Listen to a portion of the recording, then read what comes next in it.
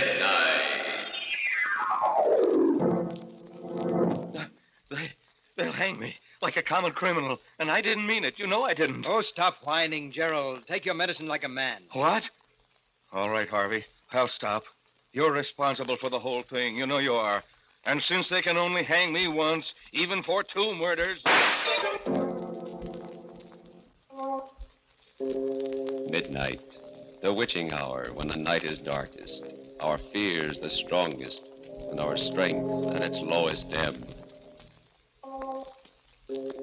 Midnight, when the graves gape open and death strikes. How? You'll learn the answer in just a minute in Death's Goblet.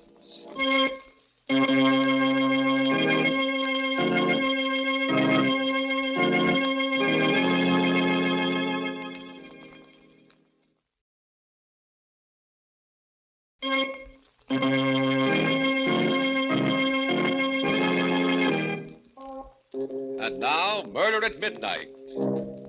Tales of mystery and terror by radio's masters of the macabre. Our story by Sigmund Miller is Death's Goblet. It all began at one of Arthur Cunningham's parties. He always gave a party when he came back from one of his trips abroad. I went there with Gerald, my partner, and his wife, Susan. Beautiful Susan. Did I care for her? People used to say so. But she was too self-centered a woman for me. I like to look at her just as I like to look at anything that's lovely. That was all.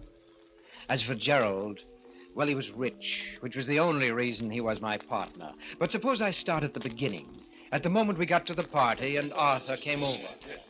Well, hello, Harvey. Glad you came. Wonderful to see you back, Arthur.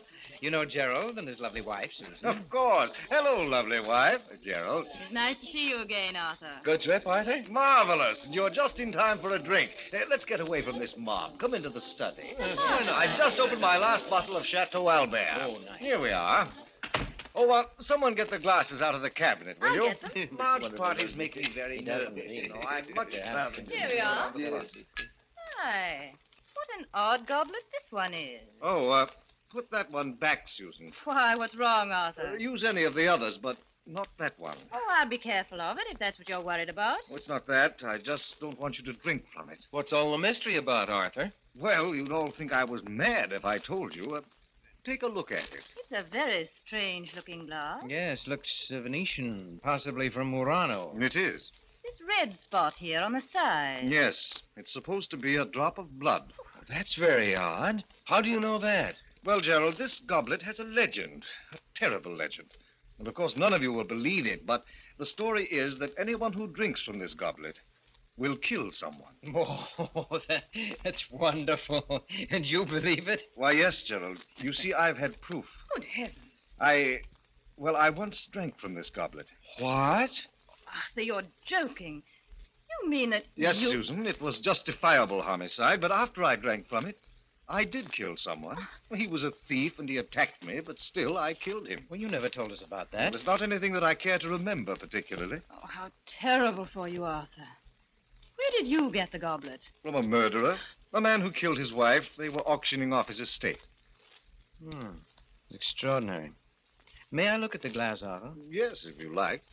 Everyone stared at the goblet in silence as I held it to the light.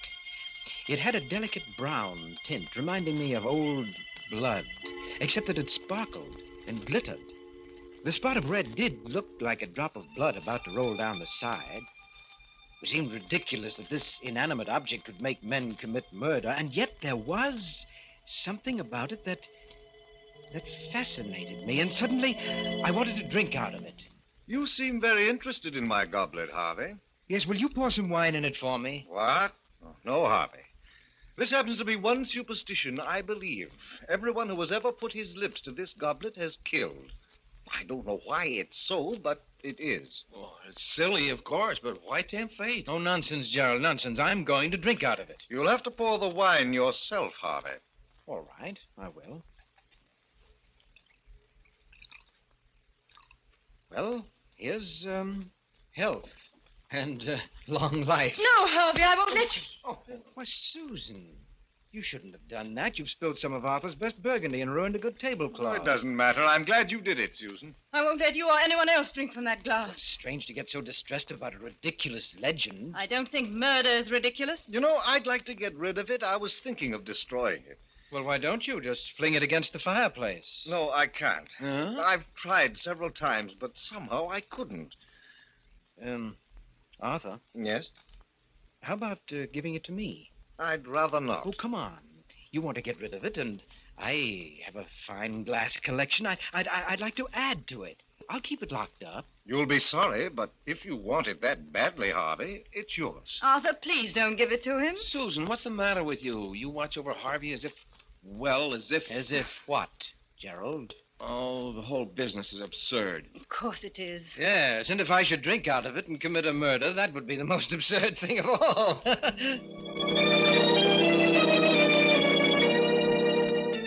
I kept the goblet on the mantelpiece in my library where the lamplight made it glitter. I discovered that the red drop was not paint. It was ingrained in the glass. Oh, very cleverly. One night, both Susan and Gerald were at my home. As we chatted, I got up, went to the mantelpiece, and idly toyed with the goblet. Goblet.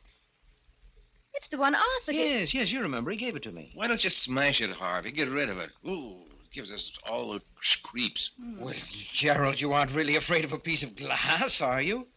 You don't believe Arthur's story at all, do you, Harvey? On the contrary, Susan, I do believe it. But not the way you think. What do you mean? Well, I mean to say murder is not in the goblet. It's in me, in you, even in Gerald. Oh, what a silly thing to say, Harvey. Oh, yes. You don't need a magic goblet to commit a murder. All you have to do is let yourself go. Let go of the civilized controls that tie you up. Why, Gerald, if you had cause, you could murder me or even your lovely wife. Oh, I couldn't kill a fly. Oh, but you could if the fly gave you enough trouble. Now, supposing, just as an example, supposing that you discovered that Susan was really in love with me and only married you for your money. Harvey. Wouldn't that make you want to murder her, Gerald? Oh, you're crazy. That's not very funny, Harvey. Even you, Susan. What? Even though you have a lovely face and exquisite hands, even you could commit murder. Why, there must have been times when you hated Gerald, or only for a moment, of course. But in that moment, if you were not so civilized... Stop it, Harvey. Why, you could even put your lovely hands around my throat. Oh, stop it, Harvey. You're not that important to her. And then just why are we on this gruesome subject? That's Harvey's idea of humor.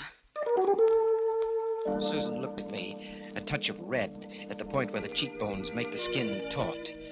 She seemed angry, but she wasn't really. Oh, yes, she loved me. I could see it in her face. She looked at me for a moment and then dropped her eyes. May I look at the goblet, Harvey? No, I'm afraid not, Susan. You might accidentally drop it. It might be a good idea. Well, I have an even better one, Gerald. And that's to go home before we get really serious about this murder business. I sat there staring at the goblet after they left. It fascinated me, glittering in the lamplight. And as I looked at it, it almost seemed as if the red spot of blood was moving, rolling down its side. Why shouldn't I drink from it? Why? And before I knew it, I'd taken it down and put it on the table. I got a bottle of Burgundy, opened it, and I poured slowly, filling the goblet just up to the red spot. And then I drank from it. It seemed to me that the wine had a different taste, although I had drunk this wine often and knew its taste well. It was delicious. I had another. It was heady, and it made me a little dizzy, although I felt fine and free. Yes, light and dizzy. But after a while, when the dizziness wouldn't go away, I decided to go for a drive, even though it was close to midnight.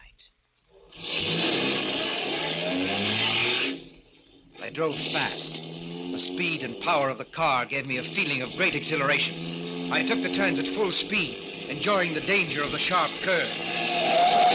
Then I came to a long, level stretch of road. I pressed down hard on the gas. The needle of the speedometer slowly moved upward. 60, 70, 80, 85. The road, like a black ribbon, rolled up in front of me. And then I suddenly saw him, but it was too late. I struck him with my right fender. He never made a sound. The car swerved a little from the impact. My heart in my throat. I stopped. Then I backed up. Backed up. Backed up. Backed up to where the body was lying sprawled grotesquely on the edge of the road. One look was enough. He was dead. But no one had seen the accident. I stepped on the gas and drove off.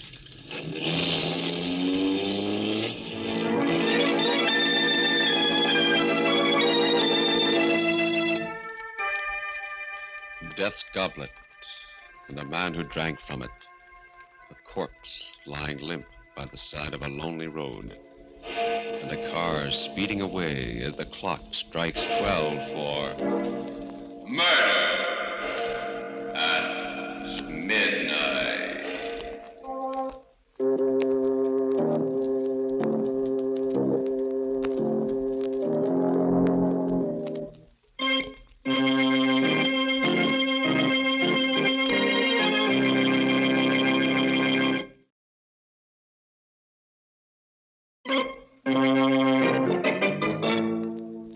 And now, back to Murder at Midnight.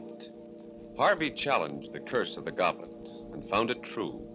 He had just killed a man after drinking from it. Let's listen to him as he continues the story of Death's Goblet. I knew now that the story of the goblet wasn't a myth, and I also knew what I was going to do about it. The next night, I got Gerald to come to my house to do some work. I can't make head or tail out of your cost estimates, Harvey. Well, now, really, Gerald, it's very simple. Just concentrate. Why can't you take care of it like a good fellow? I'm awfully tired. Well, all right, let's stop for a couple of minutes. Have a drink? Oh, what are you doing, Harvey? The goblet. Why, you don't really believe that story of Arthur's, do you? Well, you're much too intelligent for that. Well, you only pretended in front of Susan, didn't you? Well, I... oh, yes. Had to pretend. You know, women. Well, of course. And even if you did believe it, I've a feeling that... basically, you're pretty reckless, aren't you? I used to be pretty wild when I was a young fella. Owned a motorcycle once and... Yes, I know, yes. Well, let's drink up. Find me a victim, will you, Gerald? Huh? Well, you know, according to the legend, I've got to murder someone. Maybe even you. Harvey the murderer. Yes. Very nice wine. How about another? Right. Well, here's to your lovely wife. And how about switching glasses? Huh? Well, you might as well get a kick out of it, too. Well, okay. Here goes. I watched the fool swagger as he drank down the wine. In an hour, when he was alone, he'd be shivering with fright at what he'd done.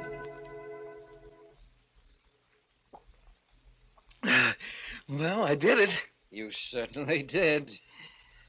And by the way, Gerald. Yes? I checked Arthur's story about this goblet. Yeah? And it seems that he's right. Everyone who ever put his lips to this goblet has committed a murder.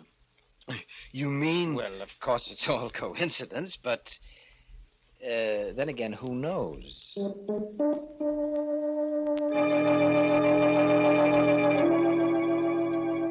All the next week, I kept reminding Gerald about his drinking from the goblet. I wasn't really trying to get him to kill, but it was amusing to see him get upset and uneasy. And I noticed he was getting a little bolder, particularly with Susan, and had developed a temper.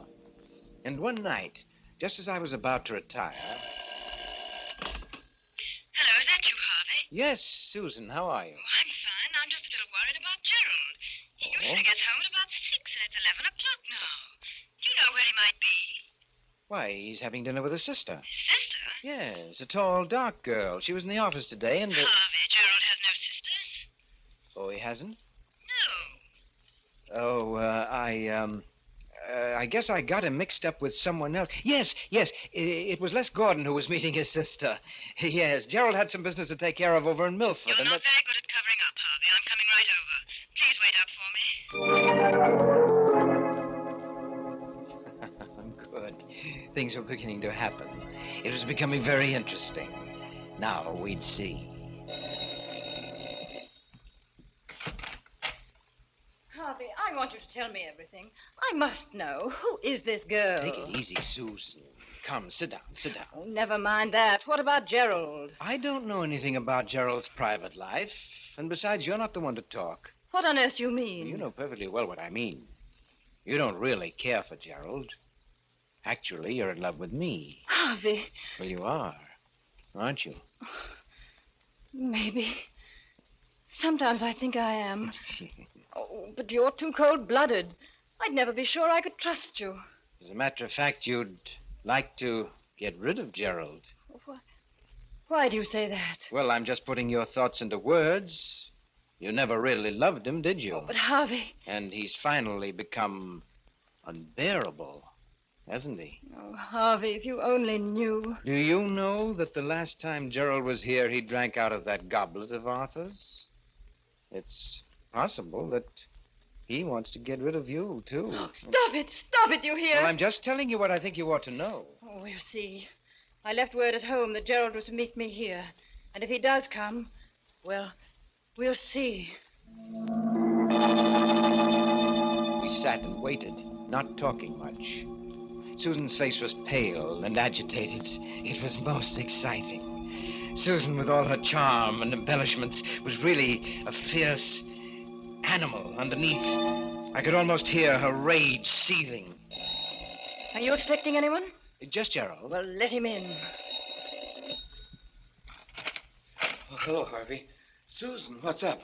Why did you leave word to meet you here? It's almost midnight. Where have you been all the evening? At Milford? With whom? What's going on, anyway? What are you so excited about, Susan? What were you doing in Milford? Why, I went there on business. Oh, really? You've been behaving very strangely lately, Gerald. If you don't love me, why don't you say so like a man? What? This is all your fault, Harvey. You've been filling her head with poison. I had nothing to do with this. I told her that you went to Milford. All he did was to make me see clearly something I've felt for a long while. And I think this is the time to do something about it. So, are you out of your mind? Put that gun down. You remember it, don't you? You gave it to me. Said it might be useful in an emergency. Harvey, take that gun away from her. She's liable to shoot. She won't shoot. She's only trying to frighten you. Am I? Let's see. Oh, my shoulder. Give me that No. gun. Give it No. Harvey, she's dead. Yes, Gerald. And you killed her. But it was an accident. She shot at me, and I was only trying to get the gun away from her. You know that's what happened. I only know that you drank from that goblet and that you killed her. What? But... Oh, you dirty, treacherous... You planned all this so that you could get rid of me, so that you could have Susan, you could have the firm for yourself. You'll have to do better than that to beat the gallows, Gerald. The gallows? Please, Harvey. We've been friends for a long time. You can't let me down. You wouldn't have pressed the trigger if you hadn't had murder in your heart, Gerald. You shot her because you wanted to. That's what I saw. I believe in telling the truth. Harvey, I'll turn over the business to you. I'll do anything if you'll just... I don't accept bribes, Gerald. All right. But I'll fool you. I'll call the police myself. Well, there's the phone. I'll prove my case in court. They won't convict me. Operator, give me the police. Hello? Police department? This is Gerald Hamilton. I just accidentally shot my wife. And my friend's home. Yes, she's dead. The address is 411 Grove Street. That's right. I killed her. Accidentally. Yes. I'll be waiting here. Cigarette, Gerald? Treating me like a condemned man, huh? Well, I'm not going to die. All I have to do is tell the truth about everything, including you. Oh, but you forget, Gerald, there must be fingerprints, your fingerprints on that gun. That won't look very accidental, will it? But Harvey... You did it, Gerald. I saw you. If you don't back me up, they'll hang me like a common criminal. Please, Harvey, don't let them do that to me, please. Oh, stop whining, Gerald. What? All right, Harvey, I'll stop. You're responsible for this whole thing. You know you are. And since they can only hang me once... You raised the gun, but I'd been expecting it. I grabbed his hand, pushed it against his chest. My finger pressed on his and on the trigger. And suddenly, he went limp. You won't get away. My alibi was perfect. All I had to do was wait for the police that he himself had called. The minutes ticked slowly away. And then...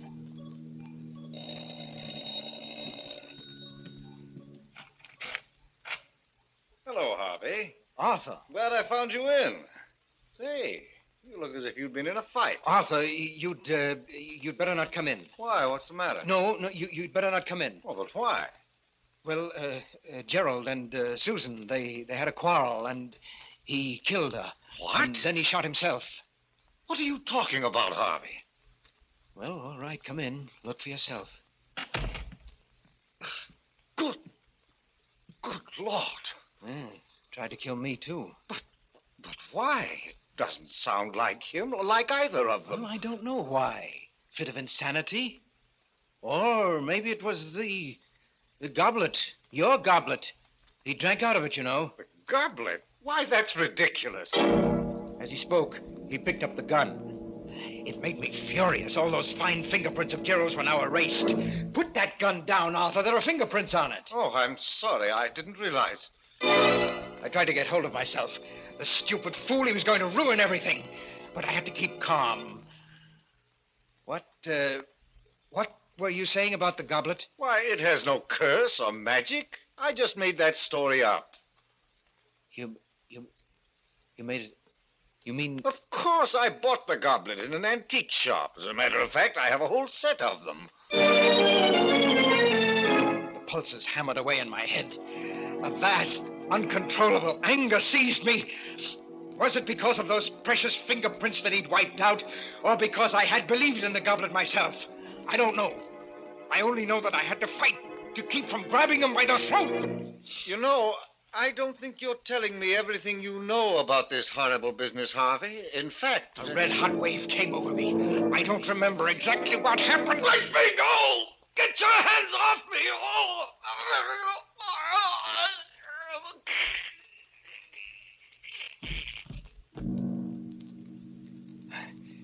Arthur's body is lying there, too, now. Next to Susan's and Gerald's. But the police will be here any minute, so I have to hurry. First, the goblet. There. That's done. No. Some of the broken fragments still glitter in the lamplight. I've got to crush them, grind them to powder under my heel. But there are always other pieces that I can't find. They're hiding from me. They're afraid of me. But I'll find every piece. I'll find them. I'll find them. I'll find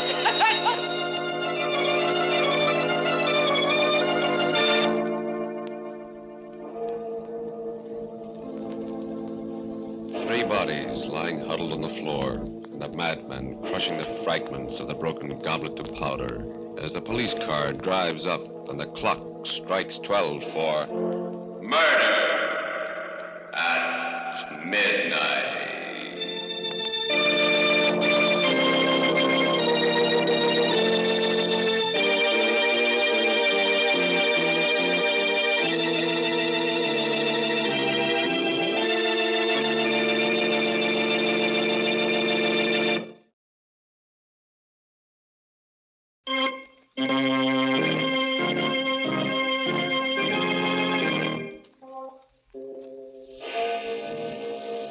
remember to be with us again when death appears at the door, wearing the face of a friend, and the clocks strike 12 for Murder at Midnight.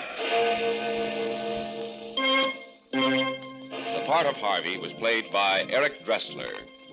With music by Charles Paul, Murder at Midnight was directed by Anton M. Leader.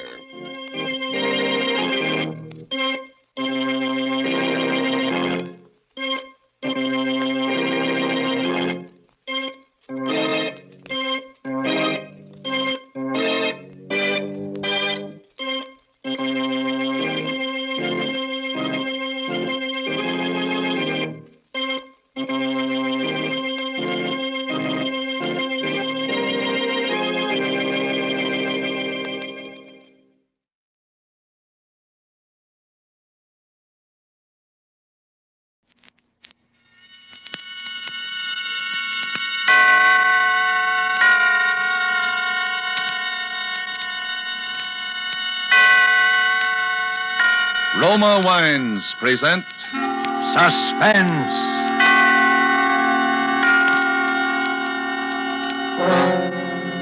Roma Wines, made in California for enjoyment throughout the world. Salute. Your health, senor. Roma Wines toast the world. The wine for your table is Roma Wine, made in California for enjoyment throughout the world. This is the man in black, here for the Roma Wine Company of Fresno, California, to introduce this weekly half hour of Suspense. Tonight from Hollywood, Roma Wines bring you as stars an old friend of these proceedings, Mr. Peter Lorre, and a newcomer, Mr. Richard Conte. For their appearance tonight, Joe Eisinger has written an original suspense play with sporting blood in its veins, and in which death has a ringside seat.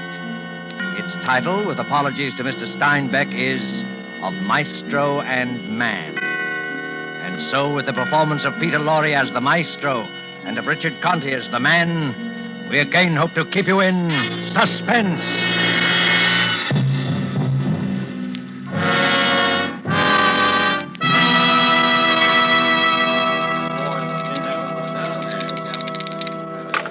The number is 8.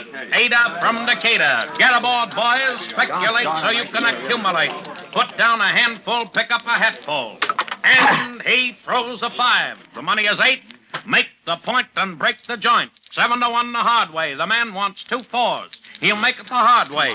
He's got a hunch. He bets a bunch. Get aboard, boys. And the dice read days in the week. 7 and the man's down. Pass the dice and make some ice. Everybody plays and everybody wins. Lay it on the line, we pay it on the line. 3 to 2, a 6 or an 8, even money 10 or 4. I lay it and take it. Right or wrong, I go along. A tough one to lose, Maestro. Oh, Mr. Cripp.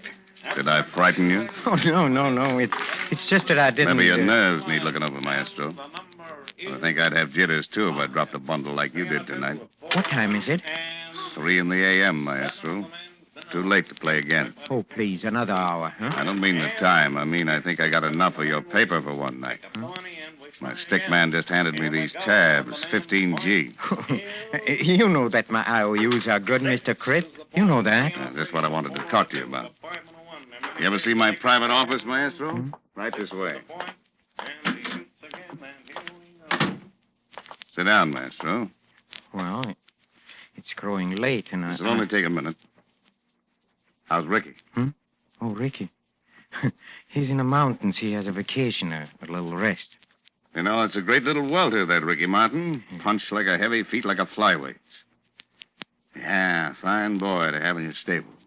I don't have what you call a stable, Mr. Cripp. Ricky Martin is all I've got. Yeah. All my life I dreamed of having a boy like Ricky Martin. Not for the money, not for what he'd bring, just to own him. Like a fast horse carrying your colors. He leaves them all behind. You know, I'd be willing to trade you any 3 of my boys for Ricky Martin. Well, that's very generous of you, Mr. Cripp, but I don't think... I don't think you would. Well, you're a lucky man, Maestro, finding a boy like that. Yes, I am. I sometimes wonder how you did it. You haven't been in the fight game long in this town. I remember the first time I see you and your boy hanging around the garden. Yes, that's right. The fighting profession is still a little strange to me. You see, all my life I've been an impresario, you might say. In Paris, in Brussels, Vienna, ballet, opera, plays. And when I came to this country and found Ricky, I could see that here was a... Yeah, you could see, all right. Cigar? Thank you. There you are. I always say there's nothing like a good cigar to promote good feeling in a business talk. Business talk? What do you mean? A little matter of 32G. Oh. 17 you dropped last week and 15 tonight. Yes, my luck has been a little bit out. You know, that's a very impressive signature you got, Maestro. Like a professor or something. All those curls and loops, very impressive. Looks like $1 million on these tabs. I'm sure it's good for 32G. Oh, of course it... Yeah. Of course. Yeah, I'm glad to hear you say that. Well, if that's all, Mr. Cripp, That's all, Maestro. Well, then, good night, Mr. Cripp. Just a minute, my friend. You're leaving something behind. What? Your IOUs. I don't understand. I figure I got enough of your paper. I want my money now. But I can't. I Then haven't... get it. I must have time. I run a cash business. But you gave me credit. You got assets. What? Ricky Martin. No. Then pay. No. I won't let you steal him from me.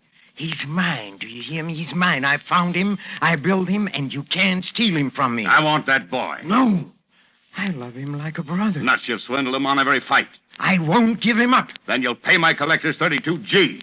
But it's a gambling debt you can't collect. My collectors don't carry a summons.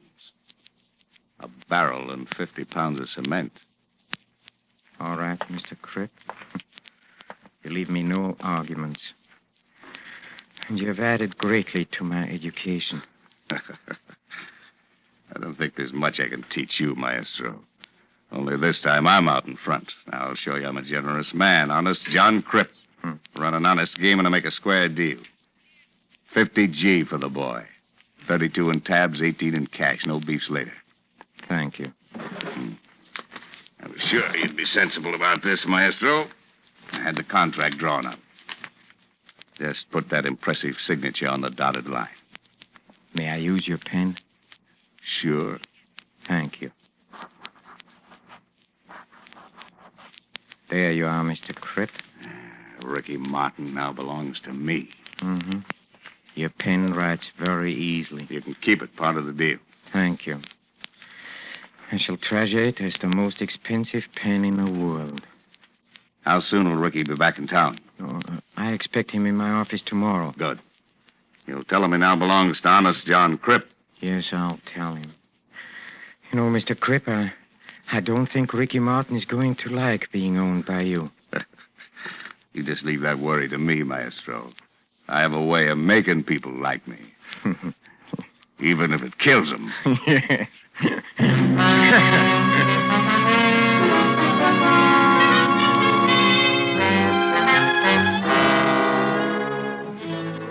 Tonight, for suspense, Roma Wines are bringing you the play called Of Maestro and Man. You have heard Peter Lorre in the prologue to this study in suspense.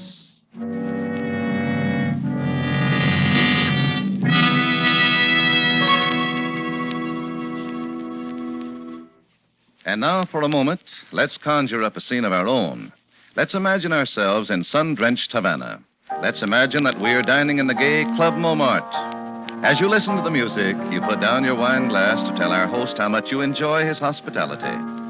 Part of the credit belongs to Cuba, he smilingly acknowledges, but part of the credit belongs also to your country for producing this excellent wine which adds so much to our enjoyment. For this is Roma wine from California in your own USA. Now, it is a fact that connoisseurs of many other lands know the excellence of Roma wines, made in famous wineries located in the heart of the choice wine districts of California. But millions of Americans also know these things and have made Roma by far America's largest selling wine.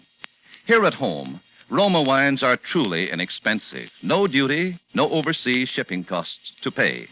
And for only pennies a glass, your meals, your entertaining can have the added delight of superb Roma wines. you will find them of truly excellent flavor and character. Fine products of age-old winemaking skill, perfected by modern quality controls and tests. Ask for ROMA, Roma wines, made in California, for enjoyment throughout the world. And now it is with pleasure that we bring back to our sound stage Peter Lorre as the maestro and Richard Conte as Ricky Martin in Of Maestro and Man, a tale well calculated to keep you in suspense.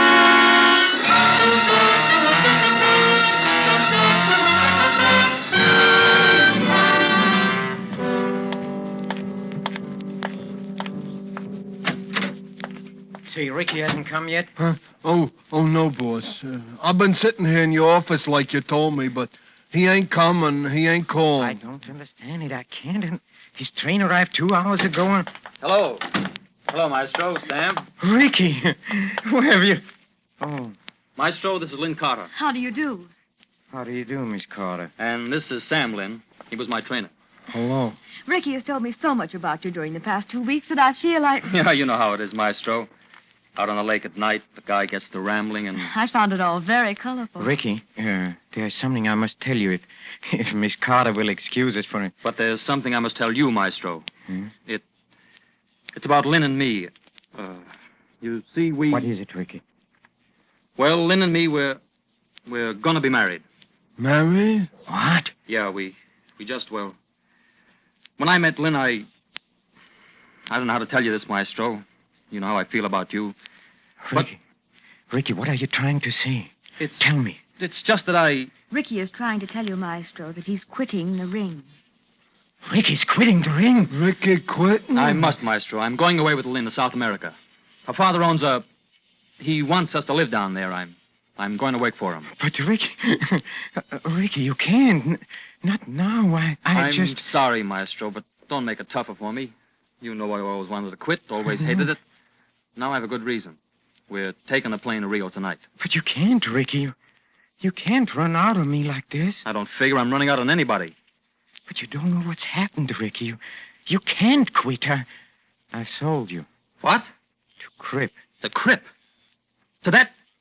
Why didn't you ask me first? I couldn't, Ricky. I had Buying to. and selling me so much beef on the hoof at so much a pound. But you know... Buy me and sell me until I can't take any more punishment and there's no Please, buyer. Ricky. That's why I'm getting out. Lynn was right. 2-3 years in the Crip stable, I'm a punching bag for the new boys. A gibbering idiot like poor Sam here. Who's that? I'm sorry, Sam. I just... Don't call me. I'll kill you. Shut up, Sam. So Lynn was right, huh? I knew it was her fault. I knew it the minute she walked in here, smelling of her perfume. All right. Yes, it's all your fault. Why didn't you leave him alone? Maestro. He's different from you. He's not your...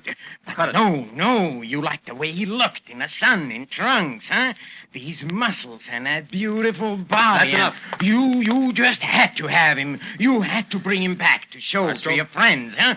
Great catch. You scheming, conniving, 5 cent... Ricky, no! Sam, stop him. You'll kill him. Ricky! Ricky. Ricky, he's choking. No. All right. I'm all right now. Oh, Ricky. I should have killed him for that. Come on, let's get out of here.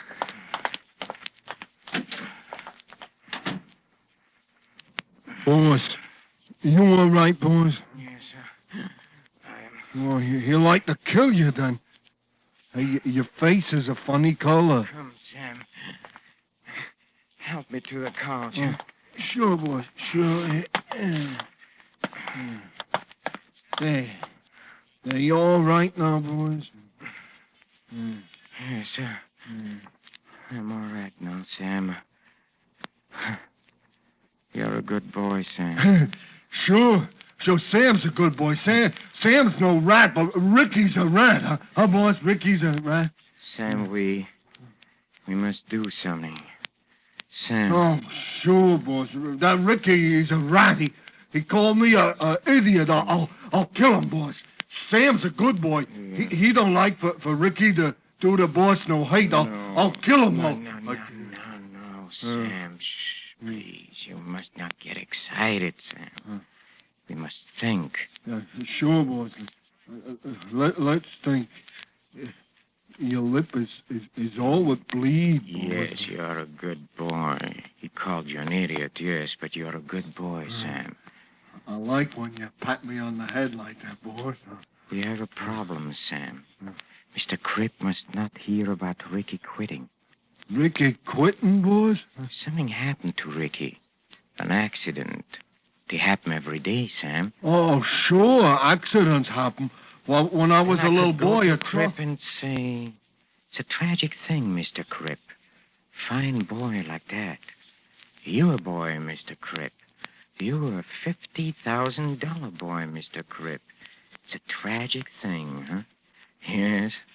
Tragic finale to a promising career. Oh, yeah, boys. That would be some tragic, some finale, It must be an accident, Sam. Mr. Cripp must never be able to say. Do you understand that, Sam? Oh, sure, but when I was a little boy, Sam? Yeah, boys? Sam, in Langton's gym. You know what a main steam valve for the steam room is? What, boys? The valve, Sam. The one that lets the live steam into the steam room.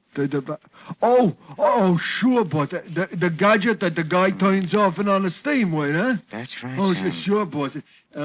It's under the stairs in the basement on the other side of the gym. That's You know, on the side where the Yes, pipes... Sam, yes. Do you think you could get under the stairs into the basement? Oh, sure. Nobody cares if I go to the basement. Sometimes I go there... Yes, Sam. And do you think you could open the valve as wide as it'll go? Open the... For all the steam to go fast into the steam room? Yes, Sam. Oh, boy, that's some hot, all that steam, boys. Yes. Hey, you can't stay in there in all that hot. Did you was up the gym when poor Sharky got all the hot because the valve broke and the door was stuck? Did you was there when they brung him out, huh? Boy, that was some looking dead Sharky, all right. Yes, Sam, a very tragic accident. Some tragic, all right, boy. Sam, come here. Take my watch. Can you read the time? Well, sure. What do you think? I'm a dumb. The little hand is on a 2, and the big hand is on a 6. That's right. And that means 2:30, no? That's right, Sam. Now, look. When a little hand will be on a 5, you seen it? And a big hand on a 12 here. It'll be... At 5 o'clock. That's right. Yeah, you see, I'm no dumb. 5 o'clock. And at 5 o'clock, Sam, you must be in the basement at Langton's gym by the steam valve. And exactly 5 o'clock, Sam, you'll open the valve all the way. For all the hot? Yes, Sam, all the hot. Oh, but you can't stay in... Did you was up the gym when Shark... I won't be in the steam room, Sam. But Ricky will. Alone.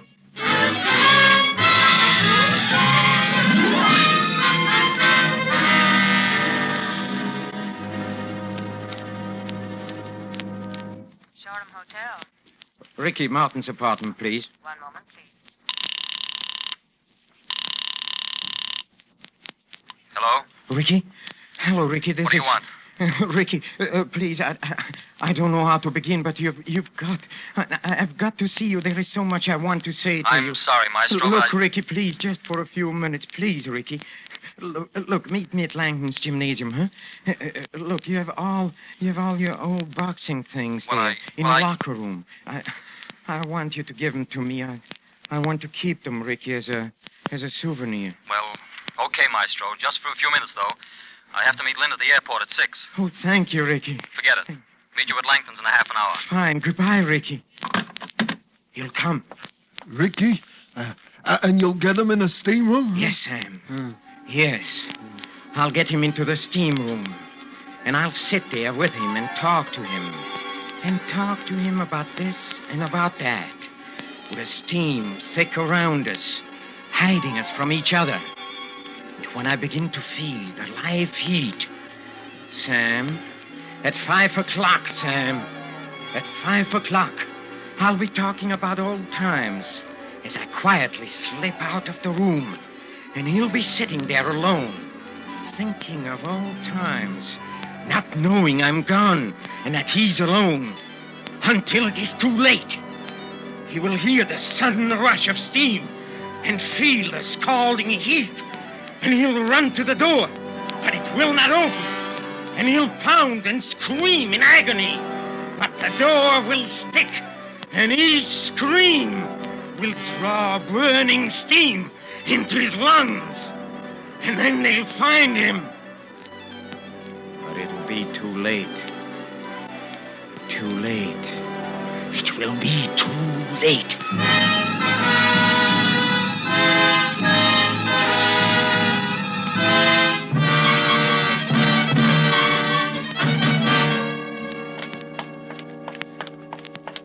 Oh, hello, Ricky. Hello. I'm so glad you came. See, I was just going to take my steam bath. I had to wait until Lynn called me. I told her to meet us at the airport at 6. Good. Come, Ricky, let's go to the locker room, huh? Look, here is your old locker, Ricky. You have the key? Yes.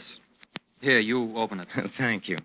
But first, Ricky, please, I want to tell you how I feel, how I've been so miserable because you should have killed me, Ricky. Maestro. Yes, Ricky, I deserved it, but you see, I wasn't myself. You know that. Let's forget it, Maestro.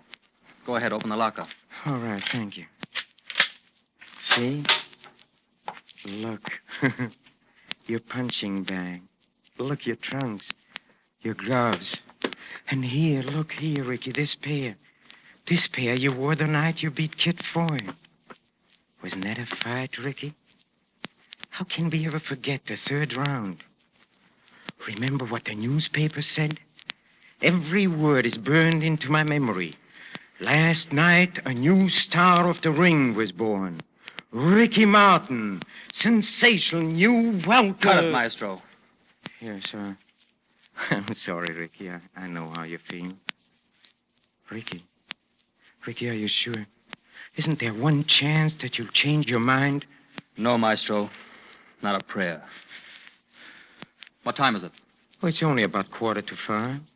Come on, Ricky, don't you want to have your last steam with the old maestro? Well, No, come. Well, okay, but remember, old Maestro, 5 o'clock's my deadline. Oh, well, Ricky, that I guarantee you. Say, who's around at this time of the day? Huh? Oh, Joe. Sam, I wanted to tell you how sorry I am. Oh, sure, I'm sorry, all right. Call me put on the boss a slug. Come on, get going. Oh, boy. Sure gonna be some hot sorry, all right. Sam, stop mumbling. Get going. Some hot, tragic finale, all right. Get going. Some hot... Oh, that poor guy. See, Maestro, that's why I'm getting out now. I don't want to look like that in 5 years. Here's your towel, Ricky. Are you ready? Yeah. I'm ready. How much time we got? Well, it's just a couple of minutes before 5. It's time for a quick steam and a shower, and then we meet Lynn, huh? Okay. Good old steam room. They really got that steam up today. Yeah. It's so thick you can't see your hand in front of you. Yeah, but it's good for you. Come on here. Feel your way over here, Ricky. Come sit here with me on the second shower. Here. Yeah, that's right. Just keep your head down and your eyes closed and relax like me. Yes. This feels fine. Yes. You'll begin to feel even better later. Tell me, Ricky, how you met Lynn. Well, she was staying at the same hotel with her mother and father. He came up on business. A right guy, Maestro. You'd like him. Yes, I'm sure I would. One night I just found myself dancing with her. I don't know yet how it happened. But there we were. And after that, well, it seemed like there was nobody else in the world but we two. I don't know, Maestro, but suddenly I realized that what I wanted most in the world was right there. Something I can't remember having. Something I wanted all the time and with all my heart. I'm tired of hotel rooms and training camps and fight talk and no one and nothing to come home to. I love Lynn. I love her family. They love me. That's all there is, Maestro. I guess that's the crop for any man. Hey, it's getting kind of hot, Maestro. Remember, Ricky, remember the day we first met? Maestro, the steam is getting a little too much. Remember, it was backstage at the Met. You wanted to be a ballet dancer. Maestro. I must laugh when I think of those days. You had muscle and you had grace and you had power, but you didn't know what to do with them. And I showed you. Not ballad. Years of sacrifice. For what? I found you and I found the ring and I brought the two of you together. In 1 year, you were near the top. Yes, it was a long year, Ricky, but we went through it together. Yes, I can't help feeling that your leaving is almost a tragic finale to a brilliant ring career. What? Yes, a tragic finale.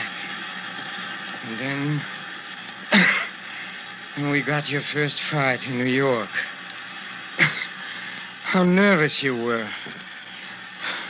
Your New York debut. Not at the Met to the music of Offenbach's Gaieté Parisienne, no. But at the Madison Square Garden to the roar of 15,000 throats. Do you remember the last thing you said to me before you went into the ring? Remember? Hey, Ricky, where are you? Ricky, where are you, Ricky? Ricky,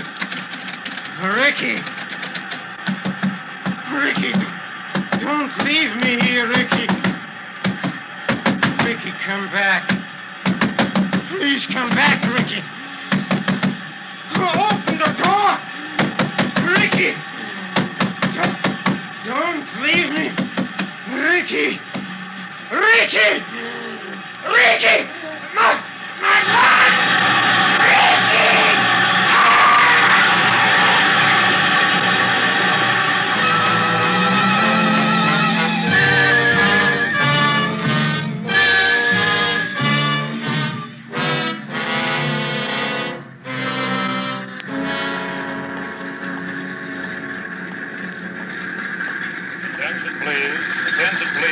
Colonel Joy, please go to the reservation desk. Colonel Joy. Attention, please. Flight 17, Clipper to Rio, ready. Flight 17, ready. Mr. Gluskin, Miss Thompson, Captain J. Stevens, Mr. and Mrs. Ricky Martin. Flight 17, board, please. Ricky! Ricky, here, hurry. Hello, darling. Sorry I'm late. Well, come on, we've only got... Where's the maestro? The maestro? I left him in the steam room at the gym. Slipped out on him. I couldn't take it. Poor guy's all broken up. He feels like it's, well, what he'd call a tragic finale. Mr. and He'll get over Mrs. it. Ricky Martin, board flight 17, please. Come on, darling, let's go.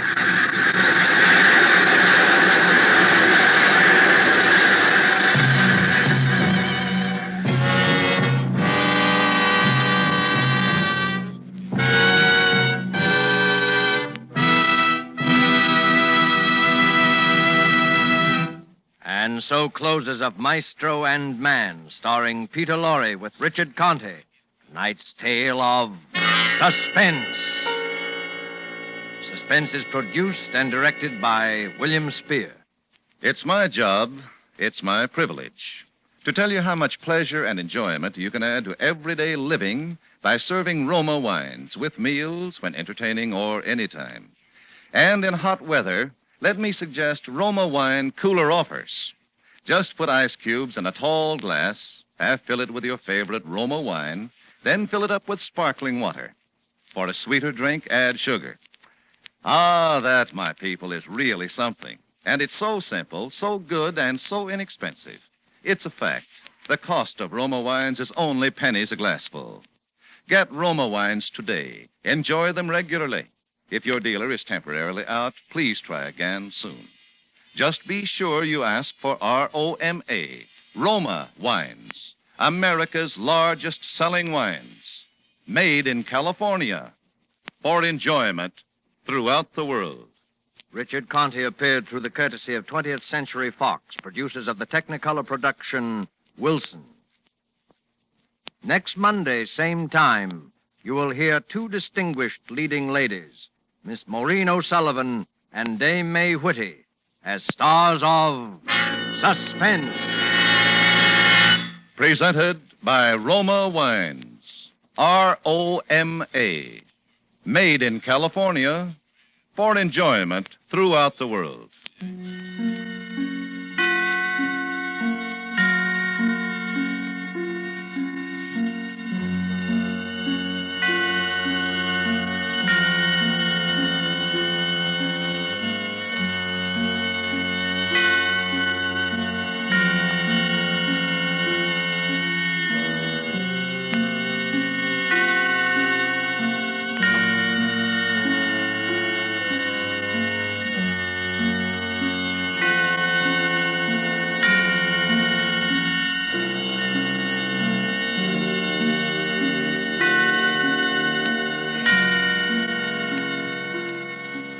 This is CBS, the Columbia Broadcasting System.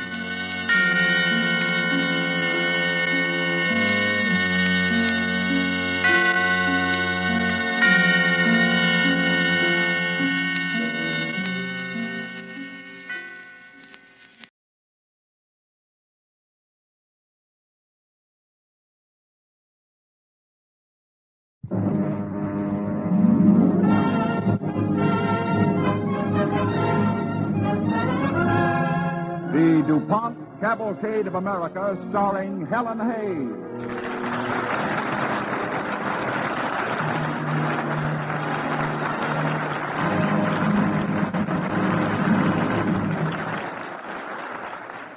Good evening. This is Helen Hayes. Tonight, our cavalcade goes back over a century to the Chester Valley in Pennsylvania. Here lived a young Quaker mother, Rebecca Lucan. By an accident of fate, she became responsible for the most important industry in the valley, the Brandywine Iron Works. Today, that ironworks bears her name, Lucan Steel Company, the world's largest plate mill. But before we begin our story, here's Bill Hamilton for the DuPont Company. Thank you, Miss Hayes. Ladies and gentlemen, a small rug on a bare floor is one of the danger spots in any home. 17,000 people are killed each year in their own homes, in falls, falling downstairs, falling in the bathtub, falling on slippery, sliding rugs.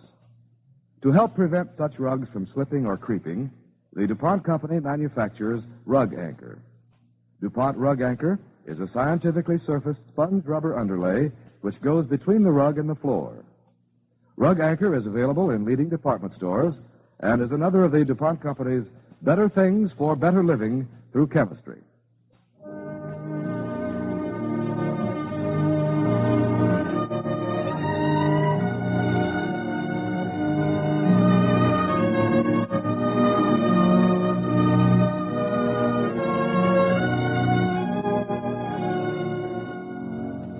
And now, Woman of Steel, starring Helen Hayes as Rebecca Lukens on the DuPont Cavalcade of America.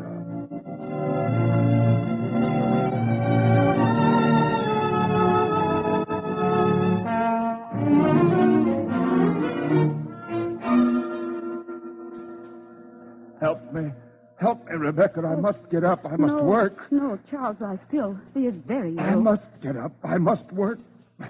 Rebecca, this couldn't be the end. It couldn't be. No, Charles, no. Thee must be patient. I wish I had told thee, Rebecca.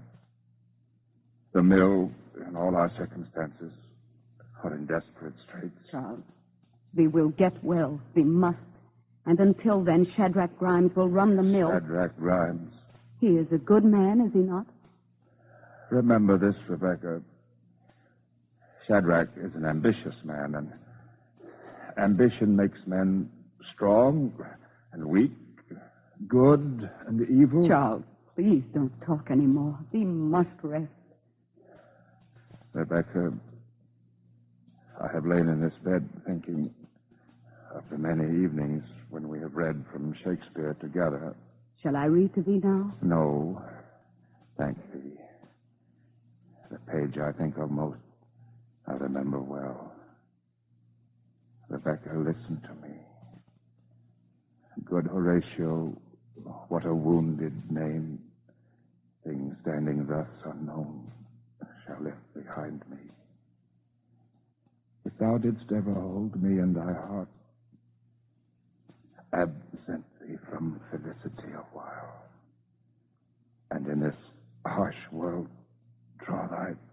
breath in pain to clear.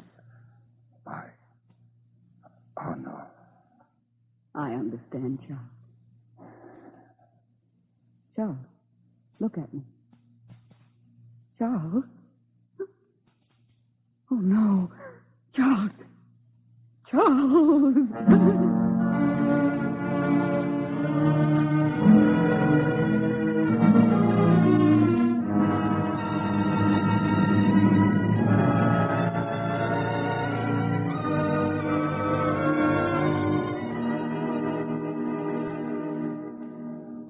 In 1825, when Rebecca Lukens became the widow of Charles Lukens, she was still a young woman, but already she was the mother of 4 children. Well, as she turned to face the future, there was but one person in the family who could give her aid, Solomon Lukens, her husband's older brother. Rebecca, I know nothing of the iron business, but I can recognize a zero when I see it. But we must find a way to go on. I tell thee there is no money. But Charles said the whole country would soon need boilerplate. That is why he converted the mill, and I'm sure he was right. He must have been. My dear Rebecca, if thee had a fortune, thee still couldn't run an iron mill. Thee is a woman. Aye, Solomon. There's always someone to remind me that I am only a woman. Do they think the mother of 4 children can forget that? Miss Harden, ma'am? Yes, Mariah. Shadrach Grimes is here to see you. Ask him to come in. Yes, I am glad he is here. He is our superintendent at the mill, and he doesn't agree with thee, Solomon. He thinks I should go on. Good afternoon, ma'am. Shadrach, this is my brother-in-law, Solomon Lukens. How do you do? How do you do? Mr. Grimes, after a study of the books, I don't see how you can encourage Mrs. Lukens to continue. Well, why not, Mr. Lukens? I'll manage things for her. All she has to do is set to home here like she always has, and I'll run the mill fine. The owner of an enterprise must know something of its business. Mrs. Lukens knows nothing of making iron. But I do. I was born a poor man, and I've worked hard and learned my business. And I say I can run that mill. Your ambition is commendable, Shadrach Grimes. But if you should fail, my sister-in-law would remain responsible. I cannot stand by and watch my brother's widow and children walk into poverty. Solomon, then thee would have me put out the fire at the mill? I am the only man left in this family, Rebecca. And since thee is a woman... Aye. Being a woman, I dare not walk alone. Although it seems to me I have more strength to go on than I have to abandon my husband's faith. All thee needs now is the strength to be wise. Very well, Shadrach. I will go with you. We will put out the fires. It will be a sad sight, ma'am. Let Shadrach attend to that, Rebecca. There's no need to torture thyself watching the death of the mill. No. My father lighted those fires in 1810, and my husband never once permitted them to die out. Now, if the decision is mine to quench those fires, I will see it through. Come. I believe with Macbeth, if it were done when 'tis done, then 'twere well it were done quickly.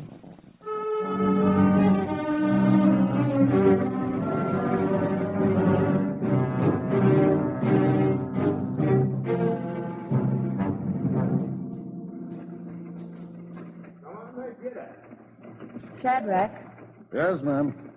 What are all those wagons? Where are those people going? Out of the valley, ma'am. I guess with only a woman left, they knew the mill would close. But where are they going? Stop one of them. I want to talk to them. Hey there. Yeah? Pull up. What for? This is Mrs. Lukens. She wants to talk to you. It's the Waters family, ma'am. I know. Whoa. Whoa. Howdy, ma'am. How do you do, Enos and Grace Waters? Howdy, ma'am. I stopped you because I wanted to ask you where you are going. Well, we don't know, ma'am. With your father here and your husband, I guess we felt so safe in this valley we never made plans. I guess we just thought the mill and your family would go on forever. Oh, now, stop crying, Grace. My wife feels powerful sad, Miss Lukens. We all feel sad. We belong in this valley, your family and my family. If we move out of the valley will die as well as the mill. I want to stay, Enos Waters. Will you stay with me? Rebecca, they can't stay unless the mill goes on. It can go on, Mrs. Lukens. I'll manage things.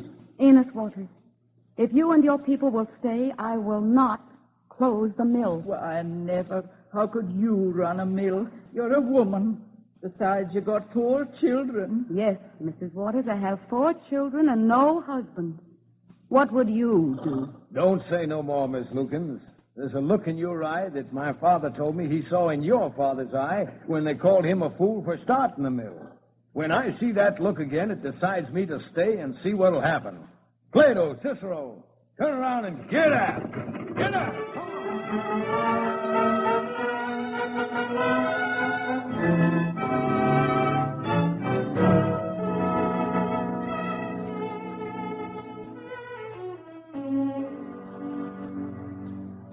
Shadrach, I do intend to go on with the mill. But are these the best terms thee and I can have? If you want me to stay and run this mill, that's what I want. Very well. Thank thee, Shadrach. I'll let thee know before the day is out if we can do business. The terms may be steep, but I'm the only one around here who knows how to make iron, and I'm worth it. Good day. Good day, Shadrach. Rebecca, thee can't consider it. His terms are outrageous. I know, Solomon, but he knows how to make iron, and I don't. And thee will be at his mercy. Not if I learn my business, Solomon. Not if I learn how to make iron, too. How can thee? Thee can't learn it from a book, and thee can hardly go down to the mill. Because I'm a woman?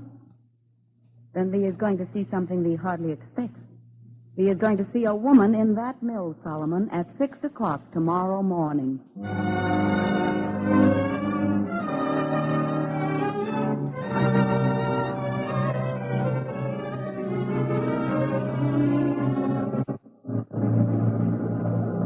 Shadrach, I want to explain to thee about this order. It's very important. My husband worked hard to get it, and it must be perfect. You don't have to come down to the mill to tell me how to make boilerplate, ma'am. That's my business. But this isn't for a boiler. Look here, Mrs. Lukens. You've been giving orders around here for 3 months now. Am I running this mill, or are you?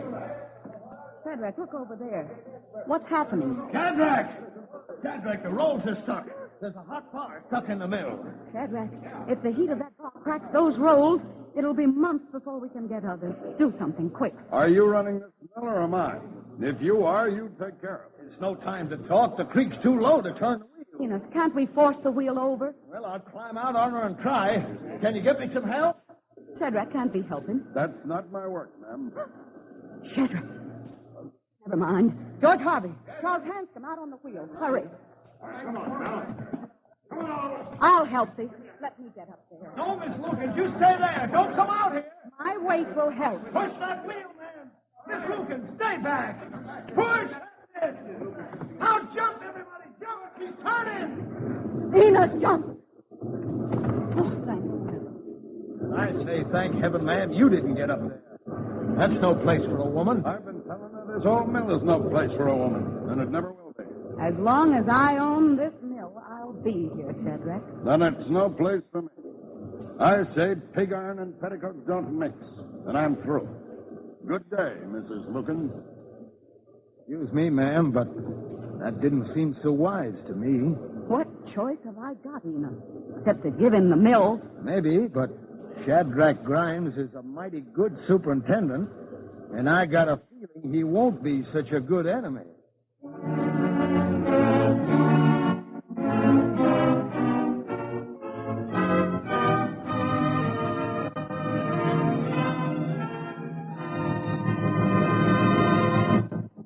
You are listening to Woman of Steel, starring Helen Hayes as Rebecca Lukens on the Cavalcade of America, sponsored by the DuPont Company, maker of better things for better living through chemistry.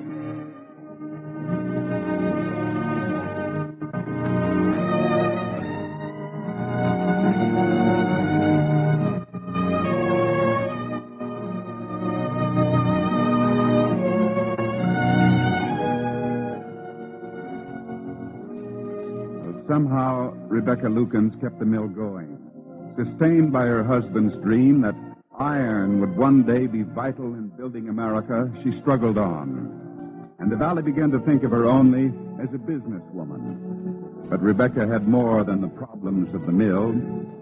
She remembered she was still a mother. Do keep under the quilt, Martha, dear. Here's thy medicine. Sit down. Oh, I must go over accounts with Uncle Solomon. He is waiting. But I want to know what happened to Mr. Rawson in the big farm. You didn't finish the story. I will, dear, later, and other stories, wonderful stories of kings and queens and the prince called Hamlet and a woman called Lady Macbeth.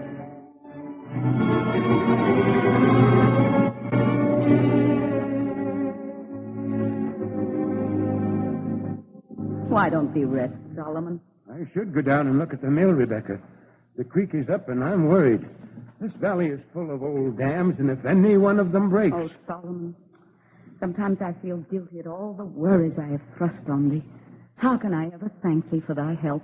Rebecca, thee has taught me a good lesson in faith, one I needed. Now I want thee to see the accounts. The book's balanced, Rebecca.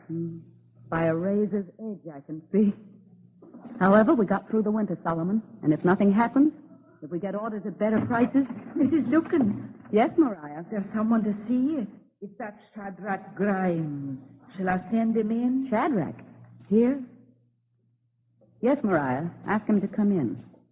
This way, Mr. Grimes. Thank you. I hardly expected to see thee here, Shadrach. I'm sure of that. But does the D&M Construction Company in Philadelphia mean anything to you, Mrs. Lukens? No. It will when you see this contract I discovered your mill has with them. When I tell you I'm their superintendent. But this is dated before Dr. Lukens died. That's right. But you know how anxious my husband was to get plate orders at that time. And we couldn't fill this order now at prices like this without a loss. A contract is a contract, Mrs. Lukens. That's something you'll have to learn. Shadrach, surely thy firm wouldn't hold Mrs. Lukens to that contract. Or it would bankrupt her mill. Is that her answer? It's all right with me. Oh, I see. Well, Shadrach, the order will be filled. Good day. That's fine, Mrs. Lukens. Very fine talk. Good day. Rebecca, he knows thy boast was foolish. Anyone can see now thee will have to go into bankruptcy. No, Solomon, I won't do it. Rebecca, be wise. No, Solomon, no. I think there was something very wise in Charles' vision.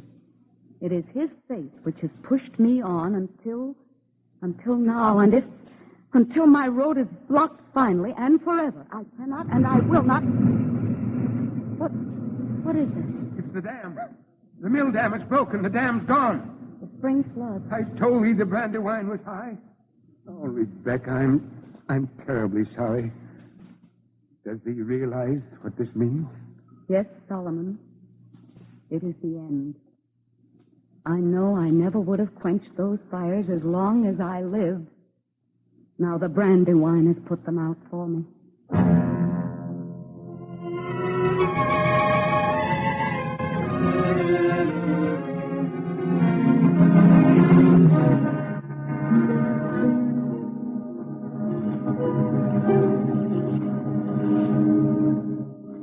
Rebecca, why should thee come here in the middle of the night?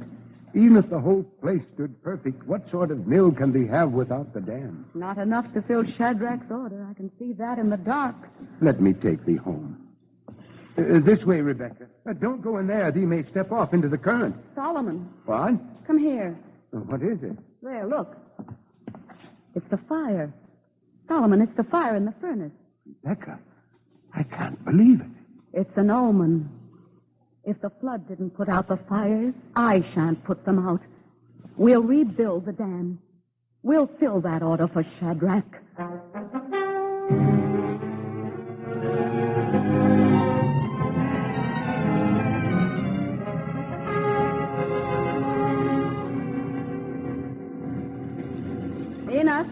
Enos Waters. Are you calling me, ma'am? Is the last row of stone in the dam? Yeah, they're putting it in now. It took a month's work, but we're going to have it done by daybreak. But I don't understand, Enos. I've been down watching the race, and the water is so slow to rise, even with all this rain. Well, I don't know about that, ma'am, but you shouldn't stay here all night watching that. Every thread you got on is soaked. You're shivering. I'm all right. I'm waiting for Mr. Lukens to come with the pack horse train. He's bringing more iron. We have to get started again, Enos, as fast as we can. Hello? Ain't that him, Mr. Lukens? Solomon, here we are. We've been waiting. I've been hurrying. I wanted to see if the dam was done and what's happening. It's nearly finished, Solomon, but the water is so slow to rise. Yes, that's what I thought would be. Because it isn't going to rise, Rebecca. What do you mean? I passed a new dam, a building upstream, and a big one. That's what's catching all this rain. I found out there's another ironworks, a building upstream. Another ironworks? Who? Rebecca, I hate to tell thee. They say it belongs to Shadrach Grimes. Shadrach? That's what I guessed. But we must have water. We'll never get it now. Just as I told you, ma'am, he'll never give up. Well, I shan't either. I'll just have to convince Shadrach this rain has fallen for all of us.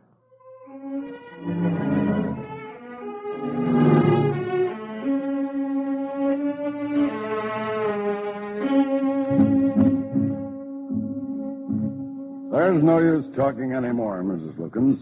It's too bad about my dam, but I warned you. The iron business is no place for a woman. All right. I may be a woman, but I think now I'm as good an iron master as thee. And now I give thee warning. Tomorrow I raise my mill dam 6 inches. That will make the water back up on thee. You can't do that. You try it and I'll go to law. Let's go to law together, Shadrach.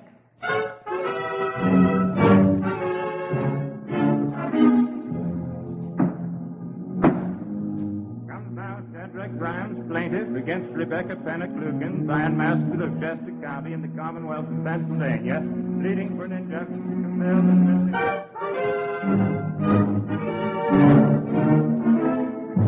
Rebecca Lukens, plaintiff against one Shadrach Grimes of said county in the Commonwealth of Pennsylvania, defendant to compel the said Shadrach Grimes.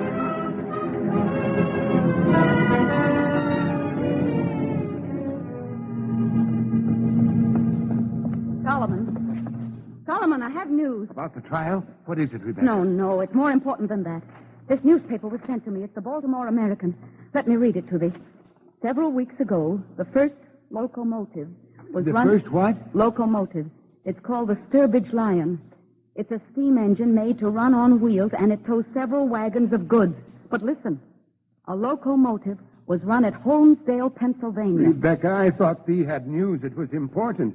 I thought it had something to do with this trouble with Shadrach Grimes. It has everything to do with it. I'm going to see him. Why? I'm going to tell him the locomotive is coming. It's coming to take him and all of us far beyond this valley, out into the whole country, the whole world.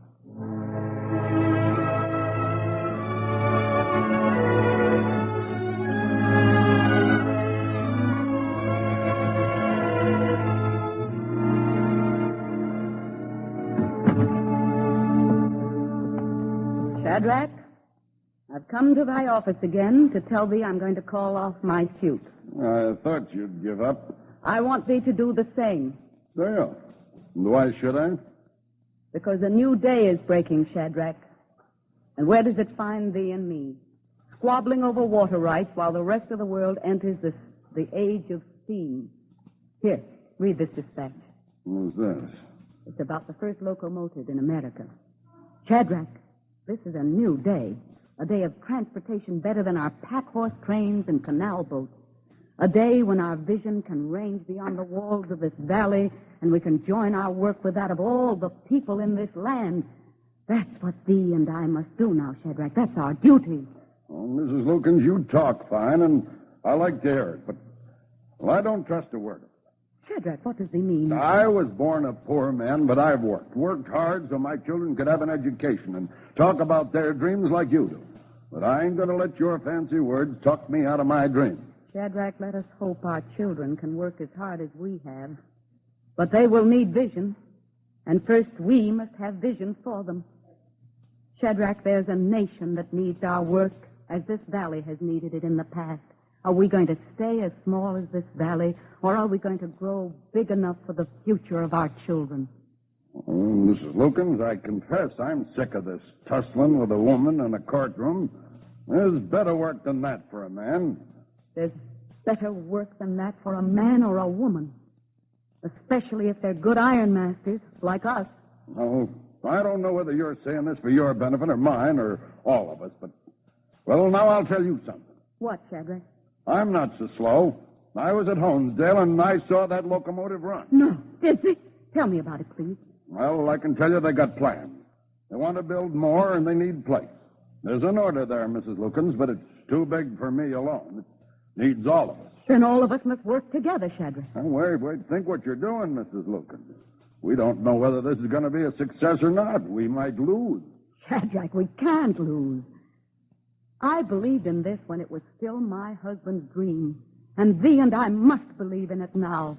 For this is not the end of the dream. This is the beginning of 1,000 dreams for thy children and mine.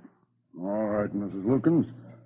You're as good a businessman as I am, and well, if you believe in it, I will too. Good.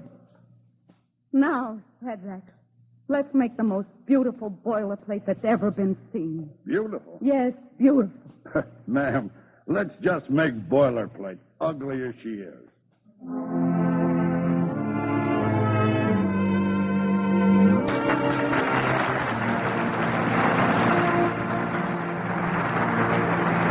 Thank you, Miss Hayes. I'm sure Cavalcade's radio audience joins us here at the Longacre Theater in applauding you and the rest of tonight's cast.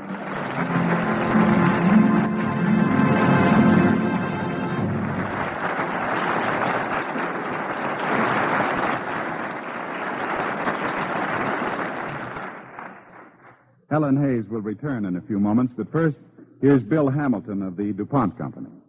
To raise bumper crops, the farmer must beat the weeds, or the weeds may beat him. Here, chemical science can be of great help to him.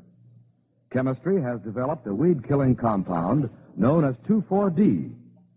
2,4-D and DDT are two of the most important chemical aids to agriculture of the past 50 years. DuPont 2,4-D weed killers are now used in almost every section of the country. They offer a broad-scale, economical, comparatively easy way to control weeds, against which, until now, there has been no really satisfactory control. In some cases, yields have actually been doubled. DuPont 2,4-D weed killers sprayed from airplanes have given barley growers in California good control of mustard, wild radish, and knotweed. In North Dakota, wheat growers have cleaned out mustard and annual weeds which were choking their fields. In the South, there were weedy fields which gave only 5 barrels of rice to the acre. Now, they yield 17 barrels after treatment with DuPont 2,4-D weed killers. Think of that. More than 3 times as much. This same 2,4-D, which is getting such marvelous results for farmers, is also available in a special compound for your own lawn. It can be bought as DuPont Lawn Weed Killer. Weeds wither away and disappear, roots and all, without any harm being done to the grass. With 2,4-D products, it is the formula that counts. The DuPont Company, with years of experience in formulating a wide variety of chemical products, has developed 2,4-D compounds that work successfully under all conditions where 2,4-D is recommended. DuPont 2,4-D weed killers, helping the American farmer to produce crops that are all-time records, helping you to rid your lawn of weeds, are among the DuPont Company's better things for better living through chemistry. And now, our star, Helen Hayes.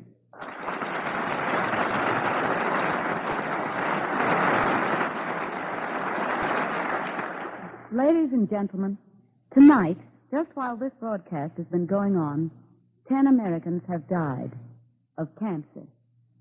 The time has come to do something about it. There's certainly no question about the generosity of the American people when it comes to helping those in trouble. So each and every one of us must give our support to the American Cancer Society's threefold program of education, service, and research.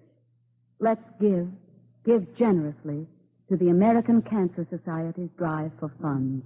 Thank you.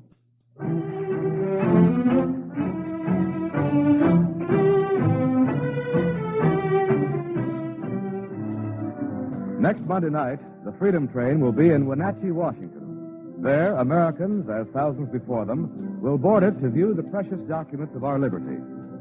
On our broadcast next Monday night, Cavalcade will be especially pleased to present an original radio play, The Man Who Took the Freedom Train, a delightful story about two young Americans and the visit of the Freedom Train in their hometown. Our stars will be Eddie Albert and Shirley Booth. We invite you to listen.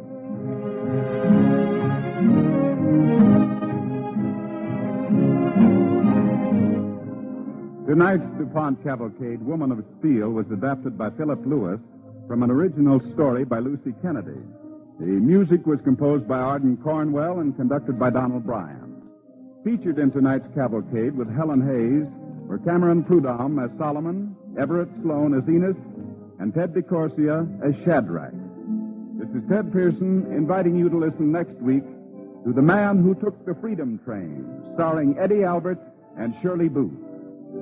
Cavalcade of America is presented each week from the stage of the Longacre Theater on Broadway in New York and is brought to you by the DuPont Company of Wilmington, Delaware.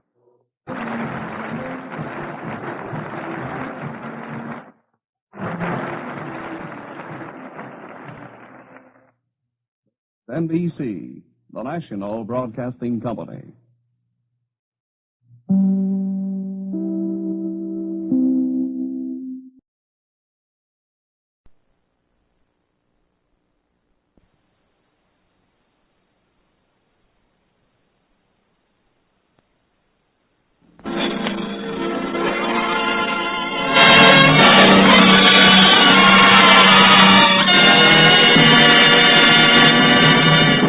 Columbia Workshop presents the third of 26 by Corwin.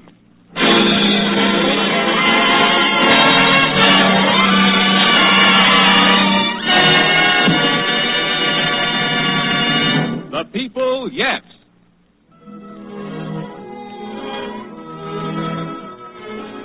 Tonight, Columbia is privileged to present a special radio premiere of a section from a new American opera by Earl Robinson and Norman Corwin. This opera, suggested by Carl Sandburg's volume, The People, Yes, is being prepared for Broadway production. And tonight's broadcast marks the first public performance of the section to be heard. I'm on a walking tour, looking for a steady job. Looking high, looking low, everywhere, looking round, hunting a steady income. Come along, little job, can't you turn up? Come along, little job, where are you at? Come along, little job, any old job at all. Come along, I'm on a walking tour.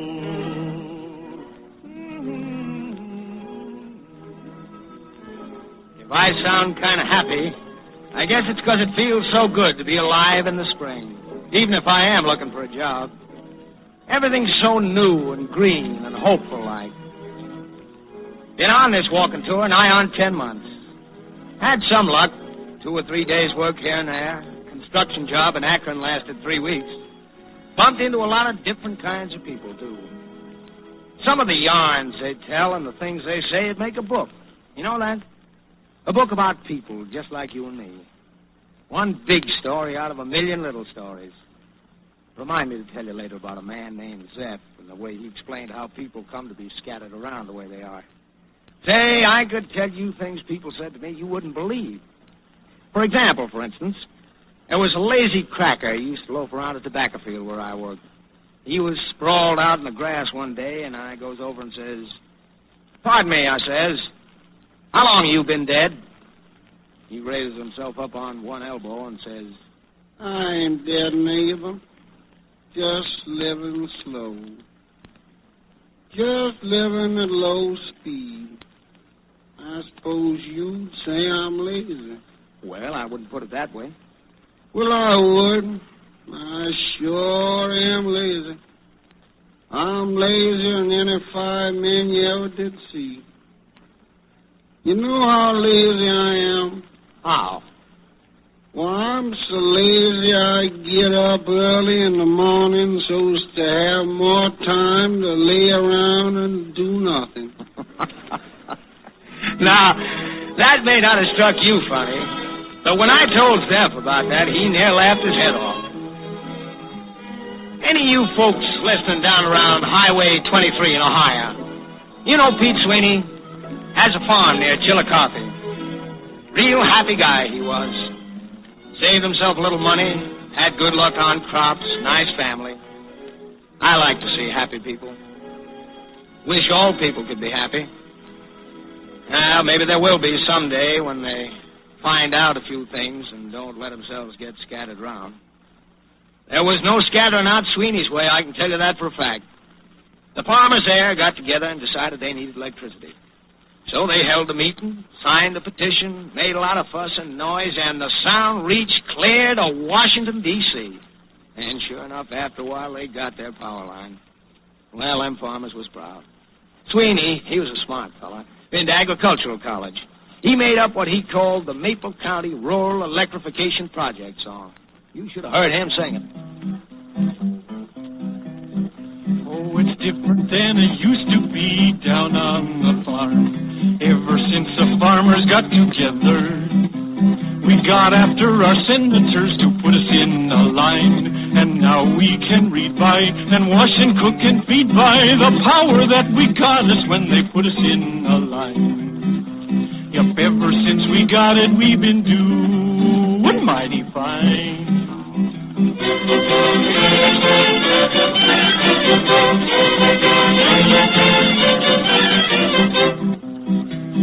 Yes, it's different than it used to be down on the farm. Ever since we farmers got together, we signed us a petition there to get us some power. Instead of just wishing, we signed a petition. We signed us a petition to get us some power. And now we know all there is to know about a kilowatt hour.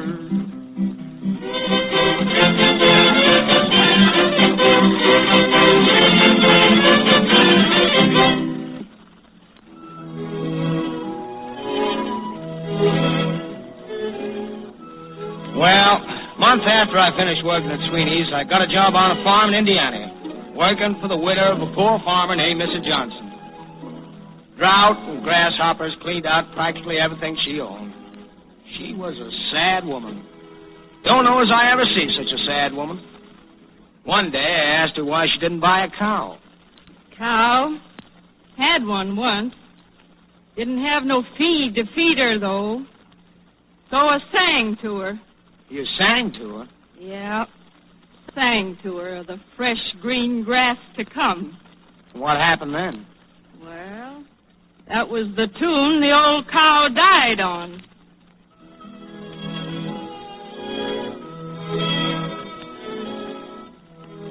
Zeph loved that story when I told it to him. Said it was grim humor. You know, sometimes when I couldn't get work and had to travel long distances, I'd hop a freight. Met some interesting guys on freight trains. One night, I run into a real queer duck. He was a tramp. Sweetest guy I ever wanted to meet, but I think he was a little touched in the head.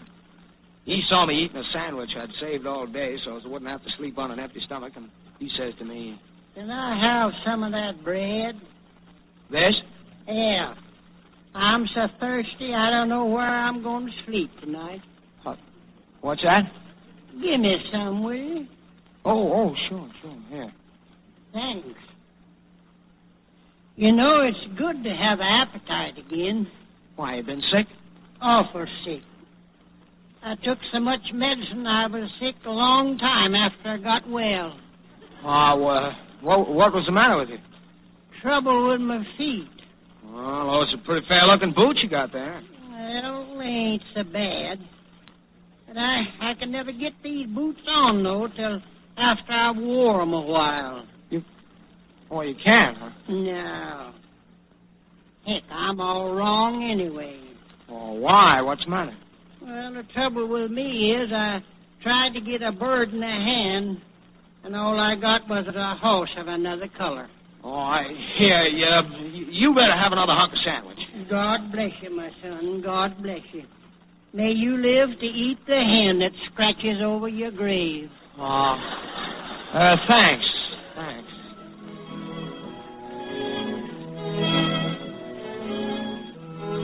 Well, either that guy was loco in the cocoa, or else I'm getting so I don't understand the American language no more. Some guy. Yep. Well, I hiked clear out the coast before I got another job. Got a week's work in a restaurant washing dishes. Never forget the Chinese cook there. Name was Ah Wing Lee or something like that. Heard me singing a tune one day when things was quiet in the kitchen. I think it was Hand Me Down My Walking Cane. You know how it goes. Hand me down my walking cane. Yeah, pretty song. What'd you say? Pretty. You make pretty music. Oh, thanks. That's really nice. I sing too. You do? Yes. Old Chinese song. I make up myself. An old song you made up yourself? Yes. Old words, no music. Well, sing it for me, will you? Yes. I sing. The fishes go deep in the water. Fishes go deep in the water. Maybe hope. Maybe hope. The birds so high in the air. Birds so high in the air. Maybe short. Maybe short. Man's heart only is out of reach. Man's heart only is out of reach. The heavens may be measured. The heavens may be measured. The earth may be surveyed. The earth may be surveyed. The heart of man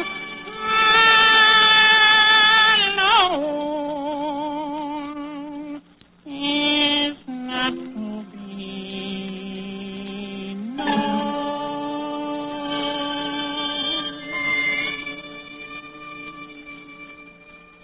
The heart of man alone is not to be known. I've thought of that since. Comes back to me times when I'm alone, looking for a barn or an empty shack where I can park for the night. Seems strange there can be so many good-hearted men in the world, real nice fellas. Share their last mess of beans with you, give you a lift, take you out of their way, and yet there's fighting going on with everybody killing everybody else, including women and children who never harmed a flea. Like Zeph told me once, lots of people have dreams and ideas and never get a chance to put into practice, he says. Lots of them. But they never seem to get together with anybody who agrees with them. Zeph says to me, he says, you should have seen this town get together quick when we was threatened by a flood a couple of years ago. Why, we dropped everything we was doing and built a levee so fast you couldn't say Mississippi twice before it was built. When something dangerous all of a sudden threatens us, we forget all our quarreling and work together. Be nice if everybody worked together that way against the slow kind of danger, too. Oh, gosh, here I am giving you what Zeph told me instead of telling you how I come to meet him in the first place. Well, one night I wanders into a river town looking for a job. After buying a cup of coffee, I strolls down the main street and hear some music coming out of the back of a billiard parlor. So I mooches over and stands listening to this man whose name turns out to be Zeph. It was a little while before he noticed me. He built a road. With other working men, he built a road. Now over many a weary mile, he totes his load. Chasing a job, burden driven on by hunger's goal. Oh, he walks and walks, walks, walks, and tries to figure why he built the road. He built a ship. Oh, hi. You stranger around here? Yep. Wandering man looking for a job. Oh, don't let me interrupt you. I won't if I don't feel like it. You make that song up? That song? That's nothing. I make up all kinds of songs. You do, songs, huh? Yeah. Fighting songs, morning songs, Bible songs. You ever read the Bible much, son? Not much, no. Well, since you're a wandering man, maybe I ought to sing you the Tower of Babel song. That's from the Bible. That explains how there comes to be so many wandering men like you looking for jobs all the time. Say, that's something I never could figure out. I'd sure like to hear that song. Okay, brother. Here, take a chair. Right. Well, it happened like this.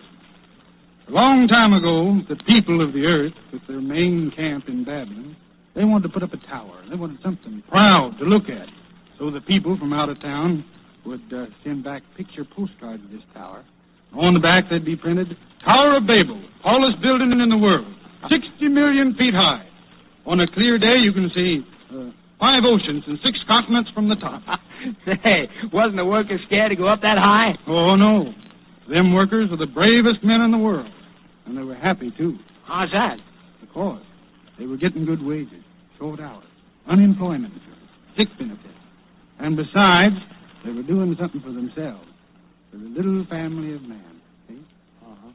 They were known as the Happy Tower of Babel Workers Association, Mutual Aid Recreational Educational Society, and the Woman's Auxiliary. And they certainly were happy workers. They had bylaws, constitution, reading somehow or another, benefits, while Zeph was social, talking, and they used to dance everything their heads seemed to off grow every dim reason around to him. drop their hat. There was a look in his eyes, seemed to light up the place. They were I could hear music coming up out of the cracks in the floor and from out of the wall. All for one. And then when they picked out the lot that they wanted to build this tower on, they all come a-dancing to work, carrying tools and supplies and singing like mad.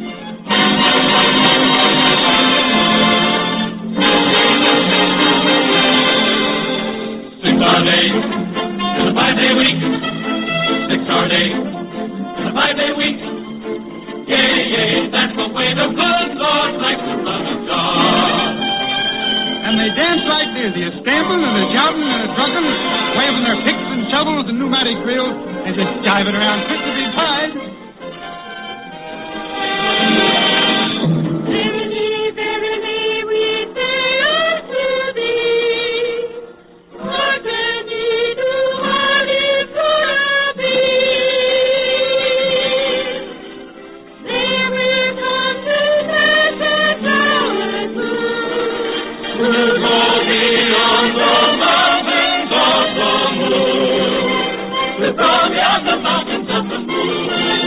Then, lo and behold, an architect come dancing into the midst of the workers, and his arms is loaded up with a mess of blueprints, thousands of them. I got the blueprint. He's got the blueprint. All brand new prints. All brand new prints. Thousands of prints. Thousands of prints. All but a few prints. All but a few prints. Tower of Babel. Tower of Babel. Oh, Tower of Babel blueprint.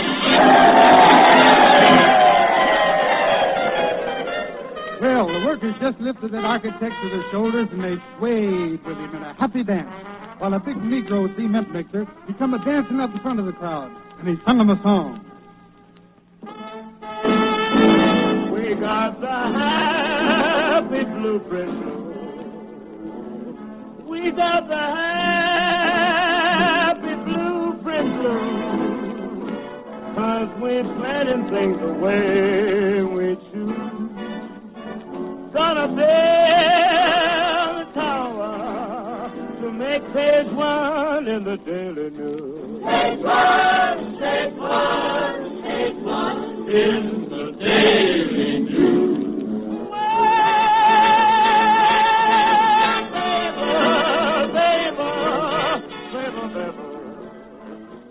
Babel, Tower of Babylon, baby. We got the happy blueprint blue. 'Cause we planning things the way we choose. The way we choose. Then the architect, he invited the workers to all look at the blueprints. So they rolled them out there on the ground. They all gathered round and they studied them until the whistle blowed for work. Boys, let's all look at the blueprint. Come on, now, wait a minute.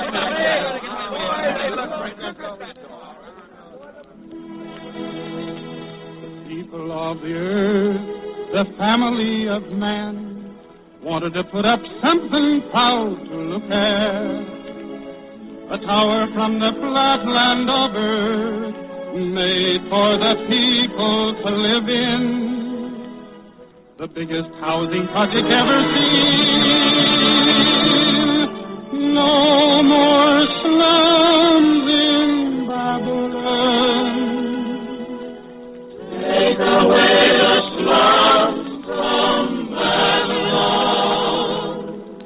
tower from the flat land of earth, all up to the ceiling in the top of the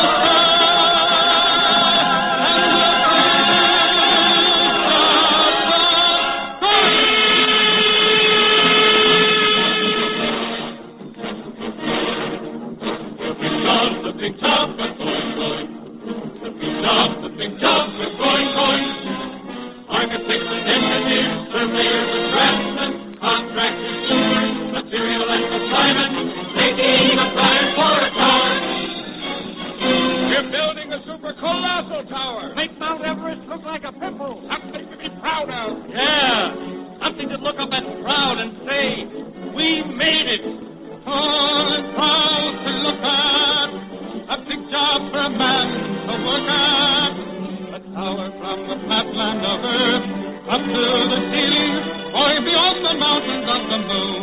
The big jobs are going deep. The big jobs are going deep. And hopping tunnel markers, spades, and truck drivers, steam shovels, cement mixers, timbermen, and pile drivers, building foundation for a tower. Down deep in the earth, anchored onto bedrock, caissons space, piling sunk, we're making a tower. Gonna be so big you can't see around it in less than 2 weeks. And so high it takes 2 men and a boy to see the roof. Sure, we'll have to put hinges on top stories to let the moon pass. Oh, it's proud to look at, a big job for a man to work at. A big job. A tower from the flatland of earth, up to the ceiling, or beyond the mountains of the moon. The big jobs are going hard. The big jobs are going hard. Stonemasons, ironworkers, toolmakers, brake drivers, hot carriers, carpenters, blacksmiths, and bricklayers. Put down the floors, pass on the walls, winding the staircases up, going hard. We're building a tower.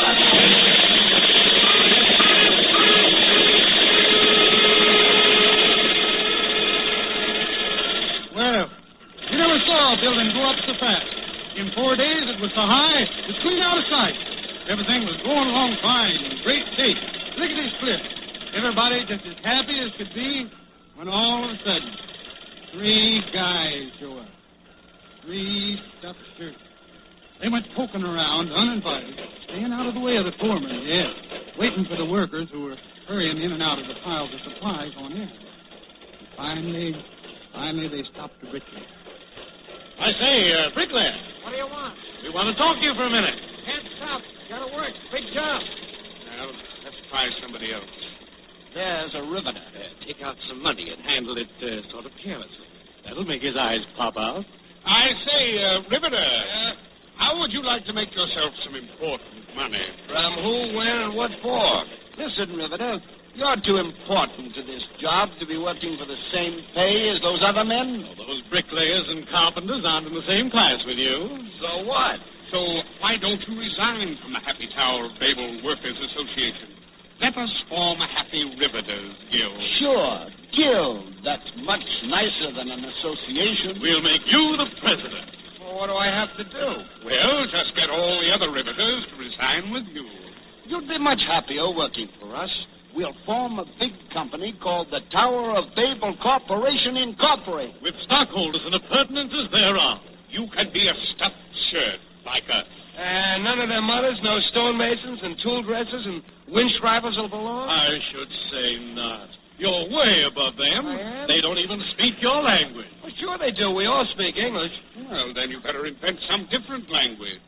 Why don't you riveters all get together and create a language? Call it French. That's right. Look, it's easy. Parlez-vous, oui, pourquoi, combien, Chevrolet, passé. See? Words like that. Hey, that sounds classy. Qu'est-ce que c'est cela? Hey, that's all right. Here, take this money. Don't just look it over. Take it. Okay, thanks. I'll talk it over with the boys.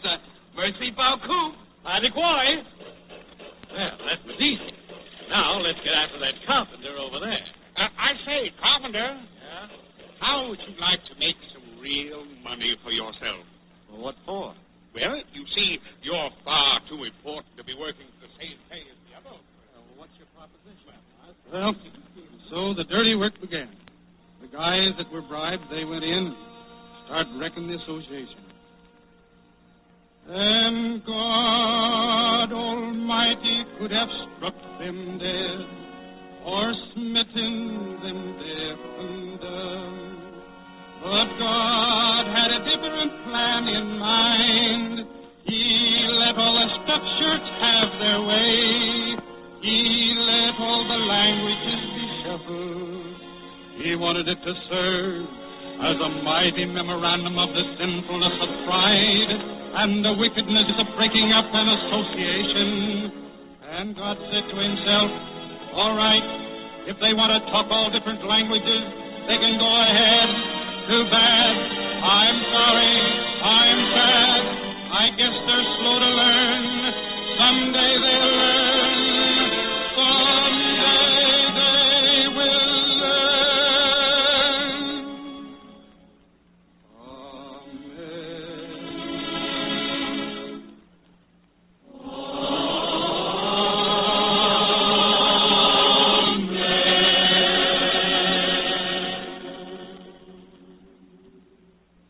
So, that's the way it happened.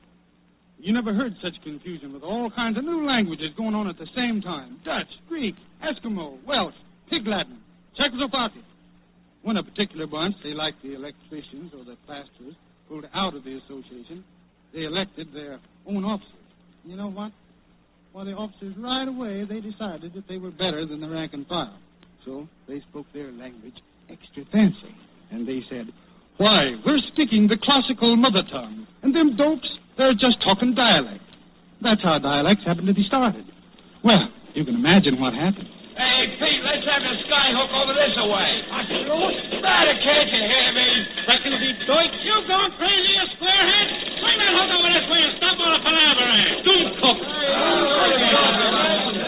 Hey, Manuel, ora para aquella repriga. Hat man nicht in China.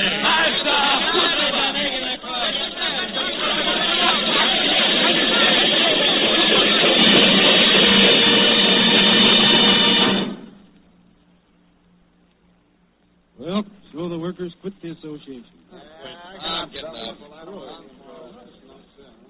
They got into all kinds of rows with their fancy new languages and dialects, and so they just pulled out. They quit cold. They couldn't understand each other anymore. 500 ways to say, give us a hand. Changed ways of asking, will you throw me a rivet? Or of saying, what happened to the blueprints? Anyway, as I was saying, the job was wrecked. Some called it the Tower of Babel job, and people gave it many other names. The wreck of it stood as a skull and a ghost, a memorandum hardly begun, swaying and sagging in tall hostile wind, held up by strong friendly.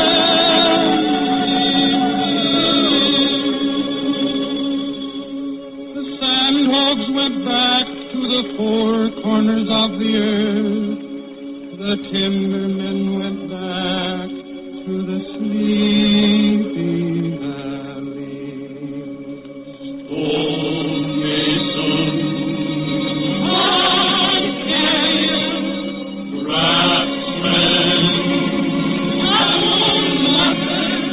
with their bundles and belongings and their little walls, all mumbling, where to now?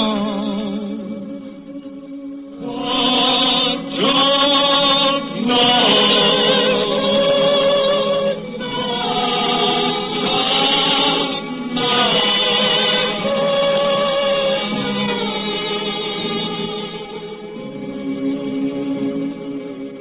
What comes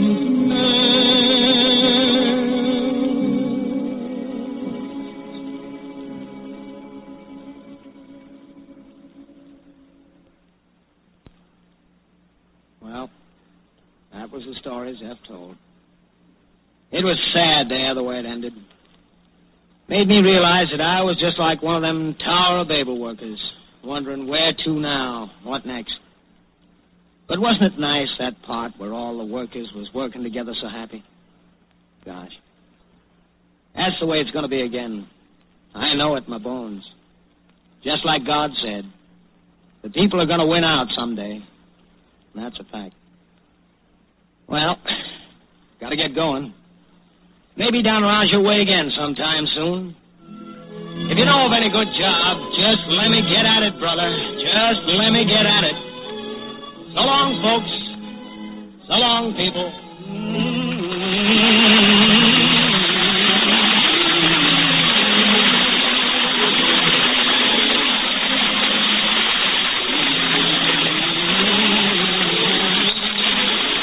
Listening to the premiere performance of The People Yet, a new American opera by Earl Robinson and Norman Corwin, suggested by Carl Sandburg's volume without name.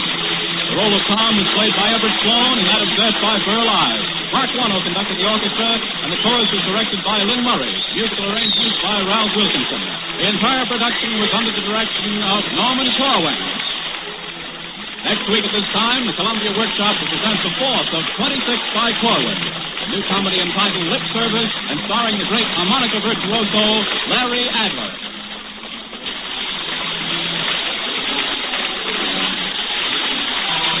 This is the Columbia Broadcasting System. WBNF Columbus.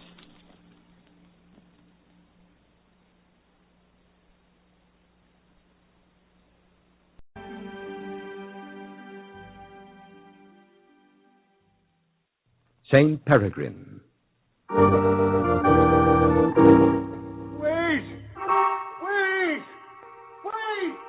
for me! And so now he runs. Runs as the damned of God always run. It's too late. Too late to escape from what you are. No use running, Peregrine. You are what you are and what you've always been, and what you were when I first met you. Beautiful. Yes, with the beauty of a Greek god and as strong. As strong as your hatred for the Pope and your contempt for the Church. The same hatred and the same contempt I shared with you. You weren't running then. Not then, when I first met you. Audacity. What infernal audacity. Forgive me. Forgive her, she says. She enters my rooms unannounced, and she says, forgive me. Who are you? Sophia Mensetti? And who invited you here? Who gave you leave to open my door and just walk in? I didn't think you'd mind. What presumption. What unmitigated presumption. Then let one of your disciples presume a little. Disciple? Well, the devil himself couldn't wish for a pretty one. I'll say that for you. Then you won't turn me out? At this point, do you really expect me to? No. So you come to join with me against the Pope? Yes. What are you working on? Your studies? Or another speech? Another denunciation of the Pope? May I see it? Tomorrow it will ring in everybody's ears. Listen to this. What is he, after all? The master conspirator who, in the name of Christ and through the process of murder, intrigue, and corruption, seizes the power of the Church of Rome to rule it with all the arrogance of 100 Caesars, covering his evil with a mask of piety, by laying waste to all those who oppose him with a cup of poison, or a dagger striking them in the back in some dark alleyway or secluded courtyard. Is this the man we have in Rome?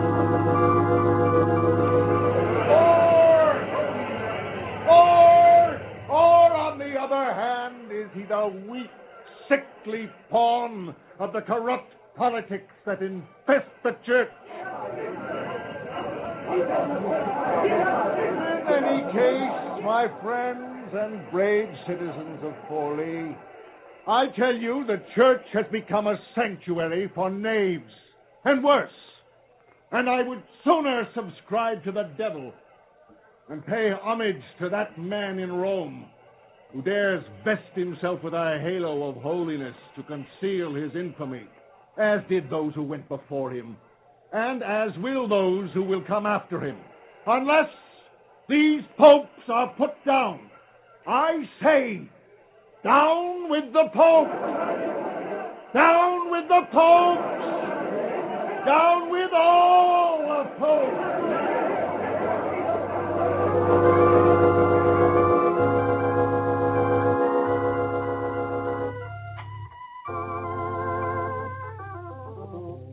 You were eloquent. They listen. They love you. They look up to you. Blessed are the ignorant, for they shall be fed the truth. You see the way they looked? You see their faces? They were spellbound. What is it? It's nothing. You seem in pain. It was nothing. Slight twitching of the foot. Must have strained a muscle. You should see a doctor. Yeah, there are more important people in this city involved in this anti-papal movement. But not one of them has the influence I possess over the masses of people. Oh, and they all know it. And yet... Yet? Your activities against the Pope are confined to this one city. She has ambition for me. And you're right, my lovely. But what purpose could be served by my going to other towns where they've never heard of me? No, there must be a right moment for me to appear in some other city. My name must be known already when I get there. My purpose must already be known.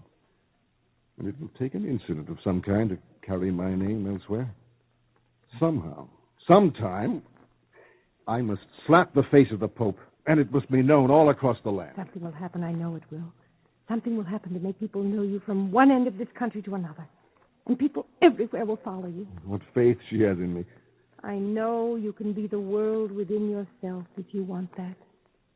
Sophia, you know something.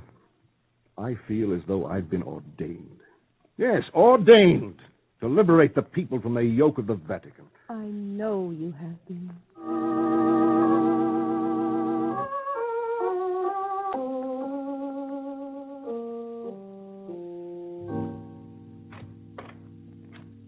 Sophia.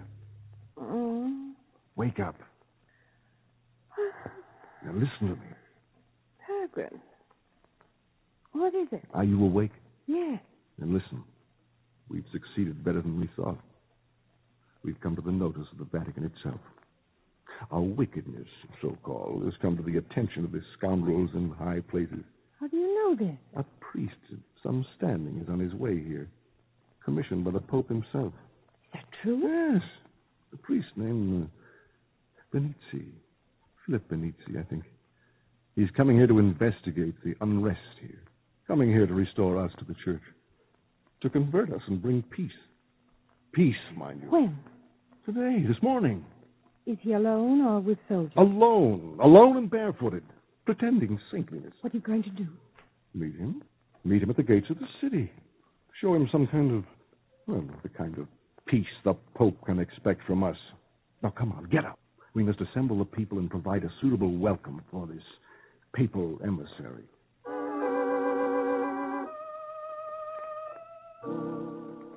No, you are not running men, Peregrine.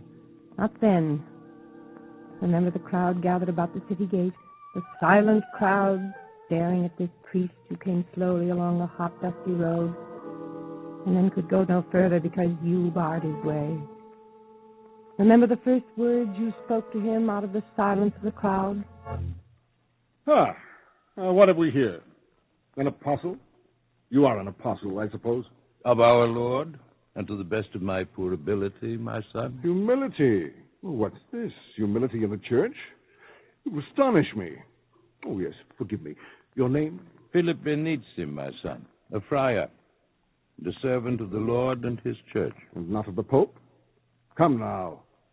The church and the Holy Father are synonymous. But not synonymous with God. Surely, my son, the Holy Father is God's vicar on earth.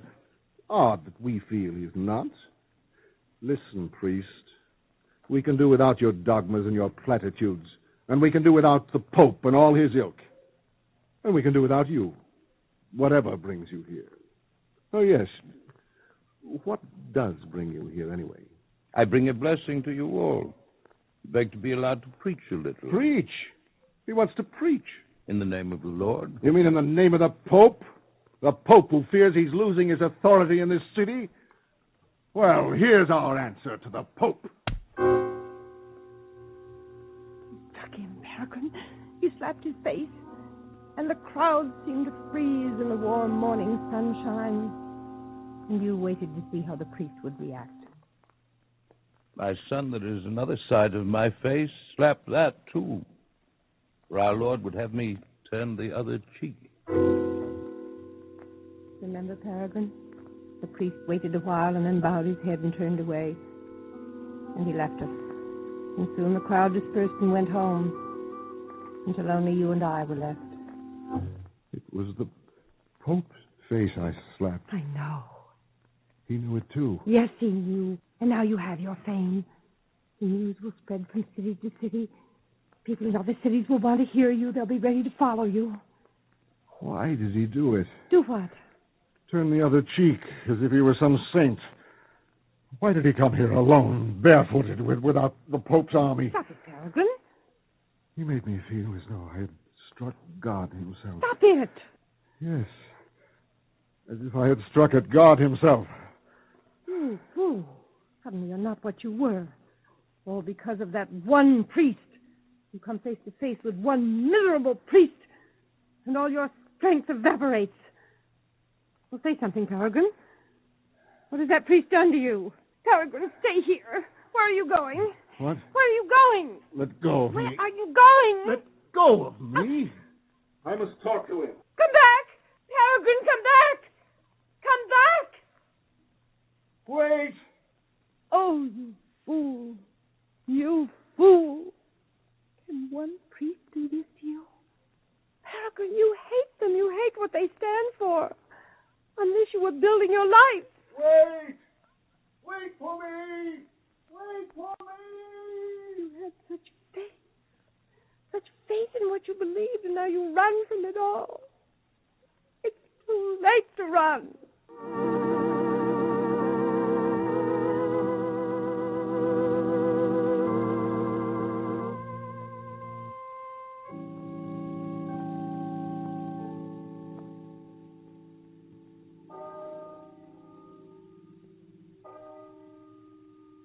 Father, forgive me.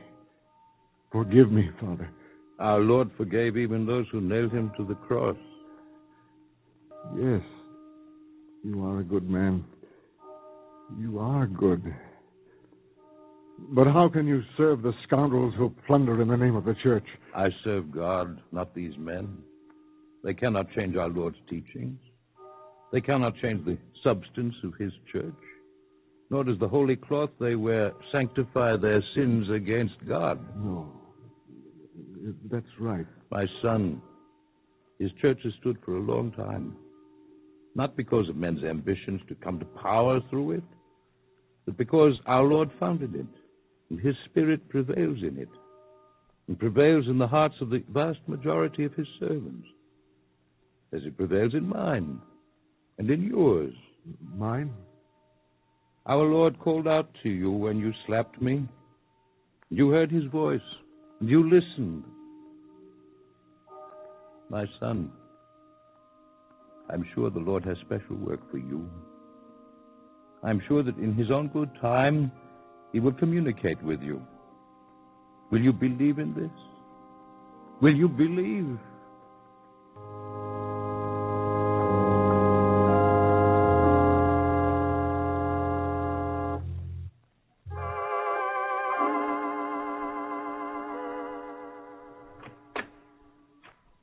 So, after 3 days and nights, you come back.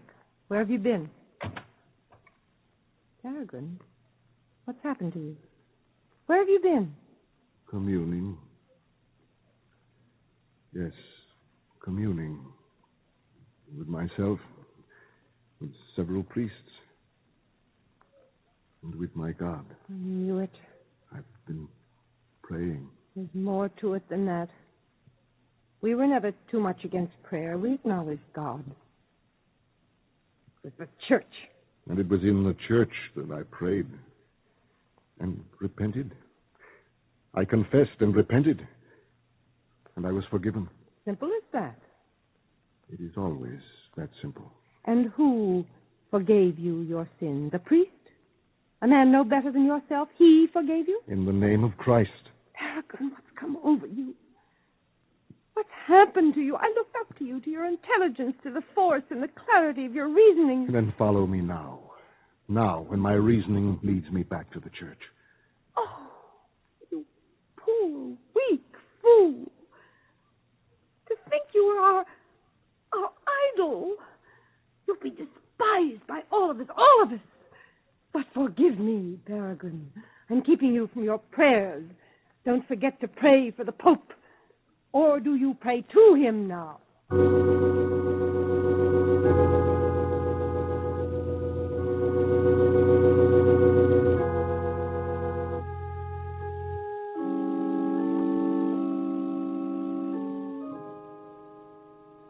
my dearest Mother Mary, Mother of sorrows, behold me, your child, in prayer at your feet.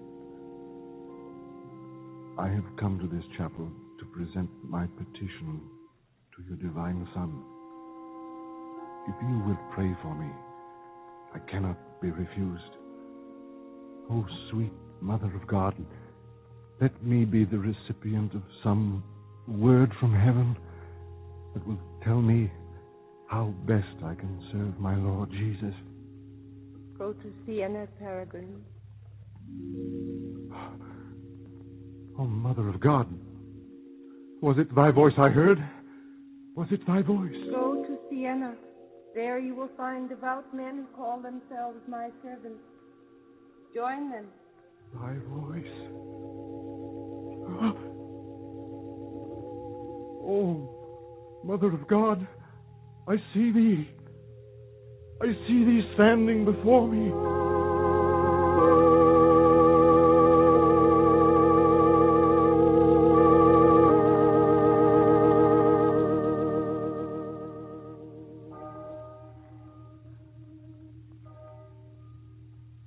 Welcome to Siena, my son. You. Is it you? I've waited for you. Yes, I knew you would be here. But you're tired. You limp. I've been walking for several days. Your leg pains you. No, it's nothing. You need food and rest. Come with me, my son.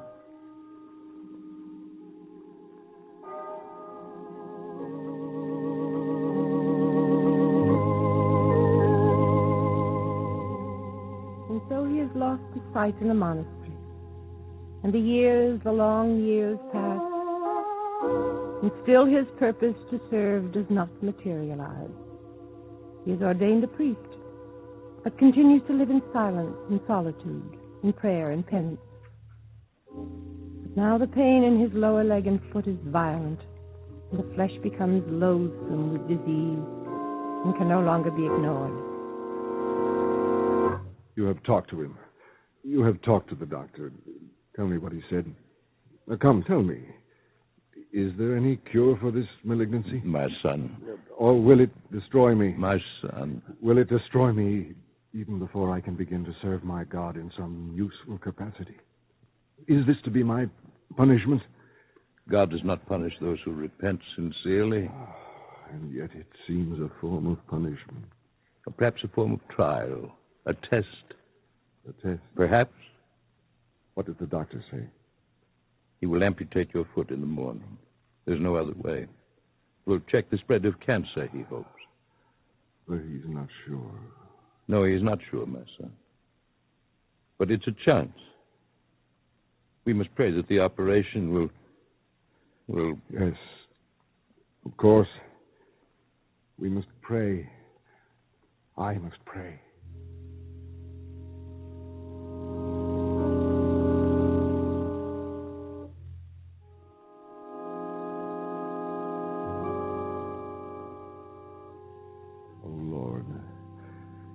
Quiet of this chapel, I come to you in confidence and faith. You know whether or not my faith is deep and sincere. You know if there is any doubt in my heart. And where there is doubt, there is no strong faith. I know this. Oh, my Lord, you created nature, all the wondrous functions of the body. You are the master of your creation. You can and you do suspend the laws of nature for those who have complete faith in your goodness and who entreat you in fervent prayer. My Lord, I desire to serve thee. If thou willst, thou canst cure me.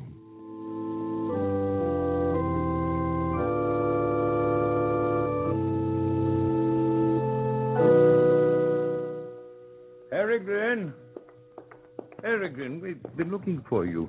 The doctors are here. They're waiting. My God, a miracle of thy healing. Peregrine, your foot, your leg, you are healed. My God, thou hast made this man thy servant whole again.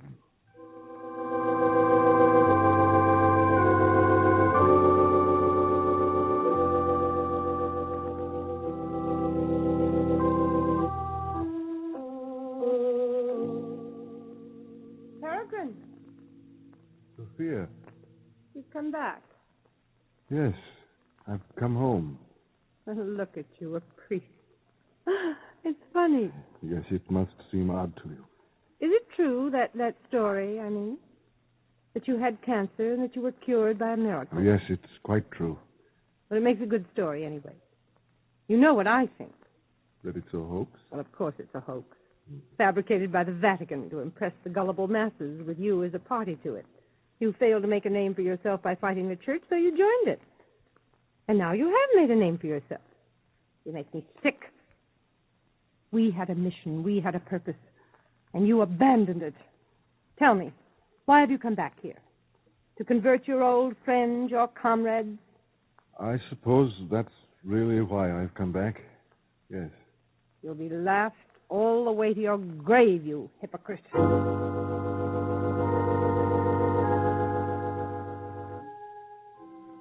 The fame of his miracle is spread throughout Italy, and they come to him, the sick and the crippled, pleading to be healed. And those who have faith are cured. I can no longer laugh at him, and fear begins to fill my soul. Once I saw him take a loaf of bread and multiply it as Christ had once done, and I saw him feed a crowd of hungry beggars, and I hid myself until I feared even the daylight.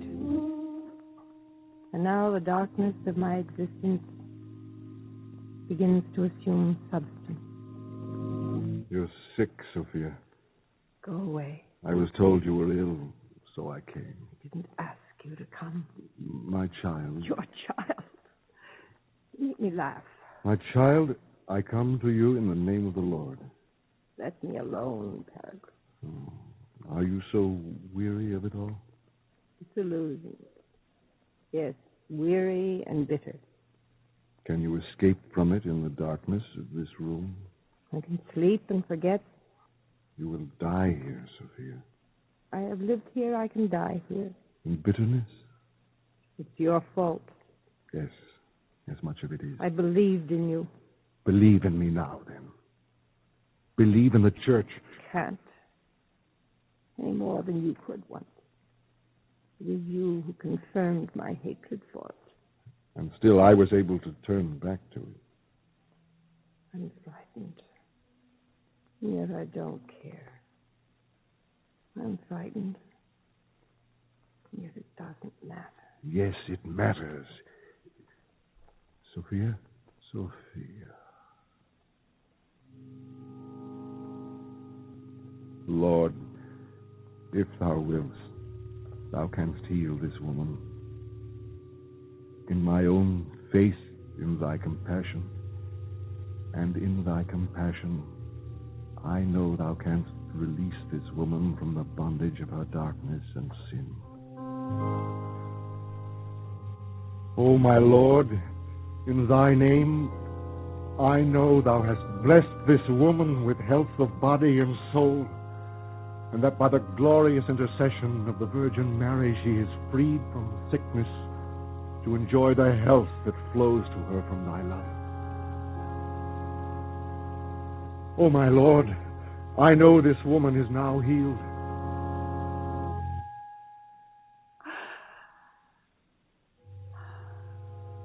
Know that you are well. Rise up and walk in the name of the Lord and glorify his name.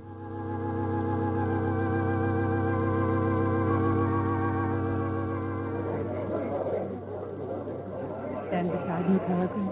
Talk to them. Carry the name of the Lord to them. Look at me. Look at me. I was sick in body and soul. All but dead, the breath of my life, all but gone. And this priest, Peregrine, prayed for me, a sinner, prayed in devout faith. And the Lord Jesus flooded my body with the flow of his radiant health, and I was made whole. Behold me, the living miracle of life. Behold me, within our Lord's church. Oh, my Lord God, help me to serve thee and to glorify thy name.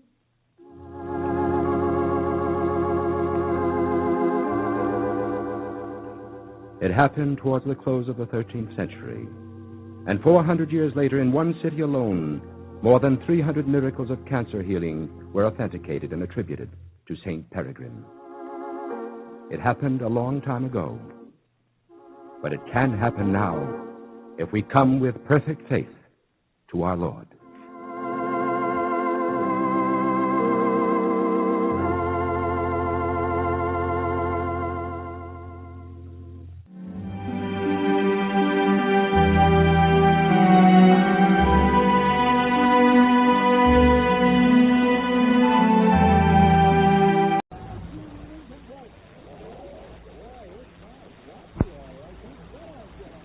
Solid Soap, your beauty hope, and Luster Cream Shampoo for soft, glamorous dream girl hair bring you Our Miss Brooks, starring Eve Arden.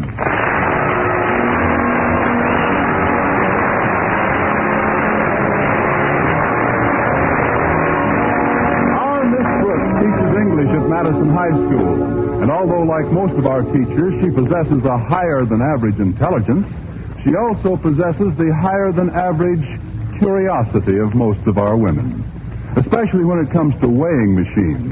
There's nobody more concerned about the result than a female who has just deposited her penny in the slot.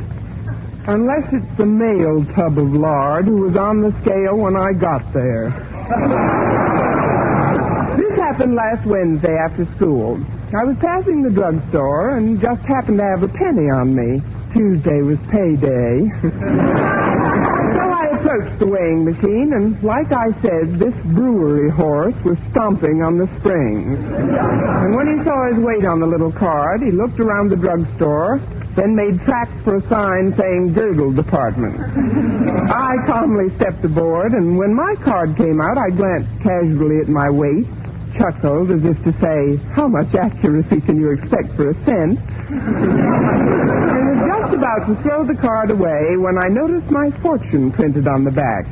It said, a tall, dark man is coming into your life. Then, of course, I did drop the card. It landed in my purse, and I proceeded on home. By the next morning, I'd forgotten about it completely. As usual, I'd left word for Mrs. Davis, my landlady, to wake me at 7:30. Connie, Connie. What is it? Better hurry, Connie. You've only got 20 minutes. 20 minutes? What time is it? 7:10, and you've only got 20 minutes to sleep. Oh, fine. Well, come on in, Mrs. Davis. Did you have a good night, Connie? I think, did you have a good night? Good night, Mrs. Davis. You better get up now, Connie. Here, I've brought you some fruit juice. Go on, Connie, take a sip. Oh, what kind of juice is this? It's a combination. Pineapple, papaya, and passion fruit. It's a genuine Hawaiian recipe. What do you stir it with, the ukulele? After you drink it, we'll have a night. Why, Connie, what's that little white card? What little white card? This one here on your night table. Let's see. It says, a tall, dark man is coming into your life. Now, who do you suppose that could be? Well, it's not Sonny Tuft. He's a blonde.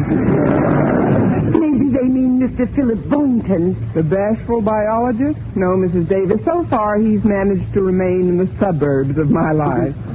Well, of course, I don't believe in fortunes on cards and crystal gazing and palm reading and all that nonsense. There is, however, a logical and scientific way to arrive at certain conclusions about one's personal destiny. What's that, Mrs. Davis? Tea leaves. Now, you hurry and get dressed, and I'll brew the tea. After breakfast, I'll give you a reading. All right, Mrs. Davis. Oh, just a minute. What is it, honey? Before I get out of bed, you better take that tall, dark man off my night table.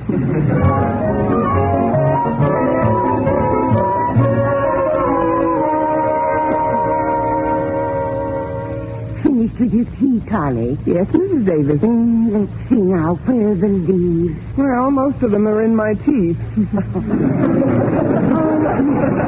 Here we are. There's plenty left for a reading.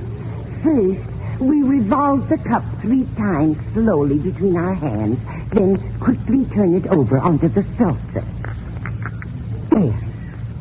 Well, what do you know? The weight card was right. What? There he is, right there in the cup. The tall, dark man who's coming into your life. Don't tell me you can't see him. Oh, of course. For a minute, I didn't recognize him with all those tea leaves on. This is an amazing coincidence, Connie. I'd like to get another reading if you don't mind. Oh, not at all, Mrs. Davis. It's always nice to be sure. Well, what do you know about that? I know, he's gone. Left town without even saying goodbye. Connie, be serious. This is an amazing thing I see in this cup. What now, Mrs. Davis? I don't think I should tell you. Why not? Because you're not even married yet. Oh, but I'm a big girl now. I'll have to find out sooner or later. I never would have believed it. 3 of them. 3 tall, dark men? No, Constance. 3 little ones. 3 little dark men? Children. You're going to have 3 children. Well, don't look so shocked, Mrs. Davis. Maybe they're his by a former marriage. No, Connie, they're yours. But how can you keep your job at school if you've got to take care of... Oh, I know. I'll get Mrs. Fletcher. When my niece Bertha had the twins, Mrs. Fletcher took over completely. Oh, now, just a minute, Mrs. Davis. Don't you think Now, it's a little... quiet, Connie. You can't prepare too soon for this sort of thing. Now, where did I put Mrs. Fletcher's phone number? I better call... I don't want Mrs. Fletcher. I'll take care of my kids myself. That's the way you want it. After all, I'm only trying to be helpful. Oh, I'm sorry, Mrs. Davis. This tea leaf business is pretty fascinating. But I better get ready. Walter Denton's giving me a list of school again. Oh, is your car in the repair shop, Connie? Yes, it is. What's wrong with it this time? Well, I can't be sure, but I think that Joe the mechanic and my car are that way about each other. Every time I try to separate them, the car blows a gasket. Oh, there's Walter now. I'll be right with you, Walter. Oh, before you go, Connie, please do me one favor. Certainly. What is it? Promise me you'll be very careful today. Careful? Oh, you mean about my fortune. Mrs. Davis, I give you my word of honor. I'll let you know in plenty of time to call Mrs. Fletcher.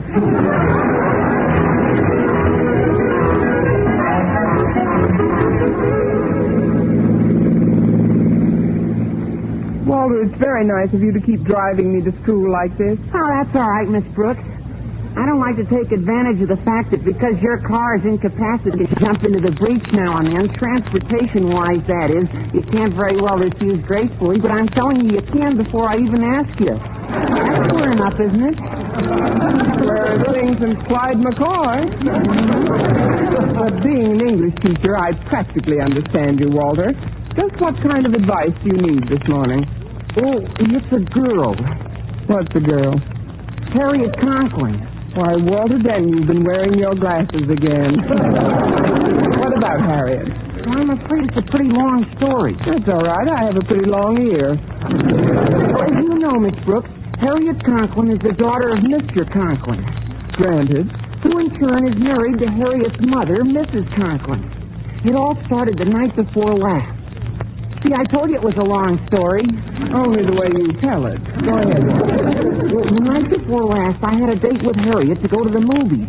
When I got to her house to pick her up, she acted like I had bubonic plague or something. Did you? I mean, what did she do? Well, she said that she couldn't be bothered with me anymore because a tall, dark man was coming into her life. Her too? Must be an epidemic. Where did she find out about this tall, dark man? Well, that's where Mother comes in. Maybe there's a shorter way to listen to this story. Her mother and Harriet had taken out the Ouija board that afternoon. That's when they found out about this tall guy.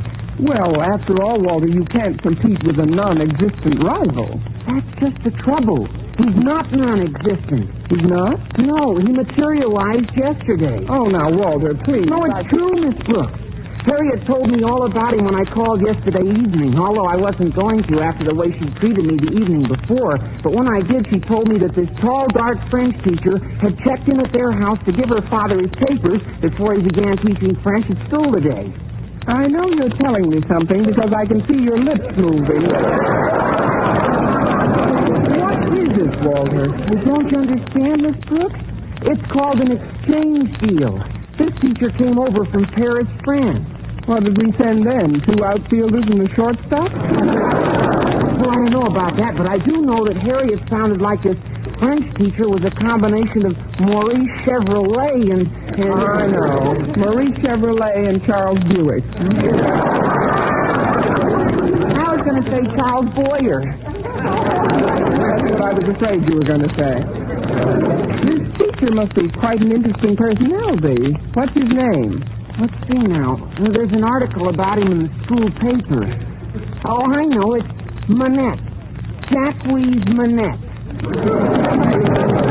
Jacques Manette? Oh, you mean Jacques Monet. Say, that is a romantic-sounding name, all right. I'll bet he's a very nice person. Oh, it's not him I'm worried about. It's Harriet. Since he showed up, she thinks the Ouija board is infallible. The Ouija board? Oh, that's ridiculous. Harriet's much too sensible to... I'm surprised at her. Next thing you know, she'll be having her tea leaves read. 3 children?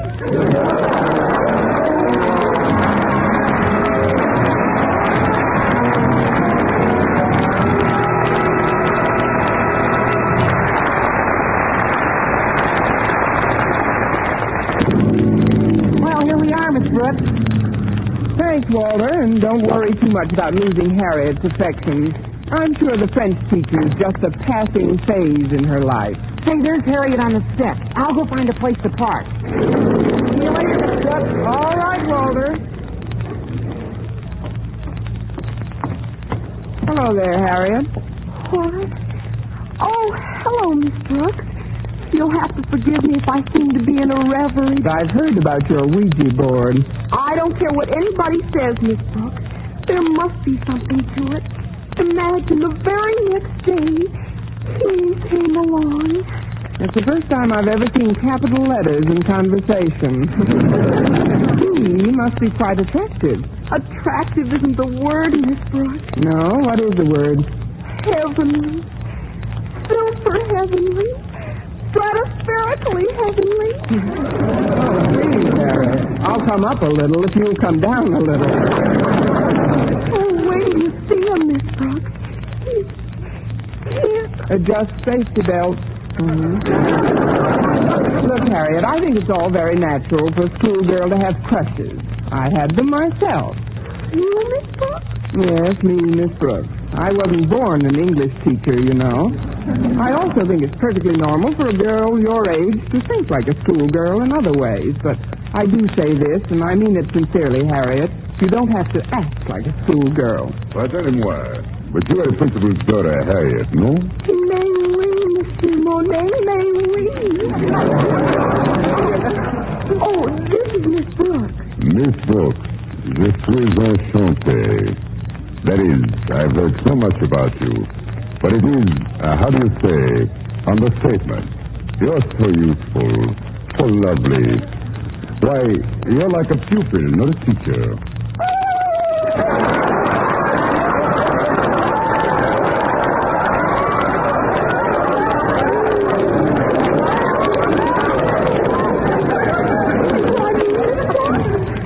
Run along, Harriet. You'll be late for school. But we're at school. Oh? When did that get here? Something is wrong. Wrong? Oh, I should say not, Monsieur Monet. It's just that, well, we don't meet such distinguished visitors every day, and, well, they must have given at least 3 outfielders and 2 shortstops for him. Pardon? Oh, it's just a figure of speech. Oh, and a lovely figure you have, too. Oh, this is a doll. Shall we go into the school, Monsieur Monet? Oui, yes. I have to stop at Monsieur Conklin's office. You tell me where it is, huh? No? I show you where is it, yes. And I hope Mr. Boynton sees us together. I'll direct Monsieur Monet to Daddy's office, Miss Brooks. Oh, you won't have time, Harriet. You have to freshen up before your class. Freshen up? But I just stepped out of the shower. Then give yourself a rub down. You'll catch cold. This way, monsieur.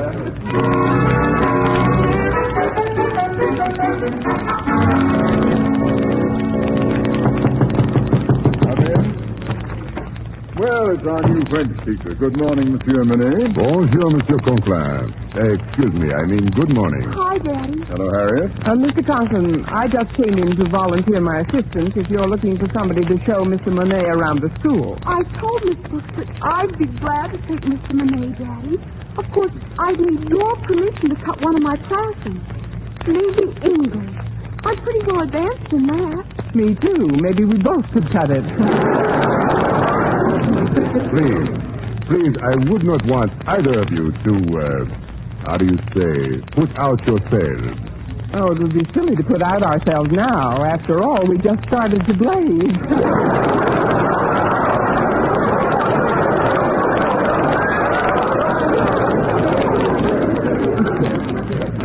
I'm sure I'll be able to show Mr. Monet the ropes. But, Daddy, you're too busy. Oh, much too busy, Daddy. I mean... I have a study period coming up in which I don't want to hear any more about it. I'm sure Mr. Monet wouldn't want us to feel that because of him our entire system was disrupted. Oh, certainly not. I can find my own way about the premises. I'm sure that... Well, in that case, come along, Harriet. You're in my first class, you know.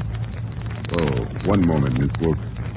Would you do me the great honor of perhaps having lunch with me? With pleasure.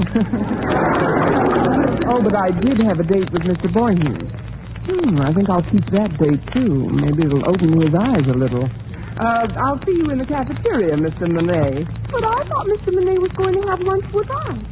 Didn't you tell me you were going to invite him to the house, Daddy? Invite him? Well, I suppose so. Thank you just the same, monsieur, but I would rather not leave the school proper during my first day. An admirable spirit, Monet. If more of our homegrown teachers had it, Madison High School would be a better place in which to learn something. Something like English, for example. Yes. Well, as the little boy in the Fisk ad says, it's time to retire.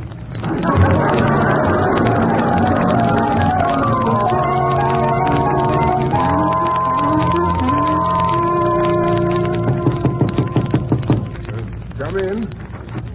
Hello, Mr. Boynton. Oh, it's you, Miss Brooks. How are you today? Fine, thanks. I'm glad I caught you before your class got in. I wanted to ask you about lunch. Oh, I'll be happy to join you. Thanks very much. Oh. Well, I had other plans, but how can I resist an invitation like that? By the way, Mr. Boynton, do you speak any foreign language?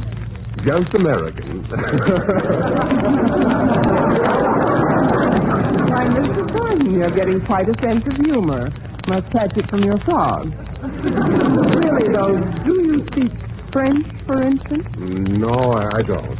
Then you wouldn't know what a French person would be saying to me if he said it in French, would you? No, I wouldn't. Good. This may be a very interesting lunch for all of us. All of us? Yes, you see, there's a new teacher in school. Oh, you mean Jacques Monet? You've met him? Oh, yes. I had to deliver some papers to Mr. Conklin's home yesterday. He was there. Oh, he's a prince of a chap. We had quite a time together. It'd be nice to see him again at lunch. Oh, it will. Oh, yes. As a matter of fact, you'll have to apologize to him for me. I'm afraid I'll be a little late. Oh, you will? That's too bad, Mr. Boynton. Why will you be late? Well, it's McDougal here. You know, my bullfrog.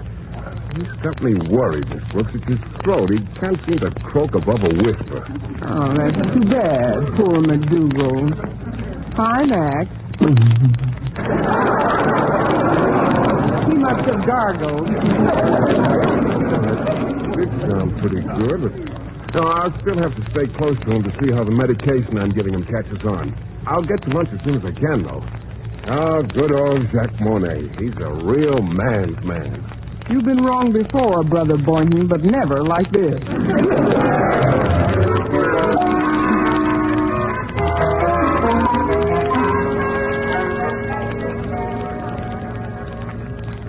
Here's a nice table, Mr. Monet. Let's sit down. Oui. Yes, Miss Brooks. This is certainly a big restaurant. It's a cafeteria, Mr. Monet. Yes. Now then, shall we look at the carte du jour, bill of fare? Bill of fare? Mm-hmm. Oh, you mean menu. They don't have any menus here, Mr. Monet. No? Then how do you select an order? Well, here you don't exactly select an order. You just sort of point and holler. I'll show you in a minute. But first, I'd like to ask a little favor, Mr. Monet.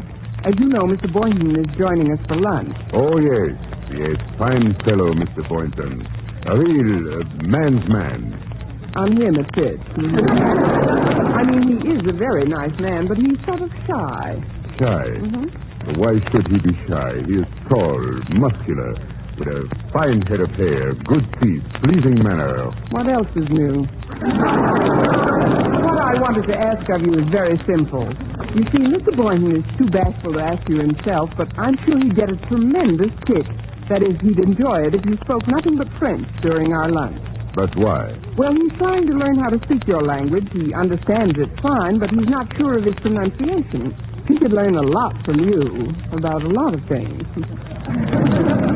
Well, I suppose I could help him. He's coming over now, Mr. Monet.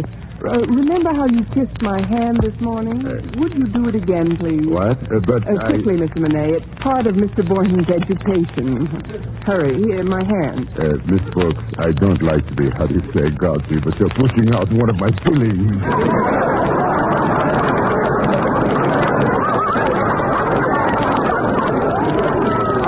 There you are. What's the trouble, Mr. Monet? Got something caught in your teeth? Just an old cuticle of mine. Sit down, Mr. Boynton. Comment ça va aujourd'hui, monsieur? Yeah. How do you like our cafeteria? C'est bon. Mr. Monet says it's lovely, but not half as lovely as I am. Why, Mr. Monet, how flattering. Let's see now. What do we eat today? Well, how about the roast beef? That's what I'm going to have. Me too. How about you, Mr. Monet? Tell him in French. Je désire un petit mamie, une vichyssoise, une salade et une tranche de roast beef, des haricots verts, des crêpes Suzette et une délicate. Oh, Mr. Monet, you and your compliments.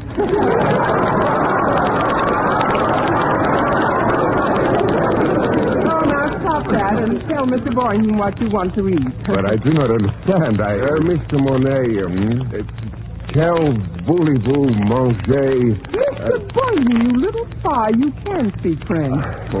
No, I can't, Miss Brooks. Not really. Those are just a few words I picked up when I was in the Army. The Army? You were stationed in New Orleans, and you know it. But near the French Quarter. Well, let us not delay any longer. I don't suppose they have what I really want for lunch. But maybe, eh? Do they ever have frog's legs? What? Oh, don't say it, Mr. Monet.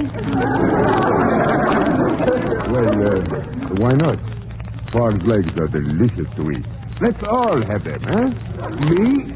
Eat frog's legs? What? I'd feel like a cannibal. If you'll excuse me, I'm afraid I've lost my appetite. I'll see you later, Miss Brooks.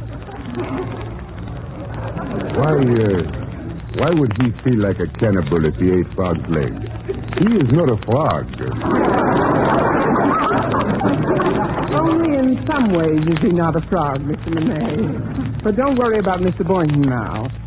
Oh, yes, you're right. You're right, Miss Brooks. You know, in a way, I'm glad we're alone. There is something I would like to ask you. You see, I have been searching for just the right one ever since I come to America. And now, well, I feel that my search is at an end. You are the one I've been searching for. Oh, Mr. Monet. But Mr. Boynton's gone now. You don't have to talk like that to me. Oh, I don't think of Mr. Boynton. I think of you, Miss Brooks. Ma chère, Miss Brooks. I have something personal to talk to you about. But right now I'm late for an appointment with Mr. Conklin. Can you meet me someplace, right after school? How about the Casbah? I mean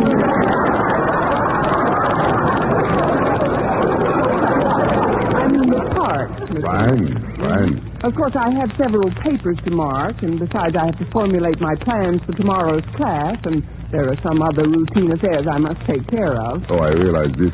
How long will it all take? Well, school doesn't let out until 3, and it's a 20-minute walk to the park. Would 3:10 be all right?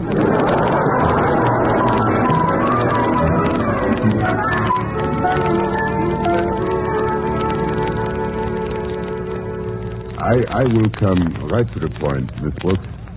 I have met you here in the park to make you what you call proposal. Proposal? But Mr. Monet, you hardly know me. Oh, I know you well enough for this, Miss Brooks. After talking to many women, Mrs. Conklin, little Mrs. Conklin, Harriet. I know you are the ideal woman for me. Oh, this is very flattering, Mr. Monet, but marriage is a serious step. Marriage?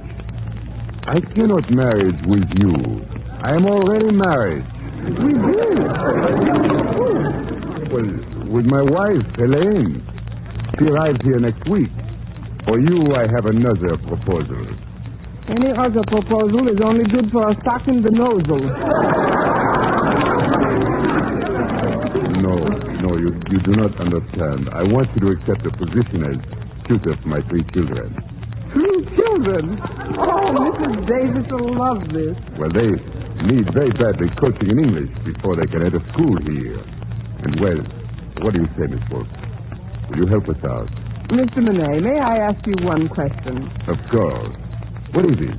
Among your children, is there a tall, dark one in the crowd?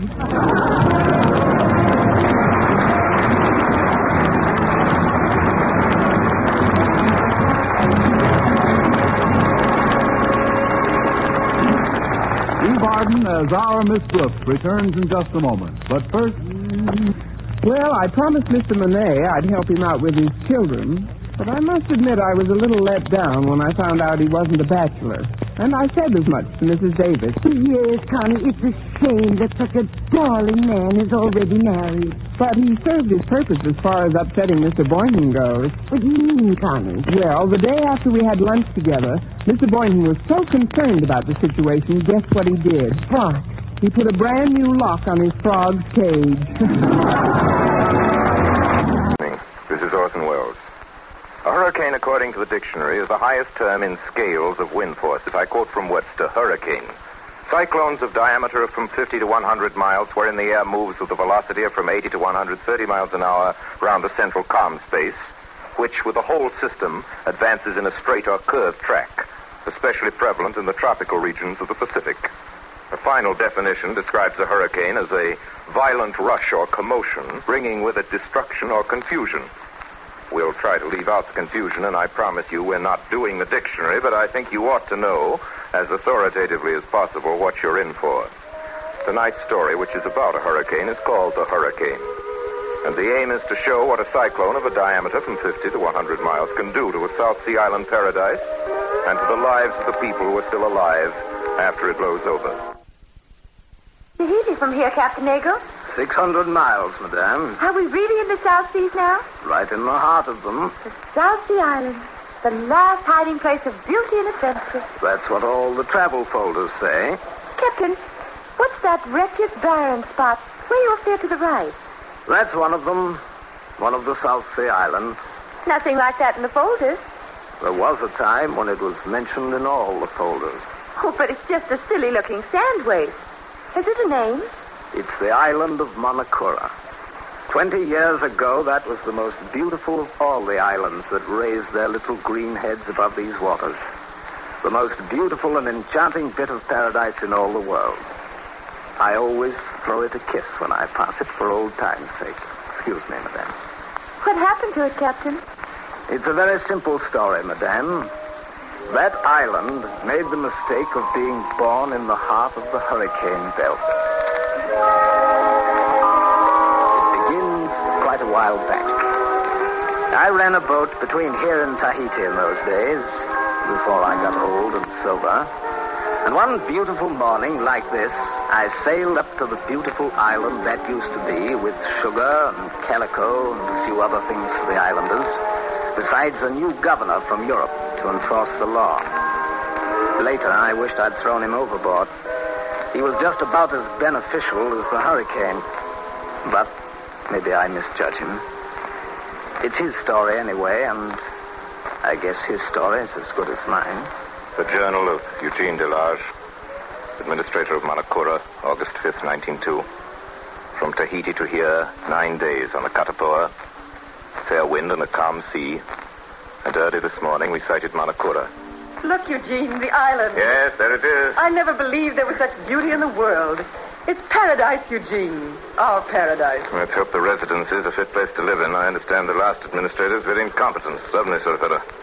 I'm telling what we're getting into. I'll never want it changed, not any part of it. Very well, my dear. You admire, and I'll remodel.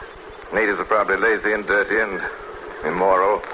I've understood from other governors that these South Sea people are utterly lawless. Oh, that depends, Your Excellency. Oh, hello, Captain. Good morning, Madame de Beg your pardon, Captain? It depends, Your Excellency, largely on how you treat these people. Take my mate Tarangi, for instance. I'll match him against any sailor in the Pacific. How's the wind, Tarangi? Holding? Holding, Captain. It has to hold if I say so. I'd as soon sail without canvas as I would without Tarangi. Captain, canoes coming aboard. What's that? Canoes. They're coming out to meet us. Chief Mehavy and his family. Lower the ladders, sir. Yes, sir. Yes, they're a fine lot, these islanders, if you'll just leave them alone. Really, Captain, you can hardly expect me to sympathize with such an opinion. Besides, I've been led to believe quite differently. Mehavy! Come up and welcome! That's him coming up the ladder, the tall one with the white hair. And with him is his brother Tavi and his daughter Marama. What a lovely girl. Welcome! Welcome, Mehavy! Great Chief, in the name of all my people, I welcome you to our island of Manakura. Thank you. May we work together, our people and you, in friendship and understanding for the benefit of all. On behalf of the colonial government of my country, remembering always that duty comes before friendship and obedience before understanding, I accept your welcome, Chief Mehavy. Great Chief, my wife is dead. My daughter will speak now for the women of our island. Like these white flowers, madame, may your life be happy among us. May beauty and love dwell with you always. What is your name, my child? My name is Marama. Thank you, Marama. I saw your island for the first time barely an hour ago, from afar. But already I feel that you and your people are known to me, and that there is love between us. Always I hope you will think of my husband and me not as strangers in your midst, but as friends. And here, Your Excellency, is our priest, Father Paul. Yes? Father Paul, this is Madame Delage. Yes, I heard what she said just now to Marama. That was a fine thing you did, Madame Delage. With one simple, gracious speech, you have done much to erase all the pain and misunderstanding that has marred the relations between the people of this island and the alien law that governs them. That's very kind of you, Father. It's against my principles, Madame Delage, to agree with Father Paul, but I'm afraid this time I've got to admit he's right. Thank you, Captain. Well, Father Paul, as soon as it's possible, I want you to show me everything of your work. As administrator of this island, I shall be... What are you laughing at? Does it amuse you, Captain? It does, rather. I'm sorry, Monsieur Delage. You see, madame, your husband may administrate all he wants to, but do you know who really runs the people of this island? Who? Why, Father Paul. Isn't that so, Father? You marry them, you bring their children into the world, you baptize them, you bring them up, and in the end, you bury them.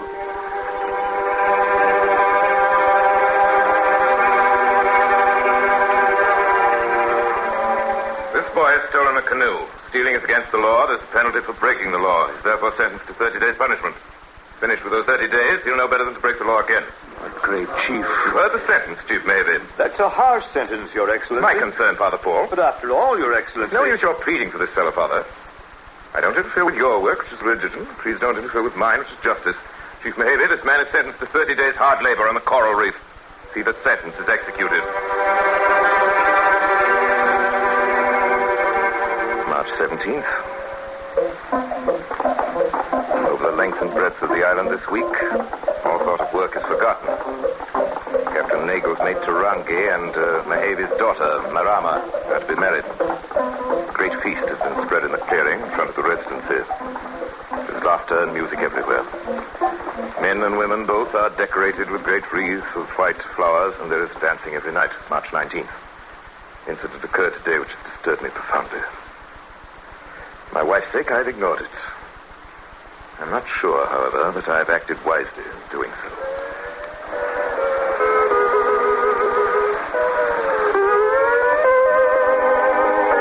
Marama, wait.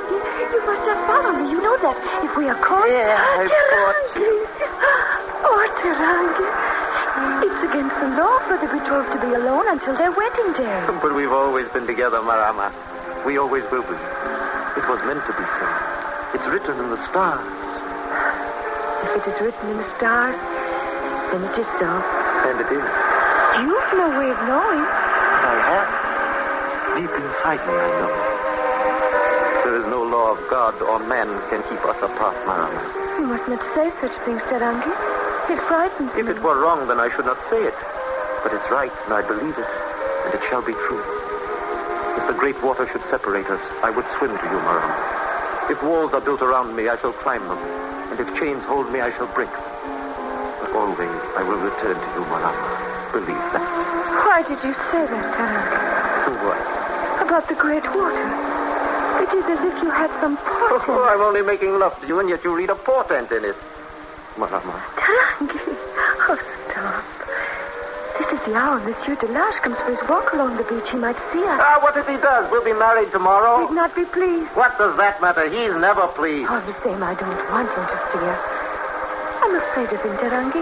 He walks so stiff and straight and looks so stern as if he always expected to catch us in some wrong. Oh, I'm glad I'm not going to be his wife. With a husband like that, Tarangi, a girl would never laugh and smile. But you're not marrying Monsieur Delage, Marama. You're marrying me. And with me you can laugh and smile and make love. And after we're married... I stood still in the long grass by the edge of the beach and heard them. I heard every word they said about me until they moved away. After they had gone, I stood there quietly for a long time, looking out over the lagoon. Why do these people feel about me as they do? I've tried to be just and honest and fair. I've been as friendly with them as my position and my responsibility will permit. I've done my work here well. I've upheld the law to the letter. That's what I was sent here to do. And I have done it. What more could I do?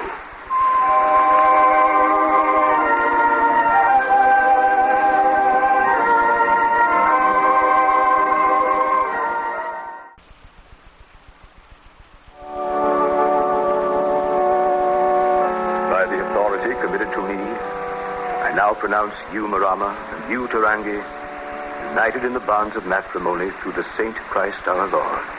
Amen.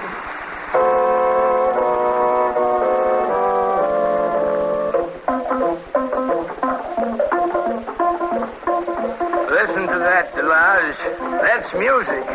Oh, come on out and watch them dancing. Forget that stiff-necked government of yours for a night. You'll permit me to remind you, Captain Nagel, that as representative representative of that stiff-necked government. I've seen quite enough of these marriage festivities, and I should say that you had too, Captain. Me? Well, then they've just begun. Well, good night. Didn't mean to offend you, Delage. Sorry you both won't join me. Good night, madame. Good night, Captain. I'm afraid that sometimes the captain is overly fond of his cognac. I'm sure he didn't mean to offend you, Eugene. It was nice of you to join the wedding party even for that little while. It made them happy. It wasn't so hard, was it? I don't know that my government would have approved, but there's no harm done, I guess. No harm done, Eugene. And a great deal of good. If you'd only try and understand these people, Eugene, they're not like us. Why don't you let me help you to see them? Not through the eyes of your bureaus and your official reports. How else should I see them? Through my eyes, as you did for a little while this afternoon, during that marriage. So you were pleased with me this afternoon? I felt nearer to you then, Eugene, than I've been for many months. Thank you, my dear. I think that's the one thing I couldn't bear. Whatever happens, that we should ever drift apart. Either in our minds or in our hearts.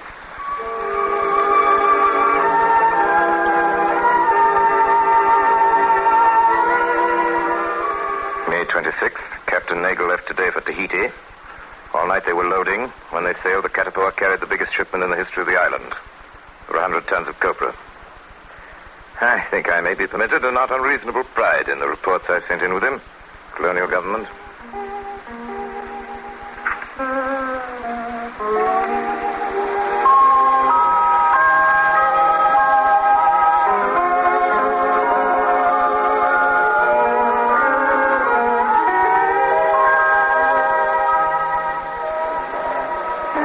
Good sailing, Tarangi. 12 days from the islands to Tahiti. Well, you can go ashore if you like. We won't be unloaded till morning. We'll start for home at the tide. Thank you, Captain Nagel. I want to get a present for Marama here in Tahiti to make her happy. Well, you go along then. I'll meet you at 6 at the bar. We'll come aboard together. Yes, Captain. Thank you, Captain.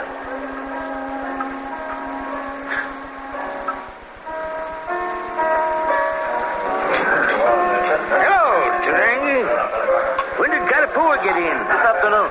Captain Nagel here yet? Not yet. Tarangi. Yes, Joe? See that man coming towards the bar? He's been here all afternoon. He's drunk, looking for trouble. But I'm not making any trouble. You know how white men are when they're drunk. Get away from that bar, Let me go, Tarangi. I don't drink with natives. Get away from that bar. What did I tell you, Tarangi? I'm not doing anything wrong. Oh, you're not, eh? Well, get up. Get up when a white man tells you, do you hear me? That'll teach you to obey your superiors, you.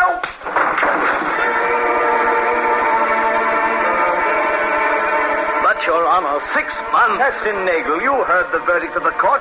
A native hit a white man and hit him too hard. Not hard enough, sir.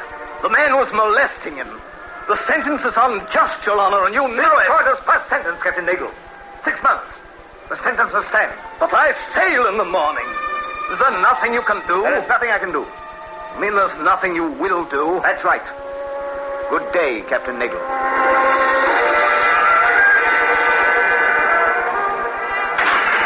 Captain Nagel, Captain Nagel. I've done all I can, Tarangi. 6 months isn't long. The time will pass quickly. You will see Marama, Captain. You will tell her how it is with me. Yes, Tarangi. And you will see that she is taken care of, please. Of course we will, Tarangi. And, Captain, tell her not to be sad. And tell her not to worry. Tell her I'll come back to her soon.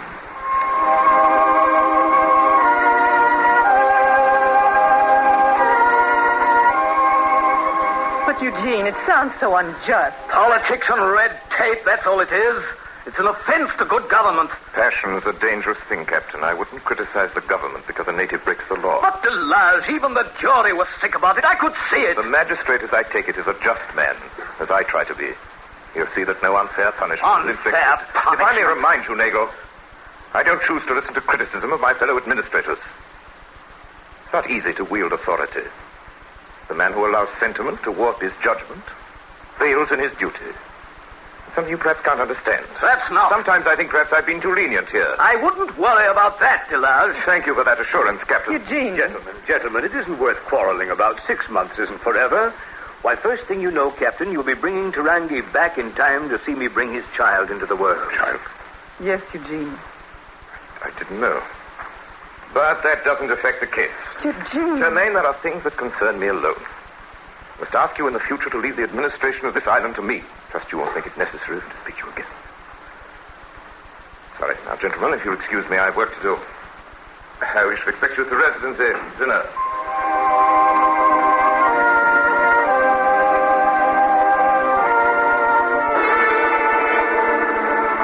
Tarangi. Yes, Your Honor. For assaulting a white man, you were condemned by the High Court of the island of Tahiti to 6 months' imprisonment. You tried to escape. For that offense, your sentence was doubled. 4 times you have attempted to escape. 4 times you have been recaptured. And now, again, you appear before this court. And again, this court must sentence you according to the law. You know the law. You know the punishment. Double your previous sentence. 16 years. Captain Nagel? Yes, Delage? You had this information 2 months ago when you were here on your last voyage. Why wasn't I told? What information? You know very well what I mean. Eugene, what is it? Only what might have been expected, madame. Tarangi escaped again 2 months ago. This time he got away. A guard was killed by accident. Accident? I happen to know the facts, Delage. And I have them here in this letter from the warden of the prison. Official facts. You thought I wouldn't find out, didn't you? You thought you could shield and murder. Oh, I'm sure that's not true, Eugene. She's right, Delage. That boy wouldn't commit a deliberate murder. And we all know how the captain feels about Tarangi's misfortune. Misfortune? He brought it all on himself, Father, by his stubborn defiance. Now, by escaping, he's made a laughing stock of the police, of the law. Above all, me. Oh, Eugene. He must be retaken. The government's prestige will suffer if he goes unpunished now. I think it suffers more when a boy can get 16 years for striking a man who molests him. I know very well what you think. What you all think. Cease to be of any interest to me. The authorities believe he will attempt to make his way to this island. They warn me to watch your ship, Captain Nagel. My ship was searched before I sailed, from truck to keelson. And anyway, don't you know that Tarangi wouldn't implicate me by stowing away? Where would he hide on a boat the size of the Catapua? Your crew would hide him. I only ask you to remember your duty, Captain, as I attempt to remember mine. Eugene, judged by God's law, Tarangi has done no harm. Isn't that true, Father? I may be a sentimental old man, madame, and a very bad priest, but I believe God would judge somewhat differently from the colonial government.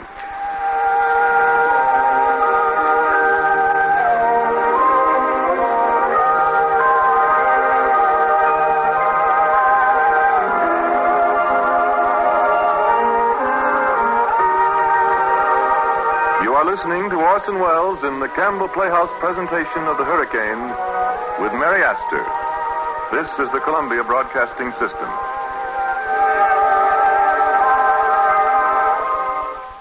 And now Orson Welles resumes our Campbell Playhouse presentation of The Hurricane with Mary Astor.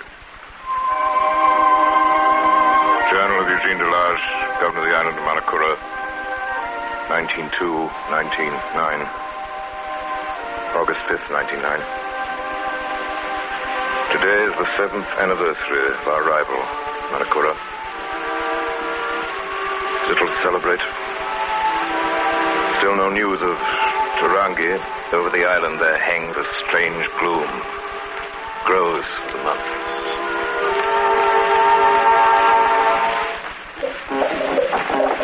What's that confounded noise? I don't know, Eugene. It sounds very gay. It's months since they played like that. Why?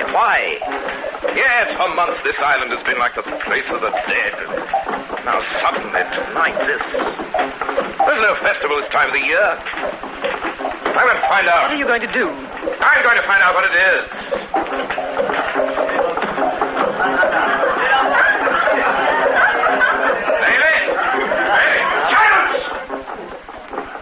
What's going on here? What's happening? The people are celebrating, Your Excellency. Celebrating what? Their happiness, Excellency. What are they happy about? Well? Tarangi. Your Excellency. What did you say, Mahebe? He's coming home, Delage. Tarangi is coming home. How dare you? How dare you stand there and defy me and you, Mahebe? Where did you hear this? Who brought the news? I can tell you that, Delage. Where, Captain Nagel? The drums have brought the news. 600 miles from Tahiti. The birds have brought it. You hear the wind blowing? Well, it came on the wind. Nagel, you're drunk. Well, maybe I am, Your Excellency, but what have you got to say to all this? How about it? Has your colonial government any law against dancing and singing when the heart is happy? Have they? Well, Mahebe, administrator of this island, I demand to know what information you're holding back. He's Tarangi here. You've seen him. You don't have to see him, Your Excellency. He's the soul and symbol of all these people. No cage can hold them. They're the last of the world's afflicted race of humans who believe in freedom. Look at them dance. There's the island dancers to your law.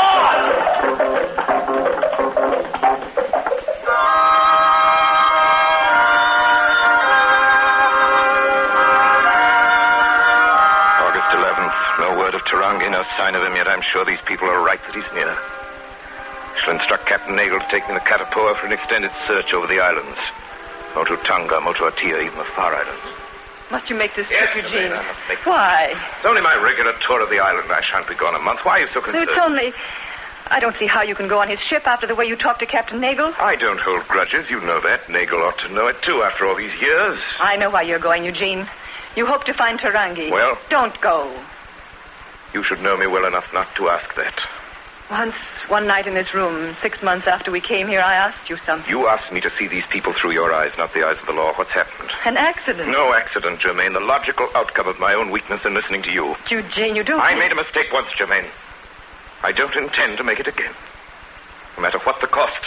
What is it you want, Eugene? That boy's life? You, the priest, Captain Nagel. You all think I'm motivated by revenge. See if I could be that small. I know you're not. They know you're not. Believe me, Eugene, we all understand. That's why we pity you. That's why I beg you now to give up this passion of yours before it destroys us all. Give him his chance, Eugene. Him and Marama. They love each other as we once loved each other. Germaine, all the others are against me. Not you, Germaine.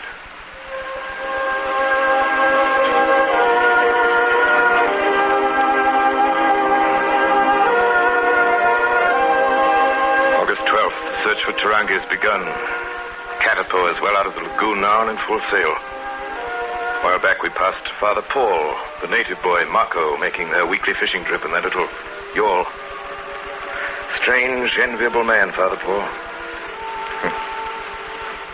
The simple life he leads. His work and his play are one. And in them he finds such peace.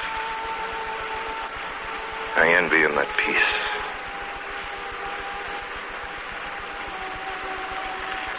Shall I steer a while, Father Paul? You must be getting tired. Not yet, Marco. Soon it will be time for supper, then you may take the tiller. What are you staring at, Marco? Look, Father. Do you see nothing? Huh? What is it, a log? Canoe. And a man clinging to it. You sharper eyes than mine, lad. There. He's moving again. Are you sure? Yes, Father. Maybe it's him, Father. Maybe it's Tarangi.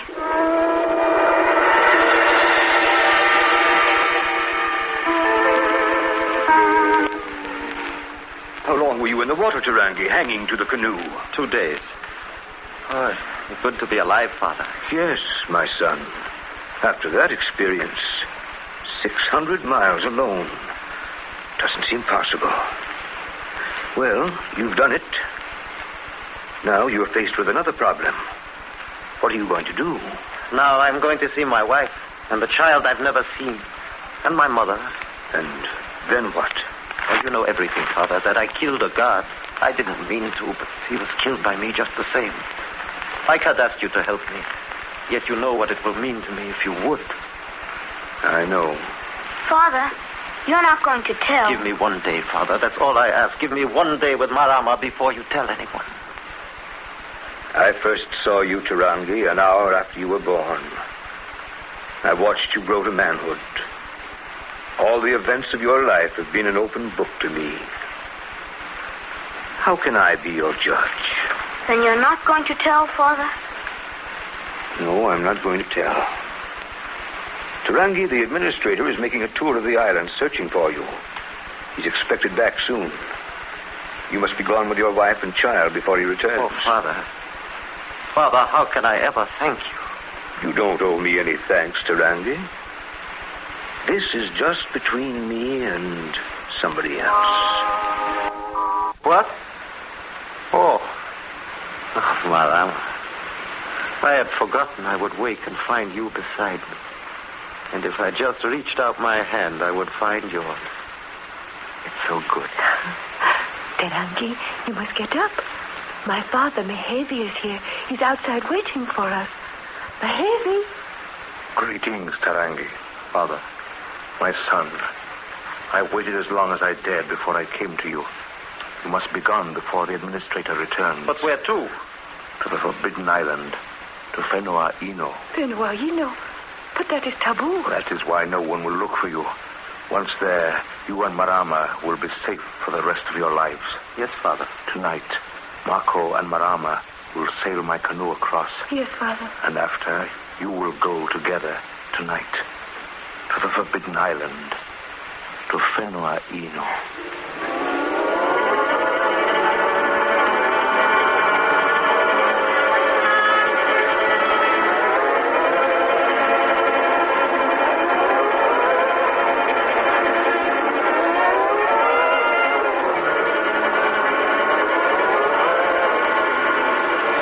August 19th.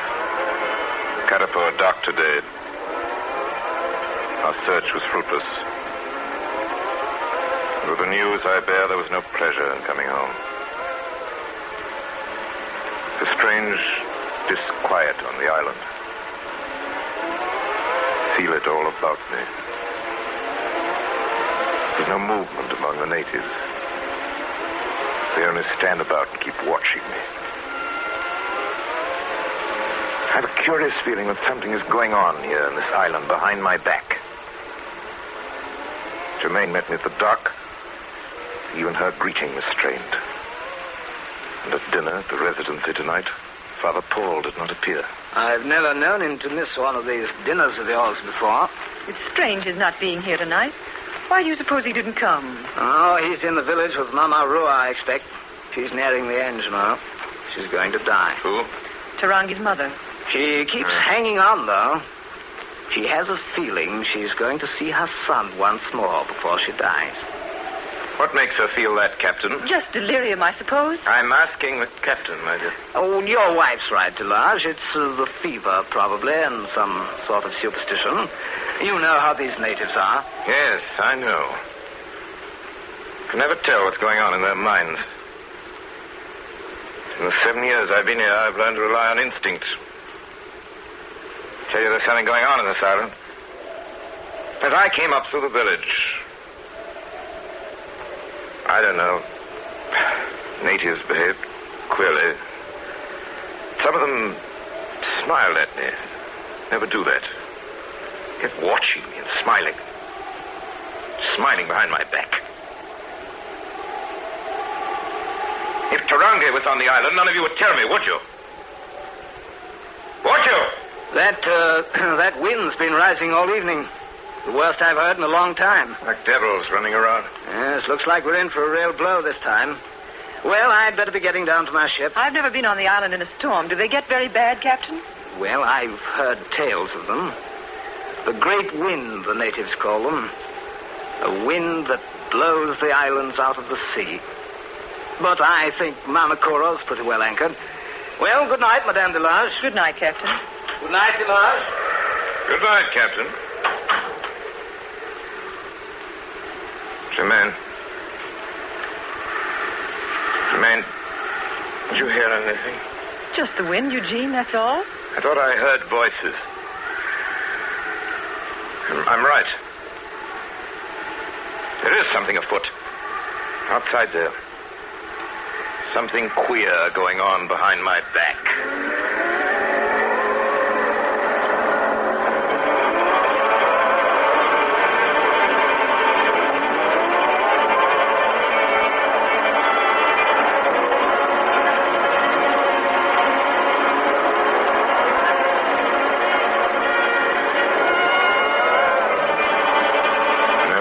Tonight. Shutters rattle. The wind whines with a maddening insistence. The moonlight streaming through the window makes fantastic patterns on the wall. Behind all that sound, there's something secret going on.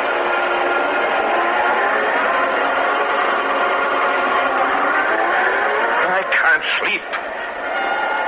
I can't bear to be indoors. Perhaps if I go out into the air, onto the open beach.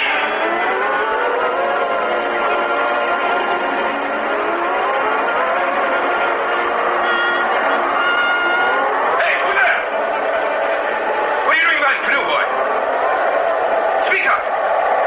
What? Marco. What are you up to here on the beach this time of night? Stealing the chief's canoe, eh?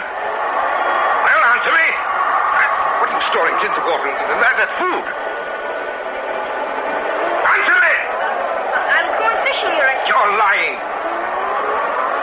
This has something to do with Tarangi. No, Your Excellency. I swear. Look at you. When I mention his name, your eyes tell me that I've been trying to find out.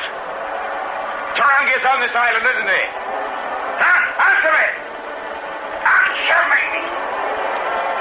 I tell you, there's no use keeping silent. I should take you to Father Paul. He'll make you tell the truth.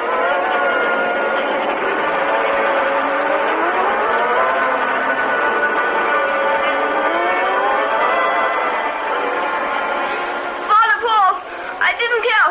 I didn't tell. See, Father Paul, this boy is guilty. That canoe was for Tarangi. Tarangi is here. Nagel deceived me, smuggled him in right under my eyes. That's not true, Delage. Captain Nagel knows nothing about it. Huh? But you know about it. I picked Tarangi up at sea, not 10 miles from here, last night. You? Of all men. My own priest. I am Tarangi's priest, too. Could I, preaching the gospel of infinite love and the remission of sin by repentance, betray his trust in me? The laws of the state are one, the laws of God another. Where is he now? I don't know. I see. Well, good night, Father.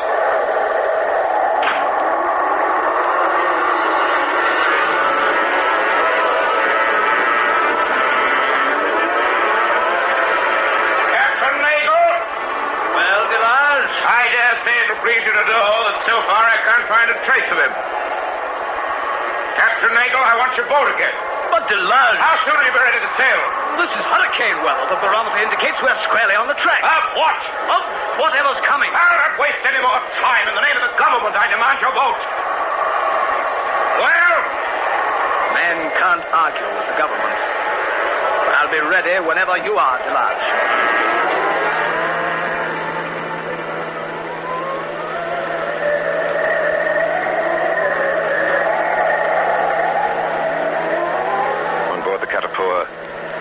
Waiting the arrival of Captain Nagel. Giving last orders to his crew. Through my porthole, I can see the great waves breaking white on the reefs. Something grim and terrible in the aspect of the sea. All my thoughts are of Germaine. I've never left her like this before. It troubles me.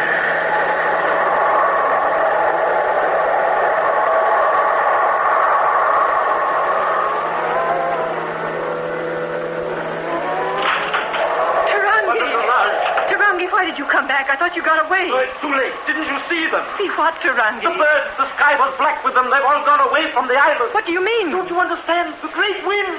The birds have gone because the great wind is coming. The great wind? The hurricane. That's why I came back to warn you and my people. Run. Seek shelter. All this will go. This house too. The whole island. You must find shelter. Hurry! Hurry! Quickly!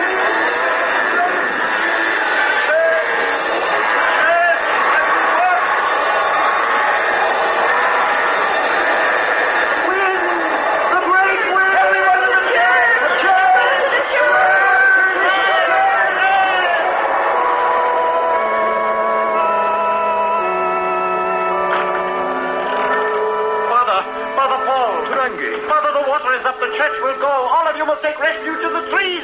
In the trees! My children, I only know that God sees us, that my place is here in my church. But those who want to take refuge in the trees must leave now at Tarangi, before it's too late. Madame Delage, you must come with me. Hold on to me, hold tight. We'll get through somehow. Tarangi. May God bless and save you all.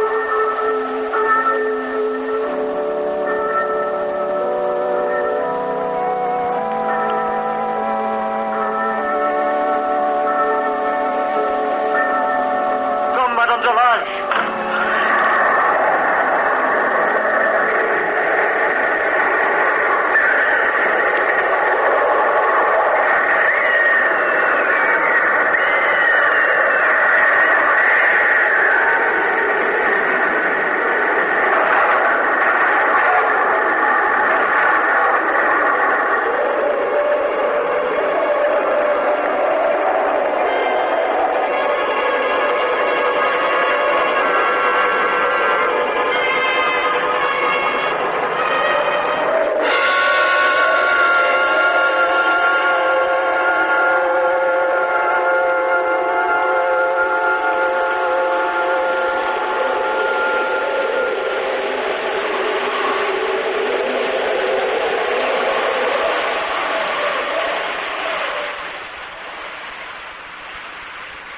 August 5th, 8 a.m.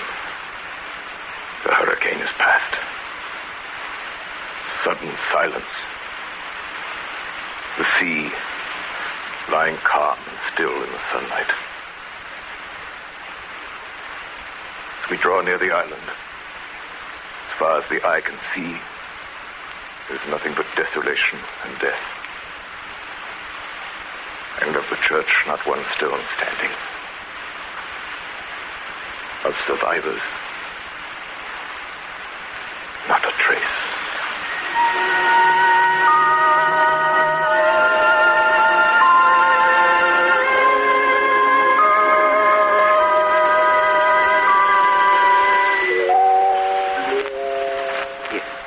Here, Madame Delage.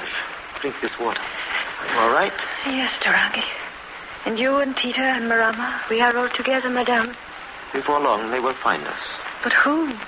Surely there's no one left. I saw Captain Nagel's schooner pass, way off, before we were washed on shore. Eugene.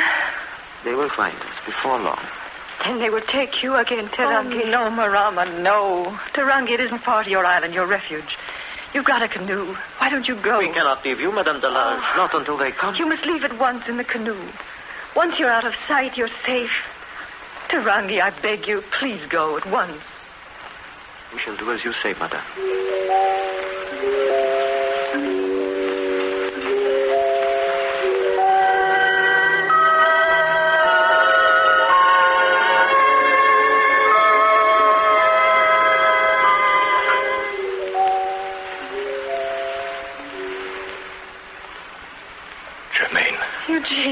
Eugene. Germaine, you're safe. Oh, my dear. And you, Captain Nagel, you too. It was a miracle, Madame. And the poor father isn't here to hear me say. Germaine. Yes? Were you the only one? Yes, Eugene. Were there no others? No others. They were all washed away. I'm all alone. I was tied to a tree. It drifted here. All the others were lost. All the others. Take me back to the boat. Germaine, you say you drifted in on a tree. It must have launched over the beach. Where is it? On the other side of the island. Take me back to the boat, Eugene. I have to report everything. I have to have a look at that tree. Eugene, don't leave me. I'm afraid. Yes? Look. Footprints on the sand. Footprints? A man, a woman, and a child. There are footprints across the island. Down to the water. Eugene, please don't go. Don't leave me. I'm only going to the top of the hill, my dear. Just a few yards. Please, come back. There's nothing to see. One moment, Jeanette. Was it Tarangi? Yes, and Marama and the child. You'll see them from that hill. He can't help it. Eugene, please come back. There's nothing offshore. The water, something dark. It's moving. It's a canoe. There are three figures in it. Oh, it's nothing. I saw it. Eugene, it's nothing. It's only a floating log. Eugene, now that you've seen... Eugene, you can tell now, can't you? That it's only a floating log? Yes, Janine. Let's go back to the ship. It's nothing.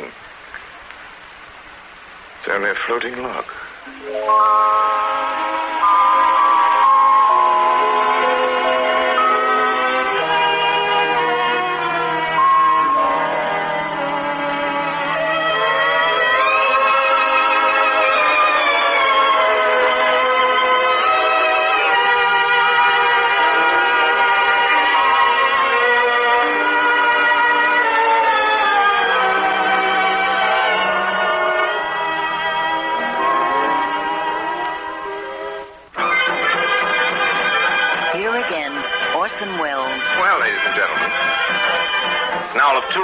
Minutes since the hurricane blew itself out, and I'm happy to report that peace has been restored in studio number 1. I also want you to know that the height of the big wind, the wind that blows the islands out of the sea, no one was braver or calmer than our guest of the evening, whom we are so glad to welcome back to Campbell Playhouse, Miss Mary Astor. Thank you, Orson Welles, and good evening, ladies and gentlemen. However, there's good reason for her calm, ladies and gentlemen.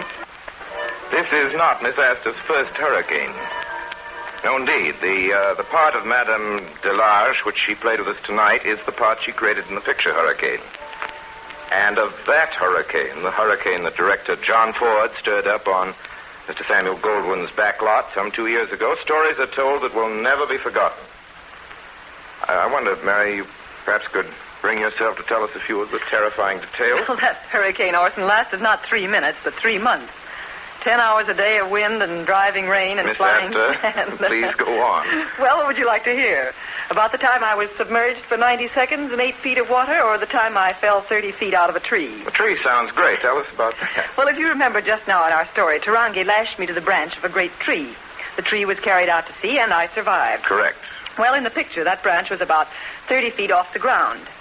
When the waves hit the tree, that branch broke suddenly and started, with me on it, head down towards the concrete floor 30 feet below. What happened then? I just went sailing down. It was a fine sight. Most convincing, everybody said. Yes, but... The cameras went on right on grinding. Director Jack Ford chewed up 2 handkerchiefs, and everybody was delighted. But what happened to you, Mary? Oh, me? Well, luckily, studio trees are partially made of wires, and those wires kept me from falling completely. After a while, some of the crew came over and cut me free with pliers and things. But nobody worried very much because by that time there were 5 or 6 people drowning in the tidal wave in front of the church. Thank you very much, Miss Mary Astor. Thank you very much. Ladies and gentlemen, after that, I think you will all agree with me that we are very, very lucky to have Miss Astor with us here tonight. And I assure you, I'm very, very glad to be here. Good night, Orson. Good night, Mary, and please visit us very soon again. In tonight's Campbell Playhouse production of Hurricane, Orson Welles played the part of Eugene Delage. Germaine Delage was played by Mary Astor. Father Paul was played by Ray Collins. Everett Sloan was Captain Nagel. Edgar Barrier, Tarangi, and B. Benederet, Murama. The part of Mako was played by Eric Burtis. Music for the Campbell Playhouse is arranged, conducted, and in part composed by Bernard Herrmann. The Adventures of Sam Spade, Detective. Brought to you by Wild Root Cream Oil Hair Tonic, the non-alcoholic hair tonic that contains lanolin. Wild Root Cream Oil. Again and again, the choice of men who put good grooming first.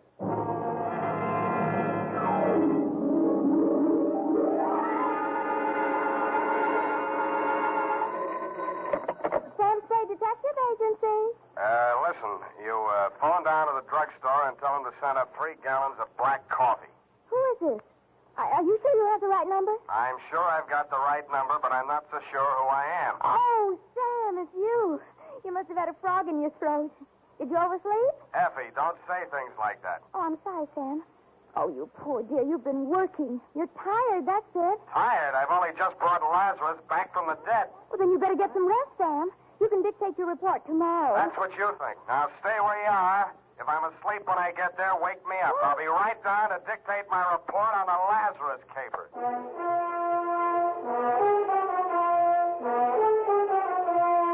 Dashiell Hammett, America's leading detective fiction writer and creator of Sam Spade, the hard-boiled private eye, and William Spear, radio's outstanding producer-director of mystery and crime drama, join their talents to make your hair stand on end with the adventures of Sam Spade. Presented by the makers of Wild Root Cream Oil for the hair. Next time you buy hair tonic, be sure you buy Wild Root Cream Oil. For you see, Wild Root Cream Oil gives you these advantages. It grooms your hair neatly and naturally, relieves annoying dryness, removes loose, ugly dandruff. Wild Root Cream Oil is non-alcoholic and contains soothing lanolin, so much like the natural oil of your skin. Yes, friends, next time you buy hair tonic, look for that famous name, Wild Root. Get Wild Root Cream Oil hair tonic. Again and again, the choice of men who put good grooming first. And now, with Howard Duff starring as Spade, Wild Root brings to the air the greatest private detective of them all in the adventures of Sam Spade.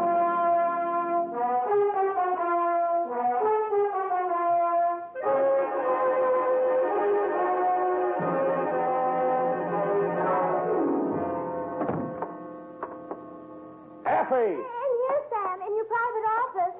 Private, she says. I'd like to know what's private about it. I have everything ready for you, Sam. What's this? Ovaltine, to relax. I don't want to relax. I don't dare. Oh, there you go again, Sam. Going on nerves.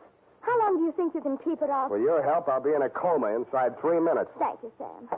Now, you just lie down here on the couch, and I'll take your shoes off. Now, look, And I can take dictation while you relax. Nuts. Where's that black coffee? Sam, you're angry with me. Your eyes. Please don't glare at me like that, Sam. I can't bear it when you... I am not glaring. I'm trying to keep them open. Now, sit down. I got to keep moving around. Oh, moving around. Rise yourself like this, Sam. Please, Effie, please. Date, fill it in. It's your life. Go on. Burn yourself at both ends. Let's see. A.J. Tatspaw, claims manager, All Risk Insurance Company, Tide Building, San Francisco. From Samuel Spade, license number 137596. Dear Sir, the following is an accounting of my services to your company in connection with a claim of Emma R. Lazarus on the life of the assured Timothy R. Lazarus. The latter called at my office yesterday at approximately 11:30 a.m. He was tall, bald, gray-faced, and dusty. He looked as if he'd been buried and dug up several times. This may sound like a poor sort of jest, Mr. Spade, but my name is Lazarus, and I want you to bring me back from the dead. Well, sounds interesting. Why did you die? When did you die? And how did you die? I was declared dead by the appellate court of the state of California, August 28th last year, by reason of 7 years' absence. Who took it to court? My wife, Emma. Insurance? Yes. My wife and I agreed between ourselves to insure my life in the amount of $100,000 that she would collect on legal presumption of death after my disappearance and continued absence for 7 years. That's the law, Mr. Spade. Yeah, it's been tried a lot of times. What went wrong in your case? Wife double-cross you? If that's your attitude, I'm afraid I've come to the wrong man. Uh-huh. You're still in love with her. Well, that makes it tough. You know they'll nail her for perjury if you prove you're still alive? That's why I didn't go to the police. Even though we'd planned the deception together, she had reason to believe that I was actually dead. Suppose you cover the whole thing from the beginning, Mr. Lazarus. Yes. I married her back in 1940. And for a while we were happy. And then she became restless. You mean you were not able to support her in the manner to which she was accustomed? She was young, lovely, you wanted her to have nice things, but on your meager salary, it was impossible. Oh, I know, it's an old story, but life is like that. Well, you said it. Yeah, well, there you are. I was assistant cashier at the Golden Gate Bank. Oh, no, not that. I started taking small sums at first, meaning to repay them later on. Let's not go through the whole script. How much did you embezzle? $20,000. Yeah, so you decided to take it on the lam before the auditors came in, and... I was going to give myself up, but Emma wouldn't let me. We made our plans that night, and I left for Mexico the following day.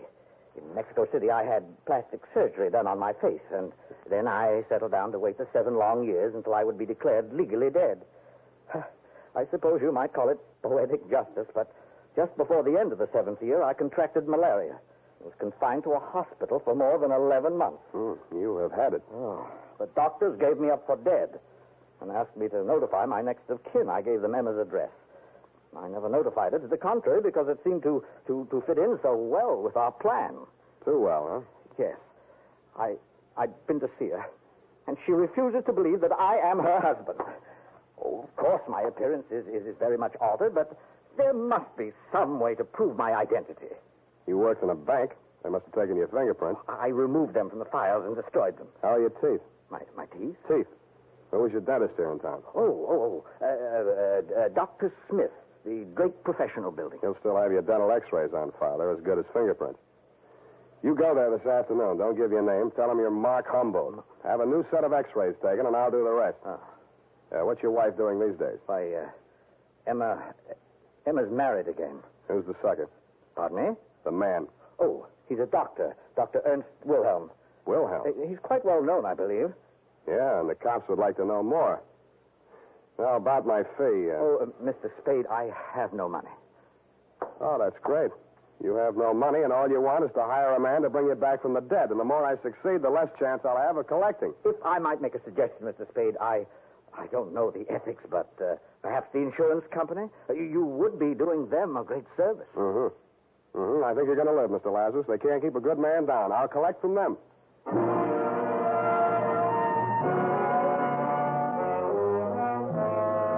I knew there wasn't a chance in 100,000 of shaking a fee out of your company. After all, you have your own investigators in the payroll, and contract work isn't deductible under the new tax law, but something about Lazarus had gotten to me. Something else about him got to me at the Blue Bottle Bar and Grill, where I stopped for lunch. Mr. Spade? Yes, indeedy. I'm Emma Wilhelm, Mr. Spade. Emma Lazarus Wilhelm? I see you do know who I am. May I sit down? Slide in, Mrs. Wilhelm. Thank you. I'm glad to know you have a sense of humor, Mr. Spade. It's about that man, of course. Surely you didn't believe a word of his story. Which word? Oh, I'll admit there are slight traces of the truth in his raving. My first husband, Timothy Lazarus, was an embezzler. He did disappear, and it's quite true that I have collected the insurance on his life. I might even believe that Tim is still alive, but that man is not he. Then what are you so upset about? Oh, it's perfectly obvious what he wants. He's an extortionist. You're wrong. He doesn't want money, Mrs. Wilhelm. He wants you. Oh, Mr. Spade, how much do you know about my husband? Which one? Don't be flippant. Dr. Ernest Wilhelm. He made his first million panning lead nuggets out of gang war casualties and lost it on the stock market. He cut his second million out of Nob Hill and called it surgery. He lost that on horses, blinds, and malpractice suits. The last time he was mentioned in the paper, there was a big picture of him puffing sleeping pills out of the stomach of an aging burlesque queen. It may or may not have been coincidence that she did not recover, and that she was the ex-girlfriend of one of our better-known racetrack haberdashers, and if he got $100 for the job, he was paid off in blue. Please don't say any more. That poor girl. And she'll do the same thing to me. Well, if you persist in helping that imposter, you'll be responsible for whatever happens to me or anyone else you involve. Anything else I should know? Yes. Both you and your client are being watched and followed. You can't escape him. He's not quite the has-been you'd like to think he is.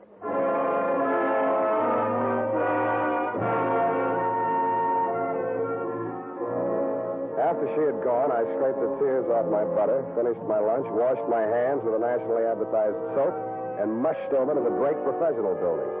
I found my client's dentist in his lab polishing up a set of gold inlays. Humboldt? Oh, yes. His x-rays have come through. Only set today. They're on the clamp there. Don't touch them. They're not dry yet. Oh, I'm sorry. What's your interest? Police identification? You guessed it. Always happy to cooperate. Thanks.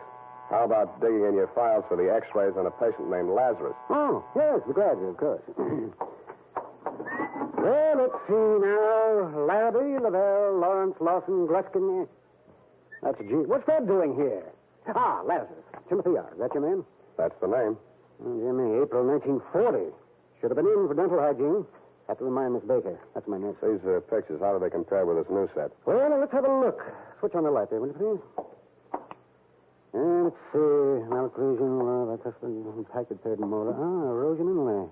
Yes, it's very interesting. You mean they're the same in both sets of pictures? Oh, dear, no. A man's mouth could change a lot in 7 years, couldn't it? Well, especially with dental neglect, but that would never cause a man to grow new teeth. Oh, well. You see here, Humboldt has one more lower incisor and two more molars than Lazarus. And the whole character of the mouth is different. Now, these two men would not look even faintly alike. Well, could there have been some mistake in filing? Oh, dear, no. Miss Baker's been with me for 10 years. Never made a mistake yet. Could I talk to her? Not in today. Been out since Tuesday. Cold. Oh, say, by the way, you're a detective. How's this for a mystery? She phoned me this morning and thanked me for sending a doctor around to examine her. Now, this is the peculiar part. I have no recollection of having done so, and I'm not acquainted with the doctor she said I sent her. That wouldn't be a Dr. Ernst Wilhelm. Why, yes. Wilhelm. That was the name. Do me another favor, will you? Call a doctor you do know and tell him to get over there as fast as he can.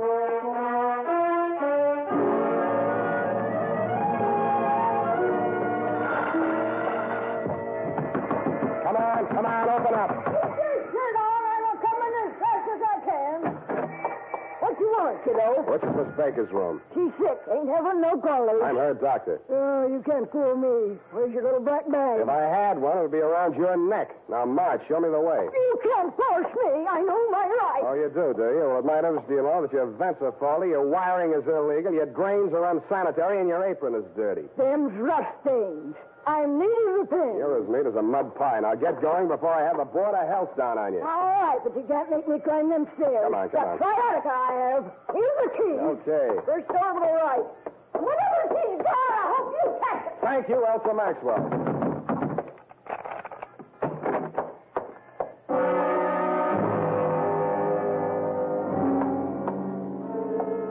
She was stretched out on the bed, her left arm twisted under her and her right dangling over the edge. On the floor beneath it was an empty pill bottle. A few red capsules were scattered near it, and some more were spilled out among the bedclothes. It was a standard sleeping pill suicide scene, but I didn't believe it. The body was still warm, but no pulse. I didn't waste time getting her the mirror test. Instead, I looked around for a phone. It was on a table near a window. I meant to dial the police number, set her 12020, but SU was as far as I got. Felt like a bee sting or a quick jab with a needle. I spun around and swung out blindly. The face that I missed was suntanned under a shock of iron gray hair. He was wearing the same white-toothed grin that Dr. Ernst Wilhelm always wore for newspaper photographers. I started towards him, and he backed away, still grinning. Come ahead, Spade. Come and get me, but hurry. You have only 20 seconds more. Shall I count them off? So far, you have 3, 4, 6, 7, 8, 9. The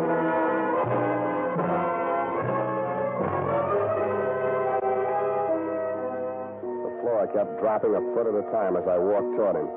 But every time I got to the bottom of the incline, it tilted up the other way, and I slipped back. He kept dropping out of sight, and every time I got him back into my line of vision, he was farther away. The walls of the room opened out and disappeared into some clouds. The ceiling spun around faster and faster until it whirled away like one of those flying discs. Then the floor turned into gelatin, and I sank in it.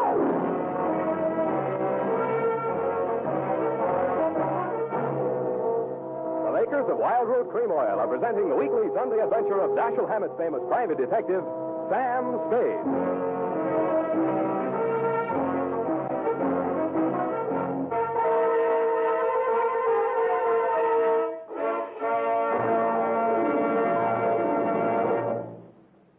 Now, here's important news on good grooming. If you want the well-groomed look that helps you get ahead, socially and on the job, listen. Recently, thousands of people from coast to coast who bought Wild Root Cream Oil for the first time were asked, how does Wild Root Cream Oil compare with the hair tonic you previously used? The results were amazing. Better than 4 out of 5 who replied said they preferred Wild Root Cream Oil. Remember, non-alcoholic Wild Root Cream Oil contains lanolin. It grooms the hair naturally, relieves dryness, and removes loose, ugly dandruff. So if you want your hair to be more attractive than ever before, get the generous new 25-cent size of Wild Root Cream Oil, America's leading hair tonic, on sale at all drug and toilet goods counters. It's also available in larger economy bottles and the handy new tube. Get Wild Root Cream Oil. Again and again, the choice of men who put good grooming first. By the way, smart girls use Wild Root Cream Oil, too. And mothers say it's grand for training children's hair.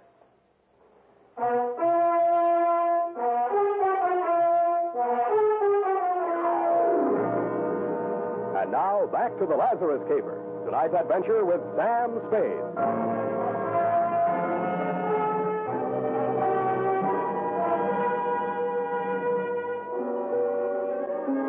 The dream lasted about 300 years. Around Christmas time in the year 2247, another bee stung me. I opened my eyes, but the lights on the tree were too bright, and Santa Claus was bending over me with a brandy breath. Come on, man. Come on. little willpower. You're conscious. That's it. Sensation returning. Here, try and sit up. There's a girl. How about her? Too late. Did everything I could. Suicide pact? Well, one of your brothers in Apollo was a little too handy with a needle. Here's the mark on my arm, and you'll find one on that stiff. Those sleeping capsules were a plant to make it look like suicide. You'll be feeling better soon. Now, come along. Up on your feet. Must keep moving. Restore circulation. Hip. Thanks. You the man Dr. Smith called? Yes. So you're a private detective. How do you feel now? I'm still dopey. You give me something to pick me up? I've given you as much stimulant as it's safe to administer. For the rest, you'll have to sleep it off. And you will.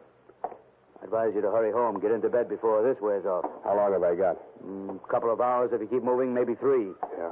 But if I were you, I wouldn't stay out. Don't want to fall asleep in the middle of Market Street, get run over by a bus. Worst things can happen to you in your own bed. Look at her. Murder? Think you can prove it? I don't know. I couldn't. Not on her. And I've been an autopsy surgeon for 20 years. Well, cheer up, Doctor. If you miss on her, you may get a second chance. Huh? Yeah, me. Those eyes are looking better. I think you'll live.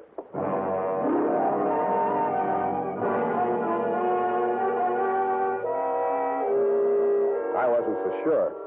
Unless I could nail Wilhelm before my 3 hours is up, it's a safe bet he'd nail me again with that needle. He had done me one favor. He'd convinced me that my client was really the man he claimed to be and that Wilhelm and Emma knew it. My best hope of smoking him out was to dig out some solid proof. I spent 10 minutes of my 3 hours getting to the Hall of Records and 10 more finding out there was nothing there on Lazarus but his death certificate. I had a gander at the wanted file at police headquarters. They'd checked him out in August of 47 when the court had pronounced him dead. I looked at my watch. With 2 hours and 17 minutes of wakefulness left, I just didn't have time. I stopped by Lazarus' hotel, got a set of his fingerprints and several samples of his signature, took them to a penman I know down on the Mission, and between us we forged the most amazing set of documents ever assembled on one man. All dated, notarized, certified, witnessed, registered. One even bore the great seal of the state of California and the signature of the governor. I squeezed them all into a large briefcase, propped my eyes open with toothpicks while I drank half a gallon of black coffee, then phoned Dr. Wilhelm's night number.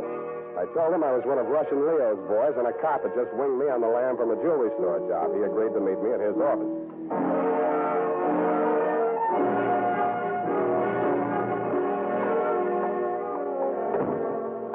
Hello, Wilhelm. Yes? Is that all you got to say to the guy you knocked off an hour ago? I'm afraid I don't quite follow. Who are you? Look, I know that you know and you know that I know. We even wrote a song about it. So let's get off the dime and don't reach for a needle. This gun is bigger and it shoots farther. Well, I can see you mean business. What do you want? First, I want to show you a few things. Here, take a look.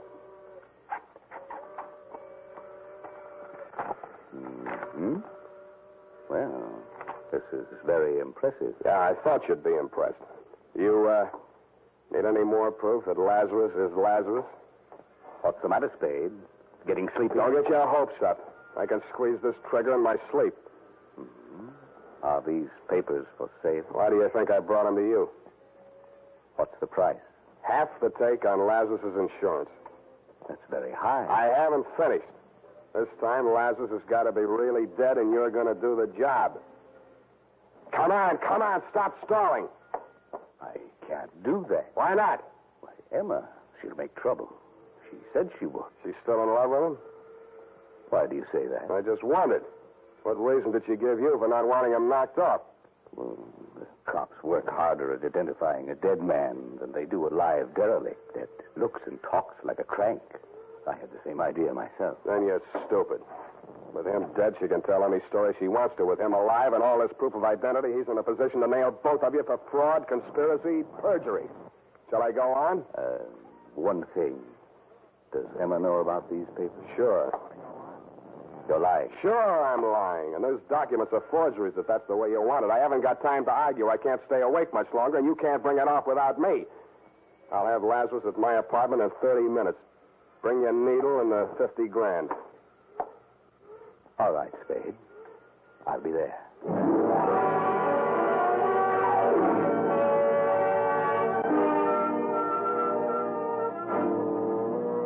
made 2 phone calls on my way to pick up Lazarus, one to Emma and one to Lieutenant Erlinger of homicide.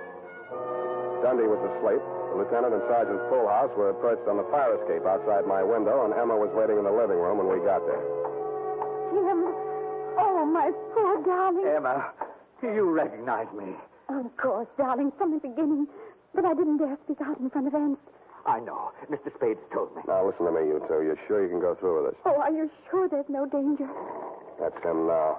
Come on, Lazarus, get in the bedroom there. Now, do what I told you. Don't worry, Emma. Oh, I'm so frightened. Quiet.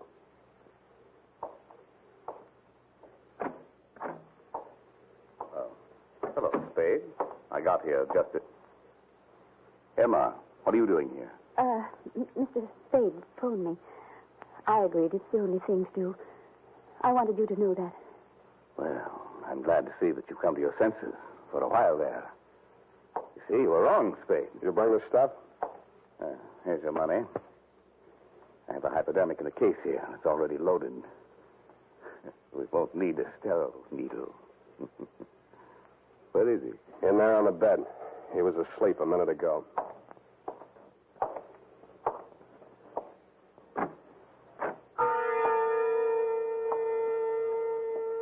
The grogginess that had kept coming back over me in waves for the last 2 hours swirled over me again as Wilhelm leaned over the bed where Lazarus lay, stretched out with his eyes closed.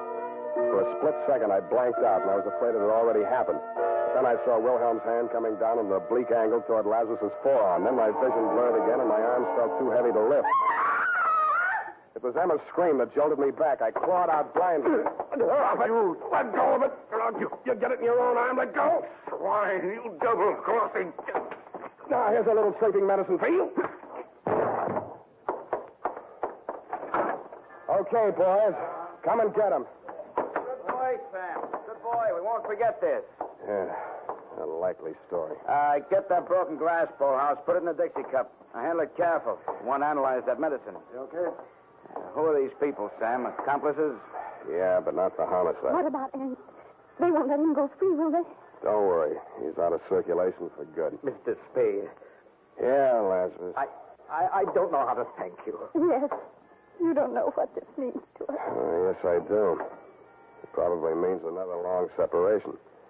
The state prisons aren't co-ed. But if you insist on being alive, you have to take life as it comes.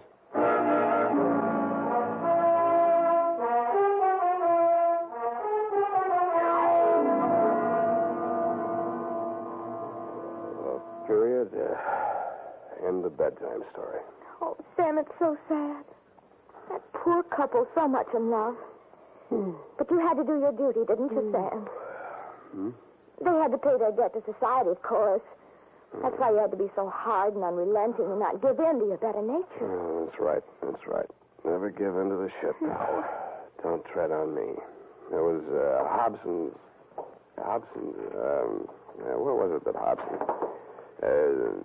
you may fire when ready. You know best, Sam. I'll just go type this up.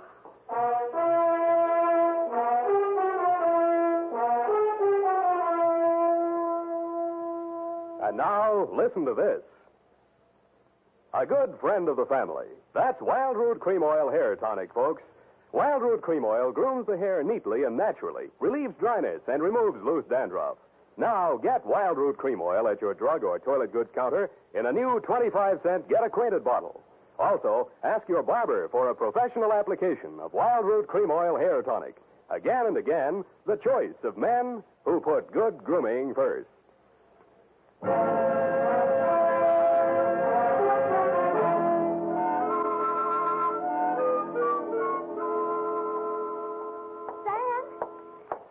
Sam, wake up. Well, go away. Your apron's dirty. Sam, I'm not wearing an apron. Then why don't you let me sleep? Sam, you've got to wake up. Your coffee's here. And tell them I'm in conference. No, Sam, no. The black coffee. You said to order 3 gallons. What? I couldn't carry it all. I'll make another trip. 24 cardboard containers. You'll have to drink it up fast now. They're leaking already. Abandon ship, all ye who enter here. Oh, Sam, what am I going to do with it? Open the restaurant. Good night. Oh, good night, Sam. Number 3 turrets, open fire.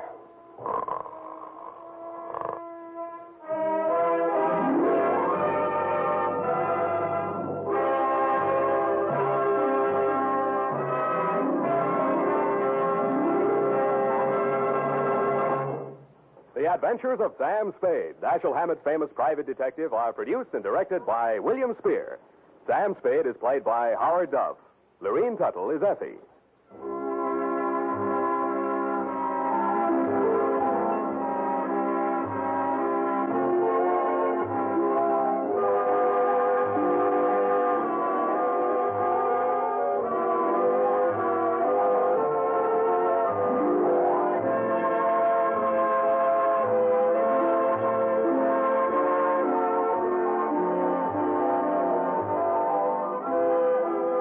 Adventures of Sam Spade are written for radio by Bob Tallman and Gil Dowd.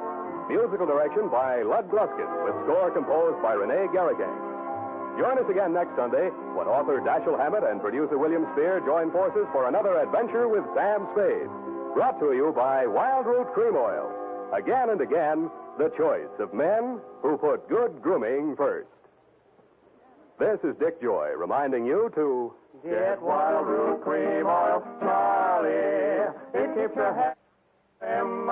You see, it's non-alcoholic, Charlie. It's made with soothing lanolin. You better get Wild Root Cream Oil, Charlie. Start using it today. You'll find that you will have a tough time, Charlie. Keep on all the gals away. Hiya, Baldy. Get Wild Root right away.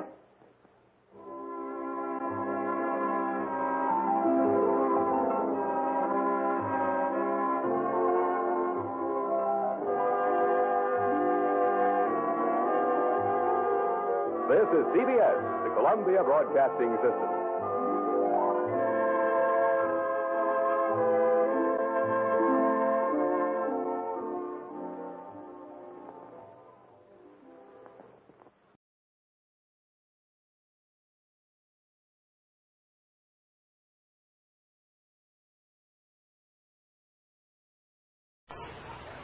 The National Broadcasting Company presents The Adventures of Sam Spade, Detective. Sam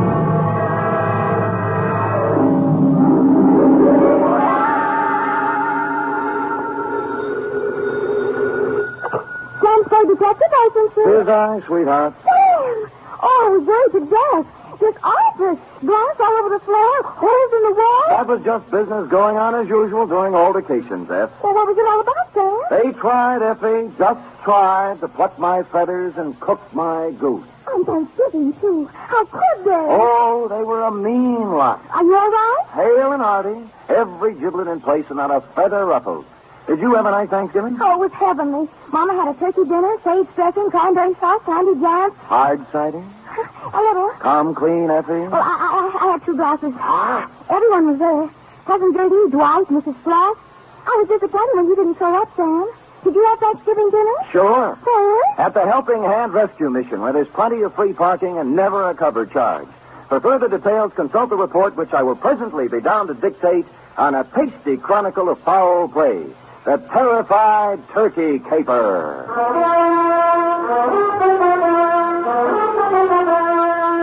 For NBC, William Spear, radio's outstanding producer-director of mystery and crime drama, brings you the greatest private detective of them all in The Adventures of Sam Spade. Sam Spade! Oh, you were waiting for me. Having Thanksgiving dinner at a rescue mission, and Mama cooked it perfectly wonderful. Thank your mother for me, F. Tell her I'll be over to break wishbones with her tonight. And to atone for my social indifferences, here's a little something I brought for you. Oh, Sam! You shouldn't have. It's beautiful. What is it? A blunderbuss. A blunder what? Bus, as in step to the rear of. Oh. Well, what does it do? Shoots, F. It's a gun.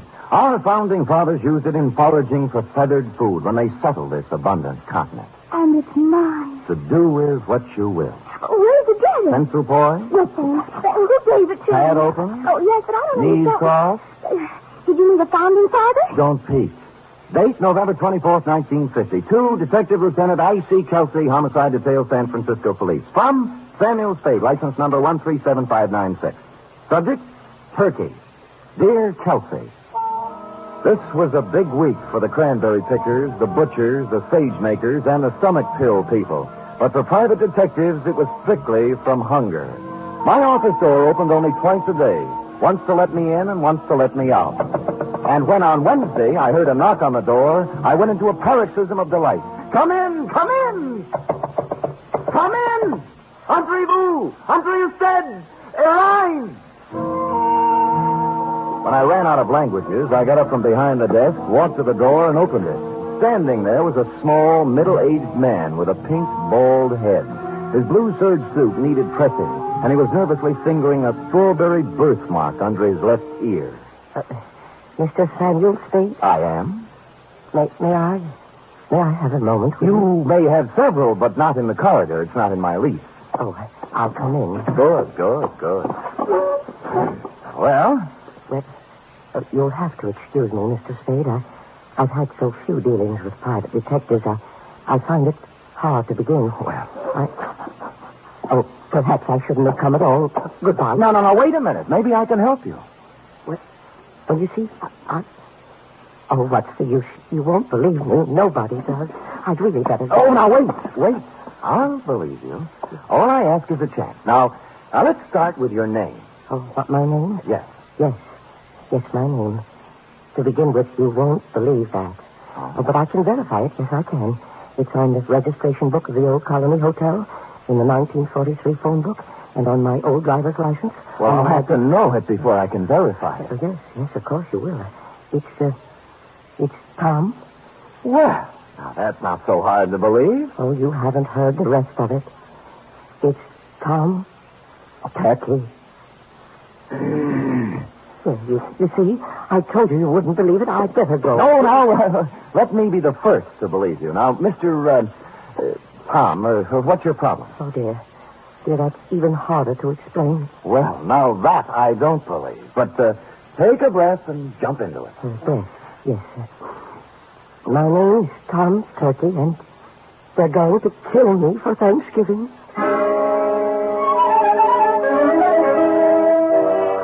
Well, I had asked for it, and I had gotten it. And I sat back wondering who had gone to all the trouble to play this funny joke on me. I was looking at my hand to see if there was any itching powder on it where he'd shaken it when my phone rang. I lifted the receiver, swung around on my swivel, and gazed out onto the street. It was Al Cuccio calling, a private eye whose reputation was shadier than a mushroom cellar. Hiya, Spady. Al. Haven't seen much of you lately, Spady. You have to get together. Yeah, well, so long. Wait, I'll tell you why I called. I've had a pest in my office, keeps coming back. Thinks he's a turkey somebody wants to dress. I brushed him, but your name came up, and I just wanted to warn you. He might be in to see you. I'm confused, Al. I never knew you to turn your back on a buck. Oh, I don't want any of this one. His buttons are loose. My advice to you is to bounce him. Well, we've never traded advice before, Cuccio. Why now? Well, after all, we're in the same racket. If we can't help each other... Oh, sure, Al, sure. I appreciate it. Give me a ring. We've got to get together sometime. Yeah, when I get a free night, we'll Jimmy parking meter. Yeah, Huh? Oh, yeah. Parking meters. I'll see you later, Spady. I turned back to the desk, and what I saw in front of me was an empty chair. Tom Turkey had taken wing. I got up and walked to the window, and a minute later, I saw him come out of the building downstairs and start to cross the street. And then I saw something else. A large 4-ton truck was tearing down the street, picking up speed. Instinctively, I shouted a warning, and at the last second, Tom Turkey scrambled from in front of the truck and disappeared into the alleyway. The truck roared up the street, and on its side was printed in gold letters, "Haynes, you drive it." There was nothing to say it wasn't coincidence, this near mishap, but somehow I found myself intrigued and wanting to hear more of the little guy's story. He said the old Colony Hotel. On the way, I stopped at the library, found an old 1943 phone book, and looked. He was listed. Thomas Turkey, it said. Out of curiosity, I rang the number. Hello? I wonder if you can help me. I'm inquiring about a Mr. Turkey. Turkey. This ain't his number no more. I know. Haven't had any calls for him for years. Screwy name. Yeah, I know. I knew a woman named Rabbit once. Mrs. Rabbit. About Turkey, could you remember what he looked like? I don't. Hey, Manny, what Turkey look like? Huh? Yeah. Small man, around 50. Nice fellow, Manny says. Strawberry under his left ear? Strawberry under his left ear, Manny? Yeah, strawberry under his left ear. Well, thank you, madam, for your information, and thanks to Manny. Well, you're welcome, but I don't know what you're going to do with it. Old man Turkey's dead. Been dead for years. Curiouser and curiouser, I thought. They had described the man who came to my office 20 minutes ago. And now he'd been dead for years.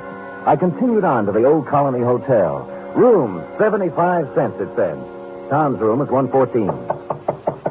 Who is it? Sam Spade. Oh, come in, Mr. Spade. I'm sorry I ran away. I didn't think you really believed me. Well, I'm not sure I do yet. Tell me, was that truck an accident? Oh, I don't think so, no. They made 3 attempts before to kill me. Somebody tried to push me in front of a train, and then a wheelchair full of cement dropped off a building and just missed me, and then I was shot at. Well, who are they, and why would they want to kill you? I don't know. I just don't know. Look, let's tack. Tack? Tack. I dialed your old phone number, and the people who answered said you're dead. Oh, a lot of people think I'm dead. Yeah. Look, do you still want me to work for you? Oh, yes, please. Well, you'll have to tell me more, then. I can't... I guess I'd better tell you everything. Oh, it's hard to talk about, Mr. Spade. It's not easy to admit to someone you've been a foolish man. You see, I just turned 50. I was quite tired of the life I'd led. Proper, dull, and unfruitful, except in money. My business was wearing, and so was my wife, Henrietta. This has a traditional ring. Anyway, to make it short, I decided to run away. One day I drove to work. I parked my car in the middle of the Bay Bridge where the suicide note left it and disappeared. Where did you go? Oh, all over the world. I took a job on a boat. I did. On a boat. And then I settled in Sao Paulo, Brazil, under another name. Now you're back. Why? Well, maybe I got lonely. Maybe I got wiser. Maybe I felt I paid enough for my mistakes. Let's just say I'm back. I want to be with Henrietta. Have you seen her? I checked into this hotel and wrote her a letter saying I wasn't dead. I was back in San Francisco, and I wanted to come back to her if she still would have me. But I told her I wouldn't bother her unless she wanted to see me, that she could contact me here.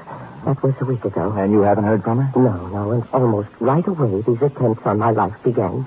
I see. All right, what's her address? 3118 Monroe. Oh, she's taken her maiden name again. Black. Henrietta Black. Well, come on, let's go. No, I'm not going to see her until she asks me. Well, look, you're going to my apartment. Nobody will bother you there. And you're going to see Henrietta? That's right. Oh, thank you. Thank you, Mr. Spade. You do believe me. I think I'm really ready to face the world again now. I deposited Tom in my apartment with instructions to open the door for no one but me, and then I proceeded to 3118 Monroe in a high-rent district.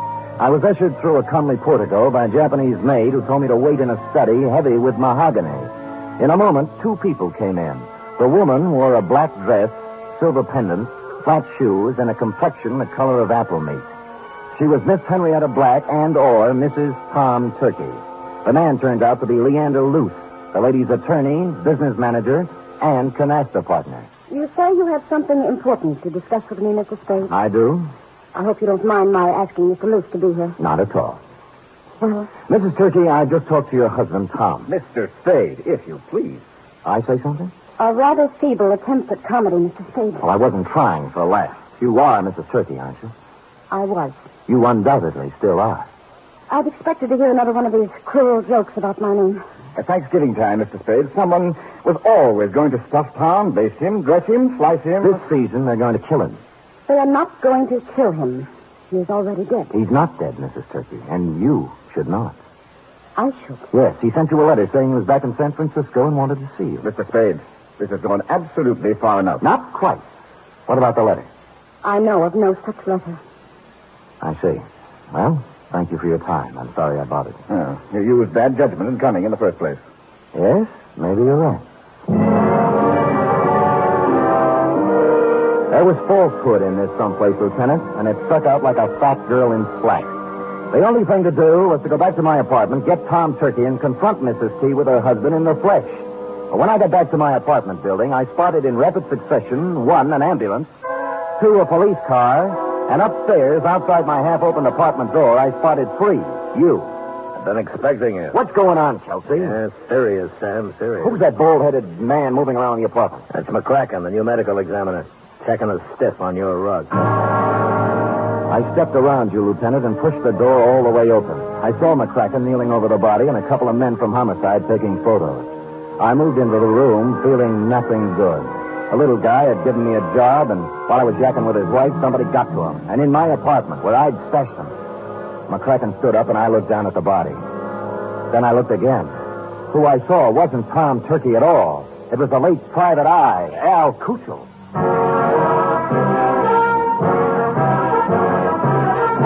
You are listening to the weekly adventure of radio's most famous detective, Sam Spade.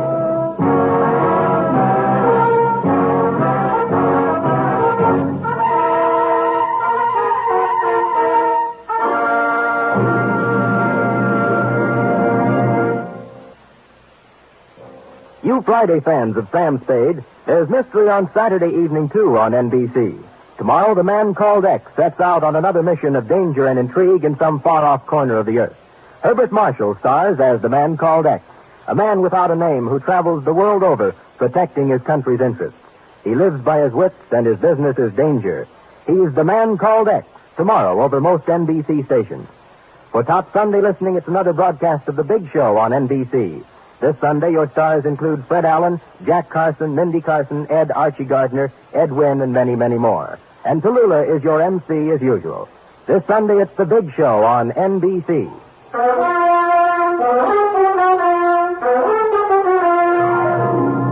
And now back to the terrified turkey caper, tonight's adventure with Sam Spade.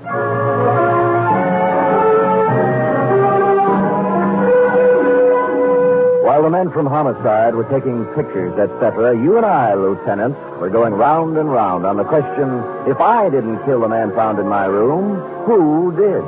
And you were sufficiently impressed with my insult, Chelsea, not to hold me for the murder. We bowed to each other, and I left. Thinking back to the truck that had almost run Turkey down, I went to the Haynes U Drive truck rental garage.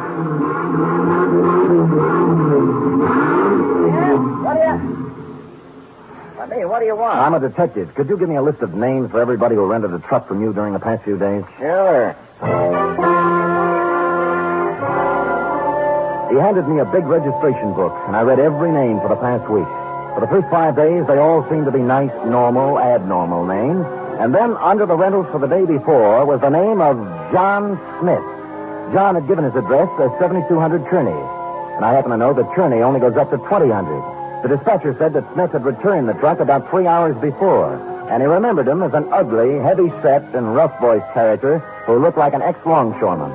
They had already washed the truck, so the fingerprints were all out up.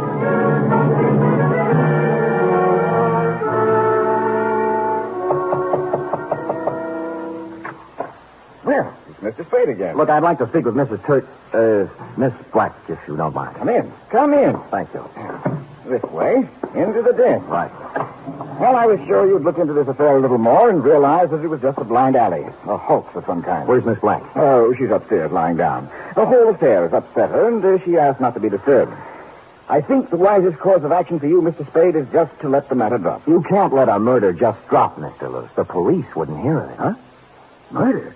Who? An untracked private detective named Al Kuchel. Well, what does this have to do with Henrietta Black? Al Kuchel called me earlier today and said that Tom Turkey was a crackpot, a little man with delusions. He tried to top me off taking his case. He sounds like a perceiving man. Well, he didn't perceive ending up in my apartment with a bullet in his head. Well, that's too bad, but I still don't I left Tom Turkey in my apartment for safekeeping, and when I returned, he was gone and Kuchel was dead. Well, that explains itself, obviously. This detective knew that Tom Turkey was a phony, and Turkey killed him. It can figure that way, and a number of other ways. Mr. Spade, I have no desire to sit here trading subtleties with you. As yet, no one has demonstrated that the real Tom Turkey actually exists, alive. Now, until you do have something more concrete and less mythological, Miss Black requests that you do not come around opening up old wounds. You've made an eloquent point. Just tell me one thing. If I can. When did Tom Turkey disappear? I mean, what month, what day? It was, 1943, November.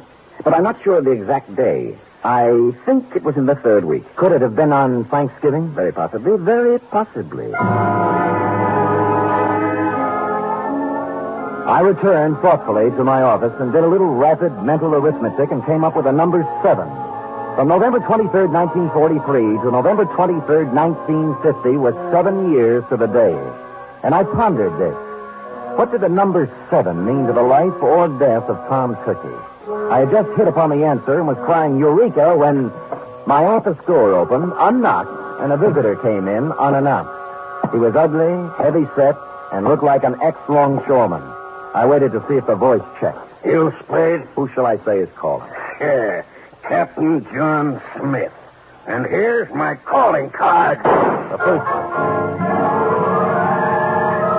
first bullet grazed my shoulder and tore the padding out of my coat. The second bullet hit the water cooler and it crashed over, water and all on top of me. Where the third bullet hit, I wasn't sure at the time because darkness came rushing through my head like a freight train.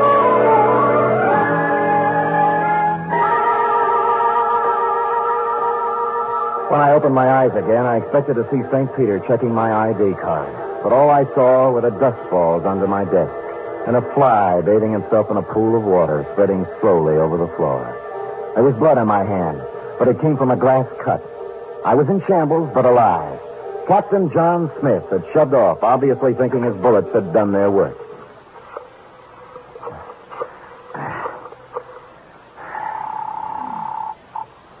Homicide, Lieutenant Kelsey. Sam, Kelsey, have you found anything more about Pond Turkey?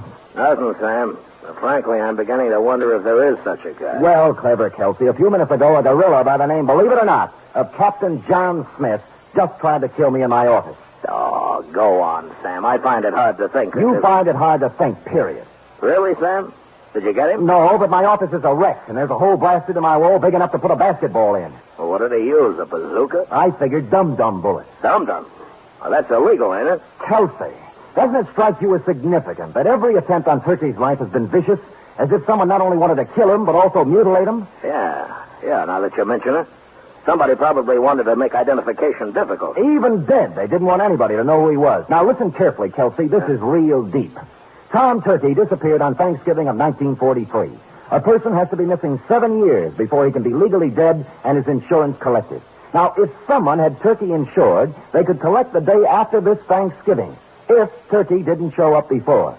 You mean somebody's trying to kill him for the insurance? I would say so, Kelsey. I would say so. Now, hurry up and find him.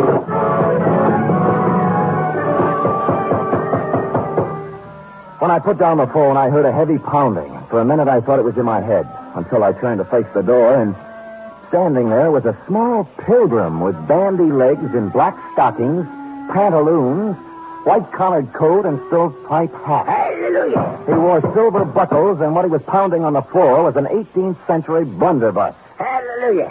Have I got the right place? Oh, offhand, I'd say so. If you're looking for Captain John Smith, he just left. Pocahontas is expected any minute. Now, don't you go trying to confuse me. I'm too thirsty. What's on your mind? Well, I'm looking for a fellow named Dan, Oh, I'm so thirsty, I forgot. Sam Spade? Yeah, that's it. Yeah. Oh, you broke your water bottle, huh? Yeah. Good. That stuff's poison anyway. Hallelujah. Hey, say, do you happen to have any hard cider around? Fresh out. Oh. I'm kind of thirsty, you know. Any type of corn squeezing?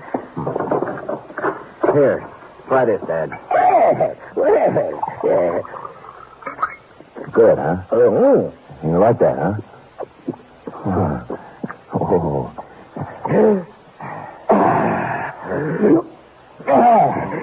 Follow me. But before we go, do you suppose we could have a little something for the road? It's bitter cold. I gave him a little, but not too much, because I didn't want him to lose his way. He walked me right down Market Street so he could look in the liquor store windows. He said it gave him a comfortable feeling to know there was so much good in the world. And then we turned right a few blocks until we came to the Helping Hand Mission. Across its gray front, a banner promised special holiday food and comfort to the unfortunate. And on the street in front of it, there was a brass band sending out signals to the fraternity that any minute the great feast of Thanksgiving would begin. The band members and other volunteer workers were all dressed as pilgrims, a quaint conceit. My pilgrim led me to a dark corner of the clubroom, and sitting there unhappily was none other than Tom Turkey. Hello, Mr. Spade. Oh, hello, Tom. What happened to my apartment? And why did you run away? Well, I was afraid. You told me not to answer the door until you came back. Well, somebody knocked on the door and said it was you, so I opened it, and 2 men came in. Tell me, was one of them Al Cuccio? Yes, the detective. The other man was a big, ugly-looking fellow, and when they saw I was alone, they started arguing. About what? Well, the detective said that now that he'd brought the ugly man there, he wanted his money. Yeah? The ugly man pulled a gun, and they started to fight. Oh, dear, I slipped out the door, and when I was halfway downstairs, I heard a shot and kept on running. Well, Al Kuchel is dead. Oh, my. I thought so. This was the only place I could think of to hide. Oh, when Henrietta finds out I've been mixed up in a murder, she'll never take me back. Henrietta. Hey, tell me, did your wife ever have any insurance on you? Oh, before I ran away, she did. A $50,000 policy, but, that would have lapsed by now. Maybe. Did it have a suicide clause in it? A suicide? Yes. Well, no. No, it didn't. I remember. Yeah, you'd like to talk to Henrietta, wouldn't you? All right, here's her phone number. Call her up and tell her where you are. Oh, dear, I don't think I could. I'm too frightened. You've got to do something to help yourself. If you don't, by midnight, you might be a cold turkey. Oh. I'm sorry, it just slipped out. All right, I'll do it.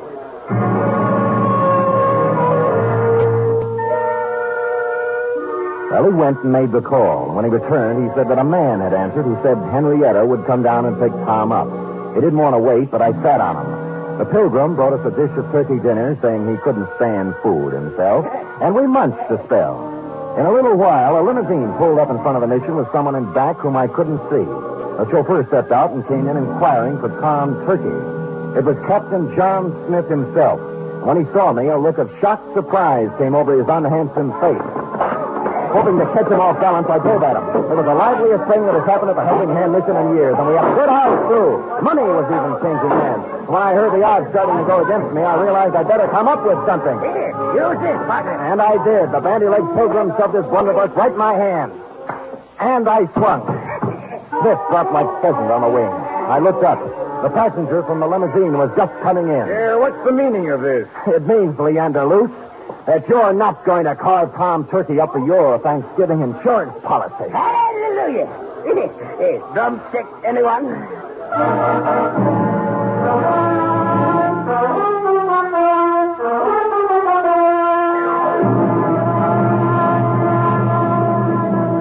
Period. End of report. Sam, I don't understand. Well, it's as plain as the cranberry stain on your dress, Beth. Luce, as Henrietta's business manager, had her power of attorney. And secretly, he kept making the payments on Tom Turkey's insurance policy. Oh, and then he'd collect for Henrietta and keep the money himself. Effie, sometimes your lightning mind frightens me. Now, go type that up. 3 chimes mean good times on NBC. There's fun and laughs with the chimes later tonight when Ed Gardner stars in Duffy's Tavern. As usual, Duffy won't be there, but Archie the manager will definitely be on hand to serve his blue plate special of grilled English language. This Sunday, the big show comes your way again. Tallulah will be your hostess, and the stars include Fred Allen, Jack Carson, Ed Wynn, Meredith Wilson, and many, many more. It's the big show, Sunday on NBC.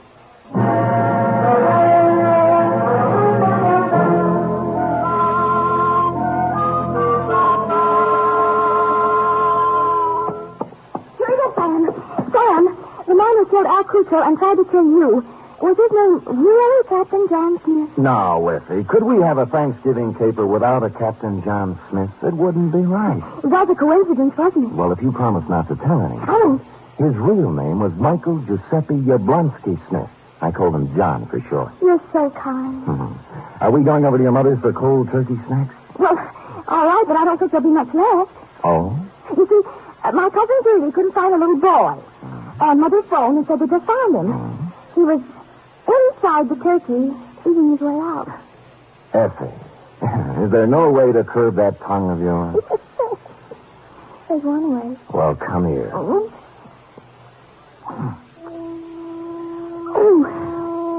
good night, Sam. Good night, sweetheart.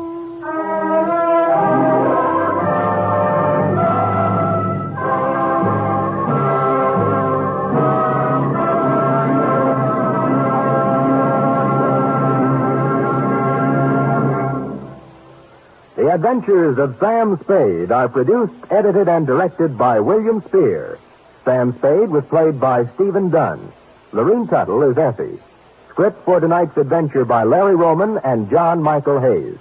Musical scoring by Lud Gluskin, conducted by Robert Armbruster.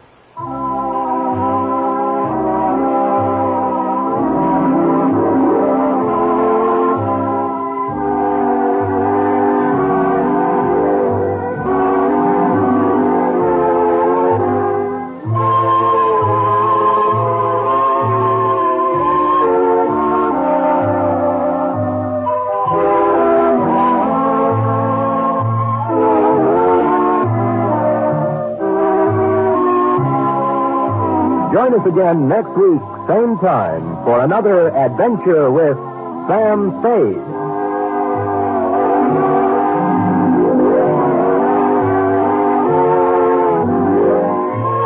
Hear the magnificent Montague, then visit Duffy's Tavern on NBC.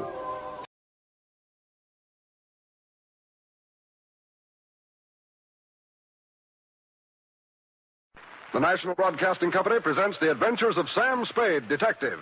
Sam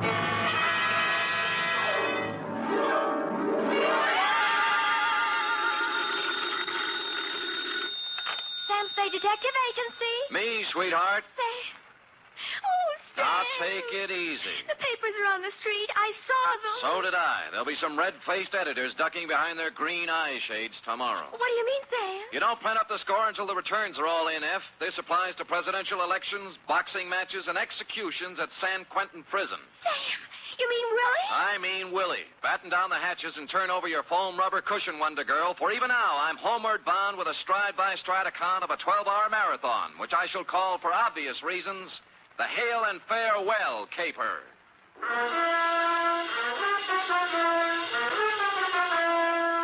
Transcribed for NBC, William Spear, radio's outstanding producer-director of mystery and crime drama, brings you the greatest private detective of them all, starring Stephen Dunn in The Adventures of Sam Spade.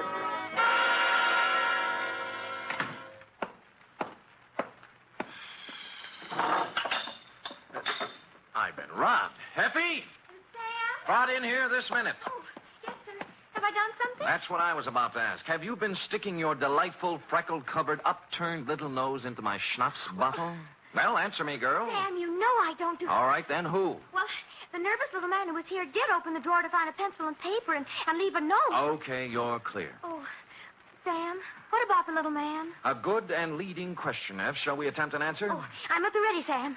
Shoot. Date, fill it in. To Justice Edward Benjamin, State Supreme Court, from Samuel Spade, license number 137596. Subject, the Hail and Farewell Caper. Dear Justice Benjamin, my relationship with the spindly little man goes clear back to a week ago, Thursday, possibly even before that. But that was the day I first noticed him. I remember it was Thursday because I was having corned beef and cabbage at Schroeder's. With him, it was a glass of water at the next table. He was paying little mind to the menu, having decided to spend the lunch hour staring at me.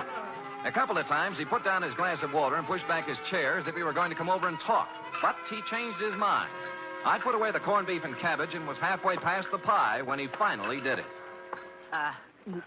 Excuse me, sir. Hello? You, sir, are Mr. Spade? I am. The detective, Sam Spade Detective Agency? At your service, sir. Now, what can I...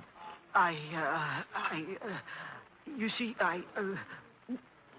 do you have a match? I gave him a match, and he thanked me and went out. On Friday, I saw him in Ben's grotto over a plate of wrecked sole. We got just about as far, then he returned the match he owed me. The following week, I saw him 4 times, once as I was going into a show, once at the post office, and twice as I was going into my office building. Each was the same. We'd get up to the point where he was about to tell me something, then he'd back down and ask me what time it was, or did I have a horse in the fifth at Golden Gate, or would I lend him a cigarette. Then he'd bustle off as fast as his spindly little legs could carry him. And thus matters stood yesterday. Place, my office, time, 1:37 p.m. Sam Spade.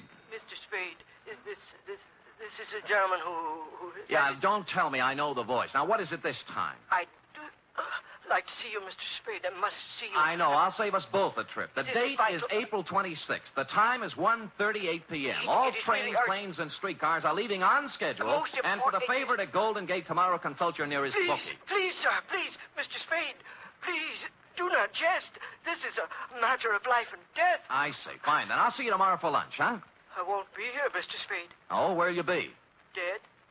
Look, I'm tired of this, Mr. Spindley. Give it to me straight or sign off. Now, what is it? You've got to listen to me, Mr. Spade. It's most important. It's a life or death. It's a life... Hello? Mr. Spindley? Hello?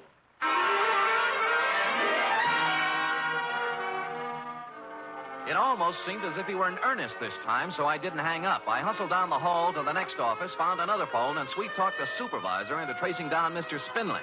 It was a pay booth in a drugstore opposite the Park Emergency Hospital. The clerk in the drugstore was just getting over it when I punched in. Spindley had collapsed in the booth and had been hauled across the street to the hospital. On the bed there. Oh, thanks, Doctor. Life and death, Mr. Spade. Terrible. You've got to stop it.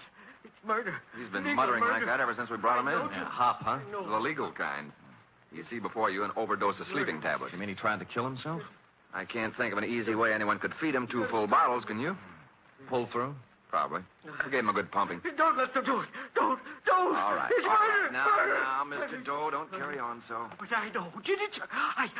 You must stop him. All right. I know who is Take it easy.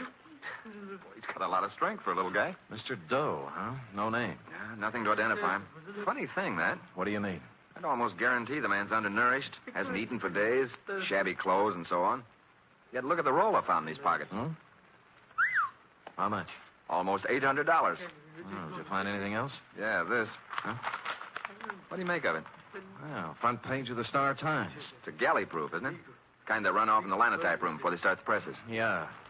Killer dies tonight. Willie Johnson, hitchhike murderer, to enter gas chamber at midnight. Innocent man. It's murder. It's murder. Down you go, Mr. Doe. But I know who did it, sir. I know everything. Everything. I know. A frame. It's a skillful frame. You mean Willie Johnson? Yes, sir. Yes, sir. I know who it was. It was hail and farewell, sir. Hail and farewell. Who was it? Come on, Mr. Doe. Wake up. Mr. Doe. Yeah. I was waiting for that. Hit him? Like a ton of bricks. He'll be incommunicado for the next 24 hours or longer. Hail and farewell. A broken down actor. Huh? Only an actor would think more of an exit line than an innocent man's neck. You mean you believe he knows? I don't know what I believe. The guy's been trailing me for 10 days, driving himself nuts, tries to knock himself off. It's a cinch he believes it. Well, there's no chance of bringing him around before tomorrow. Yes, and Willie Johnson dies tonight. So what happens? So I'm stuck for taxi fare to San Quentin.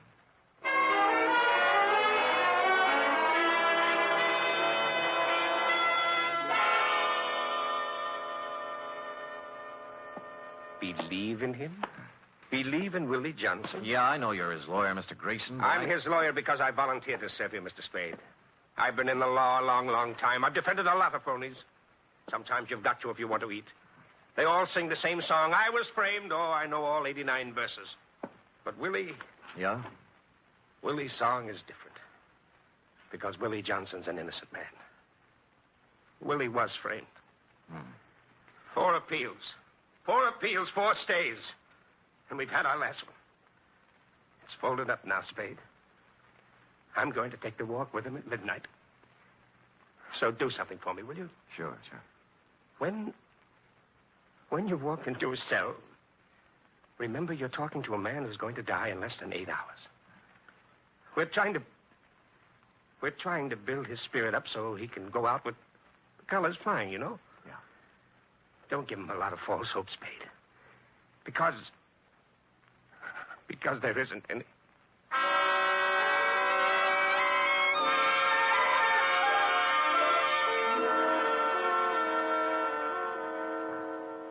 I don't quite understand, Mr. Spade, sir. I told my story so many times. I'd like to write something about you for the papers, Willie. Oh. Yes, sir. But all the newspaper gentlemen been here and gone. Yeah, I know. Could you tell it just once more, Willie? Well, all right, sir.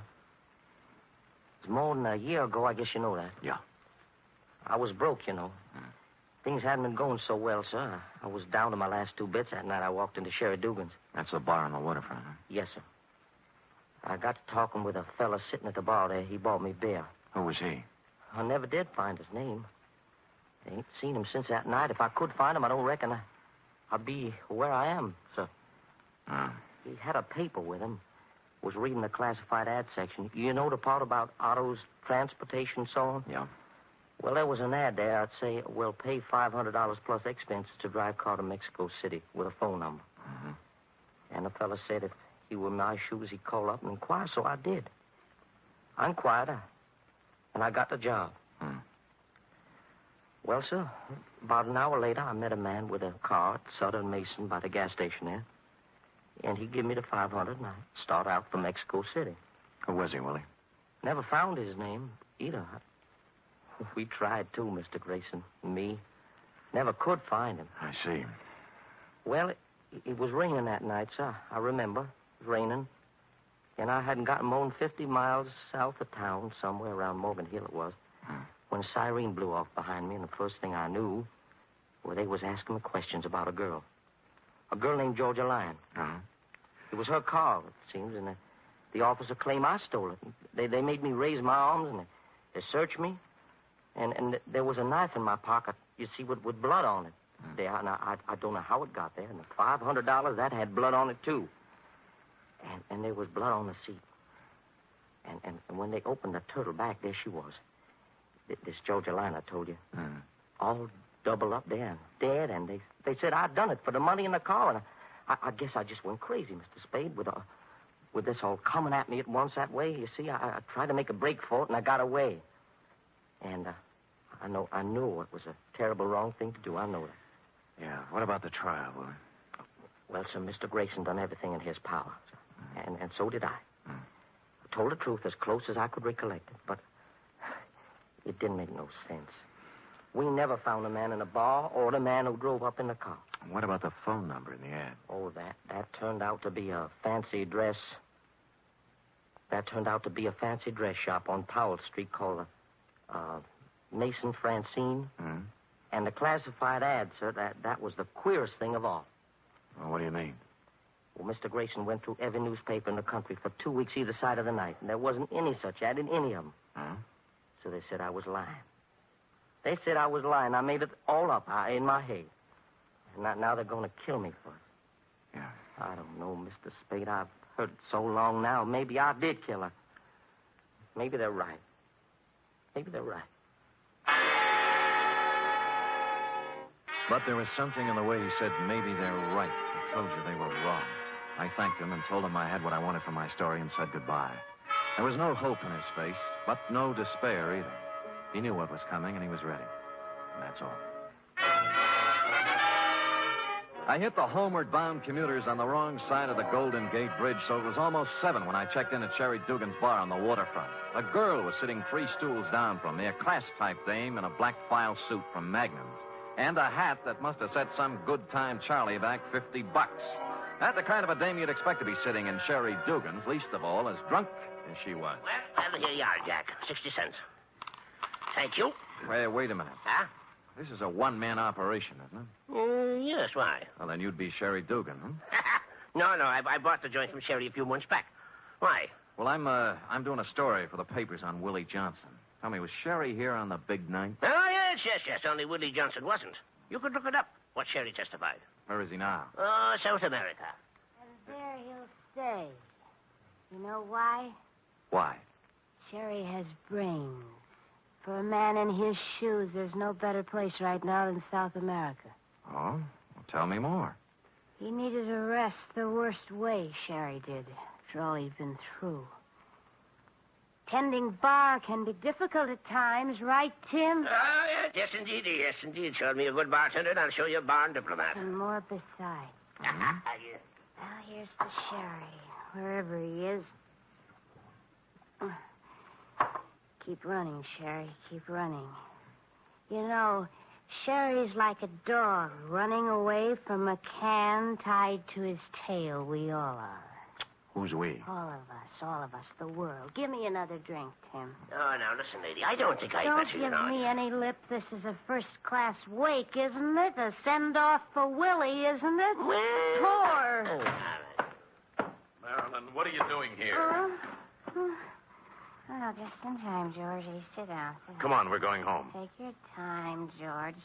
2 of the members present. 1 more. We'll have a quorum. Pour him a drink, Tim. You want me to carry you out of here? Might be fun. Where's Daddy? Pacing the floor. Now, come on. You know something, George? You've got a can tied to your tail, too. No use running, George. Oh, you're out of your head. Whatever made you come here? Kind of appropriate, don't you think? Special night tonight. Black dress. All fixings. Gonna have us awake. Not here we aren't. Are you coming? Nope. All right. Where we go? Going home. Bye, Timmy. And you, whoever you Hey, wait a minute. How about... Hold it. How much does she owe you? That's $3.45. Here. It's worth it. Now, tell me, who is she? Oh, it's a model. Some dress shop uptown. Oh? Like the Maison Francine, for instance? Yeah. How'd you know? Just a hunch. What's her name? Oh, Marilyn Hale. Her old man runs the Star Times, you know, the publisher. Yeah. The guy is his partner, George Farewell. You must have heard of the firm, Hale and Farewell. I had, but it was a slightly different reading from the one Mr. Spindley gave me at the hospital. I looked at my watch. Willie was 4.5 hours from the end of the line when I took off for the press room at the Star Times.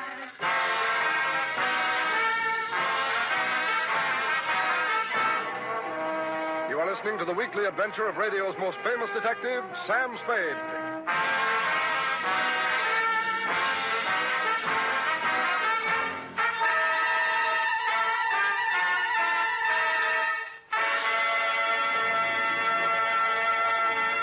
Three chimes mean good times on NBC. There's fun and music for you tomorrow evening with the Dennis Day Show. There'll be songs by Dennis and another typical tangled comedy situation, the kind of hilarious mix-up that could happen only to Dennis Day.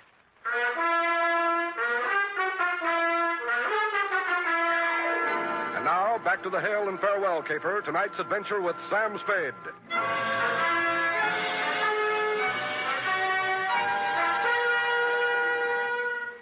Time, 8:11. I got out of the elevator in the basement of the Star Times building on Mission Street and started looking for the press room foreman, somebody named Joe Fortescue. I finally found his feet sticking out from under a sick linotype, hauled him out, and tried to make him understand what I wanted. Yeah, I know who you mean. I know, a little bandy-legged guy. Can't hear you. I say, it's a little bandy-legged guy. Yeah, that's the guy. Hello, what about him? Come on. Go ahead, you first. Now, who is he? Charlie Forrest, he's not. I know, but that's not what I care. Been off his rocker for a year. Look, you see that picture on the wall over your head? Yeah. That's Mr. Hale, the Iron Fist. Oh. Won't tolerate no inefficiency, you understand? But this screwball, this Charlie Forrest, I personally canned him twice, and both times Iron Fist sends it back to me. Yeah. So it don't make no never mind to me, brother. Leave him come to work stewed all the time. Leave him lay off for 2 straight weeks like this time. Don't make no never mind. Yeah. Now, look, I'm up with you now. How long's Charlie been this way? A year or so. I know just when it started. When Willie Johnson was hauled in on the hitchhiking killing, right? Oh, you've been talking to Charlie, huh? Yeah. Funny thing how that hit him. You'd find him sitting in a corner by himself, mumbling all the time about the guy being innocent. Mm-hmm. What do you suppose Charlie had to do with that? Oh, I don't know. Got real crazy toward the end, you know. Said he was killing Willie Johnson. And you'd ask him with what, and he'd say a linotype machine and a hunk of newsprint. One day he even offered to prove it, you know. How? Oh, I don't know. He said he had proof. He said he had the evidence that would save Willie's neck, hid in his room. Boy, was he off his trolley. Look, I've got to find out where he lives.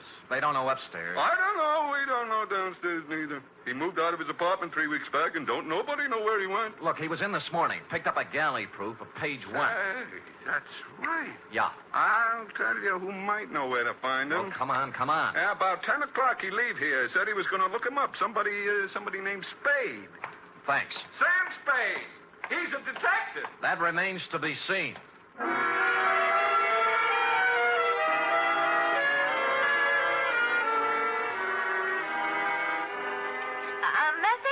A bandy-legged little guy named Charlie Forrest, F. He must have been in around 10:30 this morning. Oh, dear, I didn't get here till 11. They're still clearing stuff off the tracks from the MacArthur reception. Yeah, never mind that now. Listen, write this down. Oh, wait till I find a piece of paper. Hurry up. Here, under the ashtray. Yeah. Go ahead, Sam. Call Jeremy Grayson. He's a lawyer, and he's with Willie Johnson in the death row at Quentin. Tell him to get hold of a justice on the state Supreme Court and hold the line open till I get him. You got that? Yes, sir. Is there anything else? No, I'll get back to you in a little while. Sam, wait a minute. Don't hang up. What's the matter? This paper I'm writing on under the ashtray. It's a note. Well, go ahead. Mr. Spade, please contact me at once. Charles W. Forrest, Bellflower Hotel, 338 Stockton Street. It took 20 more minutes to cross town and 10 on top of that to convince the clerk at the Bellflower I had a right to the key to Charlie's room, which I had not. I tossed the room from the light fixture to the floorboards, covered everything from the window shades to the bathroom plumbing. Result, 1 batch of dirty laundry, 6 soggy cigarettes, and 2 empty bottles of sleeping pills. I was on my way out when I remembered one more thing. It wasn't an accident like in the movies. It was on purpose. I unscrewed the tops of the iron bedposts. Inside number 3, I found it. There was a payphone at the end of the dark hallway. Sam, I warned you about this. We've had 4 stays. They won't come through with the 5th. I've got a fair hold card, Grayson. Did you get the judge? Yeah, Benjamin, State Supreme Court. What'd he say? What I knew he'd say. No evidence, no stay. Tell him I got evidence. It better be good, Sam. It is. A phony newspaper, a copy of the Star-Times for the night of the murder with a special page in the classified section carrying the ad that Willie answered. How does that sound? You've got it now? Yeah. Well, for Pete's sake, hang on to it. I'll get back to the judge. Say, wait a minute. Who's behind it? It's a long story. I'll tell you when I see you. Hang up. When you what? Spade. Spade. Hang up or I'll kill you. Spade. That's it. You can turn around now. Well, Iron Fist. We've met. I've seen your picture, Mr. Hale. It flattered me, no doubt. Give it to me. What? The paper, stupid. I haven't read the funnies. All right, Mr. Spade, if you'd rather.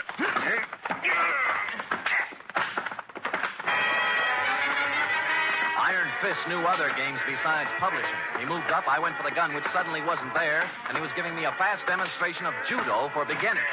First thing you know, I was sprawled on the floor, and he was looking down at me along the barrel of his .38. I could kill you, I suppose, but why? Why? He backed off toward the window, spread out the paper, and crumbled it up. Now. You know what you're doing with that match, Hale? Shut up. You're burning Willie Johnson at the stake. I said shut up.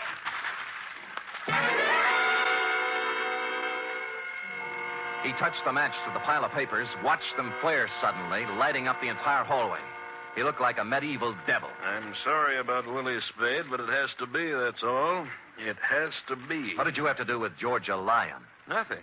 Nothing at all. And her name wasn't Georgia Lyon, really. It was her stage name. No? Her real name was Farewell. Your partner's wife? Why, Spade, didn't you read the testimony at the trial? She was leaving George that night. She'd made a noble decision to walk out of his life and leave him free. For your daughter, huh, Marilyn? That's right. And it was such a tragedy Georgia had to run into Willie Johnson the very night she left, wasn't it, Spade? Wasn't it? He bent over the fire, watched it die down into a pile of ashes.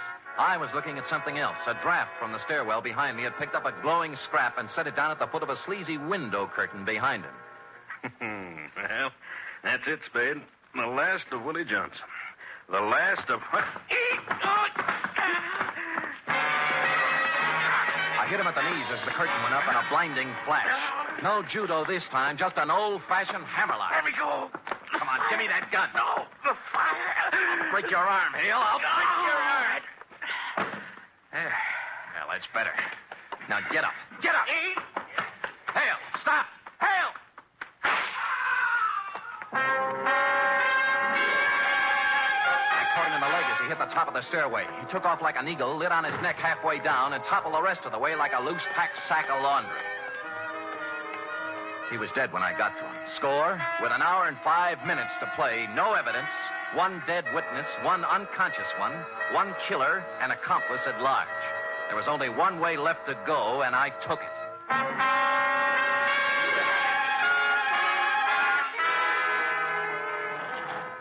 Floor, please. George Farewell's apartment. That's the penthouse. Yeah, is he home? Oh, I don't know what's the matter up there, sir. I think something's wrong, awfully wrong.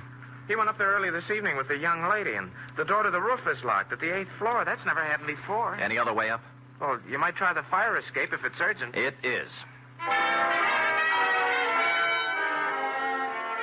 So I climbed the fire escape at the 8th floor and went up onto the roof. Or rather, into George Farewell's patio.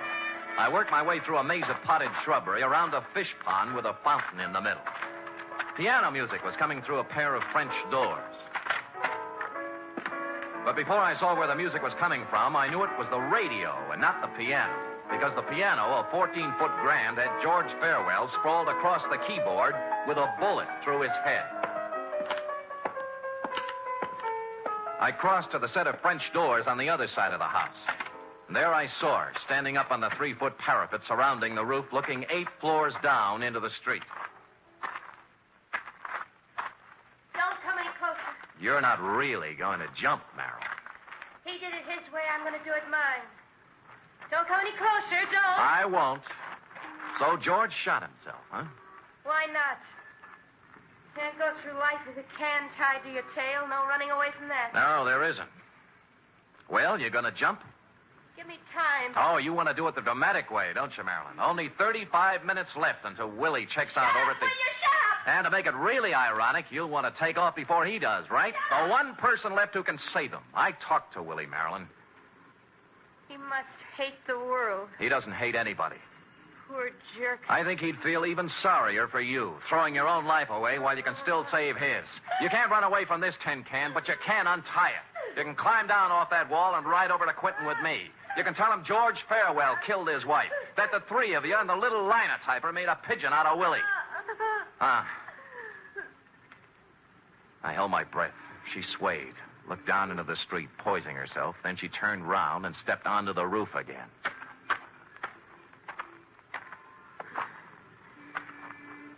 Let's go. Congratulations. Yeah. Only George Farewell didn't stab his wife that night. I did.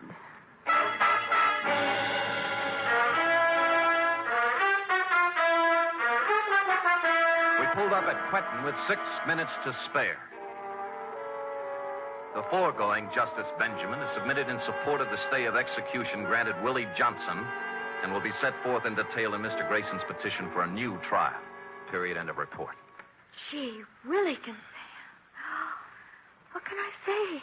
Well, I have one constructive suggestion. I could say you're the greatest, finest, most wonderful... Yes, but you'd only be repeating yourself, Cherub. The proper line at this moment is, I shall have the report ready for you immediately following the next announcement. Right? Scoot.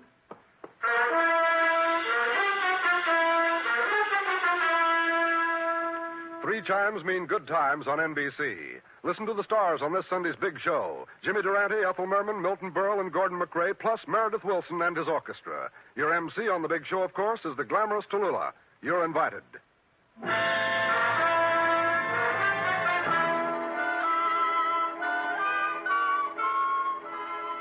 it is, Sam. Sam? Here's the report. Oh, yeah. What are you writing, Sam?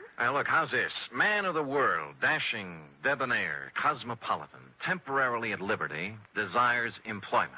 Sounds wonderful. Thank you. What does it mean? All right, we'll drop it down a few notches. Private investigator, accomplished raconteur, will tell troubles to listening public. Nice telephone voice. Contact Sam Spade, 1 East 48th Street, New York. 1 East 48th Street? Yeah, my address during the summer months, Cherub. You got it? 1 East 48th Street, New York City. Oh, maybe a lot of people will write, Sam. I'm sure they will. Think so? There'll always be a Samuel Spade Incorporated. Will there? Look ahead. Smile through the tears, Sam. I am. The day will come soon again when the phone will ring and you will say... Sam Spade Detective Agency. Yes, and I will say... Me, sweetheart. Buck up, old girl. Stout fella, stiff upper lip. Good show. Not goodbye, but au revoir, Sam. Hail and farewell. Good night, sweetheart.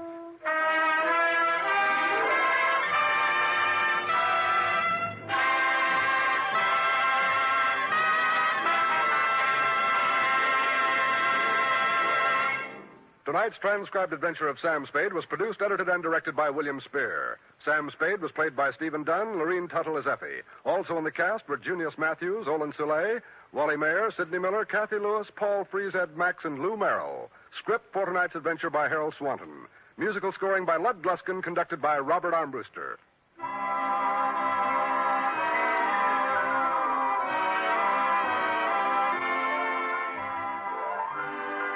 This is NBC, the national broadcasting company.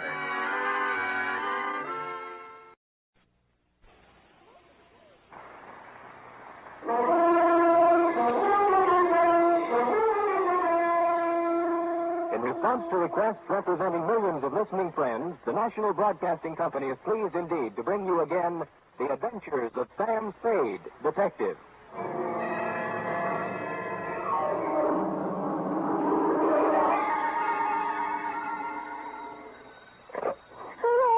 me, sweet. What number have I got? Sam Spade, Detective Agency. Well, me, sweetheart. Nothing's happened. Call me later, Dwight. Dwight yet? Look. I didn't know you were in town. You didn't write to me or... Effie, This is me in the flesh, Sammy the Spade. Oh, now what? Goodbye. Effie, I'm in a payphone. My nickel is running out. Oh, Dwight, how can you be so cruel and play jokes at a time like this? Wait, listen. Oh, you listening? Yes. I am not dead. Don't believe everything you read in the papers or hear on the radio. You were at my funeral. Is that what you were about to say? Yes. And it was lovely. Don't believe that either. Stay right where you are, sweetheart, because I'll be there, alive and handsomer than ever, with an account of a caper which proves you can kill some of the people part of the time. My exaggerated report on the death of Sam Spade.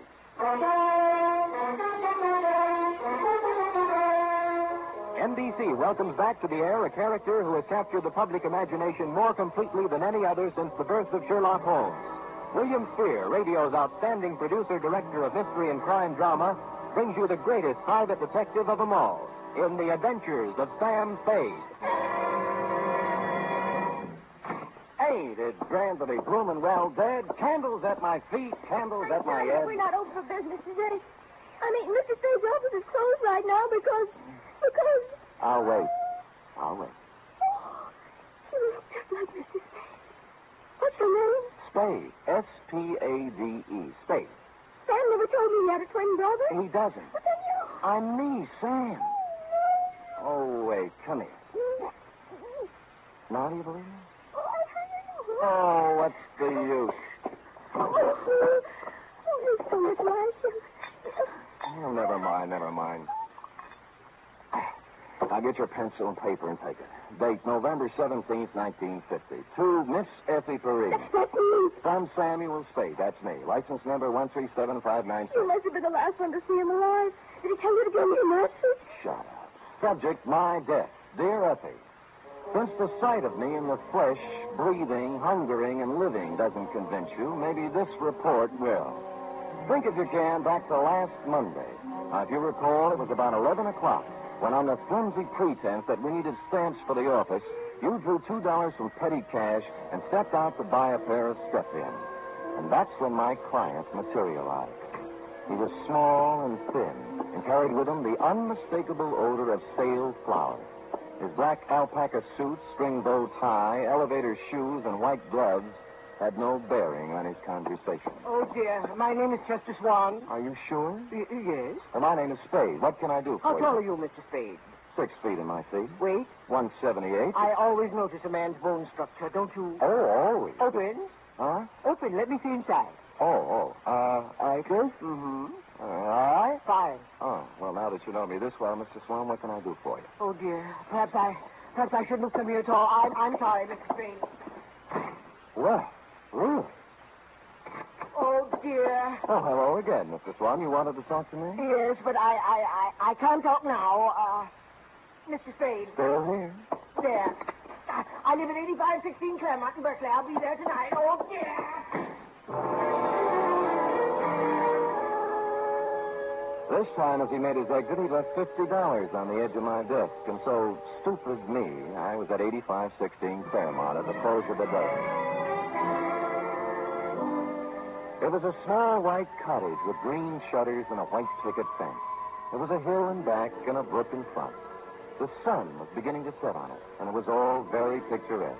In fact, so much so that a girl with red hair, blue jeans, purple smock, oils, and canvas was making it immortal. She liked me immediately. Here, hold this. Certainly. Like it? Oh, yeah. This is my first landscape. I'm a sprouting artist. Obvious. Makes your own? Not when I can get somebody to do it for me. Who are you? Oh, I might be a fellow artist. Don't do that. You're a liar. You're Sam Spade. I saw your picture in a newspaper clipping when I was helping Chester clean out his desk before he moved it. But I... You don't know an easel from a palette. Oh, but I could learn. I take it seriously. Oh, then so do I. I doubt it.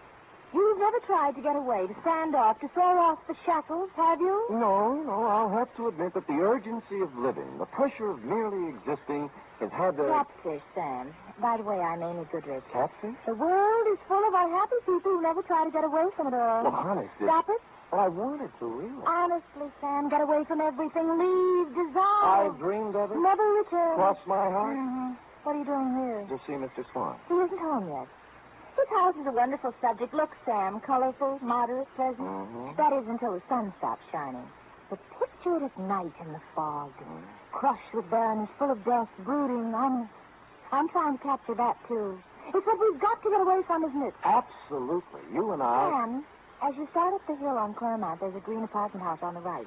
I'm in 420. Well, maybe we'll find a way out together. Maybe.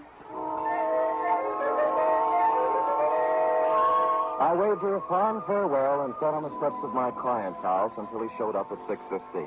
He took me inside where the only furniture was an army cot and a portable barbecue. I'm so glad you kept our appointment, Mrs. Spade. I'm so frightened. I've been upset all week long. I didn't know what to do. I just didn't. And what have you been so upset about, Mr. Swan? Well, lately, Mr. Spade, infrequently, for the last week, I've noticed a man. I think he's following me. Mm-hmm. At first, I'd see him in a car following my bus when I went downtown. Then he'd be waiting around at the bus stop in the evening when I came back. I sold my house, and I'm ready to move. It's unnerved me so much, but... Did he follow you home tonight? No, but well, would anyone be following you, Mr. Swan? Well, I don't know, Mr. Spade. I don't know. I really don't. All right, I'll try another tack. What does this man look like? He always wears dark clothes and a hat. I'd say he was about your height. 6 feet. I remember. Maybe heavier. Same bone structure, though. Yeah. You haven't been to the police. Oh, dear, no. A man in my business can't afford off-color publicity. No? What kind of business is that? The Bonton Mortuary. Oh. 25 years. Same location. Oh, and I've worked hard. So very hard. And if there's something behind all this, something that has stopped me from being made the executive secretary of the Undertakers Breakfast Club when they hold their annual election next month, I don't know what I'll do, Mr. Spade. I just don't really know what I'll do. I just don't. Oh, go ahead, Mr. Swan. You'll feel better. Just let it all out. Just really do.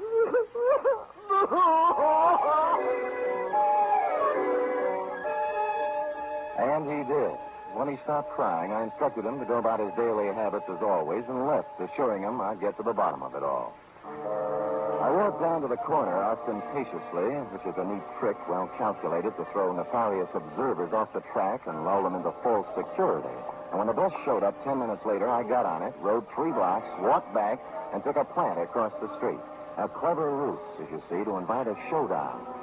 2 hours later, a man about my size in dark clothes appeared over the hill and crept stealthily to the front of my client's cottage. He had his eyes glued to the window when I walked up behind him. Hey, let go of me. Come on, you're going inside. Listen, I'm no peeping Tom. No, you're the bloodhound type. I'm inviting you in for a real sniff at Oh, this no, dog. you don't. Well, all right, then. I'll go quietly. No, okay, that's better. Now, just walk up. The kick he landed on me wasn't according to Queensberry. I couldn't move for 3 or 4 minutes, and by that time he disappeared. When I recovered my faculties, I reported the incident to my client, who cried himself to sleep. After I bolted him in for the night, I stopped on my way down the hill at apartment 420 in the little green apartment house. She was still wearing the blue jeans and the purple smock, and she still had the same ideas. Come in, Sam. You said you were serious about getting away from it all, and a whole day has passed. It was that pressure of living. I'm here to apologize. You are not the girl. I'm sorry, Angel. I love to be fooled, Sam. You're forgiven. How's the painting coming? The one of Swan's cottage. Slow. Fog is always tough. Looks nice, though. How long have you been on it? 3 weeks, all told. Well, then you've had a pretty good plan on the house, haven't you? Ever notice a tall, broad-shouldered guy in a dark suit casing the place? Tall, broad-shouldered. Pretty much like me. Could anybody be pretty much like you, Sam? No, you're right. Sam, is there something wrong? No. Well, then don't stand there doing nothing. Do something. Who, me?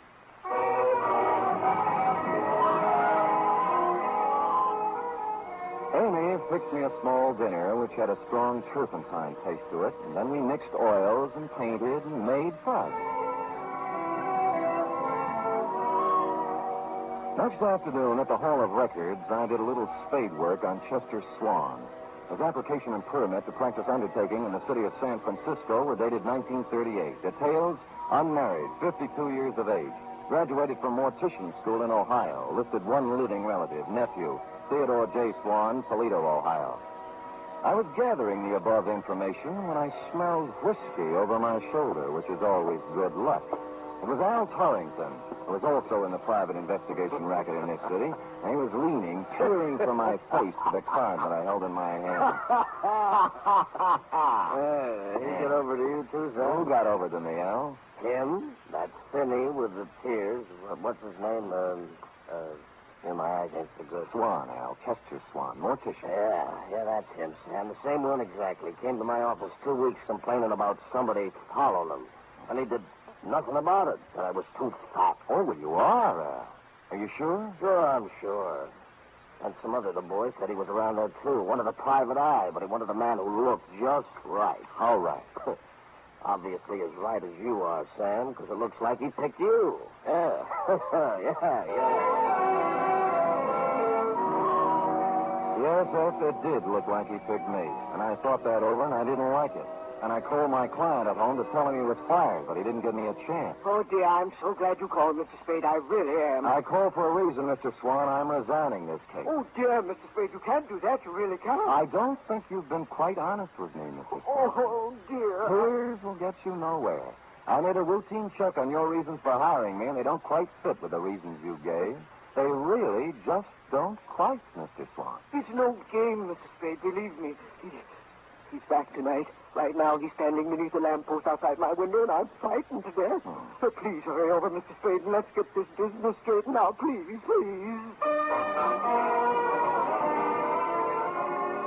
And stupid me, I went over. And I found that little white cottage on the hill looking grim and gaunt in the heavy fog.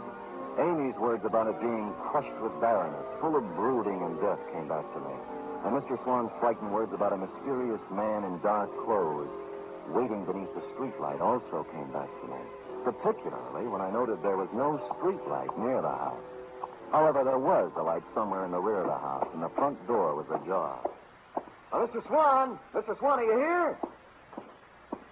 Oh, Mr. Swan, it's me, Sam Spade. Are you here? Mr. Spade? Is that you? Are you out there? Where are you? Things happened fast. I turned around to find the front door full with a man in a dark suit. He had something in his hand, and it looked like a roll of cotton candy, but it felt different. It only startled me against the wall, but it made me forget where my aunt was. Easy, Spade. Easy does it for you. Easy. He let me down to the floor gently. I could still see the lights somewhere in the back of the house, and I could hear him talking way off. Give me the needle. I can't watch. I'm going upstairs. The needle went somewhere in my left arm, but not before somebody pulled my coat off, and for no reason I could think of at the moment, also tried to pull my finger off. So I couldn't dwell on it. By that time, the stuff in my arm was going other places, and I was going with it, even though there was action all around me. This ought to do it. No, stay away from me. Get out of here. Vaguely, somewhere, somebody was shooting Roman candles or having blowouts or playing bebop. I just didn't care at all. I just didn't.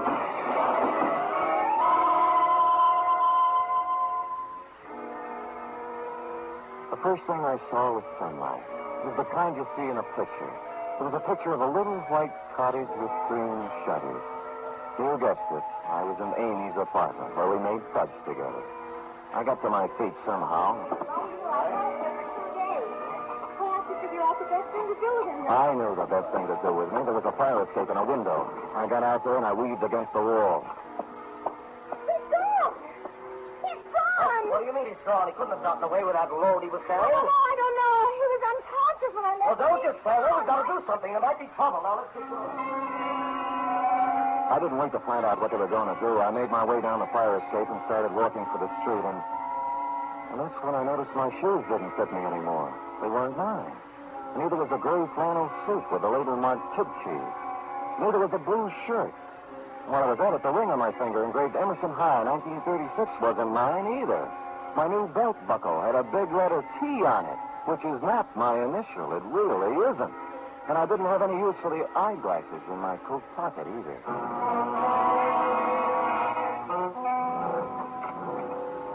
You were out when I walked in the office, F, but you've been there. There was a black crate done up in a white satin ribbon hanging on the door. The desk blotter was drenched with salt tears. And an newspaper folded back to page 13, and I'll sue the Chronicle on this if it's the last thing I do. Gave me a 2-inch spread. Item, November 15th, 1950. 15? What happened to the 13th and the 14th? Detective perishes in Berkeley fire. I read it through once. And twice. It was my obituary.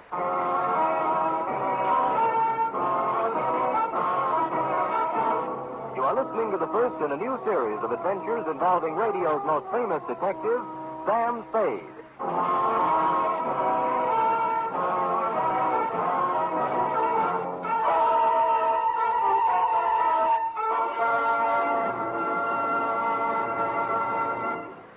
Later tonight on most NBC stations, Duffy's Tavern comes your way with another merry half-hour session, starring Ed Gardner as Archie the manager. There's a full serving of laughs garnished with chuckles and whipped up by Archie and his unpredictable friends, Miss Duffy, Clifton Finnegan, and Eddie the waiter. It's just one of the many great Friday evening entertainment features on NBC.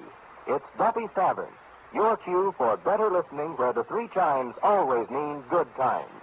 Make it a Friday evening habit to tune early and stay late at your favorite NBC station.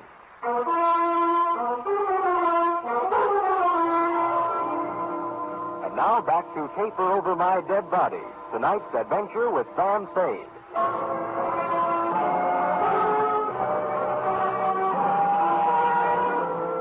I left the crepe on the door and went out to buy a new desk plotter and some more newspapers. The Hobo News had the best story, which wasn't much. Samuel Spade, licensed private investigator, perished Wednesday night in a fire in a vacant house in Berkeley. His warm friends will feel regret at the passing of a man who was always kind to the poor. None of us ever asked Sam Spade for a handout without receiving a kind word and bon mot as he turned us down. This is nice, but I wanted more. Figured I was fairly safe to wander about unrecognized. My ill-fitting attire acquired from my unknown benefactor would be disguise enough when combined with my 2-day beard. Engine Company 16, Berkeley Division, had handled the fire, and half a block away was a grog shop called the Shamrock. I waited for a fireman to come in. Bartender! Bartender! What kind of a place are you running now? I've been here 5 minutes already. All right, shut up, Patty. You just arrived. Well, it seems like 5 minutes. A wee bit more, if you don't That's mind. enough for you, Patty. You're still on duty. I am not. I'm off now. The chief said I could be off. It is every day I receive such a shock to my system. You received your shock 3 days ago. And I'm still shaken, man. Oh, the sight of him was terrible, terrible. Burnt as black as the good saint's beard. All twisted and horrible in death.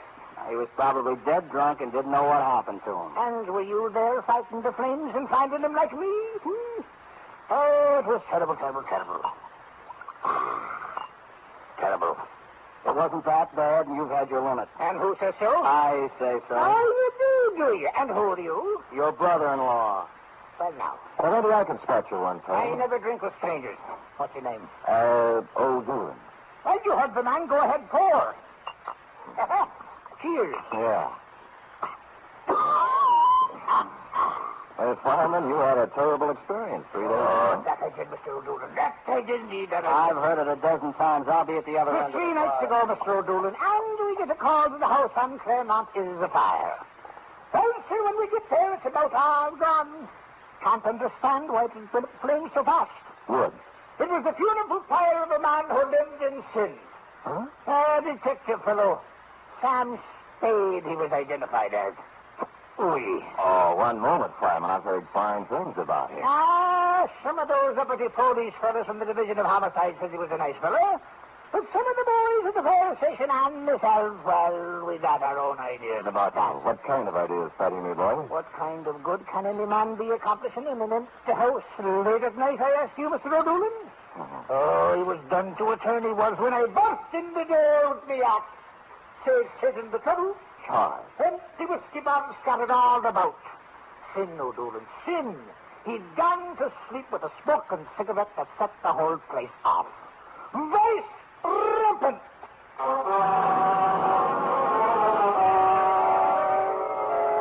From there, I went downtown to the telegraph office where I sent a wire to Toledo on a long shot. While I was waiting for an answer on a not-so-long chance, I slunk into the Bon Ton funeral parlor to pay my respects to the departed. I stood in the back of that dimly lit chapel and scanned the scene. 3 of the boys from homicide were there, blowing their noses. 2 chorus girls I thought had long since forgotten me were there in black, deep V-necks. My insurance man was there, looking awful worried. 1 Chronicle reporter with photographer, a shoeshine boy from our building, and the bailiff from the courthouse, just to mention a few I could make out. And you were there, Effie, out front near a closed casket. I made out a bower of flowers from robbery detail. It said, "Goodbye, Stan." Maxie from the city morgue was the only one who looked at ease. All right. Does anyone wish to view me? Many called him Sammy, but I called him Sam. And this is last papers.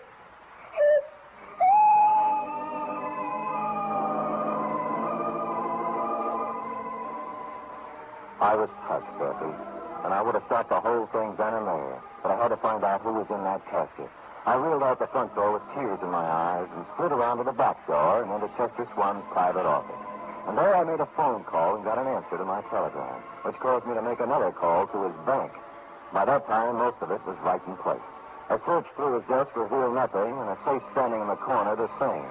But then my answer walked right in the door. Oh, Sam, darling, I was so worried when I found you'd left there. I saw you at the funeral, and I thought you'd be here. And the guy was with you? Was he worried, too? Oh, and that was Dr. Chesterton. Sam, you'd been out for 2 days, and I didn't... Oh, Sam, you're sweet. You got away from it all. You've escaped, darling. Yeah, they're burying me right now. I'm dead. It's so wonderful, Sam. Only one thing. Where do you fit? The caper. I was supposed to burn up in that fire, and what was left was supposed to look enough like Theodore J. Swan, class of 1936, Toledo, Ohio, to let beneficiary Chester Swan collect a nice pile of insurance money. Sam, what are you talking about? Who is Theodore J.? What did you say? Chester's only living relative. They're burying him right now. Somebody lost his caper. You want to tell me? Darling, I was at the house the night of the fire, working on my foggy picture. You didn't see me when you went in, and later on you didn't come out. And I went over. I was on the floor, and a man was bending over me. He changed clothes with you, Santa, and I screamed, and he pulled out a gun, and I hit him with a hoe. And I drug you out of the lawn. And then what happened? I put you in my car and took you home. I was going to phone the police, but I decided it was something you were working on, and I went back to the house, and it... And it was burning, and you knew the man you'd hit on the head was in there. Believe me, Sam, I didn't know the house was going to burn down. I wouldn't kill anybody, Sam. I only wanted to... You only wanted to help me, and you did right, Angel. Oh, Sam. That's all right. I'm your witness. You didn't start the fire. Somebody really started it? Chester. He thought it was me lying on the floor in there. The bank tells him he's about to go busted. He figured this one out with his nephew to scare up some insurance, though. I'm about the same size. Hold me, Sam. Hold me. It's been horrible. This is the kind of thing I was trying to paint. Now I'm smack dab up against it, and I'm sick. I'm stricken. Easy.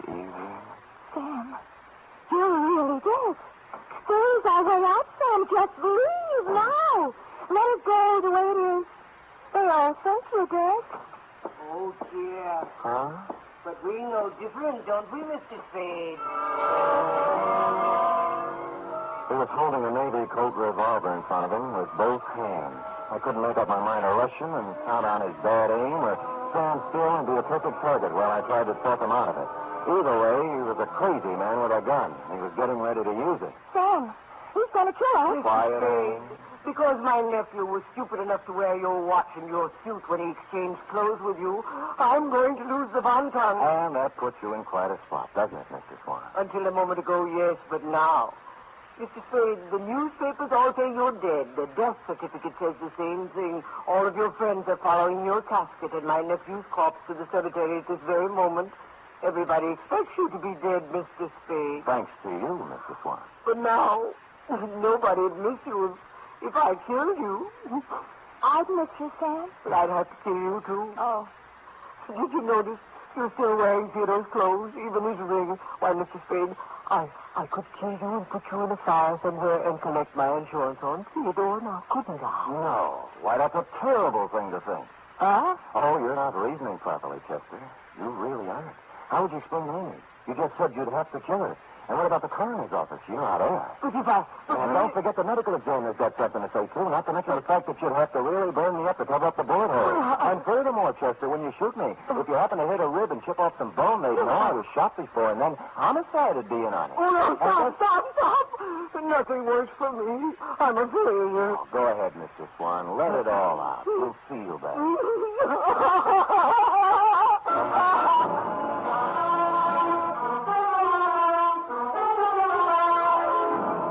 And he did. And he's still crying in his cell downtown. Period. End of report. Oh, Sam, you were so brave. You actually stood there and talked that crazy man out of murdering you.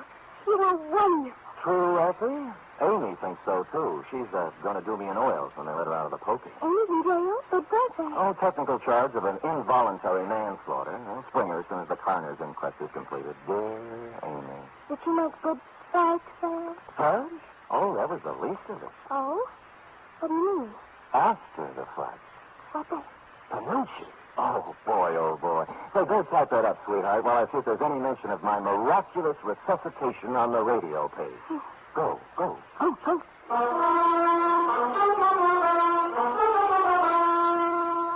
There certainly is a mention of Sam Spade on the radio page for Friday. Sam Spade is one more in the list of great shows to join up in NBC's Parade of the Stars. Have you heard The Big Show? This Sunday, The Big Show comes your way once again on NBC. Listen to just a few of the star names who will be appearing this week. Bob Hope, Jimmy Durante, Perry Como, Jose Ferrer, Mindy Carson, Eddie Cantor, Meredith Wilson and his orchestra, and many, many more. And, of course, your MC once again will be the lady who invented the snappy retort, Tallulah Bankhead. Yes, it's The Big Show. It's big in music, big in drama, and big in comedy. Be sure to hear The Big Show Sunday.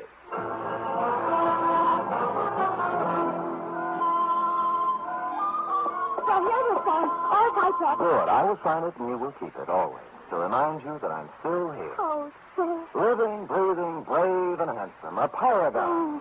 Sam, what will we do about the mail? The mail? What mail? Where? Oh, the letters and postcards and telegrams and all that came in when people thought you... Oh, what will we do? We thought you... Oh, there's been enough tears tonight. Oh, Sam, it's so good to have you back. Will you be the same as you always were? Well, I'm going to try. Because then you can't help but be, like they say, the greatest private detective of them all. We'll see. Good night. Good night, sweetheart.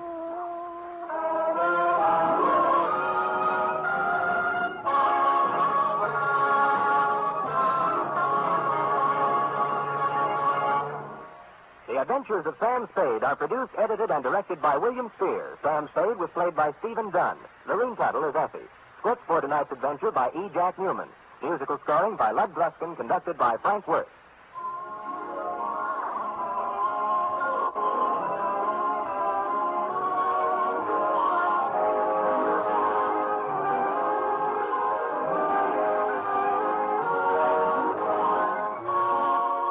Join us again next week, same time, for another adventure with Sam Spade.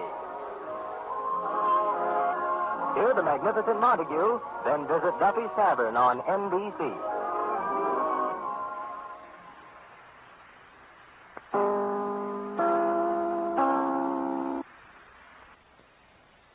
The Adventures of Sam Spade, Detective, brought to you by Wild Root Cream Oil Hair Tonic, the non-alcoholic hair tonic that contains lanolin. Wild Root Cream Oil, again and again the choice of men who put good grooming first. Sam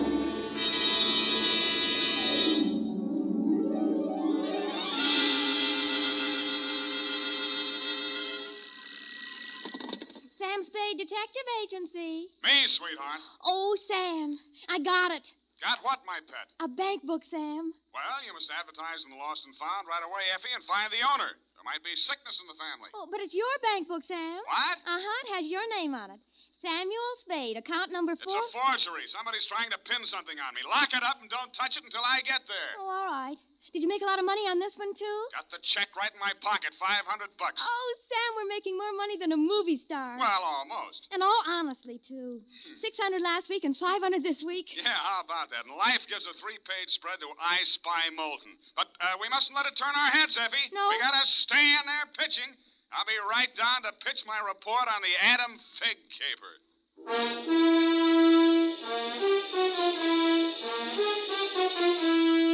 Dashiell Hammett, America's leading detective fiction writer and creator of Sam Spade, the hard-boiled private eye, and William Spear, radio's outstanding producer-director of mystery and crime drama, join their talents to make your hair stand on end with the adventures of Sam Spade.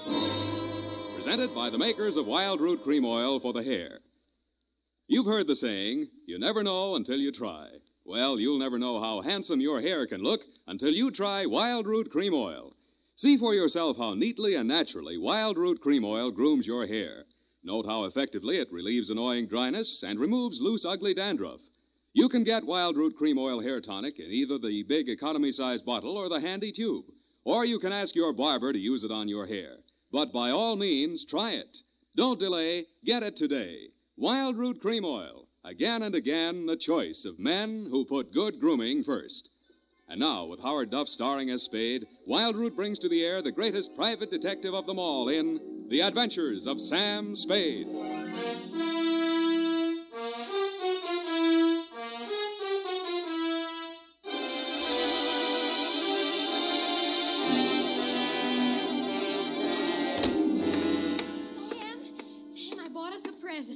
Oh, you're going to love it. Well, we got to watch these expenses, Effie. There's always something. Yes, but this will be saving. It saves confusion. It saves fretting. Now, this gadget here, what is it? It's a Minorobot. A what-a-bot? It's for busy men like yourself, Sam, so you don't have to burden your mind with petty details. You see, it has this dial on it, right here. And you drop these little cards in this slot. You don't have to worry about that. That's for me to take care of. Oh, good. Then, when you come into the office, and supposing you have an appointment with Mr. Jones at 2 o'clock, and you forgot about it, you just dial 2 o'clock, and the little card pops out. And it says Mr. Jones on it. How do I remember to dial 2 o'clock? Oh. Well, maybe it's in the instruction book. But anyway, now go ahead, Sam, please. The card's right in there. Now, dial 2 o'clock. Go on, Sam. Let's see. Just like a telephone, Sam. Now what do I do? Well, give it time, Sam. It's thinking. Must have forgotten. Jones. Mr. Jones. Effie, do you think it's dead? Oh, Sam, I don't understand it. It was working perfectly. Well, I'll take it straight back first thing in the morning. You'll have to. It'll never find a way itself. You got your book, sweetheart? Yes, Sam. I don't understand. It was working perfectly. Well, that's all right, honey. It doesn't matter. Date October 5, 1947, to Hillary Exxon, Esquire, from Samuel Spade, license number 1375996. Oh, honey, it's only a memo robot. Subject, the Atom Fig Caper. Dear Mr. Exxon, October 2nd in San Francisco was one of those days that you see blown off the calendar by a gust of wind in the movies to denote that time is passing. It was a day for scraping off the minutes with a fingernail file and wondering whether the display ad I'd paid for in the classified section of the phone book wasn't just a waste of money. It certainly wasn't the day I'd expect a leprechaun to walk into my office. He said his name was Adam Fig. He said he was the butler at Exxon Manor in Los Nidos. The limousine, Mr. Spade, is waiting to take you away. We mustn't keep them waiting, must we? Of course we mustn't. Who mustn't we? Why, Mr. Hillary, of course, sir. Oh, Mr. Hillary. And old Mr. Exxon. The old gentleman is very ill. Dr. Feige's office is down the hall. Turn to your right, second door. Well, I assure you, sir, that Mr. Exxon is the best of medical care. Your duty will be simple, to prevent his death. Do I donate blood or just frighten away the evil spirits? Oh, it isn't quite that, sir. Someone is trying to kill Mr. Exxon. He's a very sick man, and I'm sure he'd prefer dying from natural causes. I get $25 a day in expenses. Here is an ample amount in advance. But you should know, sir, that the old man is a nasty, cantankerous, villainous, crooked, intimidating... $500? Please, Fig, you're talking about the man I love. Los Nidos was at least an overnight caper, so on my way out, my lovely and charming secretary, Miss Perrine, handed me a brown paper bag which contained A, one pair of socks, darned, B, one shirt, ironed, and C, the apple which she always polishes for me the night before. We arrived at your large Southern-style mansion 2 hours later. Fig! Oh, Fig, where the devil have you been? To the city, sir. I can't find the keys to the liquor closet. Where are all the maids? What happened to that cook we hired yesterday? Who is this man, and why is he wearing that necktie? This This is Mr. Spade, sir, the detective. I'm Hillary, Exxon. Come in, please. Go on upstairs, Fig. See what that girl is doing to my father. I don't believe she's a nurse at all. Very good, sir. In here, Mr. Spade. Pardon the condition of the house. The old man has been firing the servants again. Your father, you mean? Yes. Every time he gets shot at, he fires all the servants. He gets shot at pretty often? About once a year, in the fall. You always hire a detective? No. Oh, dear. I'm not keeping you up, am I? No, excuse me, please. It's much worse this time. I can't get any sleep. Guns going off in the middle of the night. The whole household disturbed. When and where was he last shot at? Yesterday morning at about 1:30. I dug the bullet out of the woodwork myself, a .38 caliber, embedded in the door frame that leads to Miss Kaywood's room. That's his nurse. Was she with him at the time? No, Dad sleeps like a baby, full of sedatives. She sees to that. Shot come from outside? Yes, but we found nobody on the grounds. No traces of anybody. I don't know whether Dad knows who shot at him or not. He's such a closed-mouthed old devil. You don't care very much for your father, do you? To be frank, Mr. Spade, if hating weren't such an effort, I would despise him. He is without a doubt... Well, listen. Get out of here. There, that's just a sample. Well, come on, let's see what's eating him now.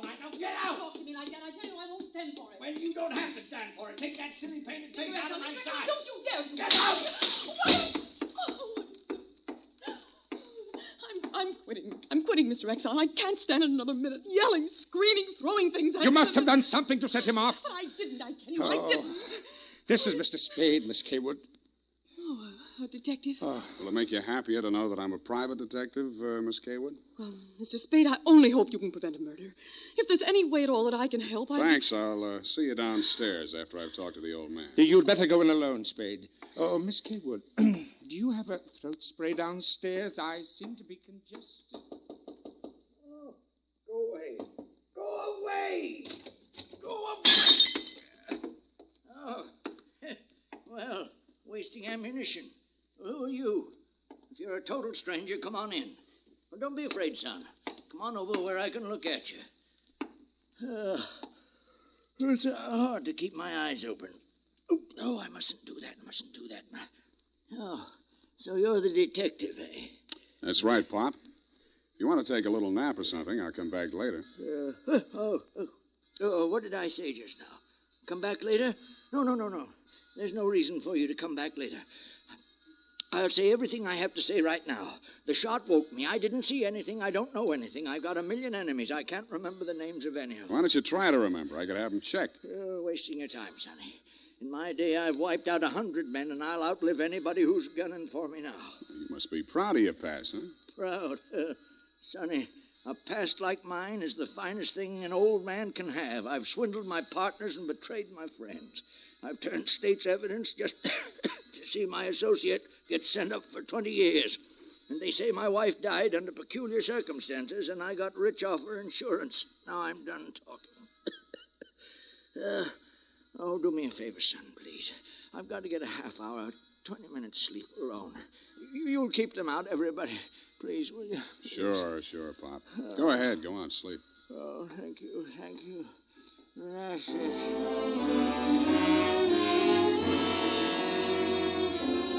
He closed his eyes, rolled over, and fell into a heavy sleep. I stood there a moment, looking down at the frail, wasted old body. Then I cased the room. In digging the bullet out of the door, Hillary had done a good job of ruining any chance there might have been of proving the direction it had come from. I strolled out on the balcony. It was a pretty night. I lit a cigarette and took it in. Then I heard a door open and close softly behind me. Nurse Kaywood was at your father's bedside. She was filling a hypodermic from a small vial of bluish liquid. He didn't awaken when she jabbed it into his arm.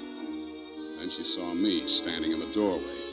She hastily dropped the medicine vial into her uniform pocket and came around the bed to meet me. Oh, Mr. Spade, thank heaven. Why, when I saw you standing there in the half-night, I thought you might be... Thought I was who? Why, the man who fired the shot. There was a man? I don't know. I didn't see it happen. I just assumed that... You shouldn't have done it. I warned you, Eleanor. Oh, we're disturbing him. Let's talk outside. Okay.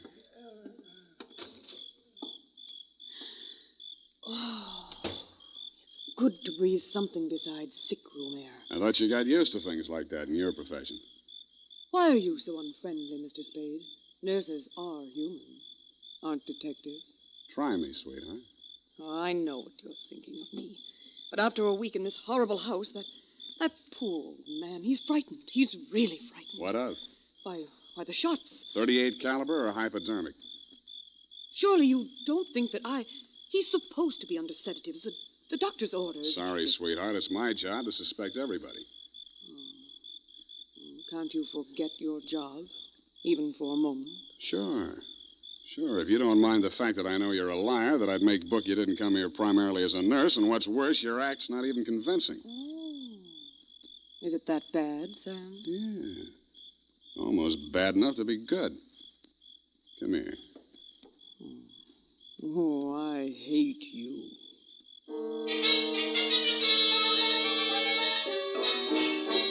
It was a very satisfactory love scene for both of us. For reasons of her own, Barbara wanted to keep me out of that sick room for a while, and she did. For reasons of my own, I wanted to get that medicine file out of her uniform pocket, and I did. Then, as suddenly as we had fallen into love, we fell out again. After she'd gone to her room, I went back to my sentry duty around the house. Under a light on the front veranda, I examined the bottle from which Barbara had taken the injection for your father. It was labeled sodium thanatol and had been dispensed by a firm called Ibis Chemicals Limited in Cairo, Egypt. The scream filled the house, high and frenzied. I started running toward Barbara Kaywood's room.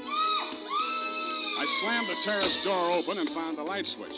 Barbara was sitting upright in the center of a bed. Her face jerked up so abruptly that it seemed her neck had snapped. She clutched both hands to her chest and fell face down among the bedclothes, staining them with her blood.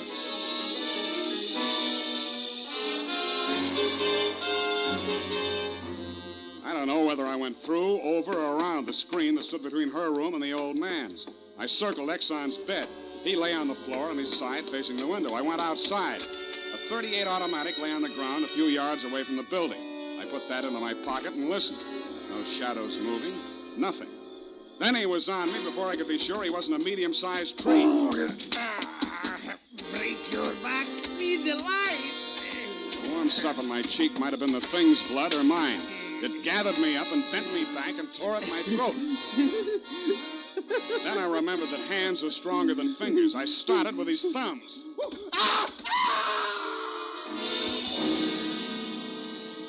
He lay there for a moment, then his huge body began to twitch. He was holding his fingers and sobbing like a baby. I pulled him up to his feet, poked him in the back with the flat of my hand. I followed him through an opening in the hedges and down a long, pitch-dark lane toward the lights of a squat brick house set on the top of a slight rise. As we approached it, a door opened and light streamed out onto the porch. The tall man framed in the doorway was the last person in the world I expected to see. Ah, Marcus, you brought him. Oh, master, very delightful service, but have much pain in fingers. Always complaining, Marcus. Welcome, Mr. Spade. Come in, my dear fellow. Come in. I've been expecting you. Family fortune by blackmailing me. And if you don't remit, Exxon could have you booked for forgery, blackmail, definition of character. Oh, my dear fellow, please. This is most painful. But if I had but the original letter, I could destroy it and go back to the Felt. Ah, the Felt. What happened to it? That fig, that stinker stole it. He burgled my home. Are you taking pot shots at old Exxon? Well, don't be a fool, man. I want Exxon to stay alive. I must find out some part of his life which will have an exchange value that will cancel out what he has on me. By the way, old thing, you met Miss Kaywood. Mm-hmm.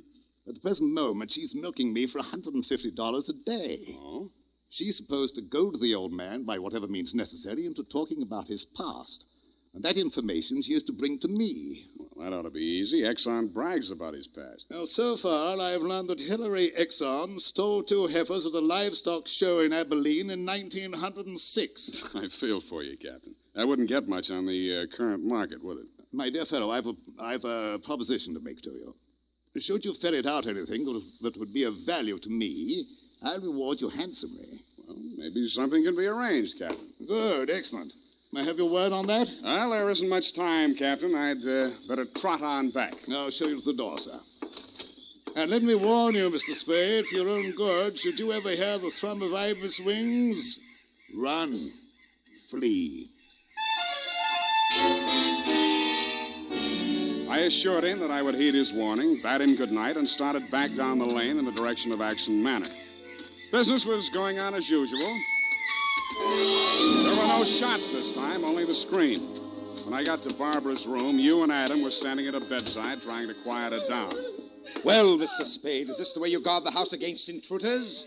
Where have you been? Ask Adam. What does he mean by that, Fig? I'm sure I don't know, sir. I've not left the house, sir. What happened here? Oh, she woke up screaming. She said someone had come into the room and torn off her bandages.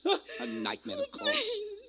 Please, I want to talk to Mr. Spade alone. Oh, please go. Adam, you go too. Please, Hillary, you go too. Good. Some questions I want to ask you, sweetheart, alone. Oh, but look here, Spade, look here. She just had a terrific shock. She shouldn't be questioned. The code of detective transcends that of the medical, Mr. Hillary. Perhaps he should have a few minutes alone with Miss Kaywood. Oh, very well, Fig. I suppose you know best. Remember what the doctor said, Miss Barbara. Not too much exertion. What happened, Barbara? Well, it could have been a dream. Somebody was standing over me in the darkness and peering down at me. And then he started to rip off my bandages, and I screamed. And when Fig came into the room and he turned on the lights, he was gone. It could have been a dream, Sam, and I could have been clawing at the bandages myself in my sleep. But you weren't. It wasn't a dream. I've been talking to Captain Sherry. And then I thought...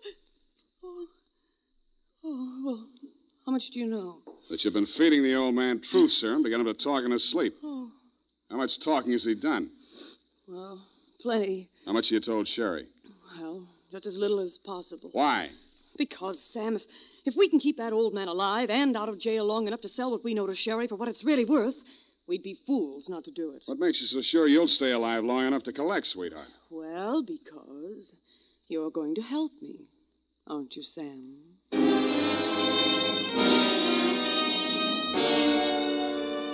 So I helped her, but not for the reason she thought. I made a lot of noise leaving her room and going to mine. Going back, I didn't wear any shoes. I slipped into a clothes press in her room so quietly that even she didn't hear me. I left the door slightly ajar and waited. Time passed, and I was stiff from standing still. It happened at about 3 a.m.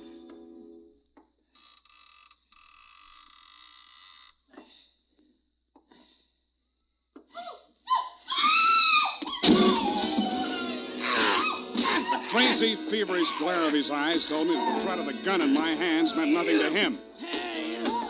I jumped to his side, twisted the knife away from him, picked him up in my arms, and carried him, kicking, clawing, and swearing, back to his bed. He lay there, breathing hard. Then he smiled. You're a smart one, Sonny. You had me figured out the first time you came in here, didn't you? Not quite, Mr. Exxon. The gun under your window was the clincher.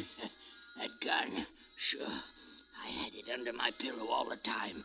I got tired of shooting into door frames. Look, you're dying, Mr. Exxon. There's no use trying to make up stories now. You're right, Sonny. I knew that nurse would sit up in bed after I fired tonight. And then I let her have it right through the screen. Why? You know why well enough. She was doping me up and sneaking in here at night, listening to what I was babbling about. Maybe you weren't saying anything important, Mr. Exxon. I might have, Sonny. I might have. 14 years ago, I killed my wife.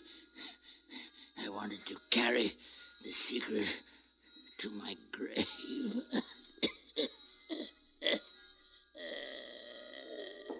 You nearly made it at that. Mr. Spade, what's happened? Is he dead? He's dead. Did he say anything, sir? Did he confess anything? You must tell me if he said anything. I didn't hear him say a word. Ah, well. Yeah, Mr. Spade. Charged with a certain texture, a significant quality. There's a certain smell, yes. Ah, an omen. You can inhale it, sir. Journey thou to Nairobi on the veldt. Tarry 7 days, and you will collect the fabulous golden skull of Wizami, king of the Bojamas. Aha! Marcus! Yes, master. Unhook the hooker. Pack the marmalade. We are off to the veldt.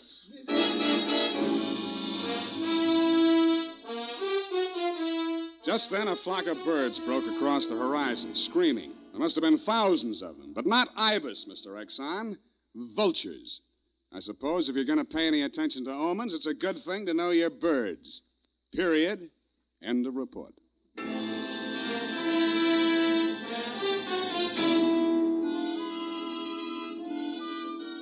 Right now, I have something to say to every man who doesn't use a hair tonic, to every man who says I don't believe in it or I don't need it. That all depends on what you mean when you say hair tonic. If you mean the old-fashioned greasy kind that leaves your hair smelling like a perfume factory, you're absolutely right. But remember, Wild Root Cream Oil Hair Tonic is nothing like that. Wild Root Cream Oil is an entirely new kind of hair grooming preparation. There's not a drop of alcohol in Wild Root Cream Oil, and it contains soothing lanolin that's like the oil of your skin. Most important, Wild Root Cream Oil grooms your hair the right way, neatly and naturally, never leaves your hair sticky or greasy. Get the big economy-size bottle and the handy new tube that's economical, easy to pack when you travel, and grand for the bathroom cabinet. Don't delay. Get it today. Wild Root Cream Oil Hair Tonic. Again and again, the choice of men who put good grooming first.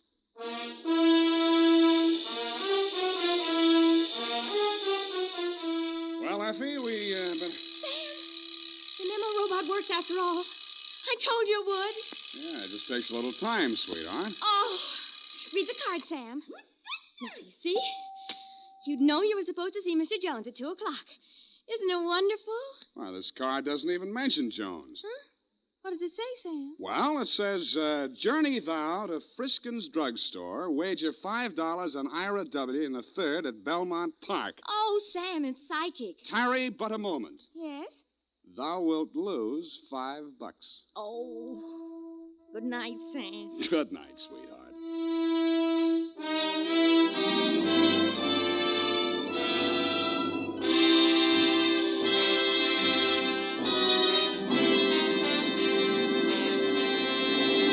The Adventures of Sam Spade, Dashiell Hammett's famous private detective, are produced and directed by William Spear. Sam Spade is played by Howard Duff. Lorene Tuttle is Effie.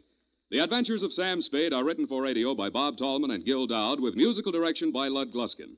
This is Dick Joy, reminding you that next Sunday, author Dashiell Hammett and producer William Spear join forces for another adventure with Sam Spade, brought to you by Wild Root Cream Oil. Again and again, the choice of men who put good grooming first. Smart girls use Wild Root Cream Oil, too, for quick, good grooming and to relieve dryness between permanents. Mothers say it's grand for training children's hair.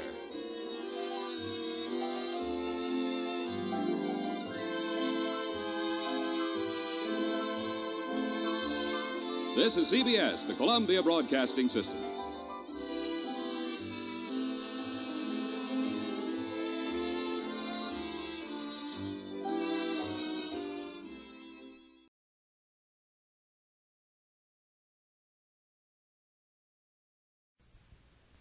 Listen now to The Adventures of Sam Spade, starring Howard Duff in The Convertible Caper.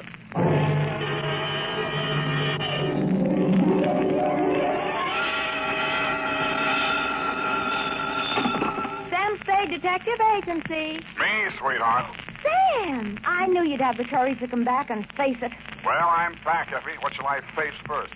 You didn't do something else, did you, Sam? Besides what? Besides running away with that woman in a stolen car. You're a little mixed up, Effie. The car was stolen from her. You mean it was her own car? Well, not exactly, Effie. You see, she stole it from somebody else, and then somebody stole it from her, and then I got it back for her. Well, it must have been quite a car to be worth all that trouble. It wasn't so much the car, Effie, as... Body?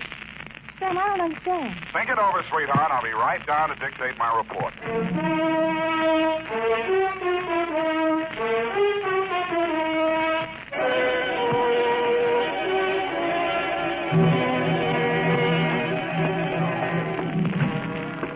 Oh, Sam, look at you.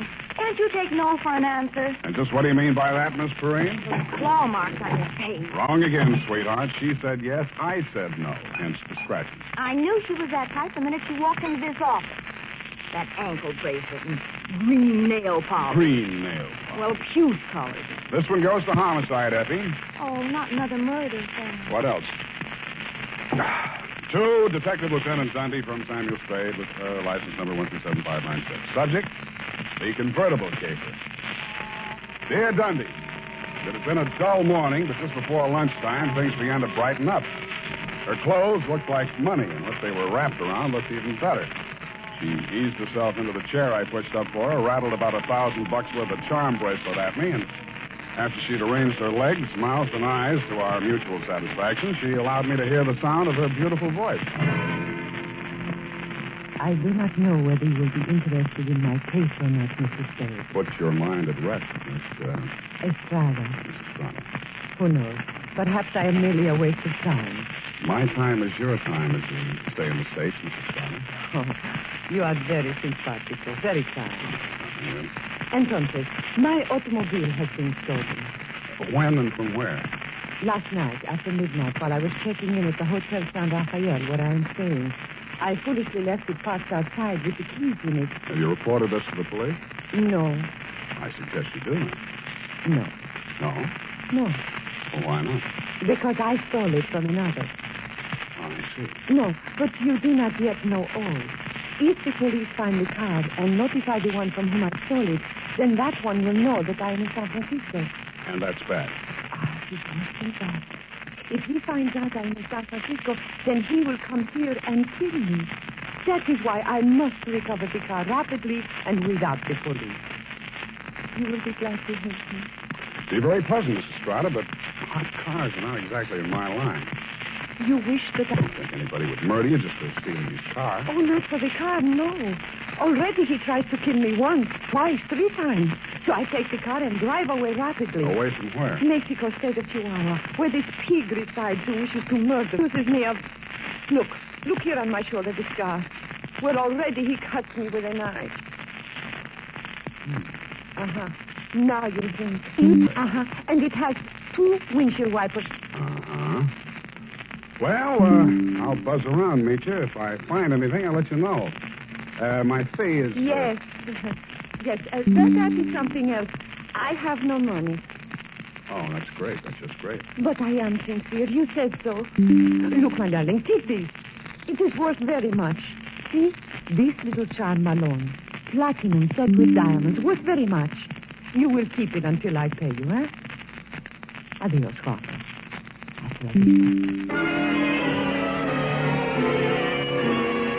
She thrust the charm bracelet into my hand, bit me on the ear, and departed. I put a Band-Aid on it, ran some cold water over my head, poured myself a stiff slug of bourbon, and examined the bracelet. The dangle she'd pointed out was a white metal disc with a monogram in diamonds, 2 vertical bars with a horizontal one on top. It was the Greek letter pi or the initials PT, depending on who had stolen it from whom. I knew it was at least worth my fee. I dropped it into my pocket and went out. My first stop was over on Mission.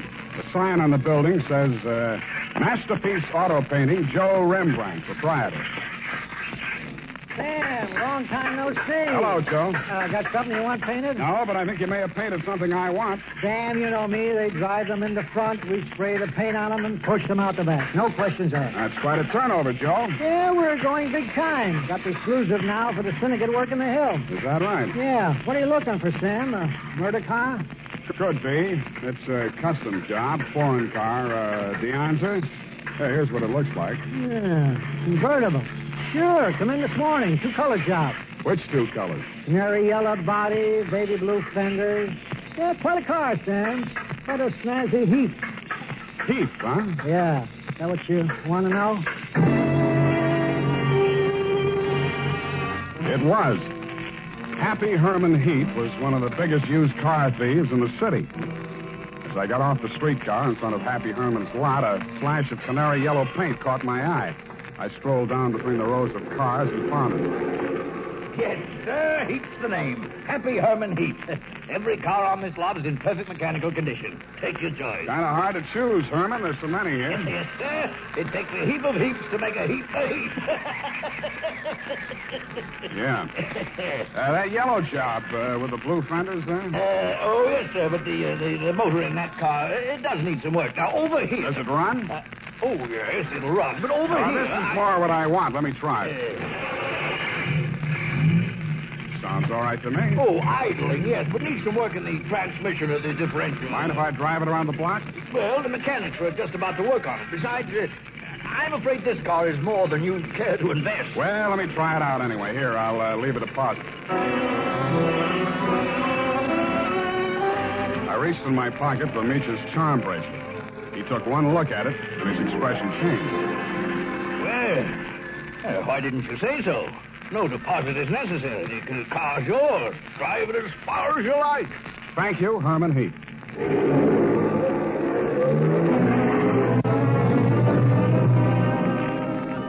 I took him at his word. I put the magic bracelet in my pocket, drove back to O'Farrell Street, parked in front of the San Rafael Hotel, slipped the doorman a buck to wash it for me, and went on into the lobby. The desk clerk said that Senorita Estrada had checked out 30 minutes before, leaving no address. I found the house dick in the bar and asked him for a rundown. Yeah, I remember her, Sam. Very nice dish. Any callers, Tiny? Yeah, 2 guys. Yeah? They went out when they came. Ain't been back since. Who were they? You won't believe it, Sam. One of them was Tom Carey.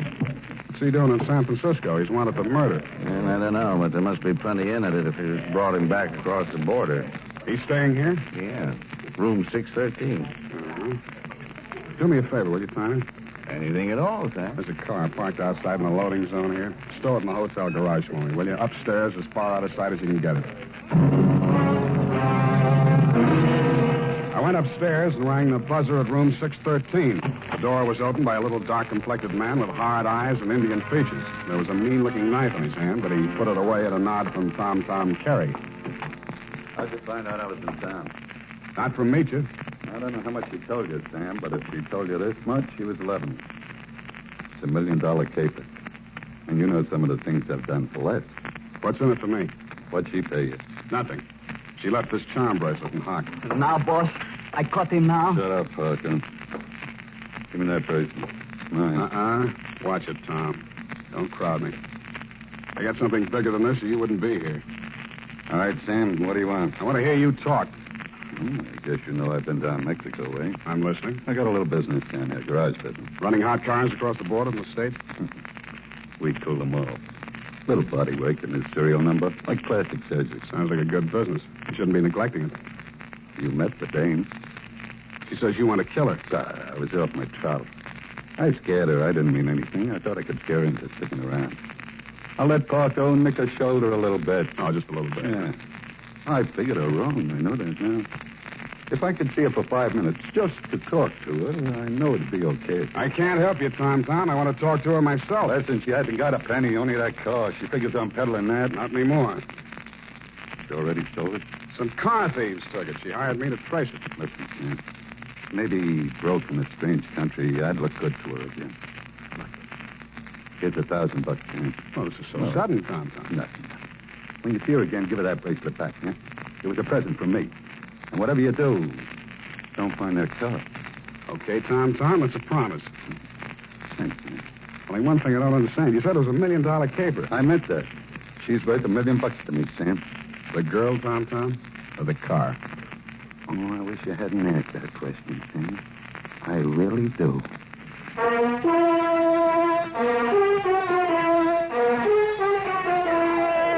And now, back to the convertible caper. Tonight's adventure with Sam Spade.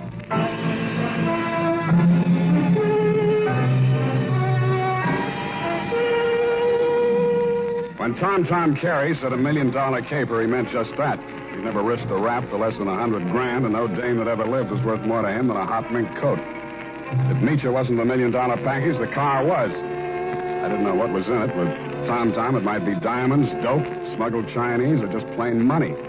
So I went back to the hotel garage. Number 1279. I climbed the long, curving ramp to the second floor and found the canary yellow Dianza convertible crowded in behind 4 ranks of cars at the rear of the building. I started to work on it. Nothing in the luggage trunk, nothing under the seats, under the upholstery, and the door panels, nothing anywhere.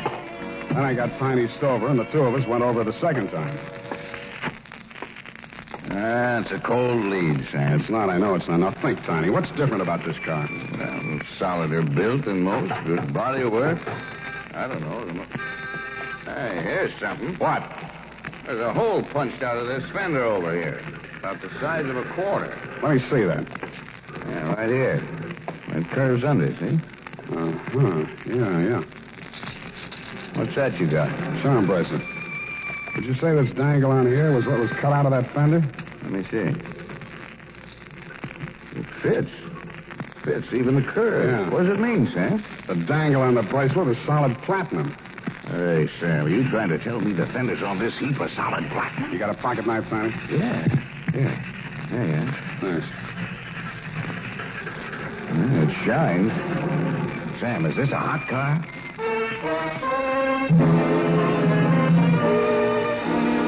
I didn't answer him. I didn't have to. He looked from the gray-white gleam of the bracelet charm to the square of paint I'd scraped off the fender and answered the question himself. Meech's convertible was convertible in more ways than one. It was about the hottest car in San Francisco as of that moment. After I'd left the garage, I tried to phone Tom, but he wasn't in. I had an uncomfortable feeling he was out looking for me. He was. As I stepped out of the phone booth, there was a rush of air past my left ear. A knife stuck in the wood, less than an inch west of him. I came out in the street in time to see him duck around the corner into an alley. I ran after him. I collared him and stood him up against the wall. Let me go. Let me go. I cut you down. What do you know about that car? What do you know about that car? Come on, talk, or you get more of this. I don't know nothing. They don't tell me nothing. Where's Meecher? I don't know. Meecher don't know nothing either. Only Tom and... Tom and who else? I don't talk no more. They cutting you in? I don't need no cut. The boss, he pays me good. 40 pesos. Sometimes more. Work for me and I'll cut you in. I cut you to pieces. The boss treats me good. Sure, you do all the dirty work. There's any trouble, you'll take the rap. What means rap? They put you in a little room and squirt gas in you. You fall dead. Gas? Tom do this? He does indeed. Venga. Come, I take you to see the man. Su nombre es Félix. I think he will be very happy to see you.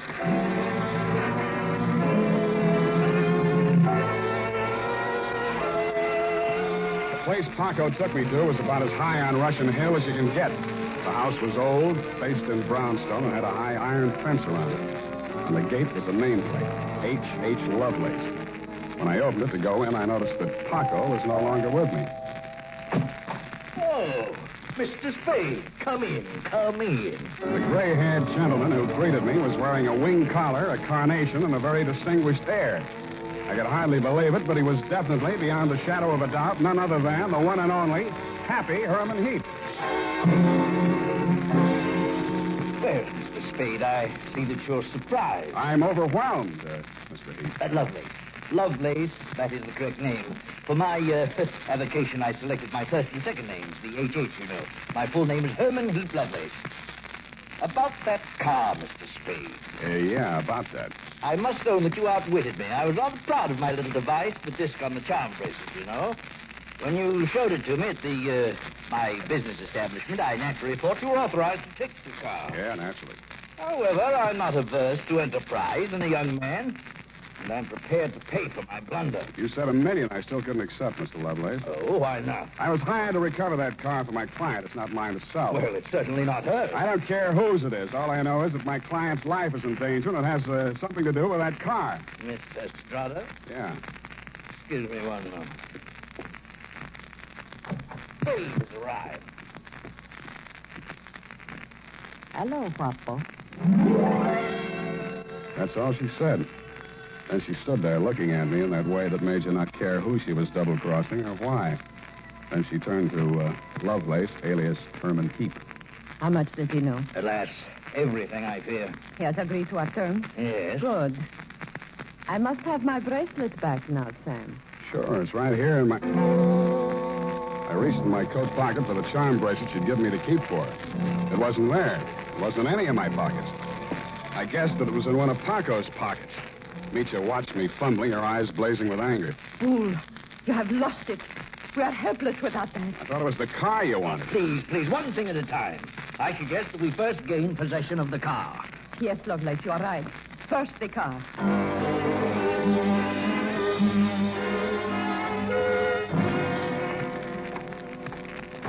Ah, yes. This is the car at last. A princess in vulgar raiment, but still a princess. No royal coach carrying a king to a coronation ever held such riches. I just talk too much. Oh, I do. Well, take your place at the wheel, Mitchell. We shall drive out of here into a splendid future. After you, Mr. Spade. No, Mr. Heath. After you. Ironic, isn't it, that with all my varied interests, I've never learned to drive a car. Será tu poco, viejo. You seem kind of shaky, Meecher. You sure you can handle the car down the ramp? I'm very good driver, Guapo. Meecher, stop. Put on your brakes. There's a man coming up the ramp. Pig!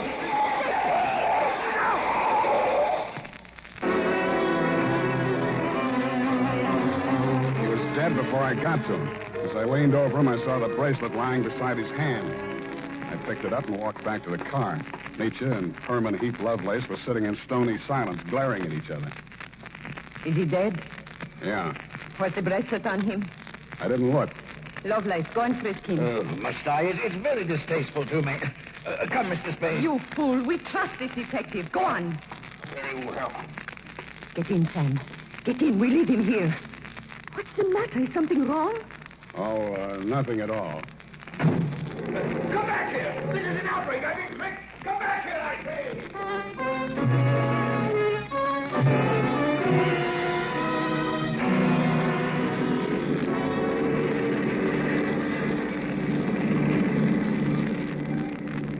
Please, Guapo. A cigarette. Sure. Here you are. Gracias. De nada. I saw you pick up the bracelet. I meant that you should share with me. That is why I gave you the bracelet in the first place. I liked you. Couldn't have been because you were safe as long as Tom didn't know where the bracelet was, and if you had to kill somebody for it, it would be me. Please, querida, what does it matter now? We are together, we have the car, we have the bracelet, and the pig is dead. That's what worries me. Oh, surely you do not think I meant to kill him. Of course not. Your foot just slipped. You stepped on the gas by accident. Yes, that was it. It won't stick, sweetheart. Not with me. But with the police? My story won't help you. I don't know enough. Oh? Then I tell you everything. I was with Tom for a year. I hated him 365 days. I tried to run away. Always that Paco came after and brought me back. Then, Senor Lovelace came with the car. Senor Lovelace had much money, but he could not take it from the country. So he stole platinum. Some he received from refugees who had sent their fortunes abroad in that form. But there was no safe way to get it across the border. So for a cut, Tom had the platinum made into fenders and welded onto the car. Why was the bracelet so important? It was too dangerous for Lovelace to bargain directly. Tom was to get the money for the platinum and give the little piece of the fender as a token. Yeah. Lovelace would know who to give the car to when they showed it to him. That's why he let me drive the car off the lot, huh? Oh, I don't care, darling, even if you try to steal it. Now we understand each other, no? You are tough, too. Tougher than Tom, I think. Well, Now we have everything for ourselves, you and me. What do we care for the others, huh? You make a good pitch, sweetheart. You look beautiful while you're making it. But I don't like you driving. What do you mean? Pull over. I'm driving this heap back to the city. No. I said pull over. I won't let you do it. I don't care what happens. Take it easy. You want to kill us both? Sure, I will kill us both. We die together or we live together. Yes or no? You're nuts. Answer me. The answer is no. Bueno, you will see I mean what I say.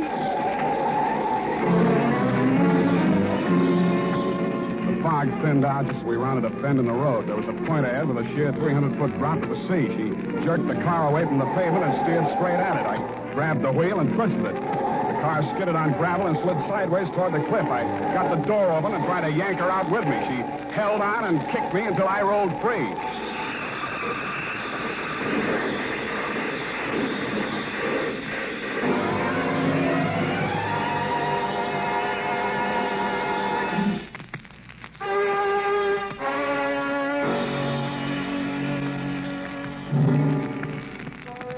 She didn't look very beautiful when I saw her for the last time.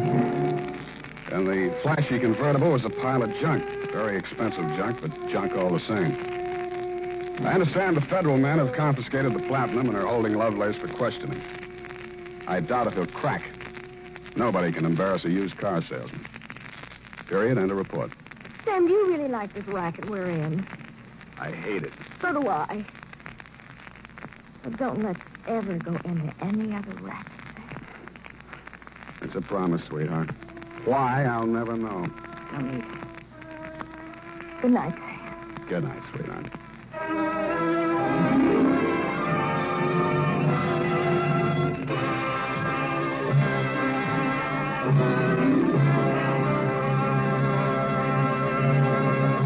The Adventures of Sam Spade, Dashiell Hammett's famous private detective, was written for radio by Bob Tolman and Gil Dowd, with musical direction by Lud Gluskin.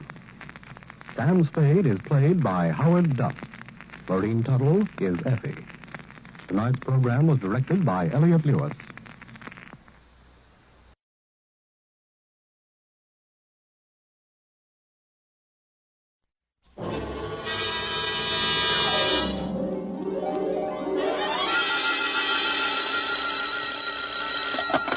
Sam Spade Detective Agency. Ahoy! It's me. Just came ashore. From what? A boat? A ship, Effie, a ship. Anything over 400 gross tons is a ship. Anybody knows that. Well, may I inquire what was your port of call? Calcutta. My, that was a quick trip. Well, Effie, I'll tell you, I got so homesick for you I couldn't stand it, so I assembled my gear and jumped ship. Why, Sam, how sweet. Fast there, gal. I'll be right down to dictate my report.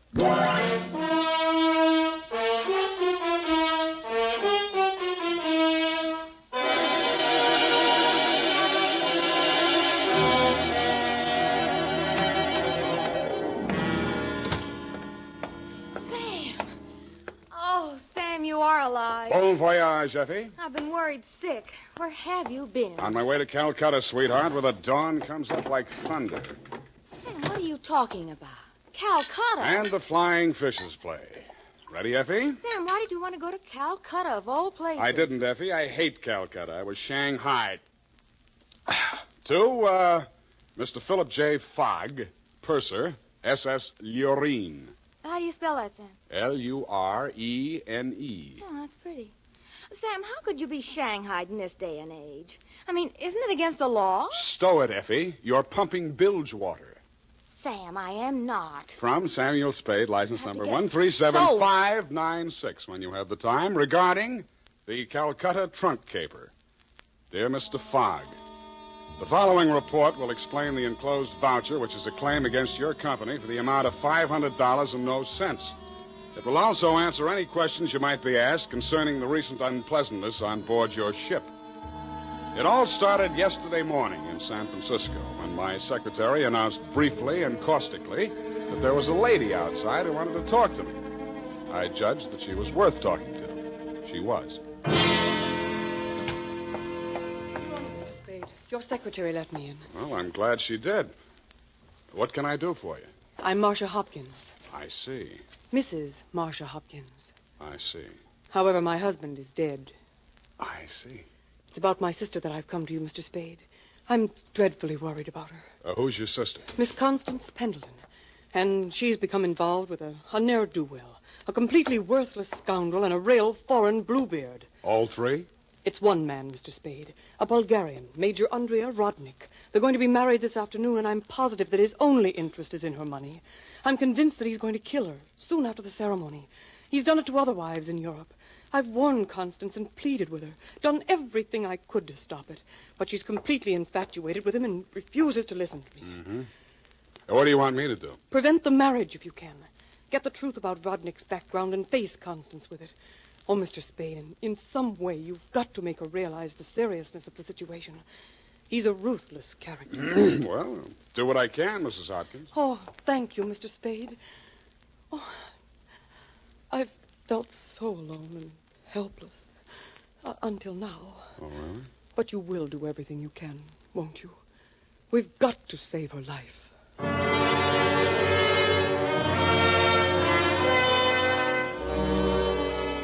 She daubed at her eyes with a stamp-sized handkerchief, patted the red gold hair at her temples nervously, smiled at me bravely, and swayed out. By telephone, I learned that the Vrodnik-Pendleton marriage license had been issued 4 days before, and that on the same day, Constance Pendleton had withdrawn a savings account to the tune of $45,000. I'd always wanted to, so I did it. I called at the Bulgarian consulate. What can I do on you? What do you know about Major Andrei Vrodnik? Ha! Andrei Vrodnik! On him we have hate, great sadness, with shame for the ground that walked under him. Oh? Ha! Andrei Vrodnik! Why is he so popular? On the devil he is driven without horns. 6 women he has killed. 6 times he has insulted the police of Europe by refusing to confess. We have proof of the murders, but never can we prove the proof on him. Yeah, sometimes it goes that way. Ha! Never do we find the bodies of the 6 women. Only their money in the name of Andrei Vrodnik. My pardon. Well, think nothing of it. You're just upset on you. You're interested on him. Why? You go to Europe? No, Vrodnik comes here. Ah, here on San Francisco. He marries again. So I'm told. Ah! Oh, by all the means, you must prevent it. Go to him, brave man. You do the world a service. Make violence on him. Even do you hang for it. Your name will live.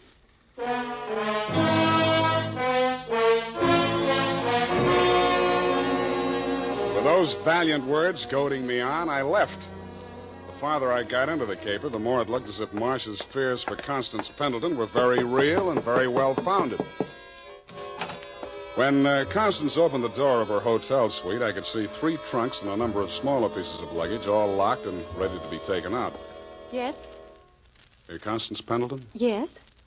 I'm a detective. My name is Spade. Detective? What do you want? I want to talk to you about that Bluebeard you're going to marry. Get out of here. You listen, I'll talk, and then I'll get out of here. I just left the Bulgarian consulate. Vrodnik has been accused of the murders of 6 women in Europe. Each of them were wealthy. Each of them married him, and each time Vrodnik came into all their money. Are you trying to blackmail me because of the lies about my fiancé's past? If you are, you're wasting your time. Well, no matter what I'm doing, I'm wasting my time. But to put you straight, your sister hired me, and I am now resigning. She's worried about you, not me. Then you should spend more time investigating your clients, Mr. Spade. You could have saved both of us some time. I have no sister. This is my wedding day. Goodbye, Mr. Spade.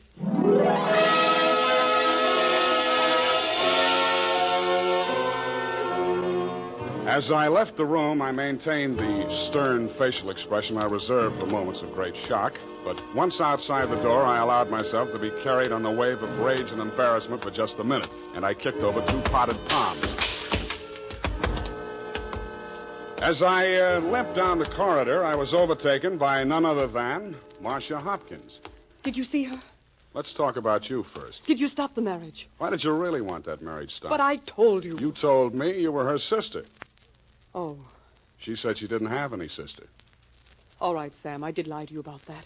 But I'll tell you who I really am. I don't want to know who you are. I don't ever want to know. All I want from you is my honestly earned fee and a brief but permanent goodbye. Oh, no, Sam, please listen to me.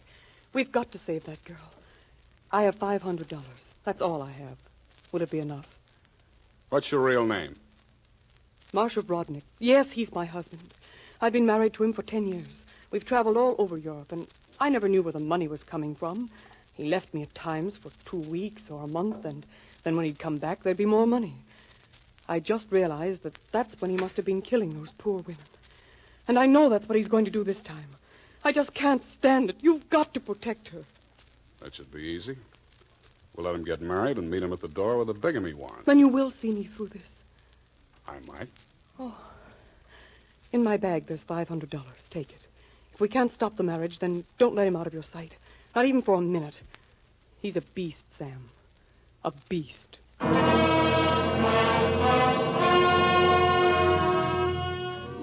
Marcia dropped me in front of the Beast's Hotel, and I climbed some fake marble steps to the 2nd floor and knocked at his door. The man who opened it was heavy, handsome in a swarthy, coarse sort of a way, and glowing conceit through 2 eyes, one monocled, one not. You are facing Major Andrei Vrodnik, 1st Bulgarian Horse. What want you? You were facing Saul Fox of the law firm of Fox, Smedley, Van Dusen, and Grip. You overwhelmed yourself. I came here to warn you. If you go through with the marriage to Constance Pendleton, you're going to find yourself tangled with civil law. Warned? Andrei Rodnik, who has personally led more saber charges than you have teeth in your skull. Yes. Who has personally split, slashed, and impaled on his own blade more men than you have fingers and toes. You warn me?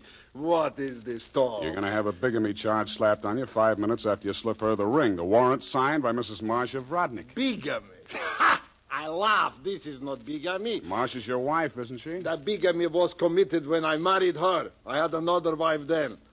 You call yourself a lawyer, then you know that only the second marriage is bigamy. The ones following that are nothing but interludes. Okay, Major, go ahead and have your interlude. I'm just warning you. Oh, speaks. We are being married on Redwood City from a justice of the peace 1 hour previous. Then we are sailing through the SS Lurin at midnight with our honeymoon. Already a droshky waits for the baggage and luggage. Go now before I'm losing my temper. If you're ever in Calcutta, look me up. Da!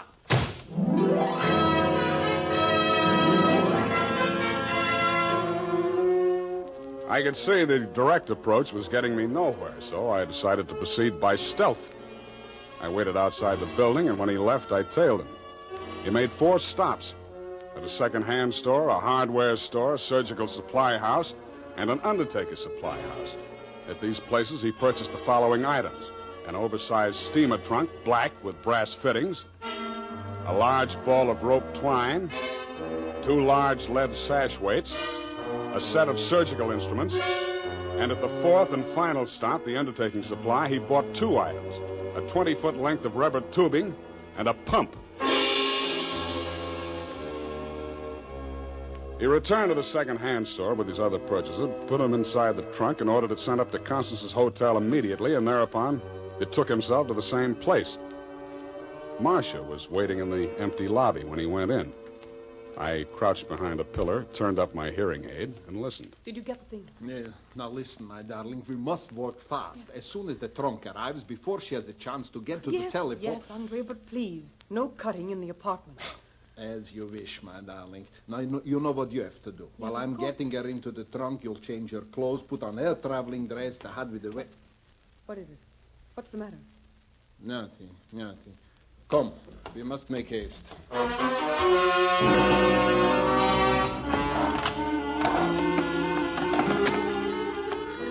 They made haste to the elevators, and I made haste to the row of house telephone booths around the corner and called Constance's room.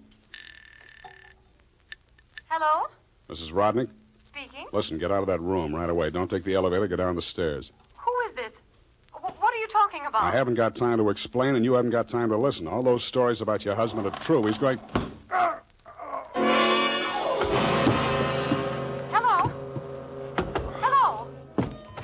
Are you still on the line? My hand clawed out for the door handle, but I couldn't reach it. I felt as if the walls were closing in around me, and just before it got dark, I had the crazy notion that I was inside Brodnick's big black trunk with the brass fittings. I could still hear Constance's voice way off in the distance, somewhere in the direction of Calcutta. I tried to shout to her, to warn her, and then the lid closed over me.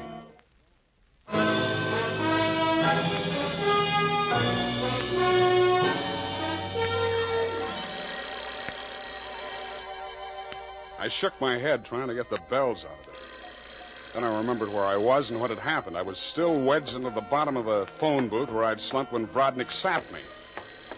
I got out of there somehow and grabbed a taxi for the Embarcadero. The time was 11:55. The SS Lorraine was scheduled to sail at midnight.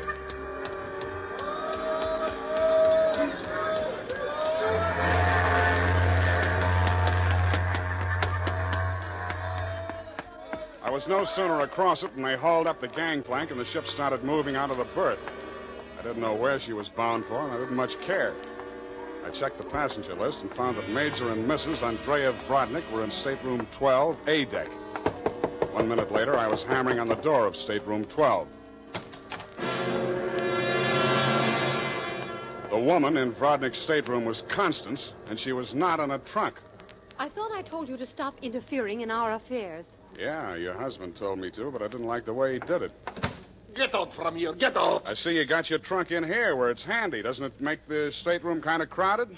Why don't you give up, Mr. Spade? 2 times already. You are twice a fool.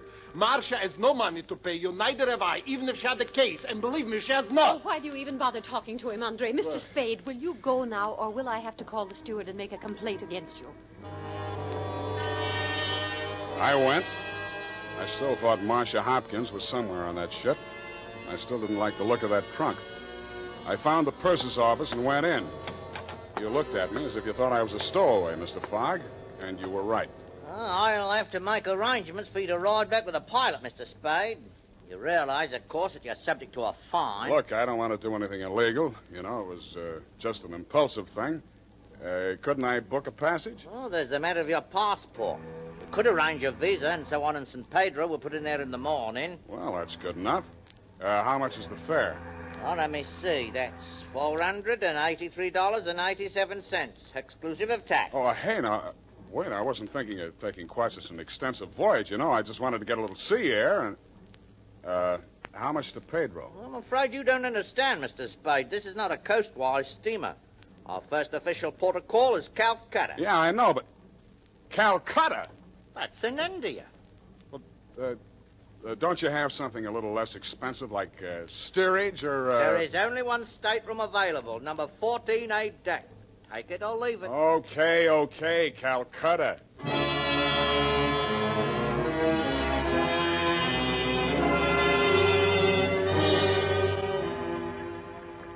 After buying my passage to Calcutta, I had exactly 12 cents left. This I gave to the steward who showed me to my stateroom. He thanked me, kicked me in the shins, and left. Out on deck, a tall, red-nosed old gentleman in knickerbockers and a yachting cap was taking a turn around the deck. With him was a face I'd seen in the morning lineup down at the Hall of Justice a dozen times. He was a hotel thief by profession, name of Norman Gorman. He knew me, too, but he didn't give me a tumble. I fell into step with him. Ah, sea air. Nothing like it, am I right? Yeah, I guess it's okay, but there's so much of it. Brisk, bracing, salt spray. Nothing like it. Oh, hey, Norman, my lad. I hate it. I hate boats. Suppose there was a fire on board. Fire? Oh, ridiculous. This your first voyage to the Orient? Yeah. The inscrutable East. You've made this trip before? Oh, yes, indeed. I've worked this line. Yes, indeed. I make this voyage very often. Business interest out in India. Tea, you know. Runs in my family. Sturgis's Golden Orient in the little yellow package. Ever tried it? No, I never indulged. Huh? Don't drink tea. That's ridiculous. Commodore, I need a drink. I ain't happy. Suppose there was a fire on board here. Well, let's all have a drink. Yeah, suppose there was Shall we? a fire. Come on, I'll shot you to a drink, sir. Not me, Commodore. I just remember this is Fire Prevention Week.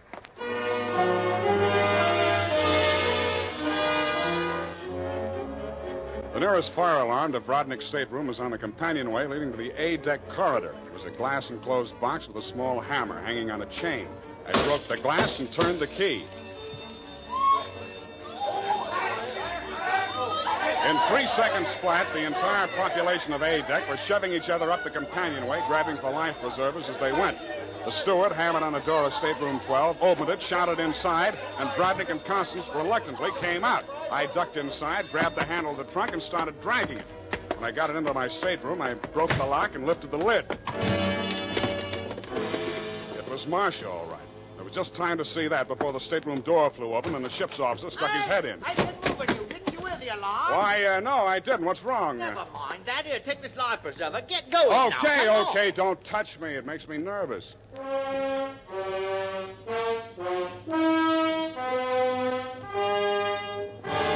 20 minutes later, the captain announced to the mob up on the deck that it was a false alarm, and the passengers drifted back to their cabins.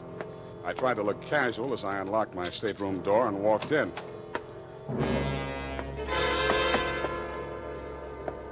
Then I stopped trying. The trunk was still there, but the lid was standing open, and it was empty. I went down to B deck and found the cabin occupied by Norm and the Commodore. That door was locked, so I kicked it in.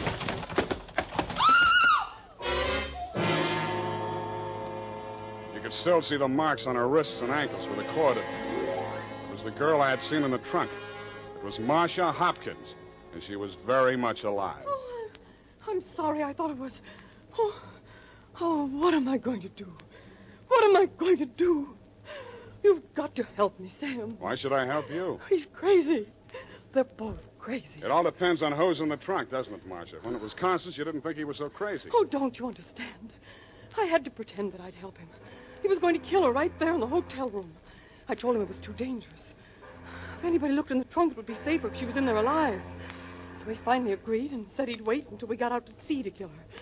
And then he was Yeah, going I know to... about that. Oh, the idea was so awful, I couldn't stand it. I started to scream, and then he stuffed the gag in my mouth and tied me up. He must have used chloroform or something, because the next thing I knew, I was in the trunk. And that little dark man was leaning over me. He and that old man with the knickers. They brought me here. So they pulled a switch on you. You were the fall gal all along. Oh, you've got to believe me. It was the only way I could save her life. You're the only one I can turn to, Sam. That little thief and the old man, they'd deliver me dead if there was an extra $25 in it. Oh, say you'll help me, Sam. Please say it. Well, when you ask me like that, what else can I say? Oh, you do believe me, darling. You do believe me. Come on, let's get out of here. I'm sorry, Mr. Spade. Please step back inside. I promised my associate, Mr. Gorman, that I would not allow this young lady to risk her life by leaving this cabin. You're getting into this caper at the wrong end, Commodore. It's wound up. They've bungled it. It's no good anymore. You may be right. But you understand my position, sir. I can't take any chances. You've talked to Mr. Gorman? Norm? Yeah, I talked to him. He took you into his confidence? Stop making with the pistol, Commodore. You don't know how to use it anyway. Oh, heavens, Norm. You're as white as a sheet. What is it? Oh, he's sick. Go get a doctor. Yes, indeed. Right away. Listen, Spade. Take her with you. Get out of here. I don't want no part of this. You got it bad, Norm. I'm sick, I tell you.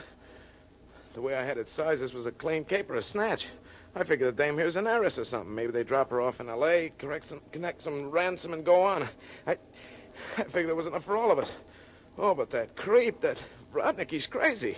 He's a regular Jack the Ripper. Stop babbling, Norm. Tell me what happened, exactly what happened. I get a sinking feeling in my stomach every time I think about it. Well, I go in, see? He's very smooth, very businesslike. He offers me a drink. I accept it. He mixes a couple of highballs for me and the dame, then he starts talking. I guess she don't know all about it before this, because she gets just sick as I do. First, I think he's kidding. Then he drags out this set of cutlery like a doctor uses to operate on people. Only he's got something else in mind. The porthole, you understand? Oh, please. I don't want to hear anymore. Being as it's you he has in mind, I don't blame you. My stomach. Hey, Norm. Norm. Here he is, the ship's surgeon. Oh, dear me. What? Stand away from him, please. Help me get him into the bunk. Sure, Doctor. Take the shade off that light, please. Yes. He's dead, isn't he? Oh, yes, he's dead, of course. Who poisoned him? I didn't waste any time answering him. I grabbed him by the arm. Before he could object, I was pushing him up the companionway to A deck. It was probably too late to save Constance's life. She'd drunk the same poison, and I was pretty sure she had, but if I was going to nail him for the murder of Constance, I had to get there before the evidence vanished. We got there just in time. I don't need to tell you what we saw, and I'd rather not. Rodnick rose slowly to his feet, clicked his heels military fashion, and bowed very low. The ship's surgeon. How opportune. Perhaps you could advise me, Doctor. After all, I am, in all honesty, even still, a mere amateur at this sort of thing.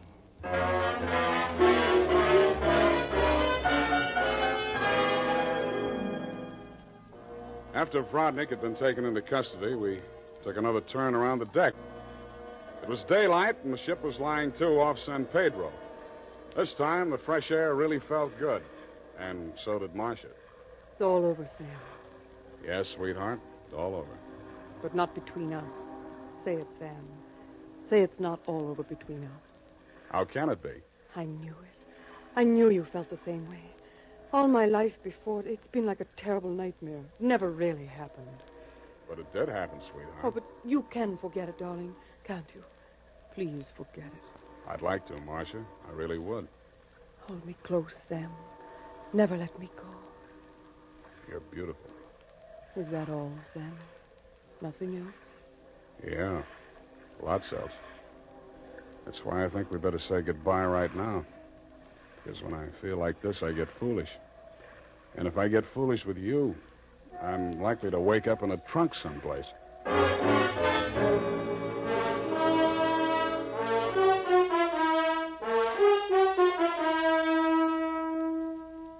And that, Mr. Fogg, is the true account of the Calcutta trunk caper.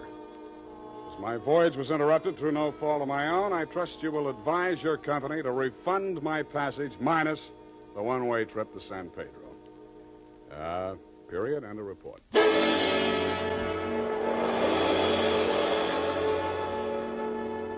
Sam Spade is played by Howard Duck.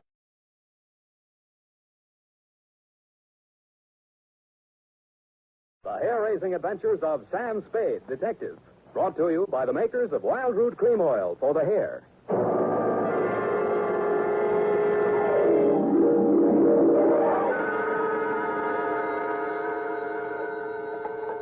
Sam Spade, Detective Agency. It's me, Effie. Oh, Sam, I've been worried about you. Sid Weiss was just on the phone, and he says digging up a corpse without a permit is against the law. It's all right, Effie. I just dug him up to say hello and put him back again. Oh, Sam. I'll be down in a couple of minutes to dictate my report, sweetheart.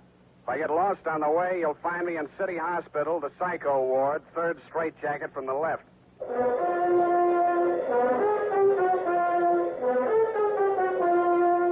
Dashiell Hammett, America's leading detective fiction writer and creator of Sam Spade, the hard-boiled private eye, and William Spear, radio's outstanding producer-director of mystery and crime drama, join their talents to make your hair stand on end with the adventures of Sam Spade. Presented each week by Wild Root Cream Oil, the non-alcoholic hair tonic that will put your hair back in place again, grooming it neatly, naturally, the way you want it. Fellows, if a girl can spend half an hour under a hot dryer in a beauty parlor to look her best for you, certainly you can spend half a minute sprucing up with Wild Root Cream Oil hair tonic to look your best for her. Now, that's all it takes, and Wild Root Cream Oil grooms your hair neatly and naturally, the way girls like to see it. Besides, it relieves dryness and removes loose dandruff. There's not a drop of alcohol in Wild Root Cream Oil. It contains lanolin. So get the big economy-size bottle at your drug or toilet goods counter. And now, Wild Root brings to the air the greatest private detective of them all in The Adventures of Sam Spade.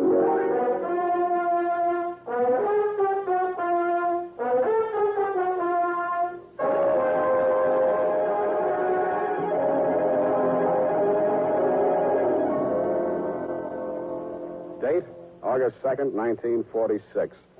To Mrs. Gregory Denov. Subject, death of Dr. Denov. I was sitting in my office with nothing to think about except a horse named Corkscrew Jr. My secretary, Effie Perrine, came in and said there was someone outside. I didn't look up from the dope sheet, so she said it again. Someone outside, Sam. What's he look like? Blue double-breasted custom-made suit, Countess Mara tie, hand-tailored shirt, English shoes, hand-trimmed Van Dyke. Get me a blank check and send him in. Okay, Sam. Please come in. Mr. Spade will see you now, sir. Thank you. You are Mr. Spade, Sam Spade. What can I do for you? I'm Dr. Gregory Denov, a psychoanalyst. I need your help. Lie down, doctor, and tell me all about it. I see you might also be noted for your sense of humor as well as your discretion. Who told you I was discreet? A man named Nicolaitis. Well, you tell Nicolaitis I think he's cute, too. What else does he say about me? That I can trust you with $10,000. Oh. Is this Mr. Nicolaitis one of your patients? No, he isn't. As a matter of fact, he's gotten possession of some private records of mine. Well, it's rather involved. Nicolaitis is shaking you down, and he picked me as the middleman. Is that it? This is not an ordinary case of blackmail. Blackmail is blackmail, even if you do it in Technicolor. Well, as you may know, a psychoanalyst keeps a faithful transcript, a detailed record of everything a patient says during consultation, no matter how intimate or shocking. Yeah? This man, Nicolaitis, has managed to gain possession of a copy of one of these case histories. The patient is a very celebrated person, and should this material be divulged, it may have very serious consequences for both my patient and for me. Doctor, your best bet's the San Francisco Police Department. No, that's out of the question. Then I'm afraid I can't help you. Why not? Nicolaitis sent I'm a me to- private detective. When I take on a client, I take on his troubles. My job is to protect him, not to stand by and see him milked. If you want to hire me on that basis, I'll listen. Oh, I'm so tired. must trust somebody. What can you do for me, Mr. Spade? Write me out a check for $1,000. Got a pen? Yeah. All right. You see, Nicolaitis figures that if I'm getting a cut, I'll have to keep my mouth shut. I'll spend it all the same. Here you are. Thanks. Now, what was the last thing Nicolaitis told you? That he would pick up the $10,000 here and deliver to you this file in question. Can you reach him? Yes. Call him. Tell him you've seen me. Tell him I won't do that kind of business in my office. Tell him to come to your house. I'll be there. What if he refuses? He won't. Tell him I have the whole 10,000. What time? How about in an hour? No, I'm sorry. We'll have to make it around 3 or... Oh, goodness, I'm late now. I really... That's a beautiful watch, Mr. Denno. Yes. Foreign? Yes. May I see it? My watch? Why, really, Mr. Spade, I'm very late. I have so many things to do, and I have to be at the Majestic Theater well before the matinee starts at 2:30. How are you going to see me at 3 o'clock if you're going to the theater? Oh, I'm not going to stay for the performance. Well, Mr. Spade, till 3 o'clock then. Oh, my office is in my apartment. The address is here on my card. It's the penthouse. Penthouse, huh? Okay, doctor, I'll come formal. I'll wear the top to my bathing suit.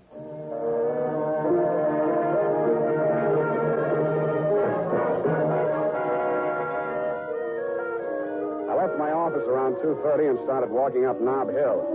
The Versailles Apartments, where Denov's place was, took up the whole 300 block, so I didn't have any trouble finding it. I stopped across the street for a minute to get my breath after the uphill climb, mopped my face, and started across. Just as I got to the middle of the street...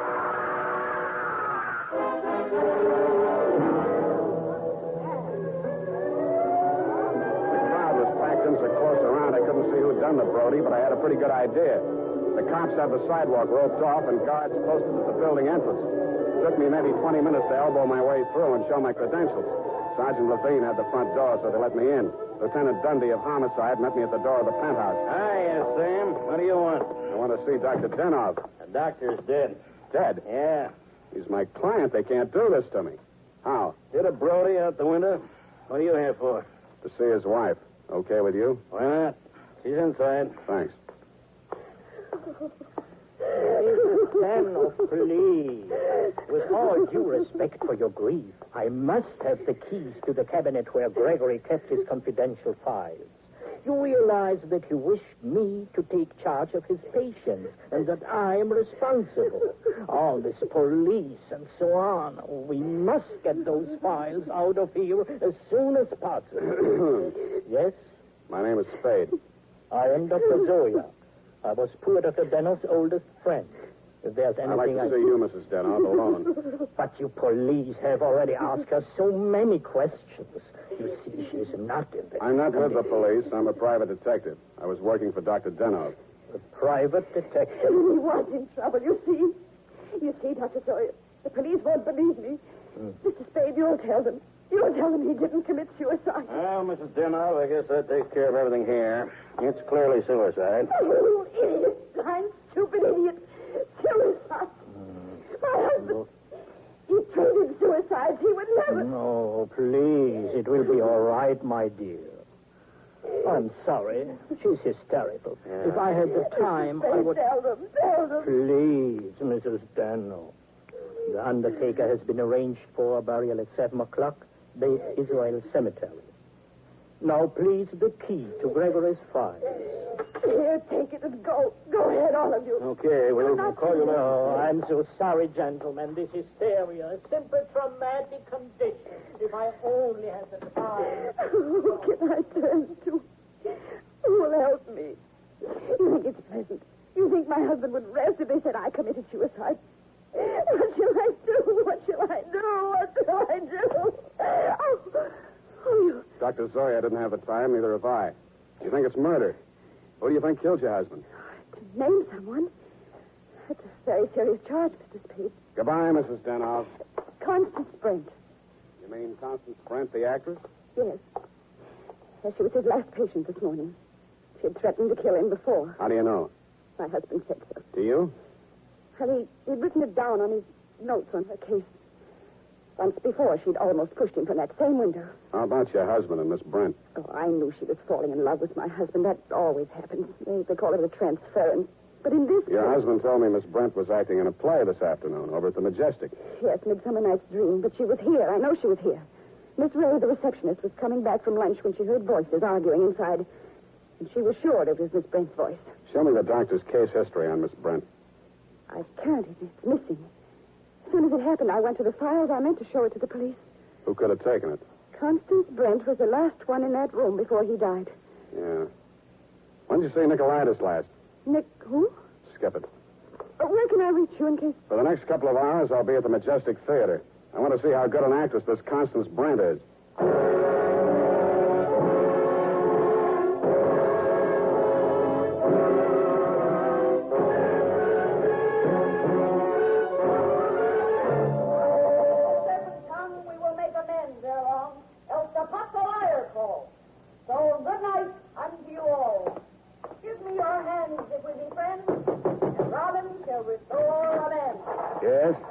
Constance Brent's dressing room? What do you want? I want to talk to Miss Brent. Well, you can talk to me. I'm her husband. So you're Mr. Brent. I'm Jonathan Wallace. She's Mrs. Wallace. Now, what do you want with my wife? I've come to tell her that Dr. Denov is dead. Are you sure? You try falling from the 12th floor window sometime. Well, that's the best news I've heard this year. But I'm afraid it'll be a shock for Constance. Maybe, maybe not. She was the last person to see him alive, as far as anybody can make out. Are you from the police? No, I'm from the insurance company. Claims investigator. What do you want to see Constance for? The policy wasn't made out to her, was it? No, made out to his widow. But she can't collect. Police say it was suicide. Oh, that settles it. This is the last time I play Titania. Stand around while Puck talks his head off. Who is this person? Darling, I'm afraid this is going to be a shock. This man is from an insurance company. Dr. Denov is dead. Oh, what a pity. What happened? The police say he jumped. His wife says he was pushed. She also says that you, Miss Brent, might have been the pusher. Oh, now really, it's too absurd. How like a wife. What time did your play start this afternoon, Miss Brent? Nothing later 2:30, always. Always. And the late lamented Dr. Denov jumped at 3 o'clock. I didn't say he did. Doesn't this news, shock you? But of course. Do you think good psychoanalysts are easy to find? Looks like your next doctor will have to start from scratch. Your case history seems to be missing from Dr. Denov's files. Missing? No. What is it? Has a man named Nicolaitis been in touch with you? I've never heard of him. Chances are you will. Does he have Dr. Denov's notes on my case? Could be. This is frightful. Hot reading, huh? You seem to know this person, Nicolaitis. Get that file for me, and I'll pay you well for it. Just a minute, my lovely Titania. We don't know who this man really is. He might even be Nicolaitis himself. Let me see your company credentials. Now, what do you know? Somebody picked my pocket. My wallet's gone. I thought so.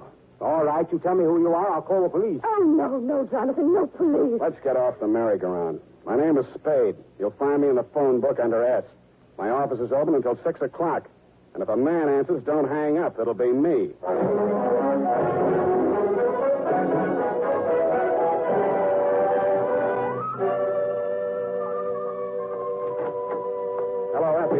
You found a Nicolaitis yet? Not one. I even tried spelling it backwards. Nobody ever heard of a man named Nicolaitis. I'm beginning to think there ain't no such person. Pardon me. Do I hear my name mentioned? I'm Nicolaitis. Sam, I still think you're right. Come all the way in, Mr. Nicolaitis. Sit down. Oh, thank you. If you need me, Sam, just scream. What can I do for you? Oh, I've come for my money. What money? The $10,000. You remember the $10,000? Refresh my memory. Oh, Dr. Denov, the gentleman who visited you this morning? Oh, that $10,000. Well, you see, you remember now. Yeah, it all comes back to me now. You were supposed to deliver something for the money. Since Dr. Denov is dead, that is no longer important. You will give me the money, please, and I will not disturb your afternoon any further. Suppose I refuse? Oh, that would grieve me. In my grief, there is no telling what I might do. Dr. Denov's dead. There's nothing more you can do to hurt him. Oh, never would I attempt to hurt poor Dr. Denov, but in my sorrow, it would be so great if I should be forced to hurt the woman he lost. After all, as Titania says, these are the forgeries of jealousy. Titania, huh? Ah, yes. Midsummer Night's Dream. Act 1, Scene 18. I'm a little rusty on my Shakespeare. Oh, you are indeed, Mr. Spade. Titania doesn't appear until well into Act 2. She doesn't, huh? Yeah, that's right. Yeah. I guess she isn't on for 40 minutes or so. Yes, indeed, Mr. Spade, but I didn't come here to discuss drama. What else have you got to discuss? When Dr. Denoff died, your market died with him. That is a very unprogressive view, Mr. Spade. There's always a gentleman named Jonathan Wallace. Why, you fiend. You don't mean you'd sell to both of us? Mr. Spade, how can you have such a low opinion of me? I will prove my integrity. I will give you the material. You give me the money. Hand it over. In the Levant, Mr. Spade, we have a saying. He who goes too close to the bear soon loses his beard. I have left my beard at home. Okay, I'll meet you anywhere you say, anytime you say. Excellent. At 7 in your apartment, Won't that be walking into the bear's cave? In the Levant, Mr. Spade, we have a saying. Private dicks do not kill people in their own apartments.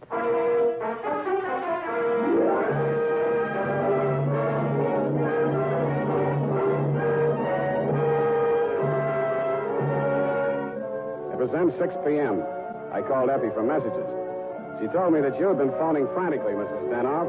I still had maybe 30 minutes before Nicolaitis was due at my apartment, so I breezed on up to your place on the hill. We had a very interesting chat. Remember, Mrs. Denoff? Looking back on it, that was probably the most interesting conversation we had. Funny, I can't remember much of anything you said, but it was so cozy there in your place. And what with your clock being about 20 minutes slow, it must have been something like 7:30 before I left you. I grabbed a cab and told the hacky to step on it. I hoped Nicolaitis was still waiting at my apartment. He was.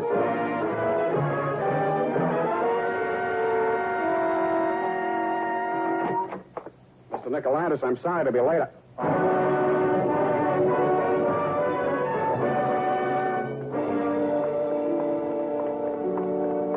He was lying on my bathroom floor.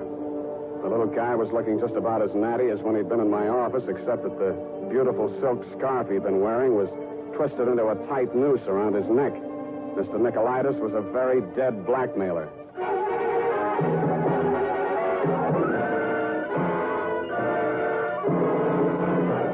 The makers of Wild Root Cream Oil are presenting the fourth in a new series of programs bringing to the air for the first time the adventures of Dashiell Hammett's famous private detective, Sam Spade.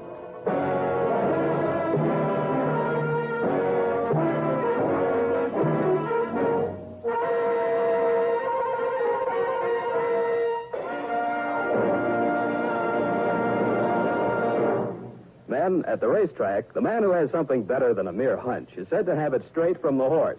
Of course, that's a humorous expression, but it shows how to get facts. Go straight to the real source of information.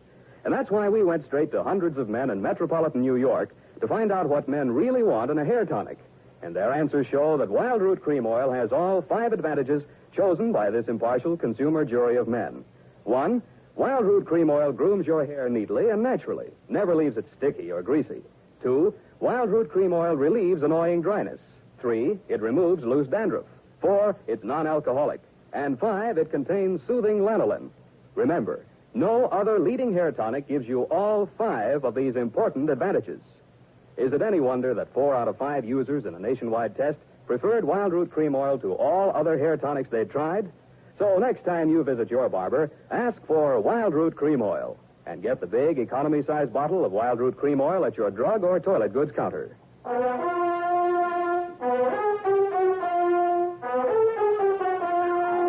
And now, back to Sam and Psyche. Tonight's adventure with Sam Spade.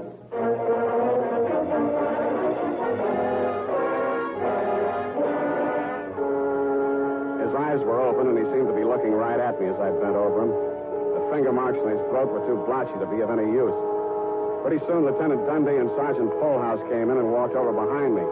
We all stood there for a second, and then Polhouse bent down and closed those eyes. You know him, Sam? His name is Nicolaitis. That's all I know about him. What did he come here to your place for? I don't know. You invited him? I wouldn't have been surprised to find him here, but not like this.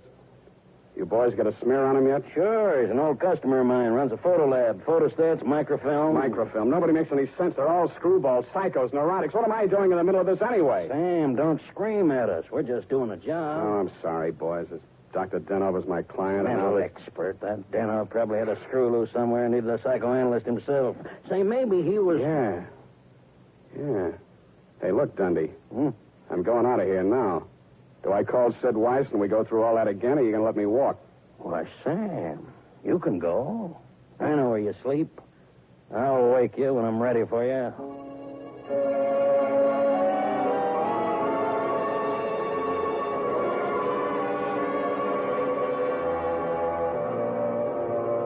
Well, Mr. Spade? I want some answers, Dr. Zoya, and you're the guy who can give them to me. I'm listening.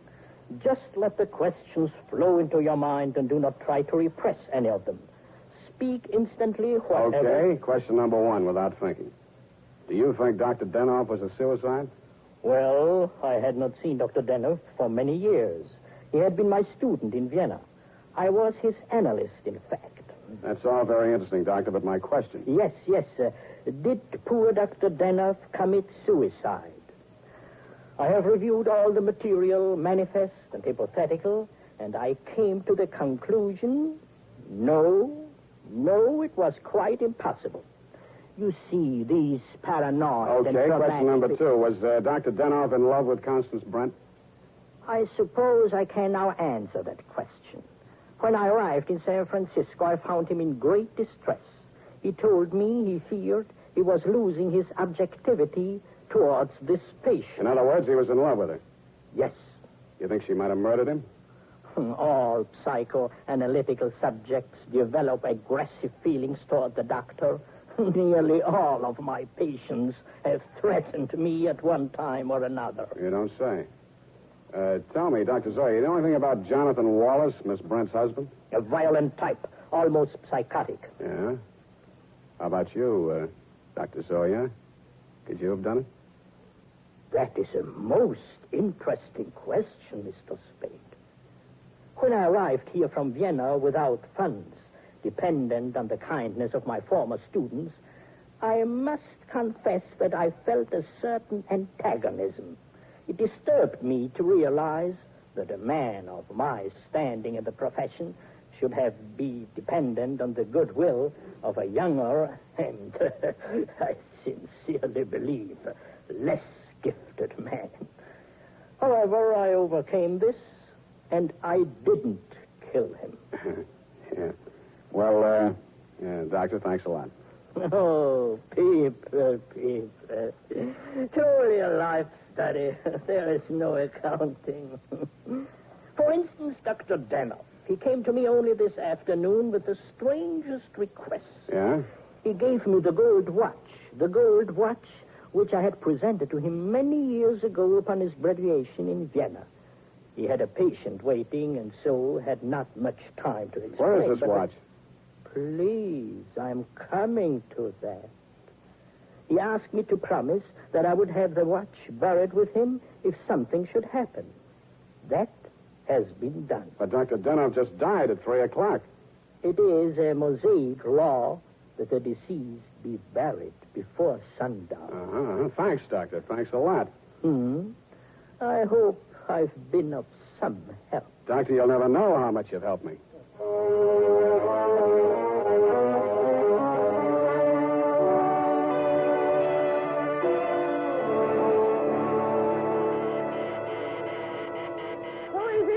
Spade. Oh, what's happened? I think I got the answers, Mrs. Denoff. That file on Constance Brent. Your husband knew that you'd been going through it. Mr. Spade. Shut up and listen to me. He took it out of the files, had it microfilmed for his own private records, and destroyed the original. Really? The man who did the microfilming was Nicolaitis. He delivered one print to your husband and kept another for himself. He was murdered in my apartment for the copy he used to shake down your husband. The killer now has that copy, if it hasn't already been destroyed. But we can still put our hands on the first strip of microfilm which you delivered to your husband. This is astonishing. How? It's in the gold watch which was buried with him. Oh, the watch that Dr. Zoya... That's right. Denoff made up his mind that whatever he knew about Constance Brent was going to go to the grave with him. What are you doing tonight? Well, nothing. And we got a date, sweetheart, you and I. I'll be back toward the wee hours. All paths lead to the grave. Ophelia, Act 6. Gregory's grave? But shouldn't we get a court order and have it done properly? The courts don't open until 10 in the morning, sweetheart, and Lieutenant Dundee's going to start asking me some questions about that stiff in my apartment before then. You see, baby, I can't wait.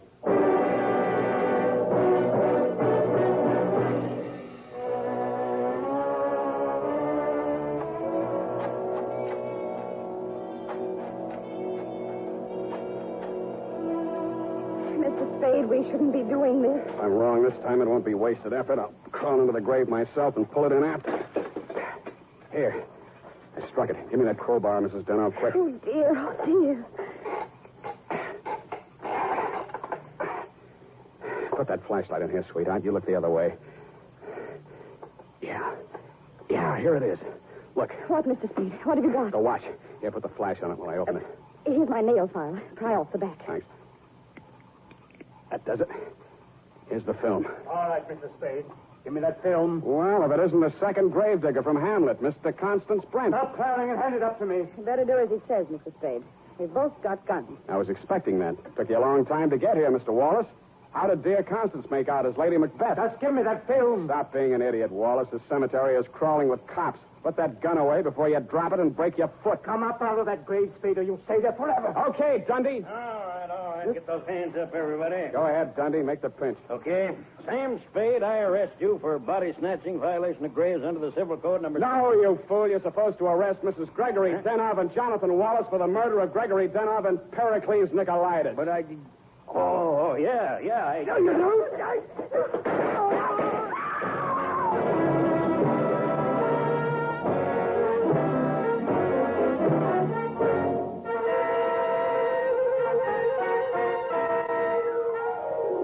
It was smart of you, Mrs. Denov, to make me late for my appointment with Nicolaitis. You did that so that Wallace could nail him in my apartment for the microfilm. You thought you could use that film to pin Denov's murder on Constance Brent. But after your late husband caught you tampering with his files, he added a few well-chosen words to it so that the film put the finger on you and your boyfriend, Mr. Wallace, in case anything happened to the doctor. So Wallace had to kill Nicolaitis. You weren't smart to push your husband out the window. That looked like suicide. You might have gotten away with it, Mrs. Denov, if you'd bashed your husband's head in with a bottle. That reminds me, Effie, pour me a drink. Is that all? Sign it, put a special delivery on it, and send it care of the matron to Hatchapee Prison. Go on, have one yourself. Oh, thank you. Here's how. You'll get used to it. Good night, Sam. Good night, sweetheart.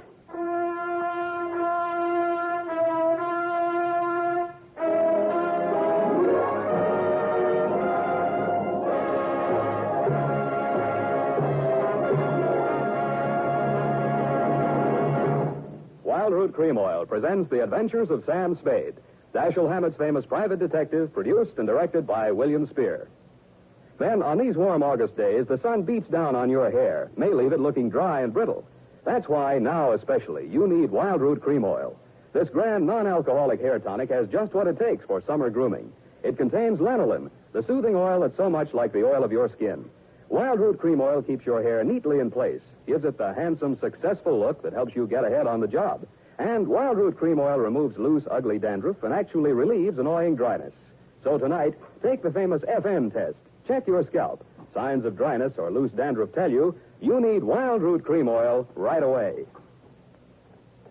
Sam Spade is played by Howard Duff. Fred Essler was Dr. Zoya. Lorene Tuttle is Effie. Don't forget, next Friday, the three masters of the art of hair-raising, Dashiell Hammett, William Spear, and Wild Root Cream Oil, join forces to bring you another hair-raising adventure with Sam Spade. Smart girls use Wild Root Cream Oil, too, for quick, good grooming and to relieve dryness between permanents. Mothers say it's grand for training children's hair. Dick Joy speaking. This is ABC, the American Broadcasting Company.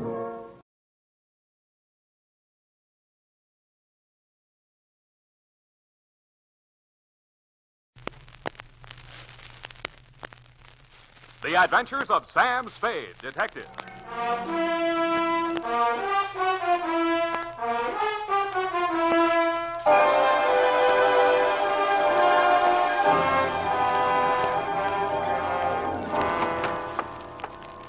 Effie? Effie? Oh. I waited. Say what you have to say and I'll go. You've been through a tough time, sweetheart. Well, you didn't make it any easier. You think it was a cakewalk for me? You think my nerves are made of rubber? You have no nerves. You're just a cold, callous Shut up. old detective. You're going to listen to me. You're going to sit still, not talk, and listen. When I've finished, you can say goodnight or goodbye. But first, you're going to listen to me. You remember how it started? Yesterday evening when you told me it was your mother's birthday, you were giving a party, you said, and you wanted me to come? I tried to beg off, being no social butterfly, but Mom would be hurt, you said. And so the next thing I knew, there I was at your house, surrounded by 24 strangers, 10 gallons of lemonade, and your mother. I've been wanting to have a talk with you, Mr. Spade, about Effie. I can't think of a nicer subject, Mrs. Perrine. Effie is just so devoted to you, Mr. Spade. Yeah, well, I'm very devoted to Effie, too, Mrs. Perrine. What I mean is, I think we should do something. The party's dying on its feet. Oh, you want me to spike the lemonade, Effie? It just so happens that I have here in my pocket a bottle of... I have a wonderful idea. It'll make the party one big, happy family. You just wait and see now. Quiet! Quiet, everybody. What's she up to? Some kind of game, probably. Mother's great on games. Oh, that's all I need. Your attention, please. Oh, excuse me. There's Miss Brent going now. Miss Brent? Oh, Miss Brent? Yeah, Mrs. Green. Won't you join the party? I'd love to, but I have an appointment. Oh, what a shame. Oh, do stay. Thank you. Some other time. Oh, Lola's so nice. She rents the sitting room upstairs. I wish she could have stayed. Well, I'll explain the game now. Oh, Mrs. Green, I think I'll stay after all. Oh, how nice. Oh, you've brought a gentleman friend. Yeah, this is Marty. Marty? Oh, well, Marty, I'd like to have Lola sat down and crossed her legs at me. On her left knee, where I would have preferred to see a dimple, I saw a tattoo mark. Her gentleman friend Marty was a small, stocky guy, all teeth and New York tie. He shook hands all around, and it felt like the paw of a stale stiff. And this is Mr. Spade. He's the private detective that he works for. Lola's from Kansas City, Mr. Spade. Oh? She's waiting for her husband to return from service overseas. I'm glad he's coming home safely. Where's he stationed? Japan. Yeah, he's... Now, quiet, everybody, quiet. We're going to play charades. Oh, it's very simple. Now, you see, I'm the captain of Team A. Now, Dr. Burson, oh, he's so clever. He can be captain of Team B. Now, dears, quiet, everybody. Now, we'll both select the members of our teams, and then each of you will write something on a slip of paper. We'll write a quotation or a phrase, the title of a song, whatever you like. Doesn't matter. Just something interesting and clever. Then I think. Yes, I think that's right. You act out what you've written, all in pantomime. No words can be used, although sounds are permissible. Dears, you must listen to me or we can't play the game. Now, you can't play unless you know how. And then your team must guess what is written on the paper, and you act it out. Now, any questions? How many words can we play? Oh, any amount of words. No, not over 10, though. That's too long, yes. Now, everybody ready? Teams were chosen. I wound up on Mrs. Perrine's Team A. The slips of paper were handed out to the guests. I wrote down, quoth the raven, nevermore. So I'd have to make like a raven. While everybody was getting settled, Lola Brent came up to me. She pushed a slip of paper into my hand. This is your charade, Mr. Spade. Oh, but I got Isn't this one. fun? Please, don't lose the charade I gave you. And with that, she lost herself in the crowd. I pushed the paper she handed me into my pocket without looking at it. Her gentleman friend Marty, the little character with the New York tie, was out in the center of the floor acting his charade. He flapped his arms up and down, quacked twice, and rolled over on his back. Nobody got it, so he did it again. Now, wait a minute. How could that be? Quack, quack, quack, quack. Wait a minute. Pigeons, duck, dead duck. That's it, dead duck. Oh, isn't that wonderful? Now, Team A scores a win there. Let's go on, please. Well, sir, Mr. Dead Duck, we guessed you. So will you please get up now, and we'll go on to the... Oh! Sam! Sam, he's dead! And he certainly was. A deader duck I'd never seen. I bent to him, and his lips were turning blue. Somebody had spiked his last drink with a jigger of poison. 1 hour later, Dundee and the homicide boys, including the medic, had taken the stiff downtown. No one could identify him. Lola Brent had brought him to the party, but she'd taken a powder. You and Mom were kind of shaky, so I decided to spend the night on the sofa in the living room. I only used up about 3 hours of it when I heard the front door open. I figured it was Lola. I got to my feet, crossed to the hall, and found myself staring into the biggest 45 I ever saw. Where's the duck? Who? He wants to know who, Poby. Look, we don't want no trouble. You're protecting this Duke. Okay.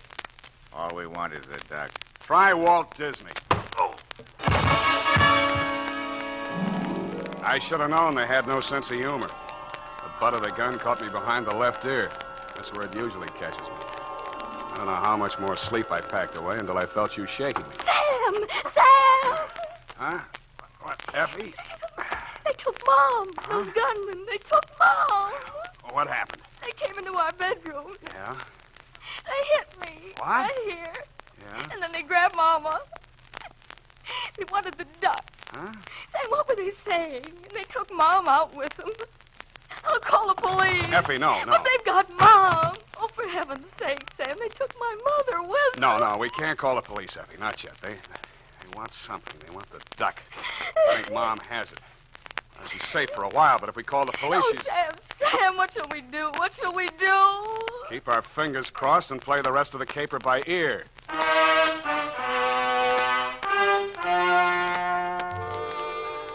So you promised that you wouldn't call the police until I gave you the nod.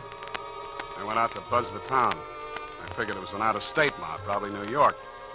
The Gunzels were after the duck. Well, that made no sense. They thought I was the muscle for the juke joint. I hustled over to Jenny the Juke. If she didn't know the score, nobody would. Her place was dark. But finally, she opened up and led me into the rear. When I mentioned the duck, she shut down tighter than a clam in December. It's blisters, Sam. Blisters, I tell you. This ain't only the local law. This is the feds. Go away, Sam. My joint ain't juking for the duration. Listen, Jenny, there's an out-of-state mob. They put the arm on my secretary's mother. She don't know the time of day. They pulled the wrong feather. I don't hear a word you say, Sam. They're mixed up in the juke joint grip. You know who they are.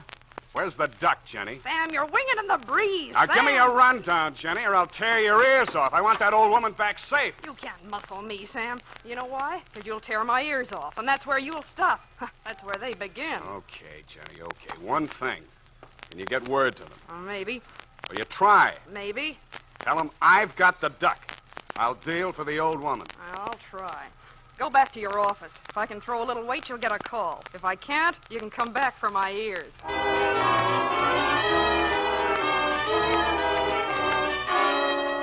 And when I got back to the office, I had you on my hands. And that was no rest cure. But I can't just sit here. Do something. We've got to sit and wait. Maybe they're killing her. Maybe... Oh, Sam, please, call the police. No, we got to sweat it out. I can't. I can't go on like this. Mr. Spade, is it? Who sent you? Jenny the Duke. What's your name? I'm Dennis O'Rourke. I'm here to talk about the duck. Good enough. Come into my office. Effie, you wait out here. Sam! Wait here, I said. Sit down. Thank you kindly. I'm a lawyer, Mr. Spade. I'm here to represent my client. What's his name? John Doe. Mm-hmm. Jane Doe's big brother, huh? My client has been led to believe that you are prepared to produce the duck. Is that correct? More or less. What's it worth to your client? My client is willing to trade the old woman for the duck. You go back and tell your client I'm a big boy now. Well, I don't understand, Mr. Spade. This town is loaded with old women. All I have to do is walk up and down Market Street, but there's only one duck. There must be a misunderstanding. And let me put you straight. I've got the duck. Where? Oh, don't be cute. Your client wants the duck. Okay. But 50 G. $50,000, is it? Yeah, things are high all over. Yeah, but the old woman is Mrs. Perrine. Aren't you interested? Now, listen, you can do whatever you like about the old woman. So you got an old woman. Get rid of her however you want. That's your Surus. What's important is that you want the duck. I want 50 grand. Do we play? Well, no, Wait.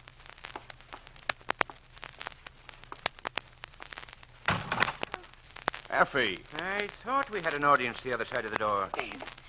What were you... Shut up. Save it, Effie. This is business. Easiest money of the season. Well, if you're ready to talk business, we'll go and talk to my client, Mr. Spade. Now. Then let's go. Sam, what I heard you say. You did... Oh, Sam. You've known me a long time, Effie. But maybe you don't know me. The United States Armed Forces Radio Service is presenting the weekly adventure of Dashiell Hammett's famous private detective, Sam Spade.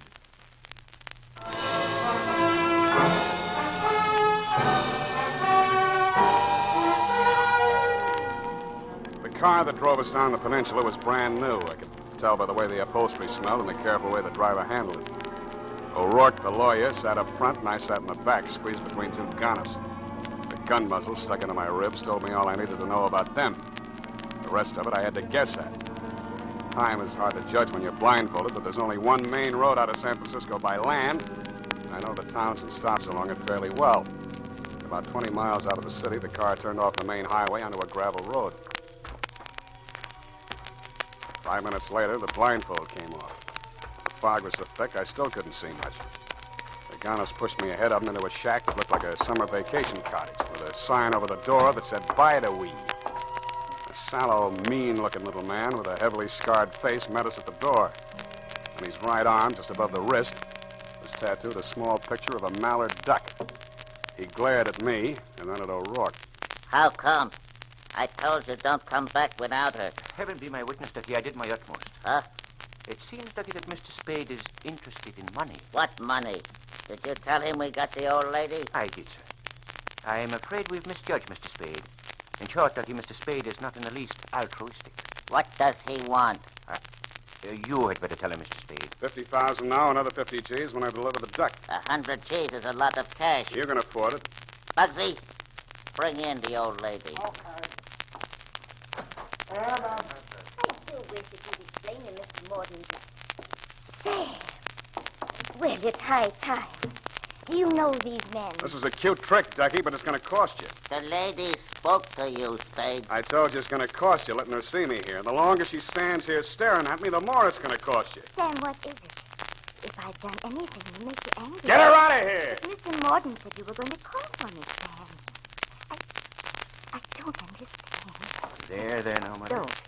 Come along now. Don't you worry about it. I want to go home. Well, of course. I really want to go home. You ought to be ashamed of yourself, Spade. You've broken that old lady's heart. Stop drooling. What you talk, Sonny, I ain't any sweet old lady. I don't have to use words when I talk to you, Ducky. You won't do anything to me because I got something you need. Okay, 100 G's. Paid the way you said. Price has gone up. Huh? Kidnapping's a federal rap. I'm not taking any part of it. She don't know she was snatched. We told her we are from the DA's office, keeping her on ice as a witness. She'll find out different. I don't plan on settling down here. Oh, that's fine, but I have to go on living in this town with that old hen alive and clucking. It won't be easy. You mean you want we should knock off that sweet old lady? You're a little slow, Ducky, but you'll get there. I've met some lousy, low-down heels in my day, but you're the lousiest, lowest... Oh, go on. Go on, I can take more of it at these prices. We ain't doing your dirty laundry, see? And it's no dice. My price is $100,000. What if I say no? Then I turn over the duck to the federal boys. In that case, I don't care whether the old lady stays alive or not, because I'll be playing their game. Either you're in or you're out. Think it over, Mordant. When you decide, you know where to reach me. Yeah. We'll know where to reach you.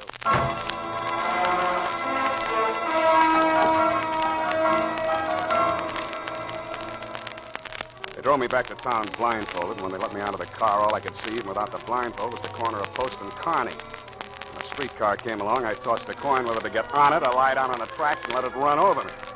Came up head, so I tossed it again, and I got on instead. I fished in my pocket for a slug and came up with a folded slip of paper.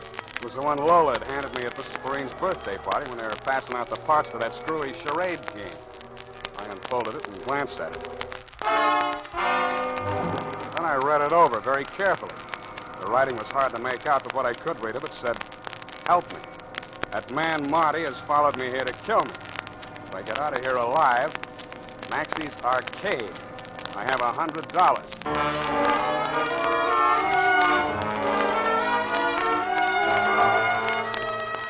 I got off at Columbus and walked up to the International Settlement where Maxie's Arcade does business. It's what they used to call a penny arcade before inflation set in. I dropped a nickel in a fortune-telling machine. Worried, perplexed, know thyself and your problems will vanish. A card came out that said, "You're of a naturally deceitful and secretive character.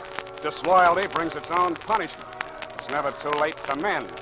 I tore up the card, kicked the machine, and that's when I saw it. It was a narrow little booth muffled in drapes, and the sign over it said, "Salty Hawkins, tattoo artist. The card pinned to the curtain showed some typical tattoo designs, anchors, mermaids, fancy initials, but one had a hand-drawn picture pasted over it. It was a mallard duck, the same as the tattoo mark I'd noticed on Ducky Morden's wrist. I pulled the curtain aside and went in. Yes, sir. What can I do for you, mate? What do you know about the duck? All in your jib, mate. There's no freshwater birds here about. How about the new one you just put up in your card outside? Oh, that one, eh? Now, whereabouts? On the arm? 2-3 color job. On a leg. Whereabouts? A left knee. Well, that's right, mate. It was on her knee. Did you have you remove it for her? Right, guess that time, mate. Know why? Look, mate. If I did, I wouldn't be telling strangers about our secret. All right, where is she? Take it easy, mate. I haven't got time to take it easy, mate. Talk. Sure, a mild-tempered gent you Come are. on, come on. I was going to tell you now. She says to me, if a man comes All in... right, shut up. Where is she? Right in the back room, mate. Spade. Open up. Hello, Lola. Finally worked out your charade. Come on in, quick. Were you followed here? I wouldn't have come if I had been. How much do you know? They want you $100,000 worth. You tell me why. You've seen Ducky Mordaunt? Yeah. Didn't he tell you? I want to hear it from you. Don't believe anything he says. More than a year now, he didn't even give me the time of day. If he says he wants me back that way, he's a liar. How does he want you back? With rigid mortis, he wants me back. I'm taking an awful chance opening up to you like this. Let him catch me, they'd only kill me, humane. You was to let the DA people get at me, Ducky's mob would lay for me then if it took them years. And oh, gee, you don't know, Sam. They torture girls. What that mob would do to me if I had to testify against him. Okay, I take your word for that. Who are these DA people you're talking about?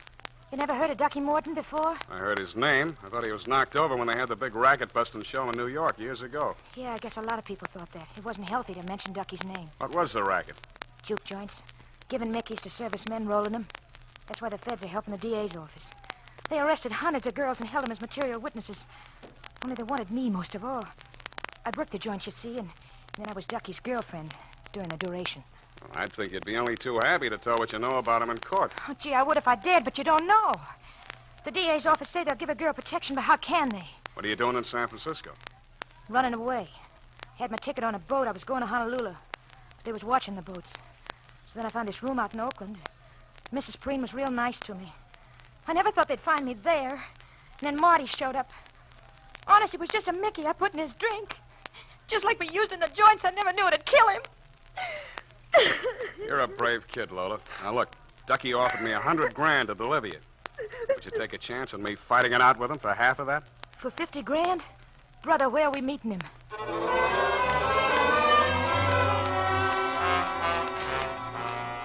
O'Rourke's car was parked outside my apartment building where I had a hunch it would be. The two gunners picked us up at the door, unloaded my hardware, and marched us up the stairs. Ducky opened the door of my apartment and waved us inside. Honey, you got it keep all the wrong. plant See? outside, you two. Ducky, listen to me. Sit down. You too, Lola. Ducky, I swear I never said a word. I'd never talk, Ducky, even if they chopped my head off. We'll take up your suggestion later. I got a conference on with Mr. Spade here. You bring the money? Don't crowd me. There's that other matter. The old lady. How about the old lady? I keep my word, Spade. You delivered the duck, okay. The way Jenny gave it out to O'Rourke was the old lady for the duck. But you ain't got no ethics. You see, you figured me wrong. I don't kill old ladies. You're gonna kill the duck. I ain't no old lady. No, you ain't. And you ain't gonna get any older. And neither are you, Spade. He wasn't kidding. He really meant to knock me over, and the gun he was gonna do it with got ready to speak its piece. I'd made my play too strong. The way this type of gunsel thinks is simple, and I'd guessed it right. If you pressure them, they go the other way by instinct. But what I hadn't figured was that this killer had a heart of lettuce. He was gonna cut me down to protect your mother from me. How do you like that? I couldn't change my play now. The wheel was already spinning, and so was my head. I tried to brace myself and waited for the blast. Every little movement. Oh, dear, I've dropped the tray. Mrs. Perrine, what are you doing here? I was just making some coffee for the boys. Oh, dear, I've broken your cups. That's okay, Mother. We'll take care of it. Bugsy, pick it up. Oh, thank you, Mr. Bugsy. Well, I'm so glad you got my message, Sam. Didn't Effie come with you? Yeah. I mean, no. I I wanted to surprise you both together. I hope you don't mind my taking over the kitchen. It was so late and the boys were getting hungry, so I offered to make them coffee and hotcakes. Well, that was very nice of you. Mr. Mordaunt, put that pistol down for a moment and help me move this table out into the room. Huh? Oh, sure, Mother. Thank you. Oh, we've had such a good time. I've never been up so late in my life. Mr. Bugsy and I played a game called Blackjack, and I won $50. Wait till Effie hears about that. Yeah, wait till she hears. I suppose Effie will come with Mr. Bundy. Bundy? Oh, yes. I remember that Effie said you and she are often down at his office at police headquarters late at night, so I phoned there. Mother. Yes, Mr. Morton? Did you say you phoned police headquarters? Oh, yes. That's where Mr. Bundy works. Mother, what did you tell Mr. Bundy? Well, just that you and the boys were here and that we were about to have some coffee, and he said he'd just love to come up and join us, and I said do, and he said he would, with some of his boys. Did I say something wrong? No, Mom, not at all. All right, boy. Crash it. Oh, I believe that's Mr. Bundy now.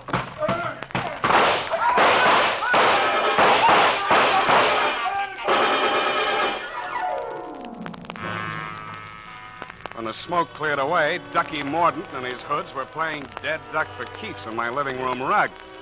And that rug just came back from the cleaners, too. Dundee and the boys from Homicide took Lola Brent away with them. After it was all cleaned up, I found your mother out in the kitchen. Well, Sam, I just made another pot of coffee. Oh, it's okay, Mom. It's okay. It's all over now. I know. I've been holding this back.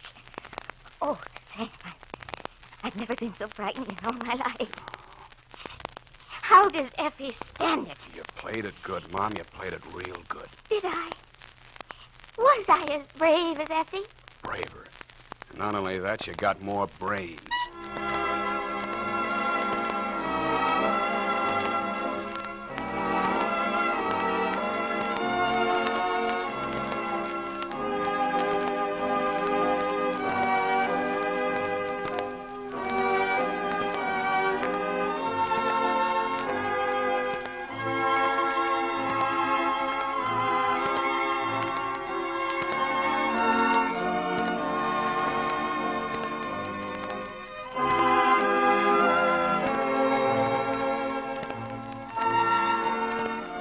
This is the United States Armed Forces Radio Service, the voice of information and education.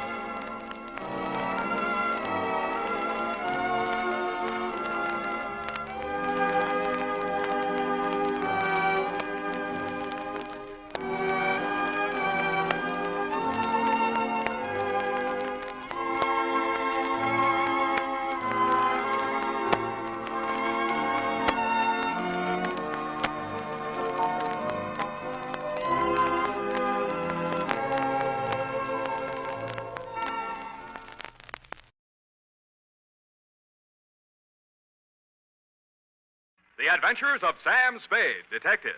Brought to you by Wild Root Cream Oil Hair Tonic, the non-alcoholic hair tonic that contains lanolin. Wild Root Cream Oil. Again and again, the choice of men and women and children, too.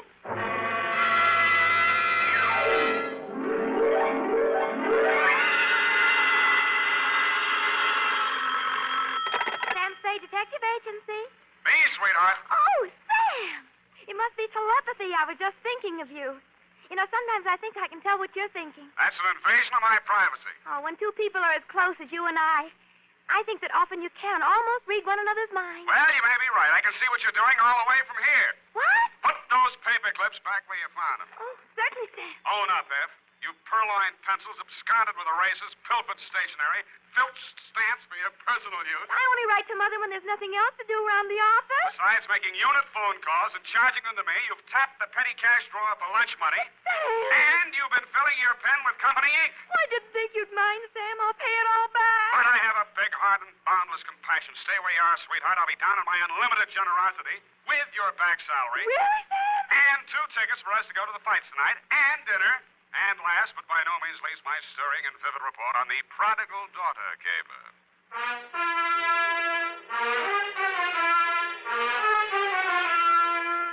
Dashiell Hammett, America's leading detective fiction writer and creator of Sam Spade, the hard-boiled private eye, and William Spear, radio's outstanding producer-director of mystery and crime drama, join their talents to make your hair stand on end with the adventures of Sam Spade. Presented by the makers of Wild Root Cream Oil for the hair. Here's a smart resolution to make. First day back on the job after your summer vacation. From now on, every single day, I'm going to pay special attention to the way I look. I'm going to use Wild Root Cream Oil Hair Tonic. Yes, folks, smart's the word for that resolution. For Wild Root Cream Oil grooms your hair neatly and naturally, relieves dryness, and removes loose dandruff. It helps give you that successful look that's so important to getting ahead.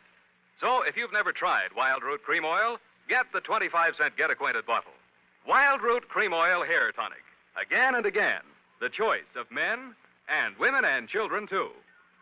And now, with Howard Duff starring as Spade, Wild Root brings to the air the greatest private detective of them all in the adventures of Sam Spade.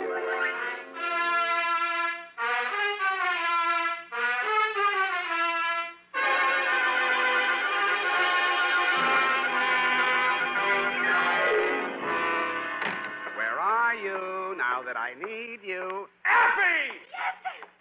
Oh, hi, Sam. Hiya, Sam. Come on. Bring your book. Got a pencil? We got to hurry if we're going to make the fight, you know. Oh, I've got one of the new retractor kind of pencils. Well, get the lead out. Are you really going off the post, Sam? It's Ma'am McShelly versus Cluck-Faced Duffy in the main event. Ready? McDuffie. Sounds like an MP. McShelly. What? Aim and fire, Sam. PBX. F, you've been out with somebody else. A military man. Well, how did you ever know? Date, August 28-1949. I don't know whether we'll go out or not. You're clairvoyant. To Dr. Albert Kensington from Samuel Spade. I only had a coat with him, Sam. He was on furlough, and we... And license number 137596. Subject? And he was from Elkhart, Indiana. And I used to live in Pleasant Lake, and... Down! I had so much to... Down, Effie. Subject, Helen Scully of the prodigal daughter. A Coke yet. Dear Doctor, everyone in San Francisco knows the castle-type hill house that Caspar Scully lived in, even if they didn't know him. When I got there was an all-black 49 convertible in the driveway, and slightly smaller, same color, a Russian wolfhound wearing a spiked collar and expression to match. He broke his chain when he saw me and ran in the back of the house. That should have told me something, but I plunged the doorbell and was admitted by a butler named Stanley, who left me standing in a draft in the library looking at a cold television set. I pulled up my coat collar, took a plant in front of the fireplace, and lit a cigarette. Pretty soon, things started. A blonde girl in a yellow suit was having a one-sided argument with a gray-haired man in a gray suit. Nobody paid any attention to me. Stuff about how you forbid it and it can't go on. Well, let me tell you, it can go on just as long as I want it to. And there's nothing you can do about it, so don't, whatever you do, try to interfere. Oh, stop it. That hurt look again. I've seen it too often, and I'm sick of it. You hear me? I'm sick of it.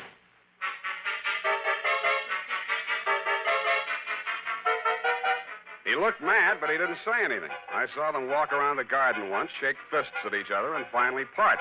He disappeared up a narrow stairway, and she came storming back through the library. Who are you? How do you do? Who are you? Sam Spade. What are you doing here? Waiting to talk to Mr. Scully. Well, I just talked to him, and he isn't very nice. Let me tell you that. Yes, He's but a nasty, stubborn, bull-headed old man, and you won't like him. Yes, but Nobody likes him. Go back where you came from, whatever your name is. I'm the nicest person you'll meet around this place. Yes, but... Don't wait around. Oh, goodbye. But I did wait around, Dr. Kensington, and I did talk to Mr. Scully when you came in the room with him, only Mr. Scully did not talk to me. He glared at me through black, smoldering eyes, sniffed the air, frowned at my cigarette. I frowned back. Mr. Spade, I'm Dr. Kensington. I wrote you the letter. This is Mr. Scully. Oh, please, this cigarette. Mr. Scully suffered a severe accident many years ago that affected his throat and his respiratory tract. He smoked. Oh, of course, I understand, Doctor. Sorry, Mr. Scully, I did... Yes, thank you, Spade. This is not generally known, but the unfortunate accident in the chemical plant also robbed Mr. Scully of his vocal power. I see. Yes, the modern doctor, the physician of today, is a far cry from the general practitioner of yesteryear. Today, we must know the mind, the psychological quirks, well, he must follow through completely on a case. He is sometimes, as I am today, a confidant, an executive officer for his patient. He is a friend, to say the least, eh? Oh, yes, to say the least. Eh? Oh, of course, Mr. Scully, to the point, of course. Sit down, Spade. Oh, thanks. Now then, Mr. Scully, as you well know, and the world knows, has made several fortunes in his lifetime. And he didn't accomplish this by allowing people to run roughshod over him. But, Mr. Scully, I'm just backgrounding Mr. Spade. Please be patient. Mr. Scully intends leaving his daughter Helen his entire fortune. A great deal of money, to say the least. Say the least. But Helen doesn't care about the money. She's foolish, young, headstrong, and impetuous. Huh? I heard her arguing with Mr. Scully a bit. Now, Mr. Scully. We'll straighten all this out. Mr. Spade will help us. Well, then, Spade, you have half the problem right there. She is a headstrong, impetuous girl. And lately she's done several things to displease her father. Right, Mr. Scully? You see, Mr. Spade. Well, I gathered that much, but what kind of thing? Helen's been singing in a cheap nightclub called the Blue Goose. What? Oh, it's very embarrassing. Low class, eh? Yes. There's a man named Torpy. He owns the club. A man named Chick Torpy? Ah, you know of him? I've heard of him. Contrary to all her father's wishes, Helen insists on seeing this man Torpy. How old is she? Well, that's beside the point, Mr. Spade. But a sordid affair now might rob her of a future of wealth and security. Mr. Scully's at the point of exasperation. He might well change his will over this matter. Correct, Mr. Scully? At best, this is an embarrassing situation, and most indiscreet of Helen to have brought it about. So, I'm supposed to go talk to Chick Torpy, is that it? In a word, yes. Well, you sound rather reluctant, Mr. Spade. Chick Torpy's a little too old for the Boy Scouts. Well, we want you to see him. Find out how much you'll take to stop seeing Helen. Tell me, what happens if Torpy isn't for sale? Oh, everyone has a price, Mr. Spade. Matter of character. You get paid for work like this, that's your price. Yeah, that reminds me. 50 a day and expenses. 5 days guaranteed, to say the least. Of course, to say the least. And, Mr. Scully, I happen to have a standard client's contract with me here. If you'll just sign on both pages, I'm sure that... Never mind, Spade, not now. Mr. Scully will mail it to you later on today. Ah, dear, Mr. Scully's fatigued. Well, you'll contact me as soon as you have any information for us. I said I would. Mr. Scully sounded a final cough, and I left the two of you in the library. It was interesting, meeting this voiceless tycoon who must have made and broken many a man with a nod of his head or a shrug of his shoulders. The same black dog with the same spiked collar was still outside the house doing the same thing. Ah, Spade. Mr. Spade? But something new had been added. A pair of well-tailored shoulders, diamond stick pin, and a gray felt hat with a snap brim. Hello, Spade. You don't know me. Now, wait a minute. There's something about a guy in a lineup. You're Dapper Danny Cavillo. When'd you get out of Folsom, Danny? A while back. They gave me a kind of rain check. Wouldn't that 38 make you a parole breaker? Oh, is that showing? Unless your ribs grow in different directions. Sam, I'm here to save you a lot of trouble. What trouble are you here to save me? You want to see Chick Torpy, don't you? You've got business to talk with him, no? News gets around fast, Danny. No, it's just that Chick had been expecting somebody like you from the old man, and, well, I'm here to see that you see him. So, why don't you kind of get in the car? And I kind of did. Danny smiled, lit a cigarette, shifted his shoulder holster so I could shift gears better, and drove me back across town to an apartment house on LaSalle, the Metropolitan. A good-looking guy who stood about 6'4", black hair, answered the knock. Hello, Chick. May I present Sam Spade? Sam Spade, meet Chick Torpy. That'll do it, Danny, thanks. Hello, Spade. Come on in. See you, gentlemen. Danny's Gabby. Hello, Chick. Your taxi service always free? Just when I'm in a hurry to get things settled, soldier. You saw the old man today, huh? I saw him and talked to his doctor, Kensington. All right. You're here to tell me how worried the old man is, right? If you're talking about Helen and you, yes. You're bad company.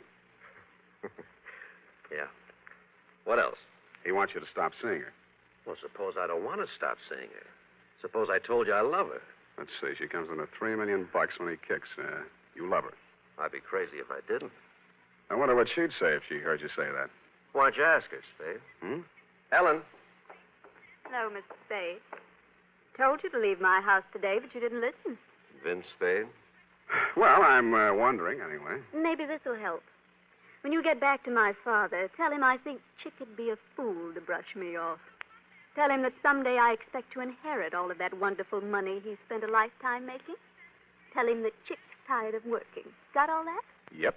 How do you feel, Spade? Like I'm earning my fee. Well, you've already earned it, Spade. There's no use trying. I've told him myself, now you can tell him. She's not for sale, and I'm not for sale. Got it? You got it. All right, then you're finished here. Hello. Oh, you. Well, I'm not sure I want to talk to him. Give him a pill and...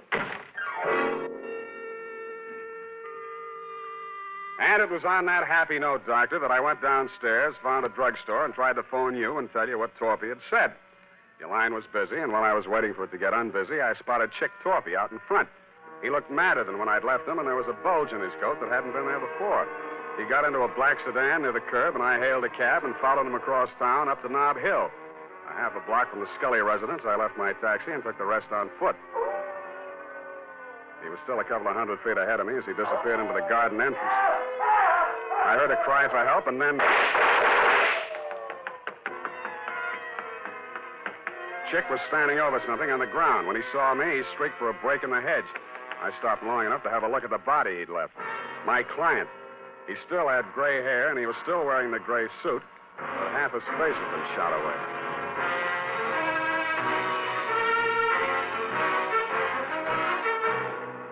The makers of Wild Root Cream Oil are presenting the weekly Sunday adventure of Dashiell Hammett's famous private detective, Sam Spade.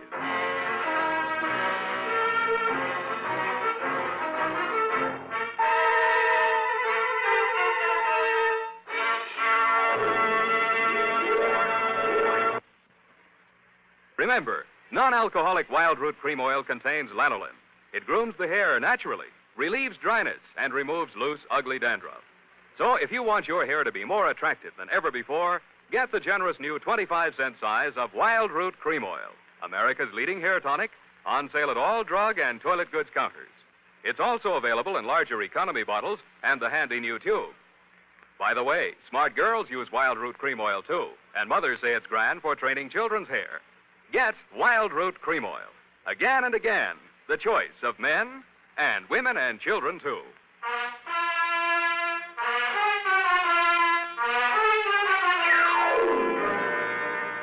And now, back to the Prodigal Daughter Caper. Tonight's adventure with Sam Spade.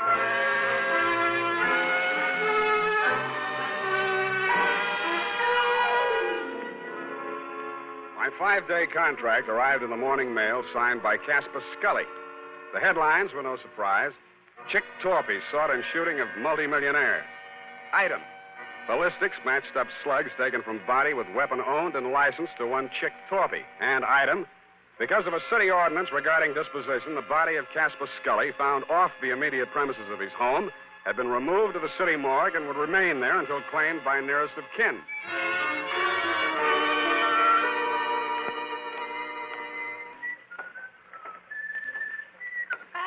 Hey, Sammy, my boy. It's good to look on you. Hello, Maxie. What brings you, Sam? Scully stuff. Oh, yeah. Checked him back in. Autopsy.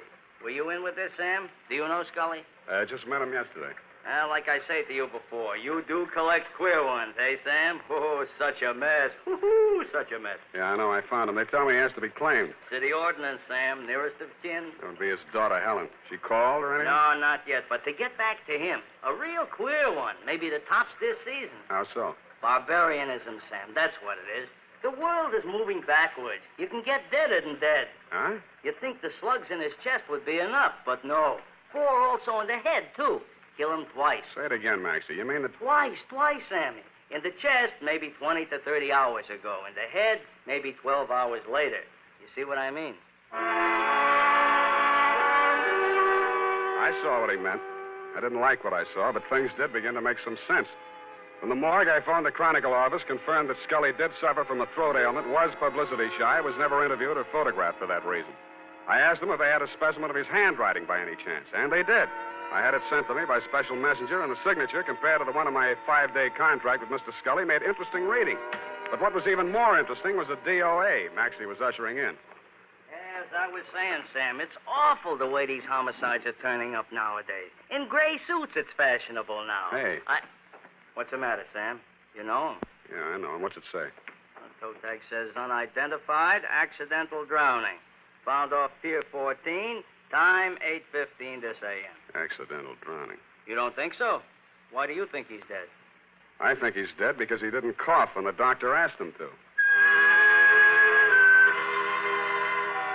I left Maxie to his newest customer and looked up the police officer who had found the unidentified man. All they had on him was New York clothing labels and a silver identification bracelet with name Julio engraved on it between two small indentations of the comedy tragedy drama masks. It wasn't much, but it took me to a theater on Post Street featuring a special company of Spanish actors on tour. I am the manager of the company. What is it, please? I'm sorry to trouble you. I'm trying to locate a certain man. I have good reason to believe he's with your company. We are a small group. His name, please? One name might be Julio. Oh, Julio C. de Vaca. He's... Gray-haired, medium build? You are from the police? No. If you are looking for Julio C. de Vaca, why are you not from the police?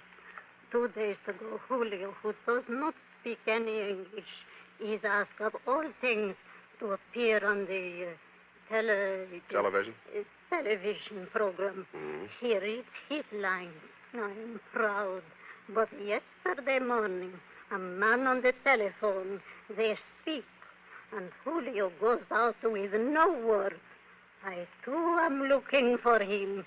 He missed his performance the afternoon. I see. He drinks too much sometimes, I know, and he missed the evening. Where he is, this I do not know. But if you find him... I have found him. You have found? Does he have a wife? I am the Senora C. de Vaca. What is it, senor? What has happened to my husband? You'd better get your coat, Mrs. C. de Vaca.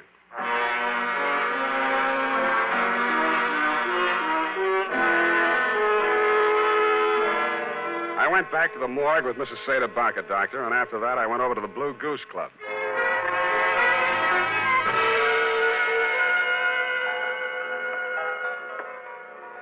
How are you, Spade? Tired, Danny boy, tired.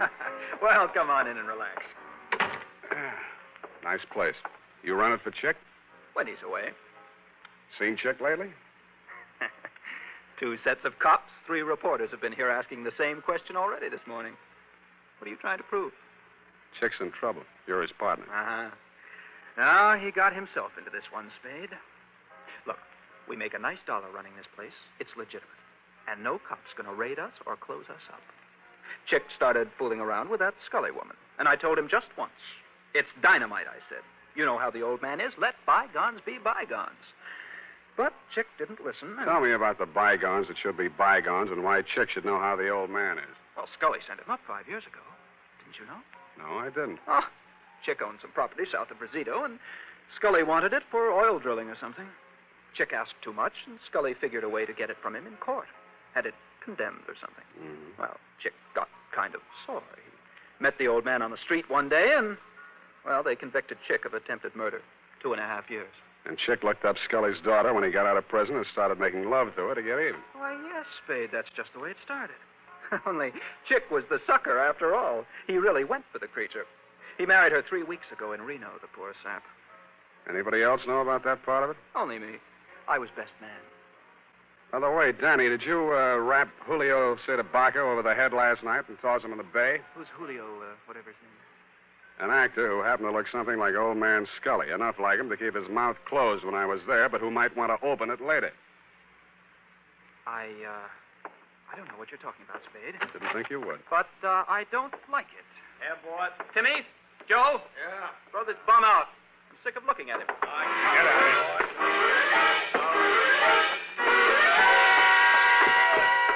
And they did. It was 2 against 1, and I'd been up late the night before. I was doing very well, though, until somebody stooped to a form of subterfuge I have long since grown to hate. I was born on two swarthy shoulders out of the club and into the open air. I was on a balcony and a good stiff sea breeze was blowing. I didn't enjoy it long. 1, 2, 3.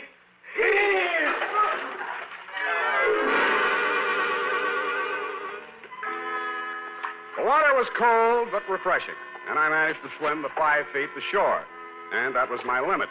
I hung onto a slippery piling which supported the Blue Goose above me and partially hid the antechamber in front of me. It had been a wine cellar once and a loading dock, I suspected, during Prohibition. This time it was a hideout. Keep your hands up, Spade. Close the door. Chick, please. Keep out of this, Helen.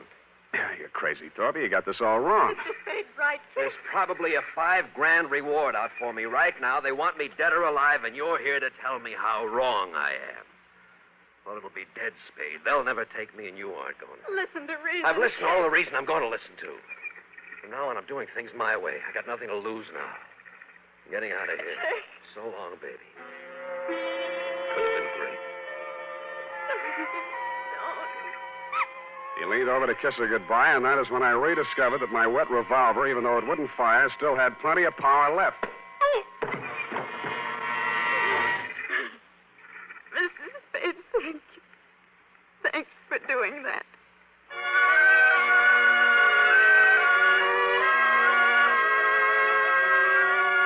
As you know, Doctor, I turned Chick Torpy over to the police along with Danny Cavillo and took Helen Scully home. She ran upstairs with many tears, and I met you in the library. You seemed relieved when you heard that Torpy had been apprehended. However, I had some other questions to ask. You answered. All right, Spade, all right. I suppose it'll all come out anyway. 2 nights ago, Chick Torpy came to the house to have it out with Mr. Scully. He told him about their marriage. There was an argument. I was the only one in the house. I heard shots, ran in the room, and found Mr. Scully dead. The marriage certificate was in his hand. I knew this would involve Helen, and so I did what I did. Oh, it was a nightmare. I hid the body, hoping to find a way, perhaps a death certificate on accidental shooting or something. In other words, you were helping Torpy get away with murder. Yes, but I was thinking only of Helen. Her father did love her. But you'd already sent a letter to me. You knew I'd be here the next morning. You'd seen an actor on a television program. He resembled Scully. You hired him for a job. You told Helen that Chick had killed her father and told her what kind of acting she had to do. Oh, it was crude, perhaps, but I didn't want you to become suspicious when a death report did show up. I intended to hire you and fire you. Only it didn't work out. I followed Torpy here and found the body. Oh, I've been such a fool, Spade. Helping a man get away with murder, I want to confess it all. I suppose this will make me an accessory to murder. Not exactly. You mean there's a way out? There's a way out, and you were going to take it. What? I was over to your apartment before I came here. You're all moved out. The doorman tells me your luggage has been at the station all morning. What'd you do? Came here to rifle the safe? No, see, here, Spade. Stop it. You were waiting around to see if they took Torpy dead or alive. Dead, he couldn't talk, and you'd be okay. Alive, you're ready to blow town. You bumped Scully. No. Get back there. Then you did your best to hang it on a Chick. Helen thought he really did it and played along with you. You're not an accessory to murder. You're a murderer on a double count. That actor was knocked on the head before he drowned. Oh, just a minute, Spade. This can be fixed if you... Shut up!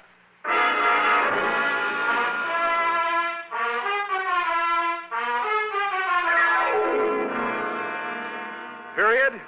End of report. Sam, I don't understand. What, Angel? I don't understand, Sam. What? Well, you say you turned Chick Torpy over to the police, yet Dr. Kensington was the murderer. A formality, F. He will be released and cleared in short order. Anything else? Well, yes. What about Danny Cavillo? An innocent bystander. But he had you beat up and knocked on the head. And he has already made amends with those tickets for the fights. But... No more questions, F. Type this up and I'll give you the happy ending.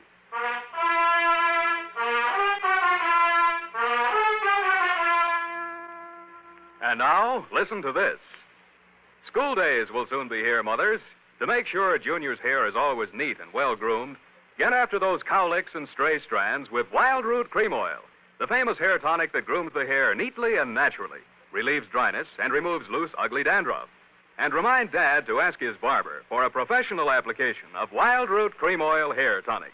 Again and again, the choice of men and women and children, too.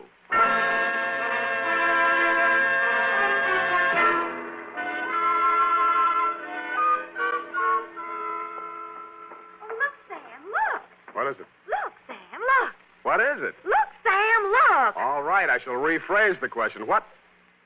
Oh, I see. You mean the magazine look, huh? They said an advance copy. It's not even out till next Tuesday. What's it doing here?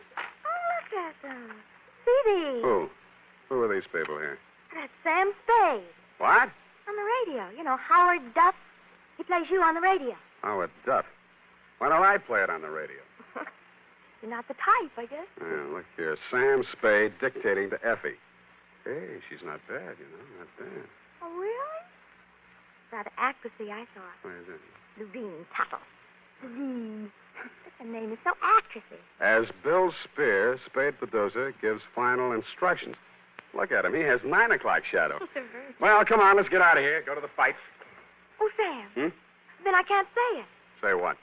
Well, if you're taking me to the fights, I can't very well leave and say good night, Sam, can I? Well, you can try. It's expected, you know. All right. Good night, Sam.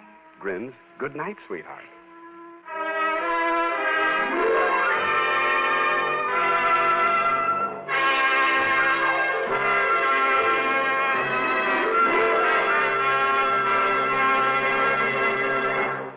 The Adventures of Sam Spade, Dashiell Hammett's famous private detective, are produced and directed by William Spear. Sam Spade is played by Howard Duff. Lorene Tuttle is Effie.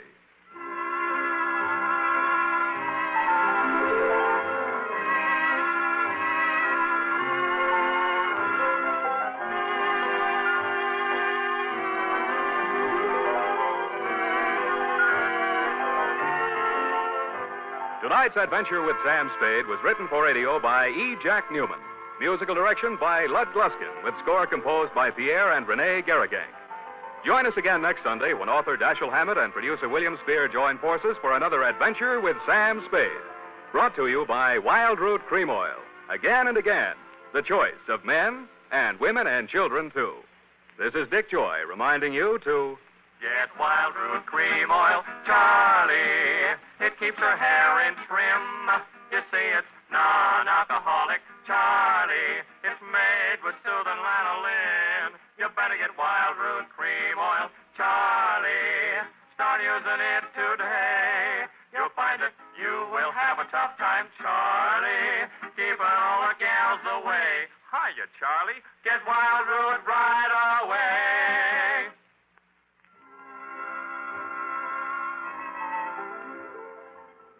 This is CBS, the Columbia Broadcasting System. Stay tuned for Life with Luigi on WCBS AM and FM, New York.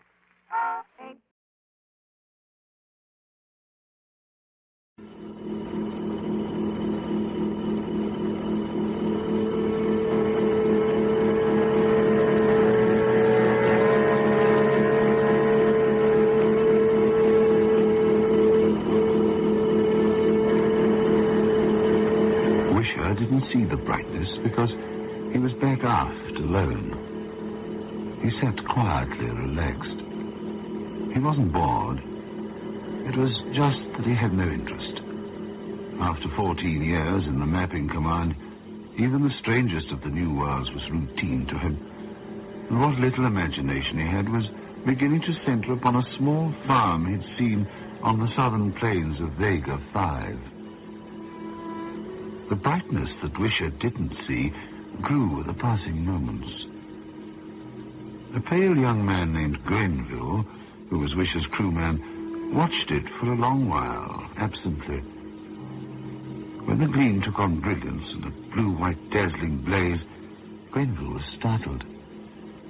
He stared at the screen for a long moment, then carefully checked the distance. Still a few light minutes away, the planet was already uncommonly bright.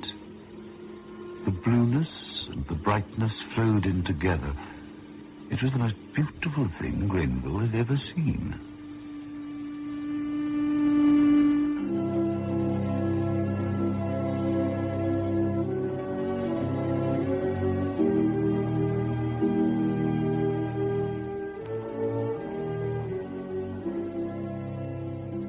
Suspense.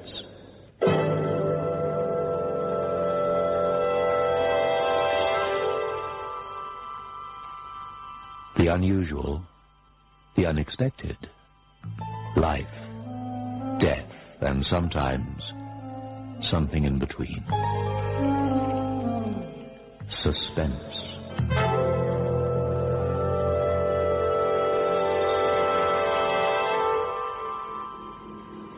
Grenville watched the planet grow. Slowly the moons came out. 4 winked on and ringed the bright world like pearls in a great necklace that glares incredible. Sam, come down here, quickly. I know what that blue is. I know what it is. Shining. It's all shining. Everything's blue and shining. Sam, will you come down, man? Hurry. Look at the screen. Clouds. Look at the clouds.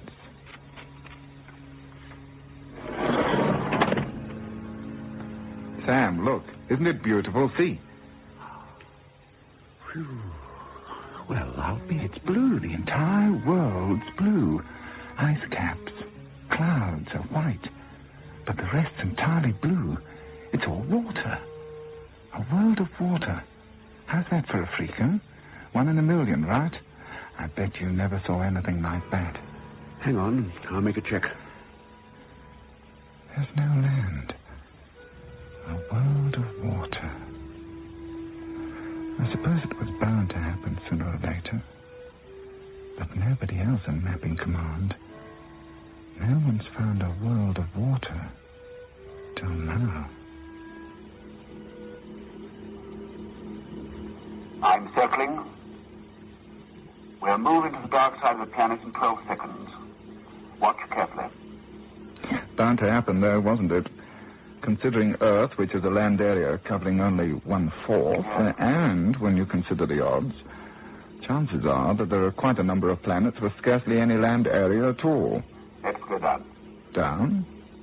Down where? Down low. I want to see what's living in that ocean.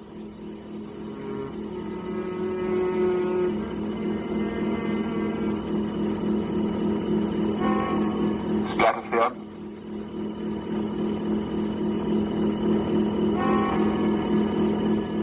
Below cloud region.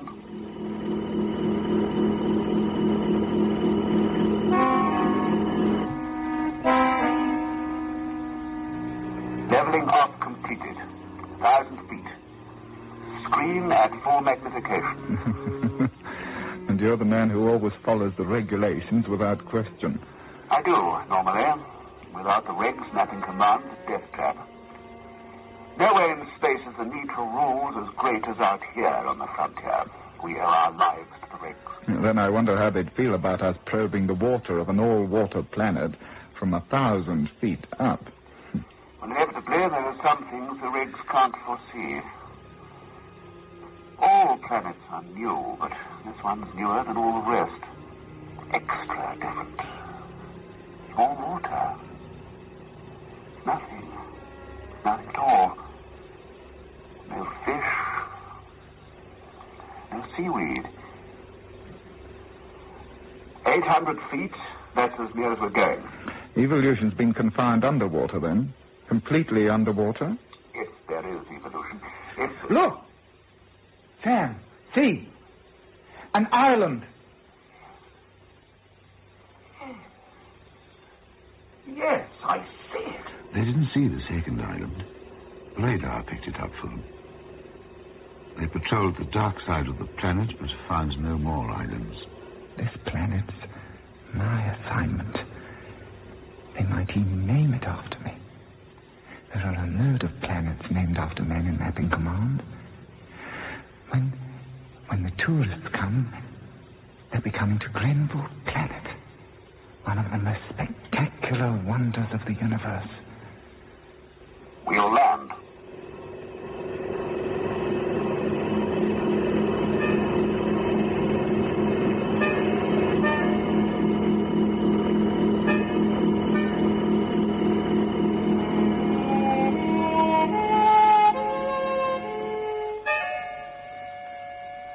Peculiar? What is? I don't know. Doesn't feel right.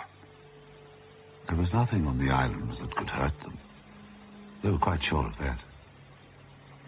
The check had revealed the presence of a great number of small, four-footed animals, but only one type was larger than a dog, and that one was slow and noisy. Both men were standing close in by the ship. It was a rule. You never left the ship area until you were sure. The regulations said so. Have to be careful about snakes. How's the etching? I'm just reading the meters. It's good. Okay, let's breathe this world.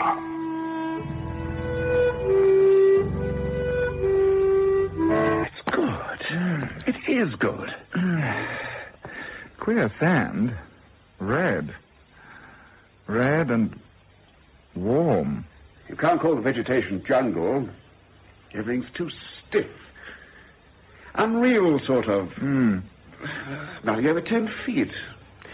Everything's sort of... regular. Yes, I noticed. And so they explored. Wisher began to feel more confident. They had their rifles. They had the ship and the alarm system. There was nothing that could harm them. The day passed. Just before twilight, 2 of the moons came out. Moons. What? I was just thinking... What about the moons? I wasn't thinking about them exactly. I was thinking about the tide. 4 good-sized moons in conjunction could raise one heck of a tide. So? That's probably where the land went. I'll let the technicians worry about all that. No, it's just that these islands have no right to be here at all. 4 moons. They could produce tides that would wash continents away. Or maybe the tides are far apart, centuries apart. Huh? Evolution. 1 billion years underneath the sea, with no land to take the first developing mammals. I wonder what's going on this minute underneath all that water.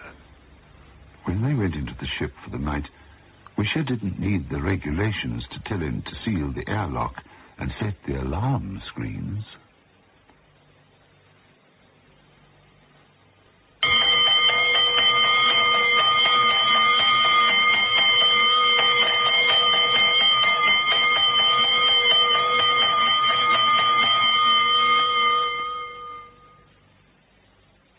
But it was only an animal. One of the large ones. A weird, bristling thing with a lean, powerful body. By the time morning came, Wisher, who'd been frightened half to death, was in favor of leaving for the one remaining star they would map before returning to base. Grenville was secretly keen to return as well, but for different reasons. Grenville had decided that Grenville was now a famous man. That island, over there, that's North Grenville. This one, South Grenville. Don't go near the water. All right, Mummy. I'll work the edge of the vegetation. Funny. No bird. Leave the rifle, take the pistol. Easier. Okay. No shellfish. The beach is a bare, dead plot of ground. There's danger here. I know it, but I can't explain it. Sea, noiseless. No tide, no waves, nothing. It's because there's nothing, just stillness everywhere, that I know there's danger. The seas of every world I've ever been to have been choked with life. From Earth on, out to Deneb. Anyway, I'll take a specimen of the water. It took a lot of courage for Wisher to approach those waves. He took a quick water sample and hurried back to the ship. The water was earth water, so far as his instruments could tell. There was nothing wrong with it. There was nothing much living in it either. Then Grenville came back with his specimen sack. No shellfish. Why? Well, maybe they just don't like it here. The computers finished constructing the orbits of those moons. So? So the moons conjunct every 112 years. They rise at tide of 600 feet. Well, I don't see what... The tide is at least 400 feet higher than either of the islands. Oh. Where in the name of... Grenville, where did the animals come from? They should be drowned. Right. And would be. Unless they're amphibian, they're not. Or unless a new batch evolves every 100 years. It doesn't make sense. The sand, it seems artificial. Why is the island here at all? And then the idea popped unbidden into his brain. And he slowly turned and looked at Grenville, who was staring moodily out to sea. That's it. That has to be the reason. The whole island is artificial. It's restored. Put here by whoever lives under the sea.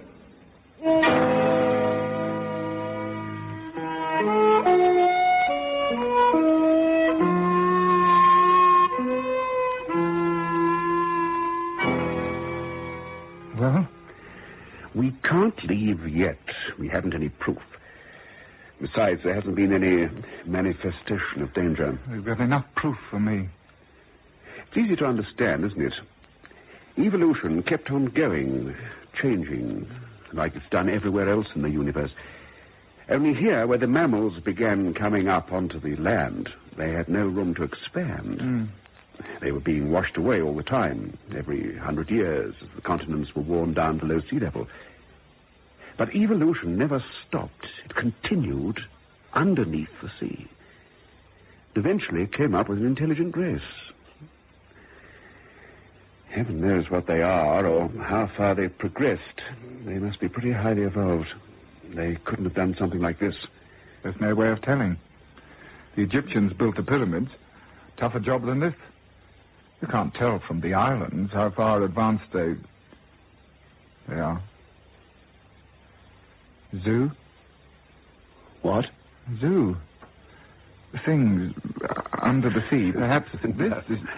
No, if they wanted a zoo, they'd build one under the sea, surely. Where they are, where they live, not out here. They'd have their zoo out, well, underneath the water, where they could travel with ease, with animals in airtight compartments or something. If there is anything living under the sea. Gren, there's got to be. Otherwise, how do you explain this? The island, the other one, too. I don't know. And another thing. If there is something, why hasn't it come here? Why haven't it come to see us? They must have noticed our ship. They wouldn't be just like fish, would they? These things, they need hands, tentacles. Will you get the animal specimens? No, just plants and a small lizard thing. Well, we'll have to get one of those things that set off the alarm last night. But to heck with the rest. We'll let HQ worry about that. I'll pack up, make ready. You go and get that thing. What? I said go and get that animal thing. Then we leave, huh? Yes. Do you think we need one of those things that... Set the alarm off last night. Yes. Okay. You wouldn't like to have a shot at getting one and let me pack up? No. Oh. Okay. Okay, then. I think I'll just have a... I think I'll just smoke a cigarette before I leave. I won't have much time if I'm to get one of those things. Just 5 minutes, and then I'll... You? No, thanks.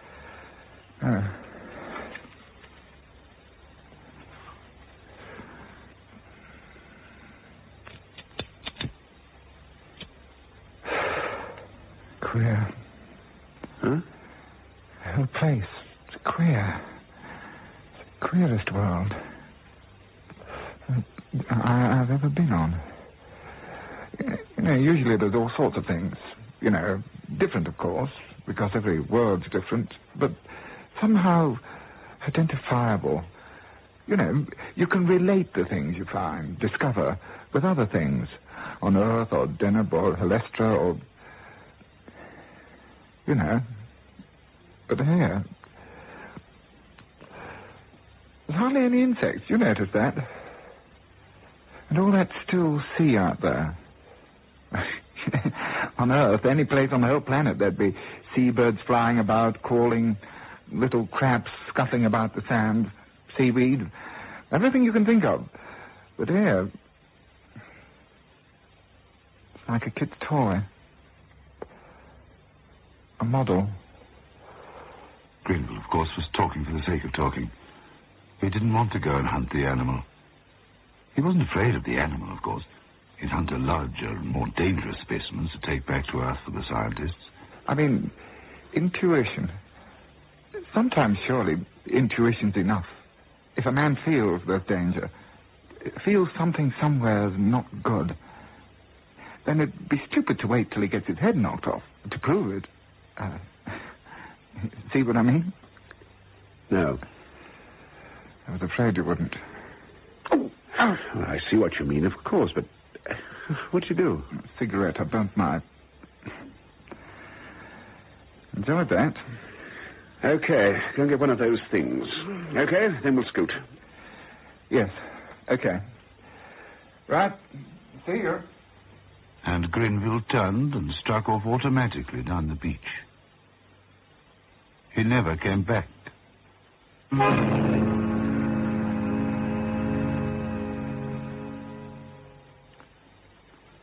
At the end of the third hour, Wisher went to the arms locker and pulled out a heavy rifle. Then he went outside the ship again and waited. If Grenville comes back before me, it'll be all right. Because the alarm's set to deactivate when it registers the sound pattern of either of our voices. If he comes back and doesn't see me, he'll know the alarm's on. If no one comes back, the ship will blow by itself. The beach was wide and curved. Grenville's deep footprints were easy to follow. From out of nowhere, it seemed, a wind sprung up. Wisher welcomed it like a friend. Something, at last, was happening on Grenville's planet.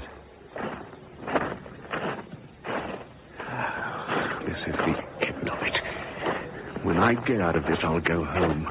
With Grenville or without him. The heel prints turned abruptly into an alien forest. Wisher walked some distance farther on to a relatively clear space. He turned, stepping carefully.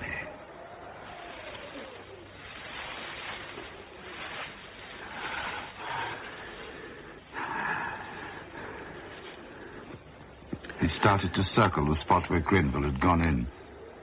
The wood around him was soggy, sterile. Ship. So is the ship. Ship can take care of itself. Me, another 5 minutes and then... Grenville, my lad, I'm sorry. Very sorry.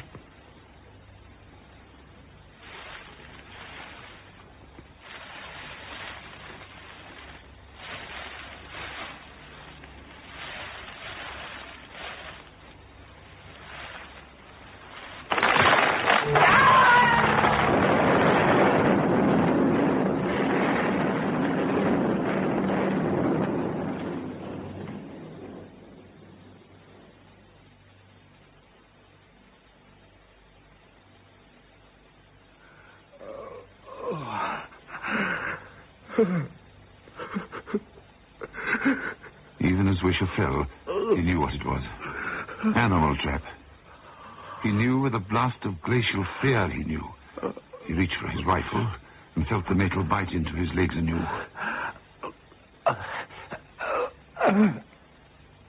But the rifle was beyond him. Out of his belt, he dragged his pistol, and in a sea of pain, held upright by the trap, he waited. Nothing came. Why? Why? This had happened to Grenville, too. Why? Why? Strangely, he was not afraid. He had broken the regulations, and this had happened, and he'd expected it. He waited, but nothing came. Why? Why? He looked down into the hole, and he saw the hot redness of his own blood. And as he watched it bubble, he realized that he was dying. Why doesn't something come